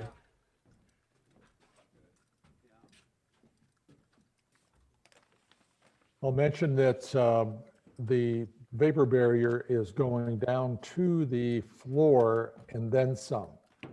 This is a 10-foot wide roll in a 36-foot high profile dome. And you want that to go down to the floor line. You want to caulk underneath the riser wall in this situation where we're trying to seal up the inside of the dome. So that's a part of the big deal. We had a customer who had carpeting being installed, and the sheetrock the sheetrock people came along and said, well, you know, the carpet guy's got to put his carpet strips in there, so you can't have that plastic down on the floor. And when they were installing the sheetrock on the riser wall, they cut the vapor barrier back like 3 inches off the floor. I mean, they just had no concept of what this was doing. So there's this big gap along the bottom. And we said, wait a minute, you know, and so that had to be added onto and taped, run down to the floor. And then you want caulking underneath that bottom 2x plate that's sitting on the floor. You don't want air leakage. You don't want moisture getting behind it, interior air. So this is the deal with vapor permeable and vapor impermeable materials. So you have to know what kind of material you have to use in the area that you're going to be building. That's where we paused it here because you recommended this to somebody that was in the zone where this would have been a good vapor barrier material. Here is this membrane. Yes, this is CertainTeed's membrane. It is both permeable and impermeable. Depends on the time of year. So in the summertime, and it was created by some scientists that were looking for something else. And they created this thinking about sausage casings. And when it heats up, a sausage casing lets moisture out of the casing. But it's encased in that, and you can freeze it and it's great because it's, you know, it sealed the vapor in, sealed all the moisture in. Translate that to this, and in the summer air conditioning time, you don't want to trap moisture in the wall. So it allows moisture to migrate through it. In the warmer wintertime when you're heating it up, it doesn't. It's a vapor barrier. So this is all part of discussions individually with customers as to, okay, you should be using this product or that product. But again, going back to buildingscience.com, and when you talk about it, that's why you want to be involved in some discussion with the builder, the insulator, all that. All right, so here's the fiberglass. These are standoffs that basically, these would not be used in a dome that wasn't ventilated. You want to fill the entire cavity full of insulation. But if you do have a ventilated dome, which is what we're doing on this demonstration, you need to maintain an airspace for the air to move. The whole goal of ventilation is it draws the cool, dry air in from the bottom, and it flows throughout the entire shell of the dome, and it exits the top. And when it does, it brings with it any moisture-laden air that may have been in the cavity for any reason, however moisture got in there. However, since the dome normally curves to where gravity is going to be pulling the insulation towards the interior wall anyway, it's only necessary on the very first row where they're kind of vertical, just so that they don't fall up against the outside wall. So you only do this on the first row, the bottom row of triangles, and then the rest of it doesn't need it. But we really just have a nail that's essentially a little bit longer than the foam. And so it just kind of goes into the 3/4 inch plywood, but making sure not to go beyond it and putting a hole into your roof system. So, and it doesn't take much to hold these on. As you can imagine, they don't weigh anything. It's just to kind of hold them in place till you get the insulation in there. The strips are 3 inches and the nails are 3.5 double-headed nails. We give you usually 2 or 3 pounds of 8-penny double-headed nails and 2 or 3 pounds of 8-penny or 16-penny double-headed nails. That's what these are, 16-penny nails. We do provide this, well, we do sell you the strips for doing this part of it if it's a ventilated dome. And you can actually cut your own. This is really cheap beadboard insulation. But if you're looking for simpler thing, we can certainly provide you that at strips. Now the foam that go ahead. Oh, I was just going to say the foam that he's cutting to put in here is part of what Dennis was talking about earlier with the thermal bridging. This is a nice solution to thermal bridging, as it basically creates an insulated barrier between the two framing members. And so the only place where the cold air could go, I'll say cold in Minnesota, is through those little plywood gussets, which, then it has to turn corners and everything else. So this really allows you to achieve a true insulated cavity without a bunch of wood allowing for heat or for cold to transfer through. That hub down there, you'd probably want to use some kind of spray foam or something, even like Great Stuff, just to fill up the hubs. If it's a ventilated dome, you don't want to fill up the hub all the way to the corner where you block off that airspace, but you could at least fill up the aluminum hub itself. So there's where all the 3 pieces around the triangle kind of create this triangle now that's fully sealed up. And then in this case, we put in 2 layers of 8-inch foam. And so there's the template we use to cut it out. Same template that they use to mark the interior triangle. And since there's 2 pieces, and I think we show it, but you offset the panel a little bit on the second piece, because as the dome continues to go outwards from the center, it gets larger in diameter. So the pieces are not cut exactly the same size. One's a little bit larger. I think they might show it here. We provide when you buy insulation from us, we provide the knife, which is a Rapala fish knife for filleting fish with a long 6-inch blade. Here's the offset that you do because, as Derek was saying, the exterior piece of insulation should be wider than the interior piece of insulation. You don't need a lot, just a couple inches like that. Yep.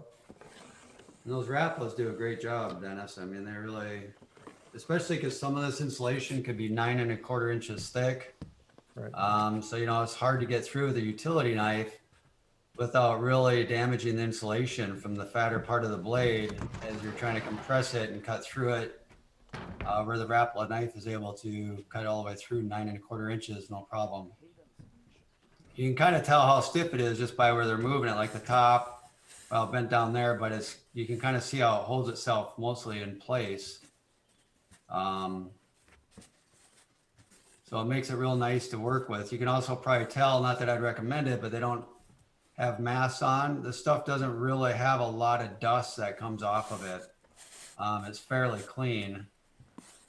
The particular roll size we had for this triangle was a little short of where the very tip would have been. So they just cut off a little piece to put in there to do that. But a lot of times you'll get one piece out of a roll, but if for cost purposes, if you're buying a dome worth of insulation from us, and we realized, boy, there's one triangle size that's 3 inches larger than a roll. So we either got to go up to another roll size, or you just have to put in a little 3-inch piece. Like in that case right there, you'd probably be better off just putting a little 3-inch piece in there than, you know, having a foot of material that was wasted or something because you couldn't do anything with it.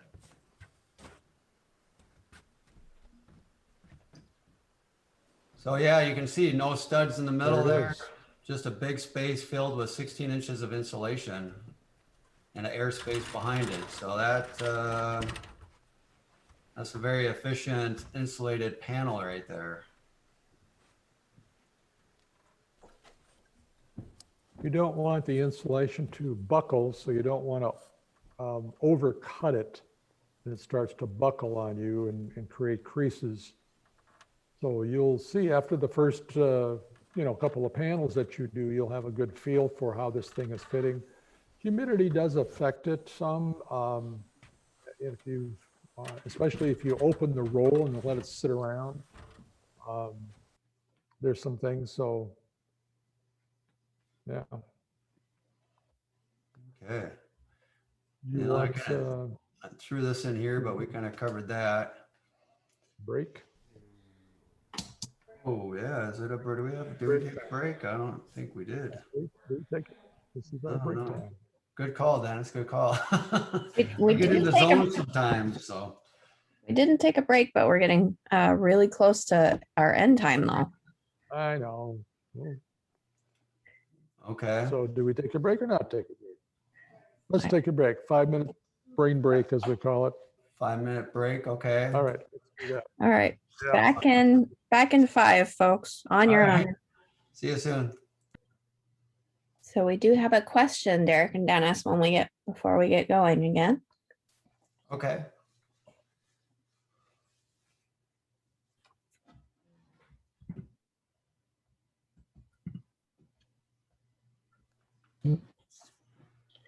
And so the question is, for a non-ventilated system, is spray foam insulation the type used, or can you use anything?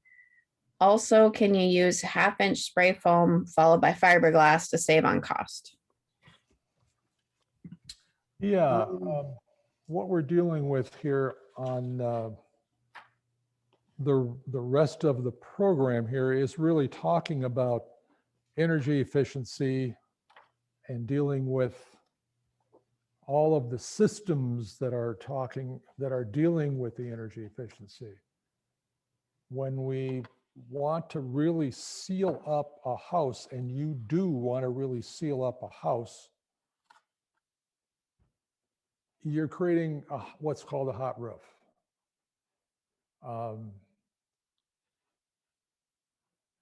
Am I on? Yeah.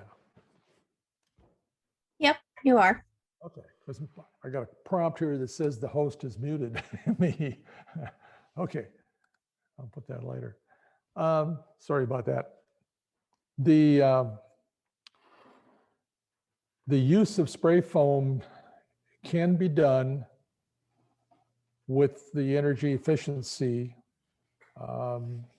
If you don't want to use spray foam, you can use all fiberglass in a hot roof or a ventilated roof. You don't have to ventilate all fiberglass construction, especially in this dry climate zone on the West Coast. So what we've got is, we learned this years ago from a dome we were building actually near Ogden, Utah, where the customer, we're planning an 18-inch wall. It's supposed to be ventilated. We planned that all out. We were going to order the insulation, 2 layers of 6-inch, have a 2 or 3-inch ventilated airspace. Building inspector comes along and says, what are you going to do? This is after the building permit, after they're building, the whole dome is up. And he said, what are you going to do for insulation? And then we told him. So that creates this situation where we learned how to do a non-ventilated roof system. This was the crux of the whole matter. And one of the important steps that we took to do that and to learn from Building Science Corporation, they're saying the same thing. Don't create this airspace. Don't ventilate this dome. There's no condensation in this warm or the cold climate at 7,000 feet in a dry climate zone. So with that, we put in 18 inches of fiberglass because he had an 18-inch wall. So now he's got an R72 in his wall system. And the inside, the building inspector said, well, you know, from an air barrier standpoint, because we didn't really try to seal up the outside space. So now he's saying, watch out for incoming air leakage. This is, you know, before the real blower door tests are becoming mandatory. So we used CertainTeed Smart Membrane at the recommendation of the building inspector. Here's what you use. Here's what I want you to do. We did it. So that kind of turned us in this direction of these, gee, a hot roof is doable with fiberglass. So there's a new foam insulation that's out. Actually, I got that in here, Dennis, if you want. Pardon? I think I put that chart in here that shows that chart. Yeah. Okay. You know, because I was going to say this question is a good question. And what I was going to suggest, we don't have more than just a few minutes remaining. Maybe we can get through these few minutes. Sure. Because I also wanted to talk about the hybrid system, which I think was part of what his question was, but that might lead us into a rabbit hole a little bit. So we'll get it. We'll get it. Okay. So yeah. What's on the rest of the photos that we have? We're basically going over just some of the new equipment that's available.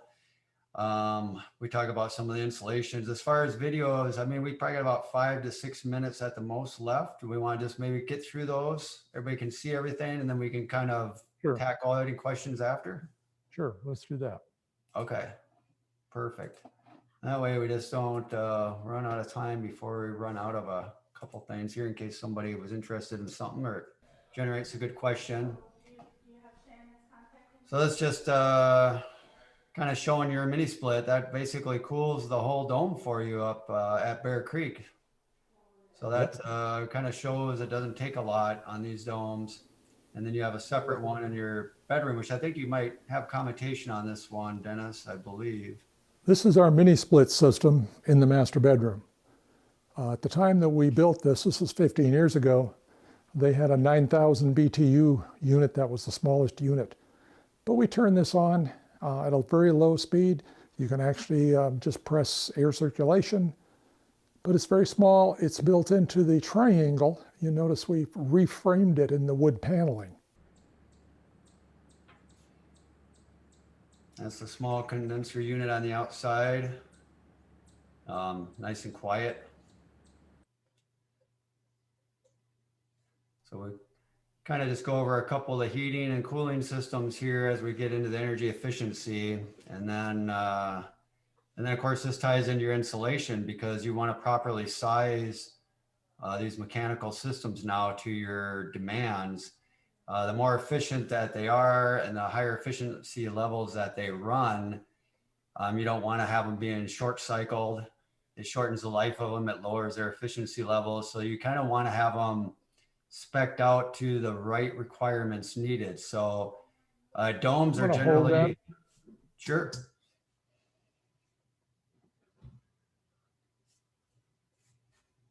No, continue with what you were saying.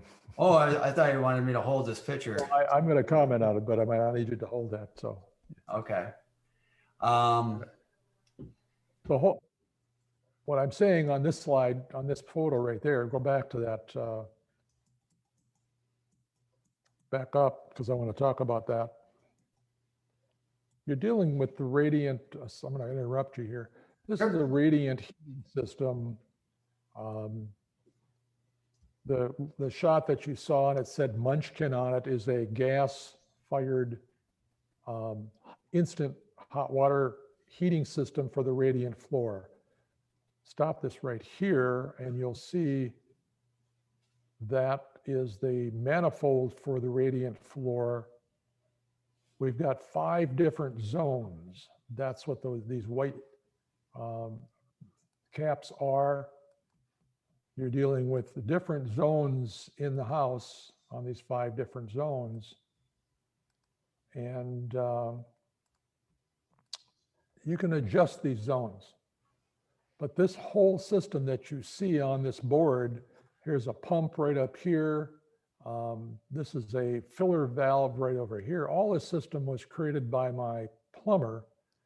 And this probably took him 2 days, 3 days, I want to say. It wasn't efficient from that standpoint. Nowadays, and you can run this forward, Derek, if you want a little bit. Sure. This has an electric boiler that's attached to it. So we have both an electric boiler to heat hot water for the radiant floor, and we have a natural gas fired unit that heats it. We currently are working with the natural gas, it's cheaper. But you can see the elaborate system because we have 2 different firing mechanisms.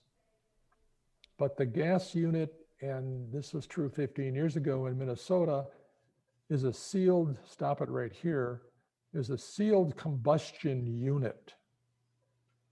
That's required in Minnesota. It's not required in all states. So you can't have any incoming air going into and being used for combustion. In back of me is this fireplace. It's a wood burning fireplace. That also has sealed doors. So when we close these doors as they are now, no air gets into that fire. Instead, we have 2 6-inch ducts that come in along this plenum area right here from the outside and drop down into the fireplace. So all of these systems are now what should be required, what you should be doing on the inside of the house. The next, keep on going in here, and what you're going to see is a instantaneous hot water heater. Again, it's natural gas fired, but it has an exhaust going out and an air intake coming in. It takes no interior air as part of its combustion in the natural gas part of it. It's got a stainless steel exhaust. So it draws air in through the plastic pipe, and this hot air goes out through a stainless steel unit. This is extremely efficient. Our water bill here in this house is between $3.50 to $6 a month. And the 2 of us are here all the time. Tessa's in here all the time. We're doing all the stuff that a normal couple would be doing in the house with the heating, with the dishwashing and showers and everything else. I kind of threw this one in under passive solar, Dennis, just because I know the intention of this particular grouping was to follow the arc of the sun at the time of year he wanted to do that.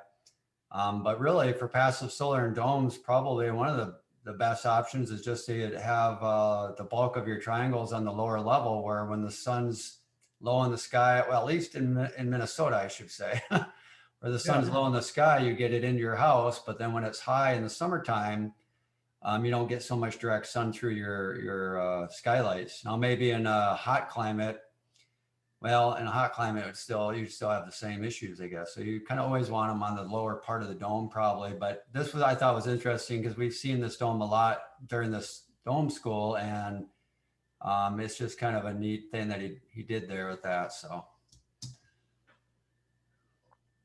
all right.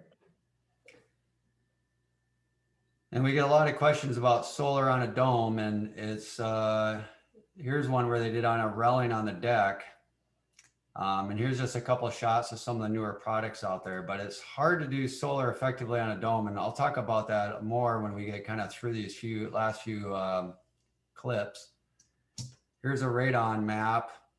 And like Dennis said, there's also an earthquake map. So there's a lot of tools out there to decide what you need.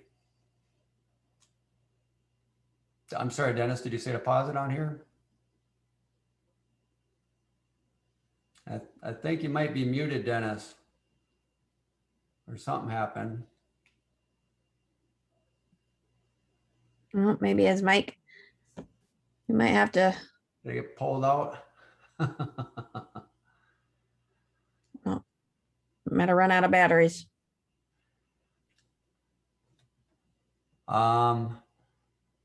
Welcome.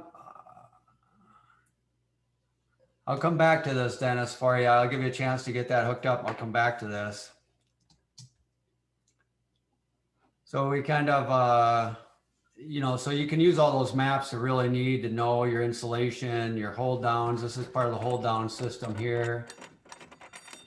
You were talking about the foundation does have to be exact. We were talking about how you got a little flexibility in this. It has a rounded seat, so you can move it around a little bit and work on it. So you're able to kind of have a little adjustment in there. You can see there's a seat on both sides of them.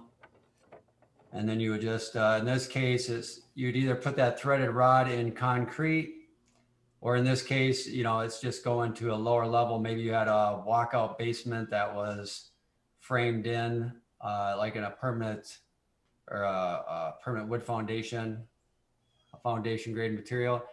And you can see how that, oops, hold on a second there. You can see how that, sorry here, went from the foundation below. It kind of connects into that 3x10 and works its way all the way up through the strut system until you get to the hub, and then it connects that to the dome. So you can kind of see there where it connects from your lower level, your concrete slab, up through your 3x10 is connected, and then this bracket's connected to the hub, connected to the strut. It kind of gives you one continuous connection for everything. We kind of already played this, so I just sped this one up. But again, this is then how you connect your your extensions. They kind of get tied in as well. So you can kind of see how that ties all that together. Do you got audio yet, Dennis, or how you doing? Oh, not, not yet. So here's just some, Dennis sent me a couple articles last night, just talking about dehumidification, some of the new systems that are available. This was just one of a magazine he was looking at. Do you have a second to answer a question, Derek? Yeah, absolutely. Faye is wondering, when you put the mini split in the triangle, what type of extra support do you need for that? She said she assumes you avoid the struts, but how do you hook that in? Yeah, no, that's a good question. You basically, you do want some kind of a framing for it. It's not a very heavy unit, but you can attach it directly to the struts if you wanted to, or you can build a small little frame within the strut system, kind of like how we did with that window frame, where the window frame, you know, was like its own little box within there, and then you can use that to mount your system into it. It basically legs on through the back, so you just need some kind of a support behind it to be able to attach it. But yeah, you can absolutely do that. How you doing, Dennis? I see you pop back on. Are you in? My mic on now? There you go. There you go. Yep. the computer speakers that I'm on, not the portable. Oh, yep. It switched on you somehow. Well, I switched it. I finally figured out how to switch it, so I got off the portable jack here. Okay. Yeah, I'll go back to that. It looked like you wanted me to pause on the radon map, possibly. Yeah, just a quick note on radon control. You may be in a high radon zone. It's not specific to climate zones. It's totally different. And to do this, Minnesota's got some high radon zones. It's very simple. there's a 3-inch diameter perforated pipe that's underneath your concrete slab in a layer of P-rock or crushed rock underneath your concrete or underneath your foam if you got foam underneath that. That pipe then goes up and out of your house, either through a wall or through the roof. And the passive control allows it to do, to gain some benefit, but the reality is you can't tell what the radon level is inside your house until after you've built your house and sealed it up and are living in it. So the code says you need to put an outlet near the exit of this radon tube that you're hiding in the wall system and going out like a plumbing vent. Because if you've got a high radon level, you install a continuous fan, variable speed continuous fan in this pipe or in the, the middle, cut a section out and you put this inline fan into it. So that gives you the radon control. So with that, you can get rid of the radon underneath your slab that's coming up into your house. And you have to do this. This is an extremely important part of living in a healthy house.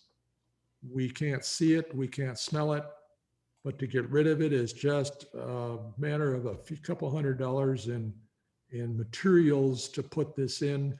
It also dries out in a wet climate zone. It dries out the underside of this slab. So that's part of what we're dealing with from a standpoint of a healthy house. Very simple. Yeah, absolutely. I mean, and it seems to be everywhere. I know they do radon tests up here all the time, but it seems like almost everybody that gets one has radon. So let me, we got just a few more shots here. I'll run through quick, Dennis. Sure. And then I think we are basically done. Well, at least done with the video stuff we have. Here's that chart, Dennis, I think that maybe you were going to reference earlier on the return on the CO2 usage.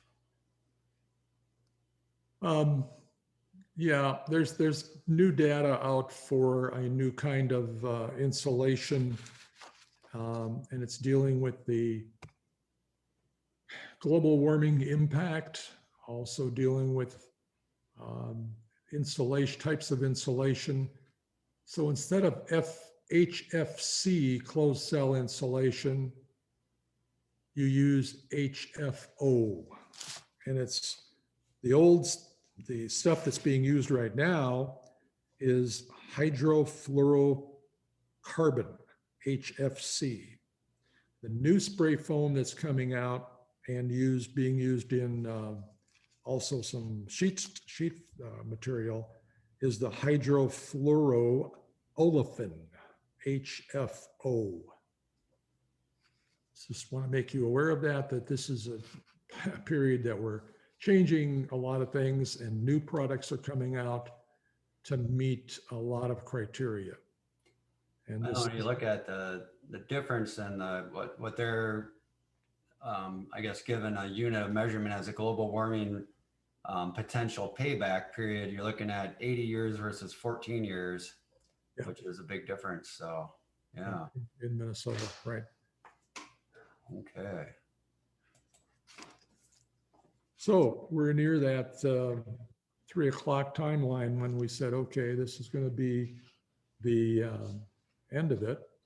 Sure. I just wanted to talk about chemicals, Well, not using chemicals.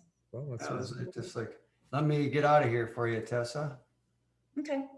I just, want to mention that Dennis and I both, I lost my 11-year-old to a brain tumor, and we both lost our spouses to cancer.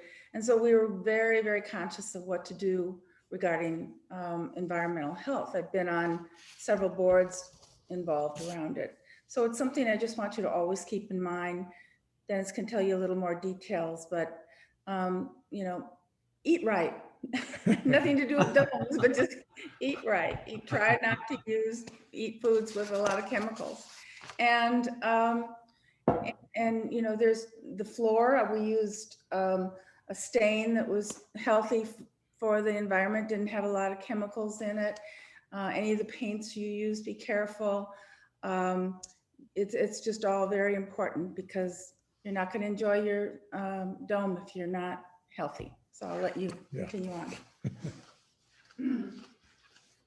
All right. All right. Well, that's really what it all ties together with. You know, we're going to talk a little bit about this, and we're going to open this up for questions and discussion. But the big thing is that, and it's hard to say it this way, but if you're going to live in a well-built, I'm going to say dome or house that is done correctly, taking care of all of these different issues, it's a tight house, you're controlling what the air is inside, you've got energy recovery ventilators, you've got fresh air coming in all the time when you want it, when you need it, you're going to live longer.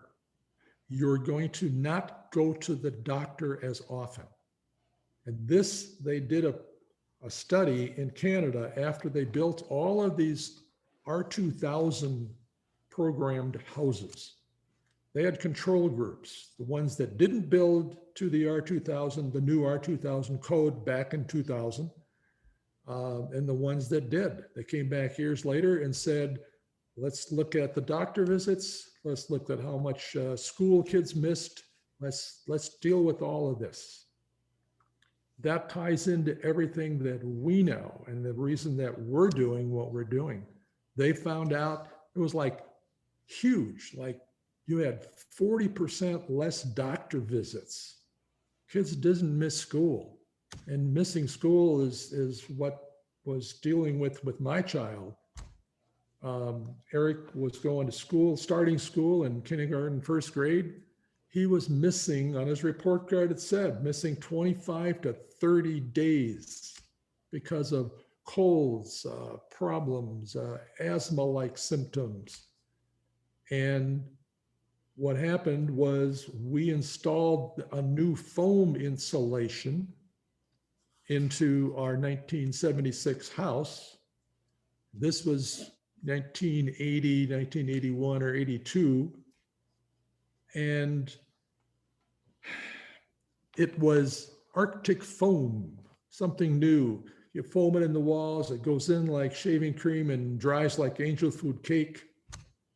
No problems, no shrinkage, 1% shrinkage. Well, 1% in 100 inches is 1 inch.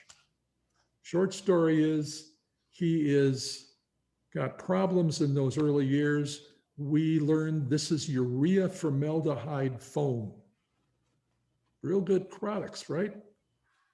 So formaldehyde gets banned. We open up the outside wall cavity. We take it all out. We go to the inside. We seal it up on the inside with non-toxic sealers because the Blandex material we used had all this formaldehyde glue. We got rid of that in October of 1983. He went back to get his checkup before school in August, the following 10 months later. And the doctor, pediatrician who inspected him said, oh, you got rid of the formaldehyde in your house. She was a client of ours. She had our dome. She knew what we were talking about. So in that 10-month period, it solved his health issues. At that point, when your child is changed, you realize that what did you do? You affected that child. And that's where it comes down to your own health. You can see it faster in a child. So all of the stuff we've been talking about comes back to living in this environment that you have. And I can't stress it strong enough because we're literally after that, Eric's report card showed he missed 5 days, 6 days, that was it. Why? Because we had a rental property in North Carolina, the Beach Dome, and we take the first week of June because everybody was in school. We take them out of school. What did kids do the last week of school? No big deal. So proving that point that we had to deal with what we are putting into our product. And we can go off into a lot of different areas, but everything revolves around this health inside the house that you're in. You've been stuck in your house for a year with COVID, you're breathing all of the chemicals in your house. That's what it relates to. So we can open it up for some discussion. We can open up for some questions that you can have. Talk about things that we skimmed over maybe if you wanted to learn a little more. We can go on. We've got enough people here that somebody's got to have some questions. Somebody has to have some comments dealing with it. So if you want to jump into some of this discussion, there's a lot of product stuff that we just haven't gotten into, but that's easy from the standpoint of telling you basically every day. I just got yesterday, got a new copy of Fine Home Building magazine, and there's a bunch of more products. I sent them to Derek last night. I said, look at this. This is new. This is new. Yeah. Yeah, those are some of the ones I threw in there. Yeah. I think that's really the takeaway is, like we talk about, as your house becomes higher performing, it's not only more important to do all the details of construction properly to make sure you don't have complications, but like Dennis and Tessa are talking about, the goal really of your home should be to make you feel good and healthy. And there's these new systems now that help with that as well. Air-to-air exchangers, we kind of skimmed over, but that's a product that should be used in every single house being built today. It's code in a couple places, but most places it isn't. But it gives you the opportunity to get fresh air from outside inside. Like Dennis said, if you have a gas burning oven, it off gases the, basically the burned propane or natural gas or whatever you're using as a fuel source goes right into your home. You can have a ventilation hood above it, but it's not going to capture all of it. So it's good to, have all these systems in place. So about induction stoves, as you're making this plan, you might not be able to get anywhere right now, but it's much healthier. Everyone always goes, oh, wow, I want a big gas stove. It's not a healthy thing. Electric's a lot healthier. So, for your health, keep that in mind. I just was going to jump in and talk a little bit more about health in terms of thinking about a home that you can walk in. Try to design it so you can walk through it. I know it's hard with the smaller ones, but especially if you're in a northern climate or an extremely hot climate, it gets to the point where you sometimes don't want to go outside and walk. And I always walk and talk, so I don't pay much attention to where I'm going anyway. I'm always on the phone with a friend. So I've gotten 10,000 steps in here. And it's something or more. Yeah. And it's something to just keep in mind. Think about your layout a little bit so you can walk through it easily and go around and circle eights or whatever. But keep that in mind.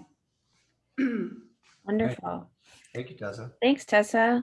So we have a couple questions. We got the two Johns have questions. So I'll start with the chat one. How does airflow in a conditioned crawl space work? Shared with the rest of the house, used as plenum, or filtered between? So is that John O'Brien or John? John Dusaint. John Dusaint. Okay. So John, this is the new edition of Fine Home Building. It has an article just on that. Either you're going to have it part of the house or you're going to have it separate and vented to the outside. The answers are right in here. I just read that article last night. That's one of them. So I'll mention that. We'll send you the copies of this here. Okay. Great. All right, John, do you want to unmute and ask? You got your hand raised. Sure. I want to get back to the hot roof. Sure. It seems like there's multiple ways to achieve that. When you design a dome for us and you specify a hot roof approach, do you also specify how to achieve that? Is that going to be in the construction drawings and everything you supply? And I also have a picture of the spray foam thing and shaving cream, and how, as they're spraying this foam, how do you keep the foam at the same level as the interior strut so that you can get the interior panels on? So two parts. Sure. First of all, on that last part, you can't really come back on a dome and shave it off. So what they do in a conventional house, they fill up that cavity with foam, and it should really be closed cell, 2-pound density closed cell foam urethane. And when they do that, they overflow the area. There's no sheetrock on the walls. So then they come back with a knife and they shave it off and take the shavings actually usually and throw it up into the attic as more just fill, sort of to stop throwing in the landfill. But in a dome, you've got a thick wall. If you want to do all foam insulation and you want 7 1/4 inches because you think you want a 2x8 wall, don't do a 2x8 wall. We'll do a 10 3/4 inch super wall by adding a 2x4 onto that 2x8 to create a 10 3/4 inch airspace. Now you can shove in 7 inches, 7, 8 inches. If you ask for 7, you're going to get more like 8 inches of foam insulation. And you still have the space for the electrical runs, the electric boxes that fit in there, the switch boxes, all of that stuff is going to be available. The space is going to be available to you. Going back to the first part of your question, repeat that again. Sorry, I lost my train. The hot roof, it sure. seems like there's multiple ways to get it. And it just, do you specify that when you design, or? You will specify it, and we will talk about the fact that you're in this mixed humid zone. You want to seal up the outside. Excuse me. With ice and water shield. Excuse me. And with that, you stop this outside humid air from coming into your airspace of the dome shell or the inside. So you're controlling the humidity level in that house. The hot roof in all fiberglass needs to be dry. So then you do not use a vapor barrier on the inside, because you use that vapor barrier on the outside of your plywood, of your exterior plywood. So leave that open. Now you're going to do a tongue and groove board on the inside.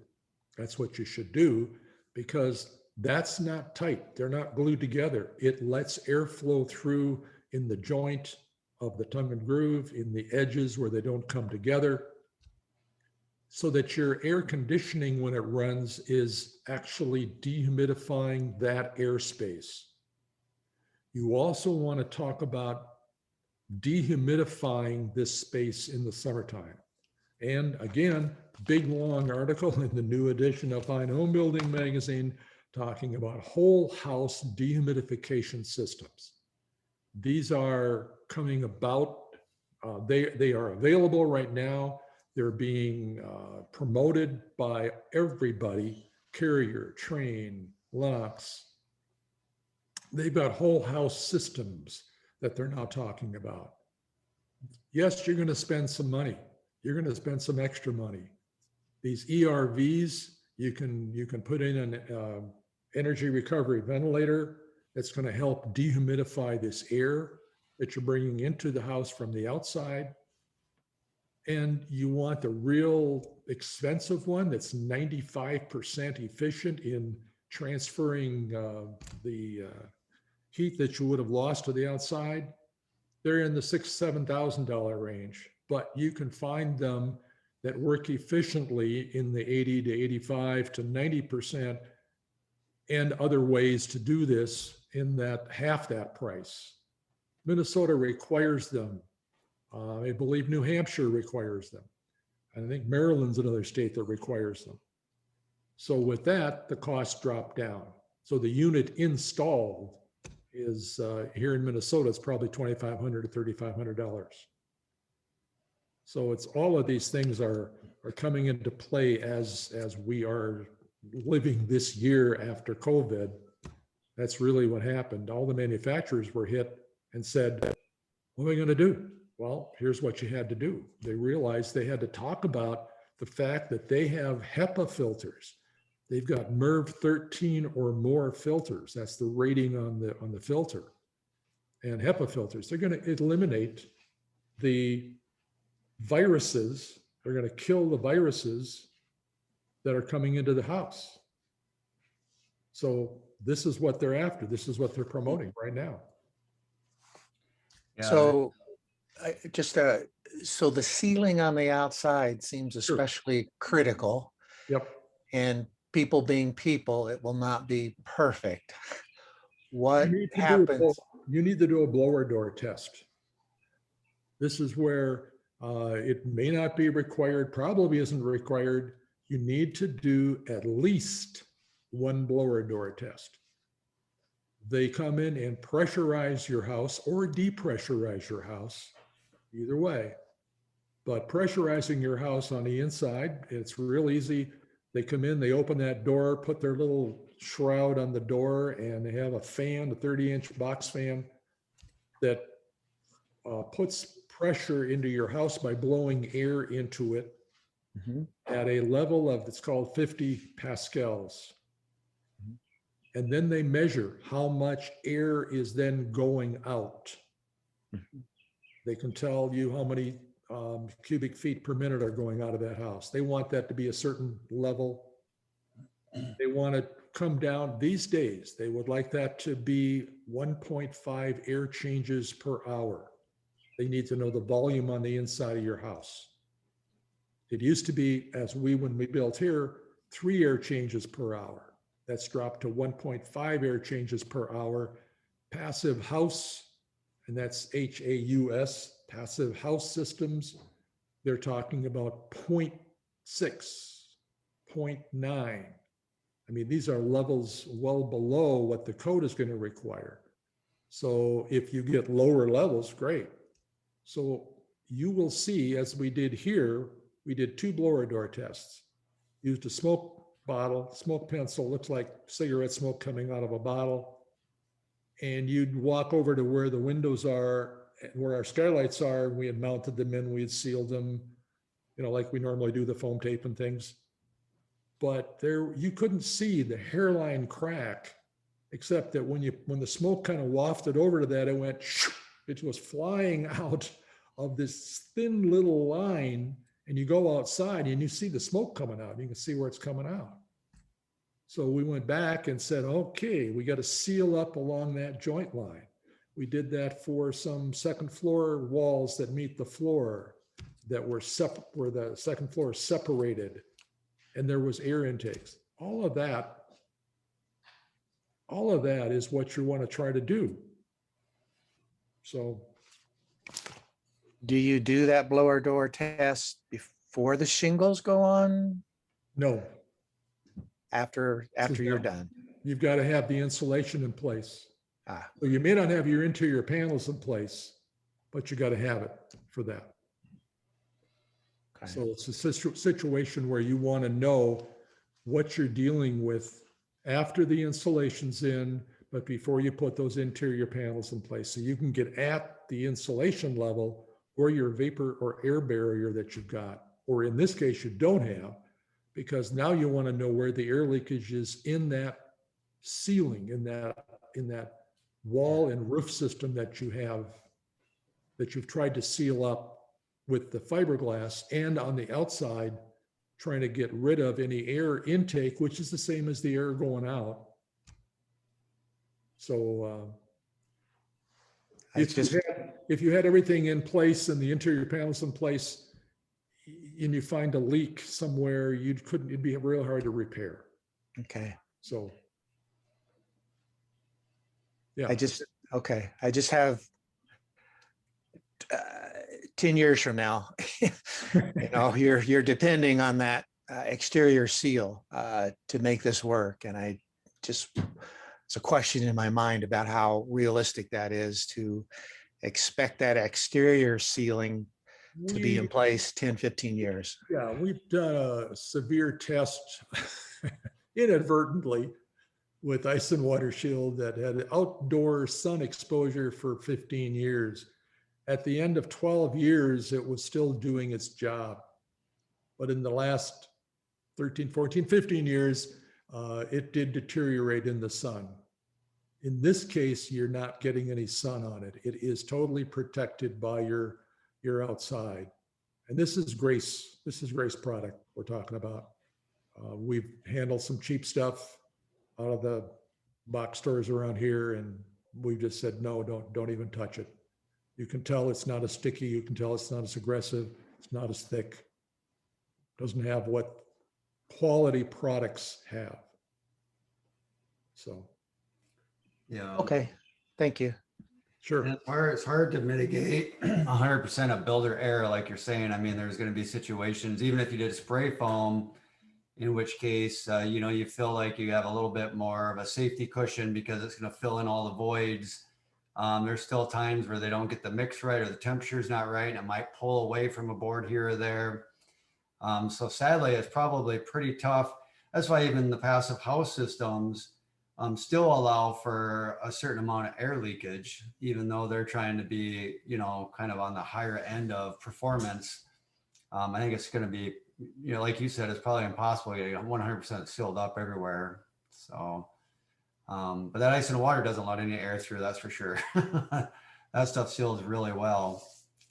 One thing, I'll kind of jump in quick, Dennis, because one thing I want to touch on before everybody jumped off here was just the hybrid system of insulations.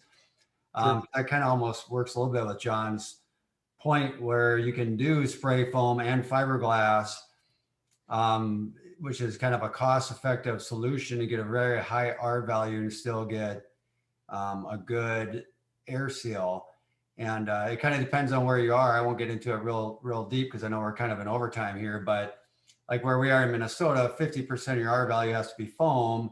50% of it can be fiberglass. And as you get to warmer climates, it's a different ratio. Zone, yeah. Yeah. There's a chart that shows you if you want an R value of 60, that we need to have 50% to 60% of that R value in the foam.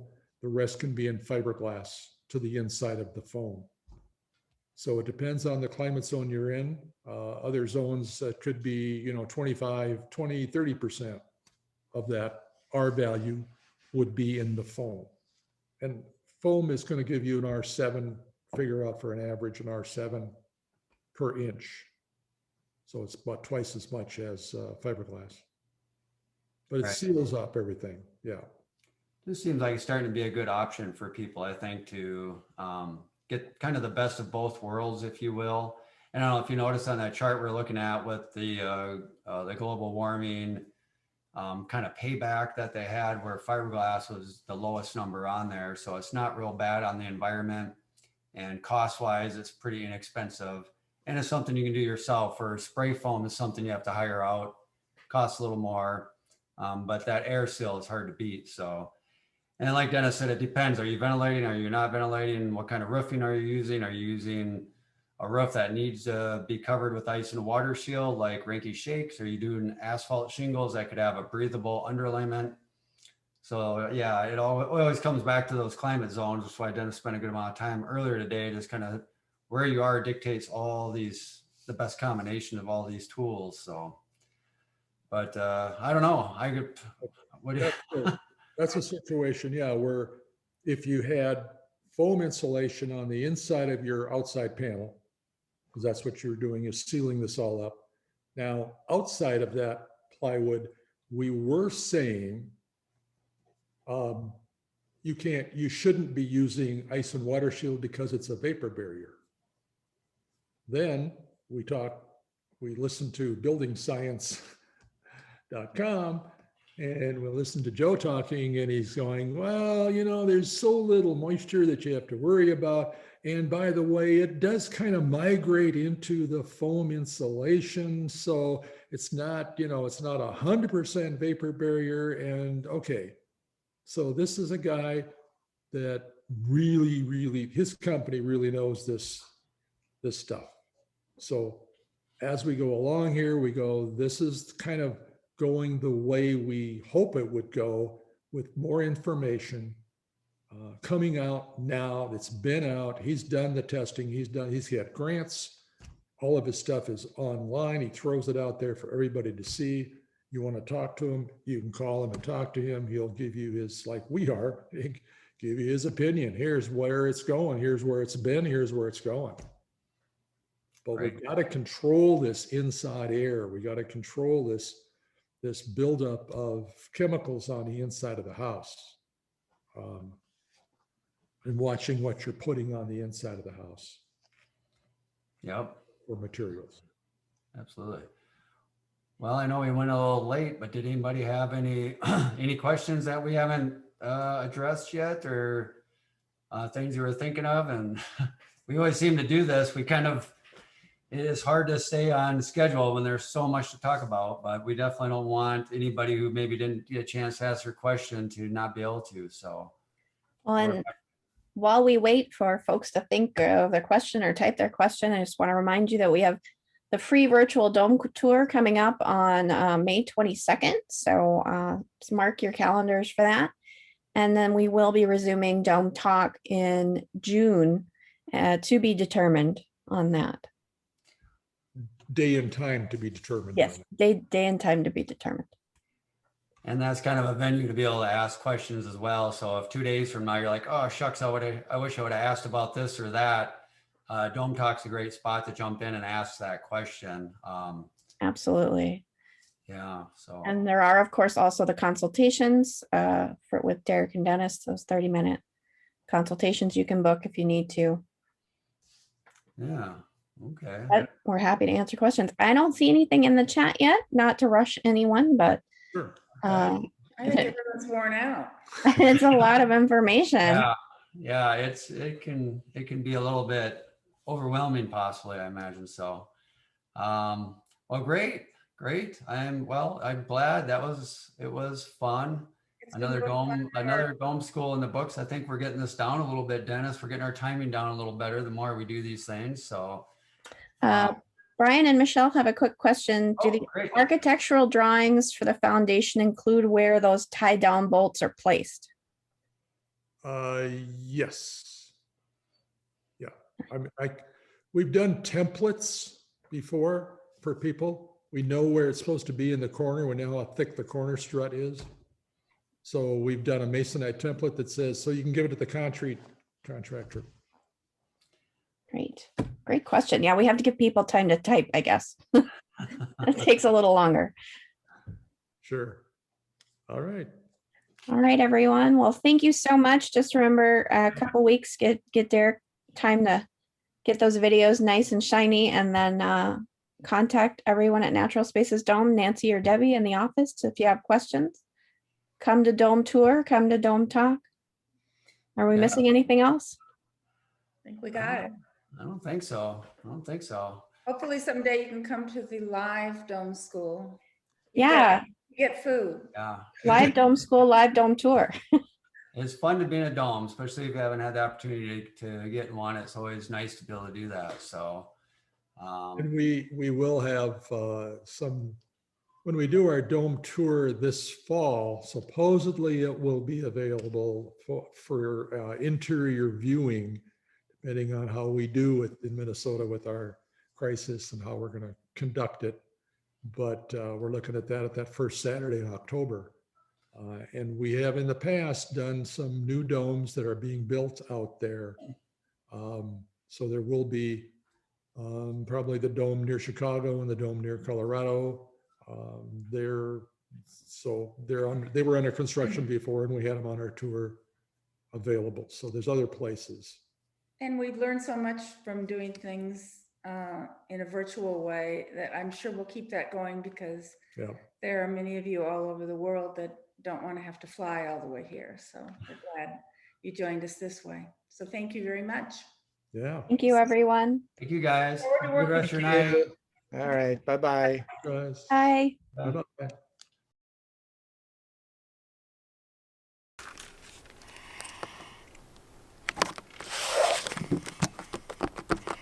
All right.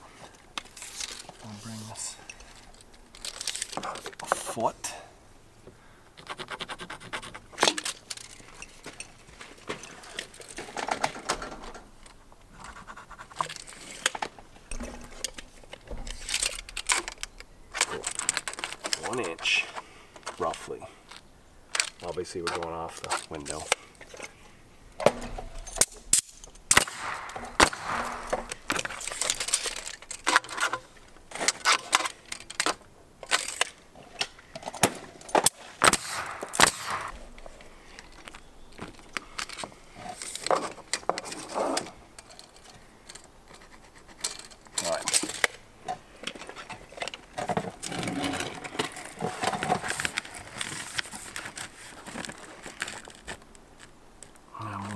Shingle. I'll put one in the top.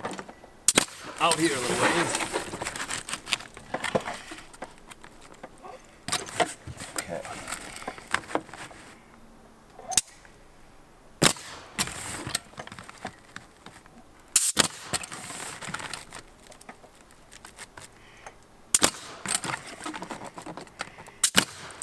Okay. So obviously there's many different kinds of this type of venting, but instructions to this stuff says to caulk the ends. Put in this handy little end cap. Keep out any bugs that might get up in there. Make sure that's the right height. And I'm gonna use a longer roofing nail to hold that tight at the bottom.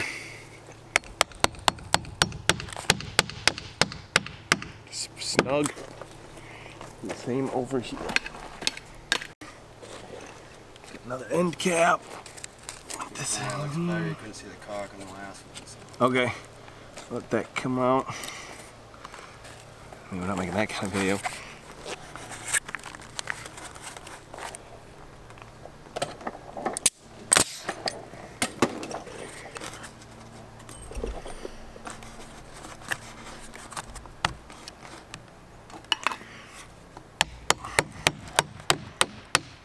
All right.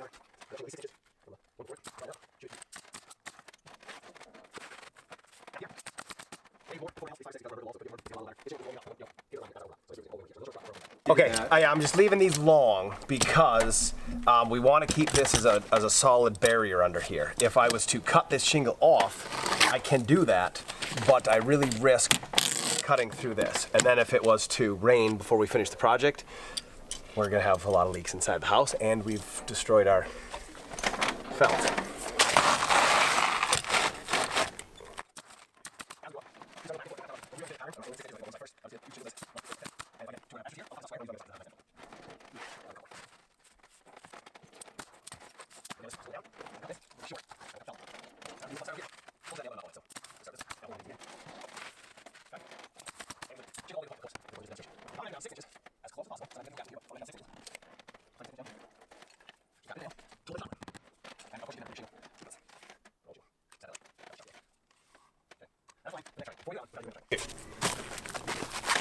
Okay, we're gonna just start with our starter here and bring it over.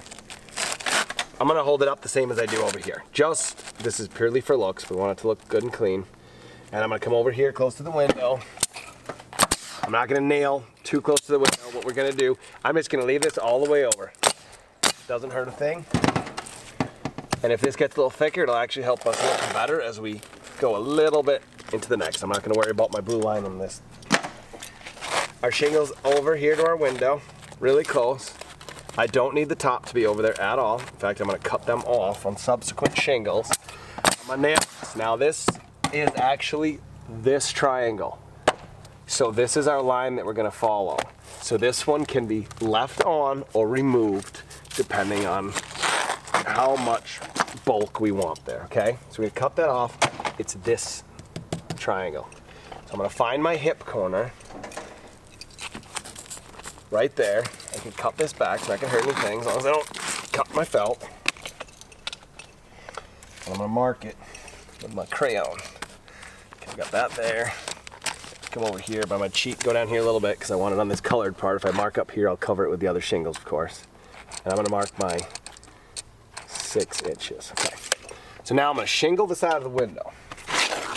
So the first one I can do like that because I'm gonna cut this back kind of like this, a little more cleanly, but I'm gonna leave 1.25 inches away from the window so that debris does not get stuck there and cause water to, back up under the shingles. So I'm going to have to cut this close. I'll do a clean cut at the end, but I'll have to cut this close to the right angle. So I'm gonna come up here. I can't cut through any of this stuff. To do that, you're gonna have to fix it. And I'll try to match the angle of my window. Not cutting anything but the shingle. Take a little practice, or you can mark it for sure and cut it down on your scaffolding or your table. I'm gonna bring this over. Now this does not have to be a perfect angle. I'm gonna cut it again. Here we go. Nail this on, staying back a couple inches from the window, 3 or 4. Few nails. We don't need all this. I'm gonna take this off, and you'll see in a minute why I actually want some of this gone, so I can get my level in there. Probably won't work anyways, but all right. I do not want this top to come over because if it does, we can actually have. I'll show you in just a second. Nail this sucker on like this. Okay. So I'm gonna cut this, but not perfectly, of course. Just close. I want to stay about 1/2 to 3/4 away on this cut. Also, I do not want this to touch. I will actually, if it does get too long, I'll cut them all like that. That way, if water comes down here, if there's any pine needles or anything here, stopping the water, it cannot run across the top of my shingle, therefore getting back on my roof, which doesn't happen often, but it can. So keep those all clipped. Got another shingle here. Do the same. I'll put it close, just leave it loose here because I don't want to scratch the window up. Put it where I need it.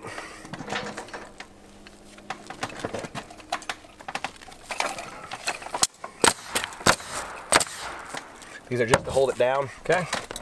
Cut this back, close, but not even close to perfect. Nail it down, back there.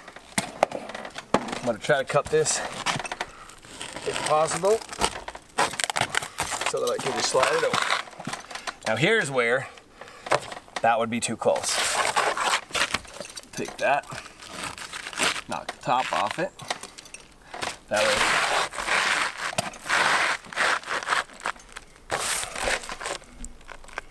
line it up correctly. This is actually too far, so I'm just gonna slide that in. It's too far from the window for me.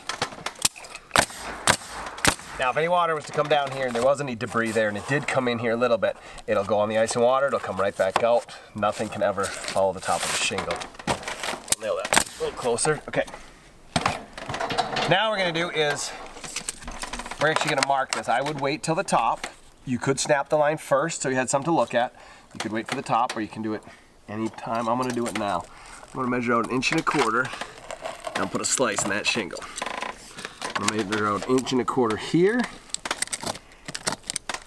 I'm just gonna put a mark with the back of my blade. Just mark that so I can see where it is.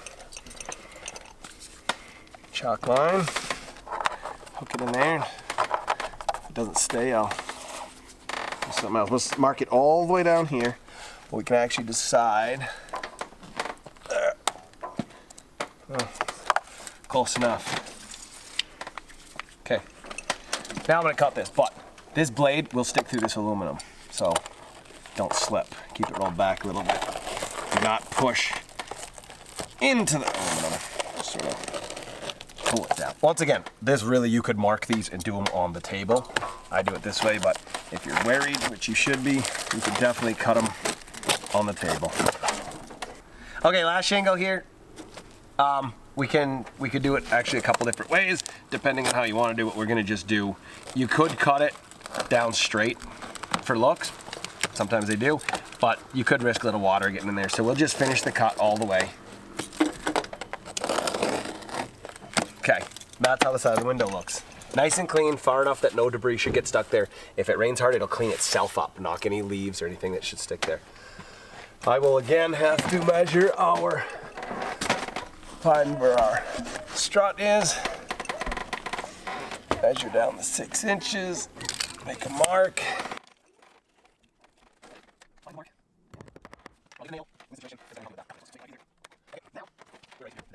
First shingle, here we go. We just get started. You want it tight. Do not put a nail in on the outside of the blue line. That line is our guide to cut these off. So our nails have got to stay inside of that line. Put a couple, just fine. We're staying inside this blue line. Add a couple. I'm gonna cut this shingle off because I just want to dangle it in my face, and I will most likely use the scrap up a little higher. Now, we could use we got our nails in so we could stretch our line down. Cut this shingle first before you go any farther, or you'll lose track of the blue line. And once you lose it, you can't find it anymore without digging in here. So I'm just gonna use a shingle as my blue line. I'll mark that shingle. Same over here. Okay, let's go the wire there. And just mark it. And I'm gonna just go ahead and cut that off. That way I always know where that line is and I can shingle the rest of the panel.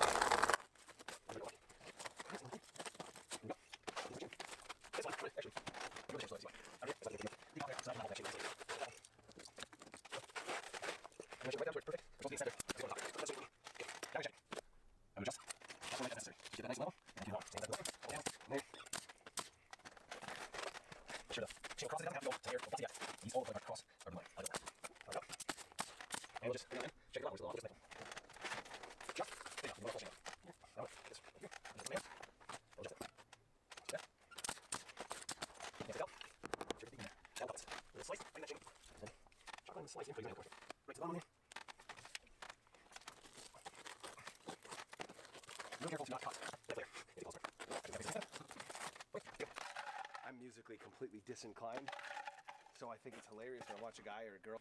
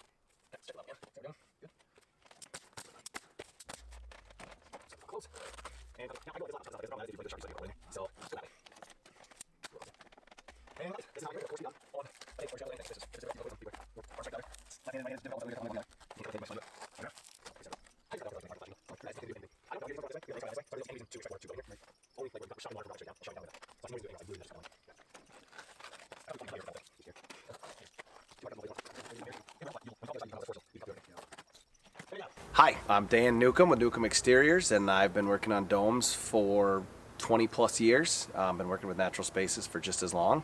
We do a lot of roofing, windows, siding, and we've built a couple new. So that's it. Hey, Derek. What's that? What did we forget? Oh, underlayment.